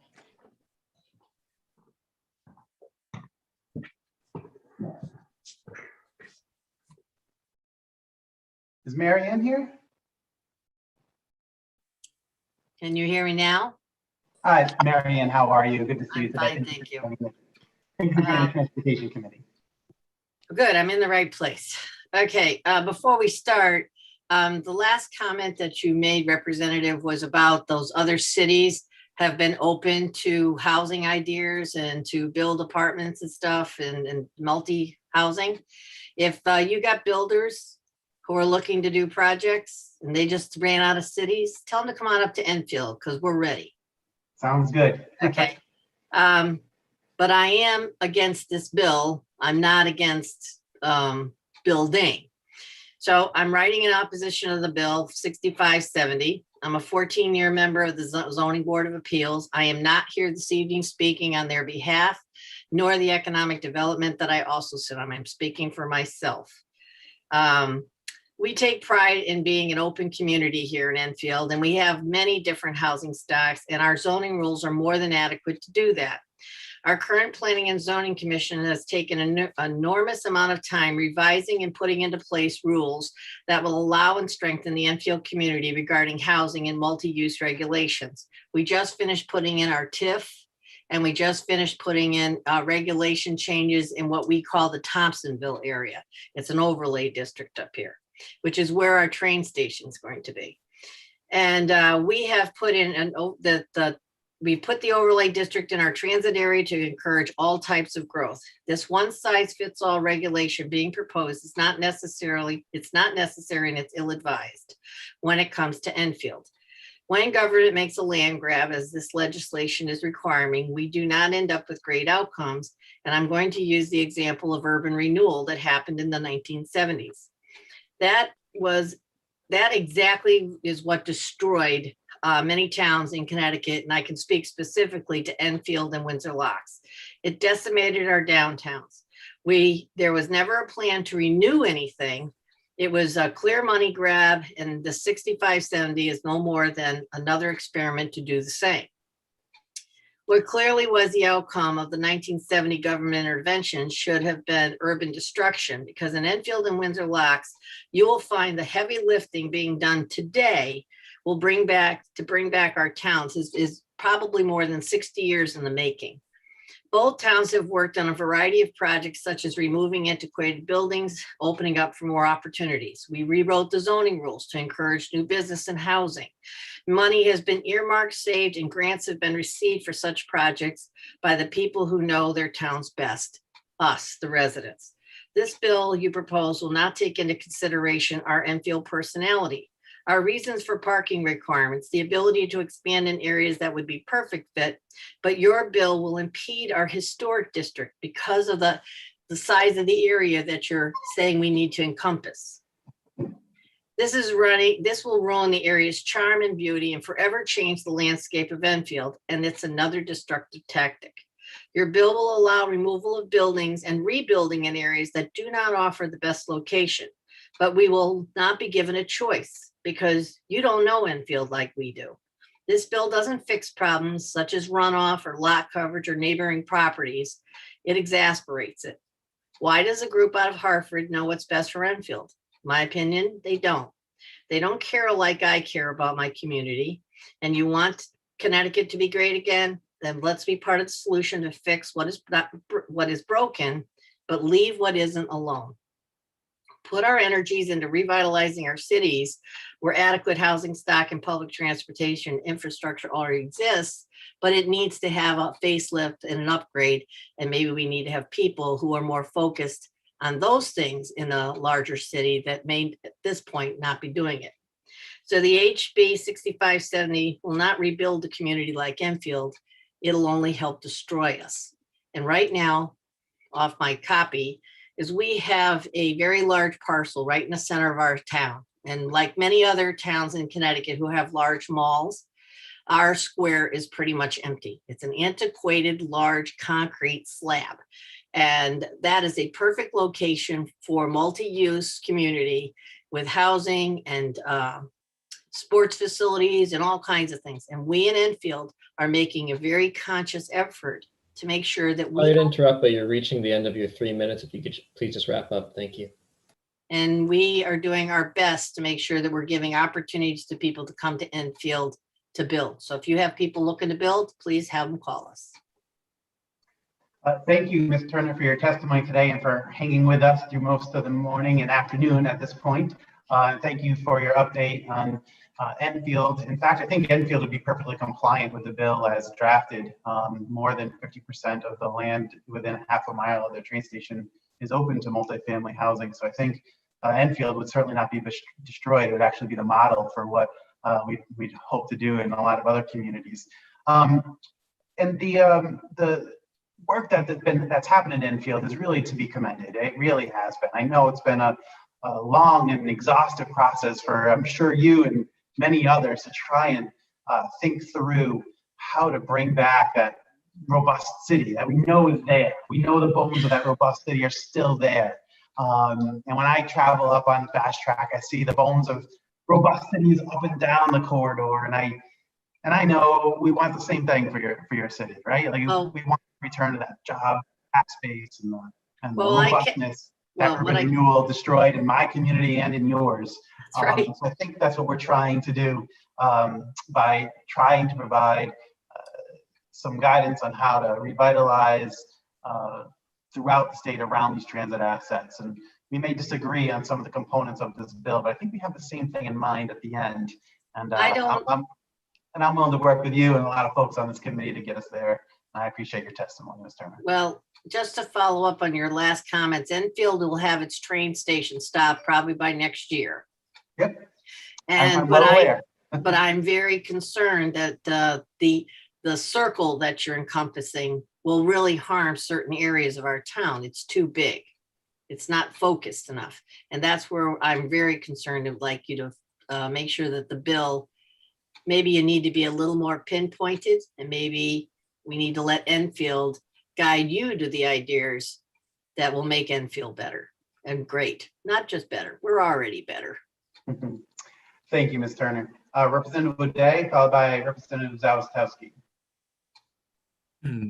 Thank you very much, Mr. Chairman. And I just want to say thank you, Ms. Turner. I agree 100% with your comments. My town that I grew up in, called Chadds Ford, Pennsylvania, was more of a rural area outside Philadelphia, and without proper zoning regulations, it's now a sprawl of strip malls that is so depressing and unfortunate. It pains me to go back, but in any event, I just want to thank you for your testimony, and I promise to try and work with you and take your words to heart and work in a bipartisan bill that we can support. Thank you.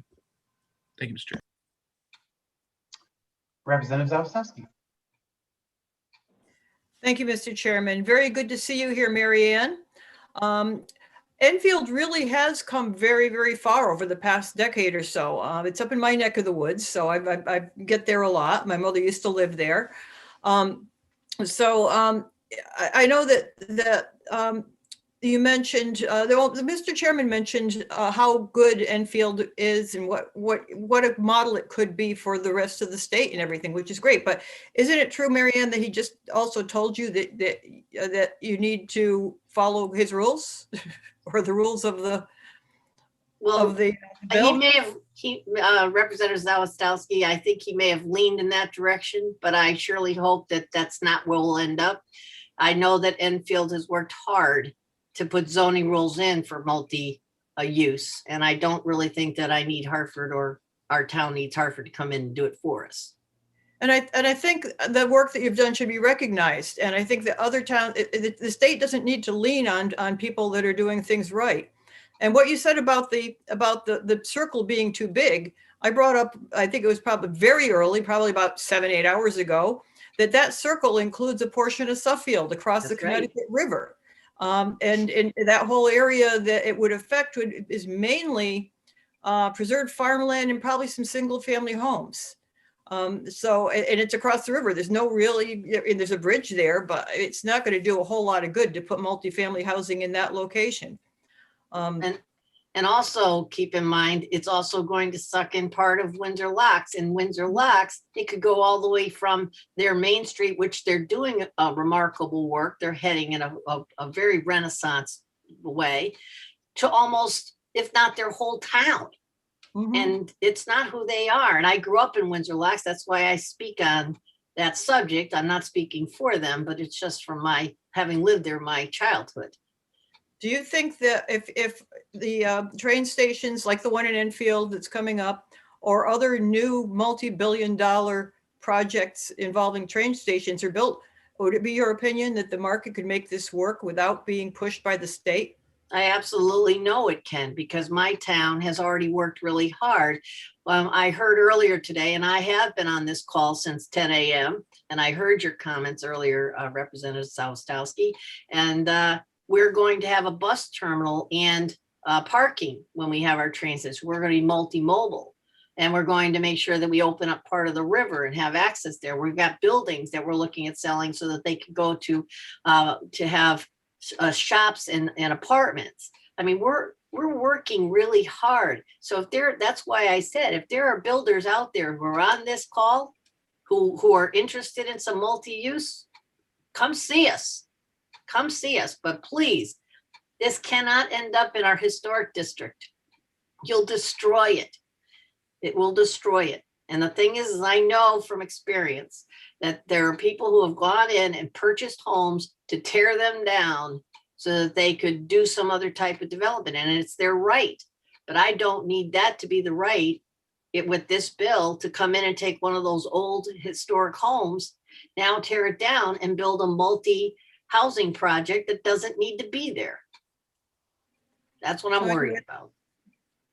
And it's a very legitimate worry. I mean, that area has some real potential, and it needs to be done. It needs to be curated on a local level.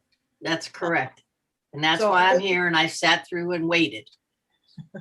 And thank you very much for your patience. I was glad to see somebody here from the northern part of the state as well. And we've been talking about Fairfield County and New Haven pretty much all day. So this is very refreshing. And it's nice to know when people are recognized for doing things right. Well, thank you for coming in. And thank you, Mr. Chairman.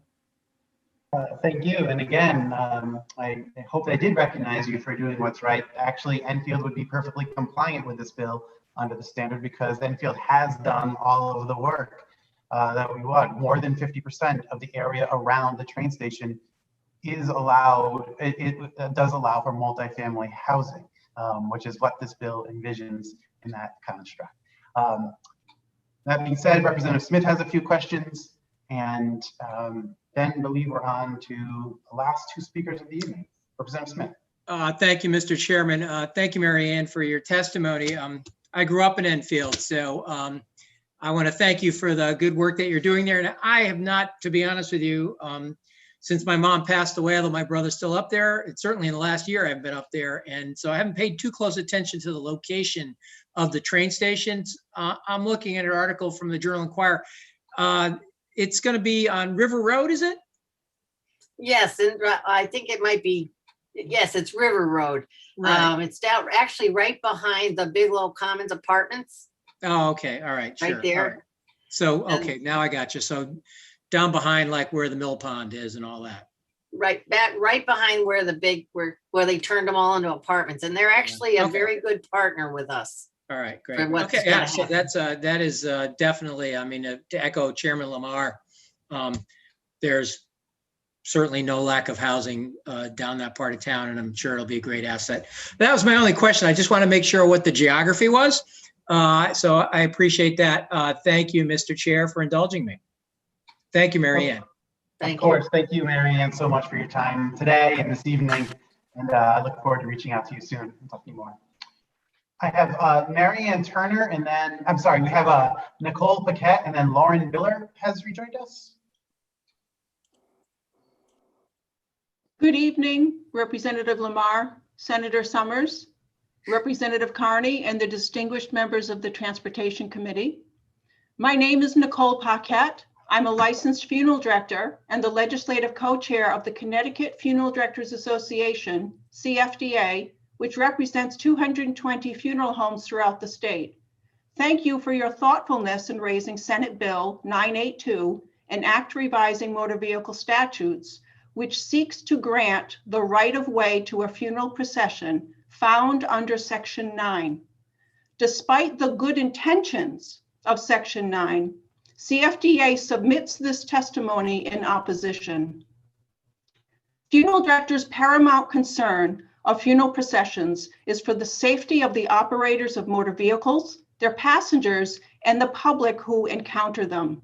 We believe that by requiring motor vehicle operators to obey existing traffic laws at all times provides for the greatest measure in preventing death, personal injury, or property damage that may be suffered by any person in a funeral procession and to the public. Stemming from these safety concerns arises liability issues that may be imposed upon funeral directors, funeral homes, their employees or agents. Such liability issues would negatively impact these individuals and the solvencies of many Connecticut funeral homes. Funeral processions proceed on roadways as a matter of courtesy extended by other motorists. Funeral home personnel promote the safe passage of processions with measures such as instructional announcements, affixing funeral signage or flags. We affix these to vehicles. We ask motorists to use lighted headlamps, hazard signals, and to proceed at reduced rates. Should a police escort be necessary, such a request in most cases is readily accommodated. Still, CFDA further seeks avenues to create greater public awareness for funeral processions.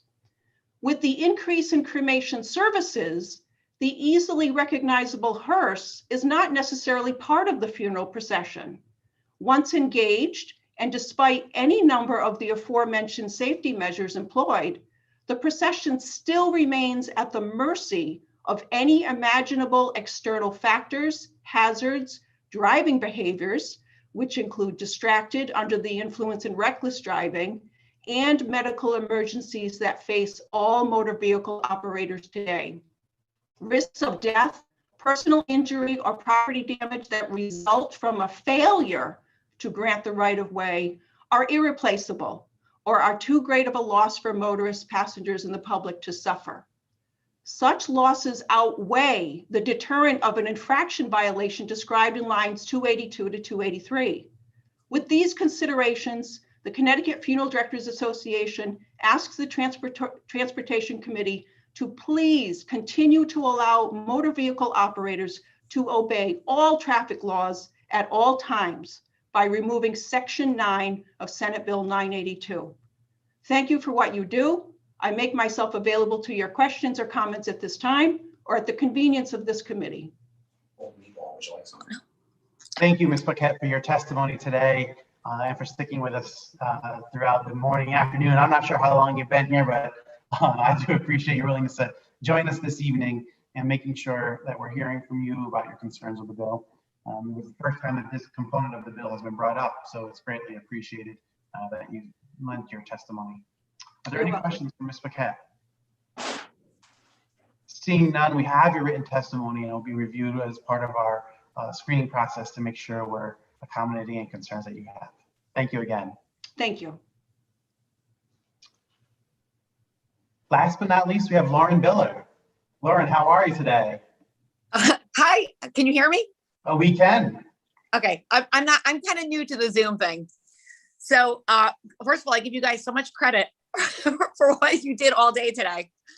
I was on this morning and I heard some testimony up until probably about 12:30, and then I was off. So I hope I'm not repeating myself.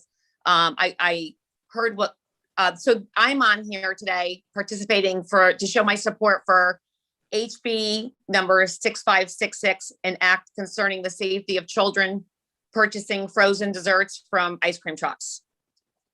This bill was authored in memory of Tristan Barhorst, which is my good friend's son, who tragically lost life. Good friend's son, just 2 months shy of his 11th birthday. Tristan was walking across the street after he had just purchased an ice cream cone from the ice cream truck. And a 17-year-old driver who was inexperienced and probably speeding and he hit him, and Tristan died instantly. So what they're looking for is to have signage put on ice cream trucks to give drivers a better warning that there could potentially be children out there, and to slow down and possibly stop. So this is a law that obviously I stand 100% behind. I heard Christy and Tyler speak this morning, and I think everyone was very moved by their speech. And it was really nice to see so many people on board to support that. And I really challenge everyone that has listened to them today to step up and really make sure that this bill is passed and becomes a law. I think we owe it to our children. One thing that I'm not sure was touched on over the afternoon, but there are 3 other states that I know of, California, New York, and New Jersey, that have similar laws currently. And these laws enacted by these 3 other states, they don't interfere with the rights of the ice cream vendors to sell their products, nor the flow of traffic. They very simply require ice cream trucks to install additional signage and lights, and the drivers passing, to just temporarily yield or stop, briefly. It's really a no-brainer as far as I'm concerned. If it saves a life, then this is well worth it. It's relatively cheap to install, and would love to see it pass. And so, knowing that other states have this in currently right now, I think that we can learn from what works that they've been doing, and hopefully implement it here in Connecticut. So yeah, I just stand behind this, the families pushing this bill forward, and I think that we should all do this for Tristan. Thank you. Yeah, thank you, Ms. Biller, for your testimony today and for joining us for a large portion of your Monday. The testimony you heard earlier today that we all heard was quite powerful and moving, and I think family members being able to rely on friends and support networks like yourself to help make this case is really important. I appreciate your willingness to talk about what had to be a tragic loss for you and your community, but the family itself. And it's something we can work on preventing and create rules in Connecticut that make things a little bit safer.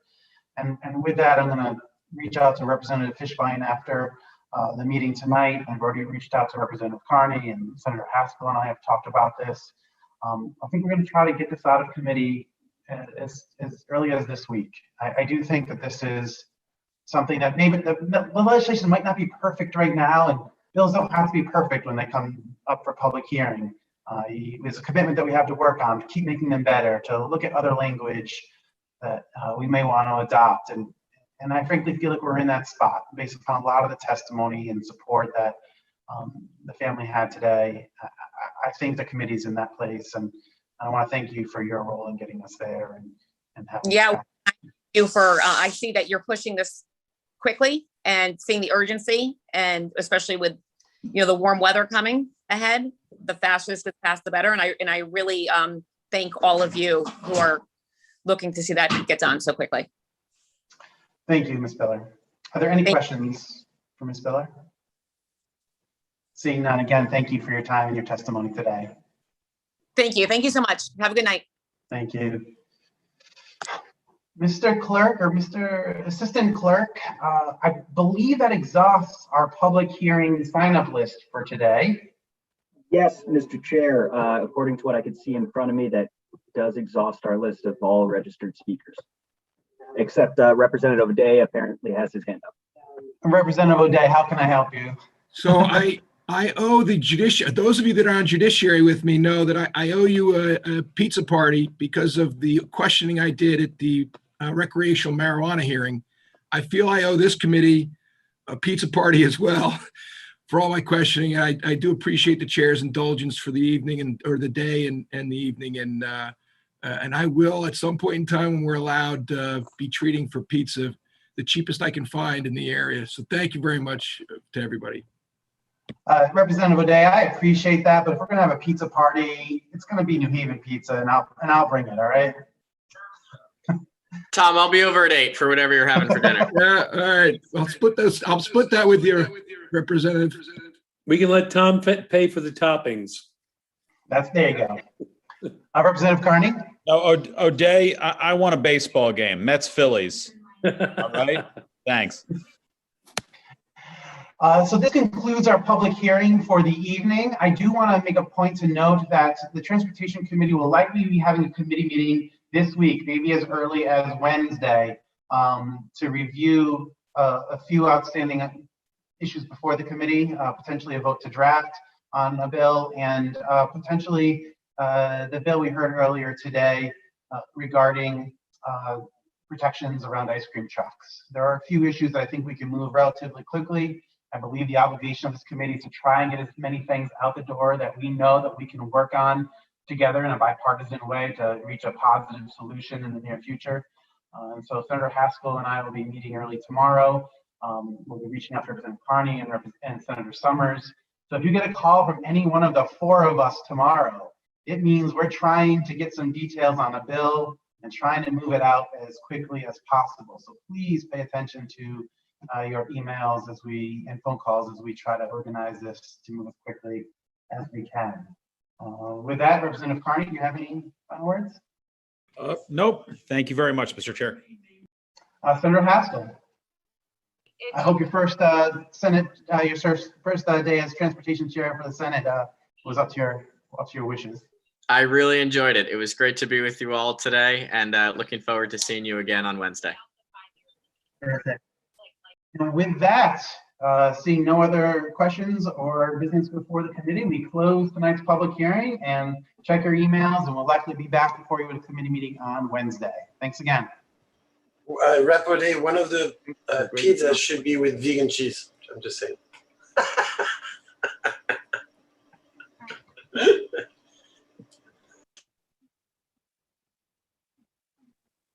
And no shark fins, obviously.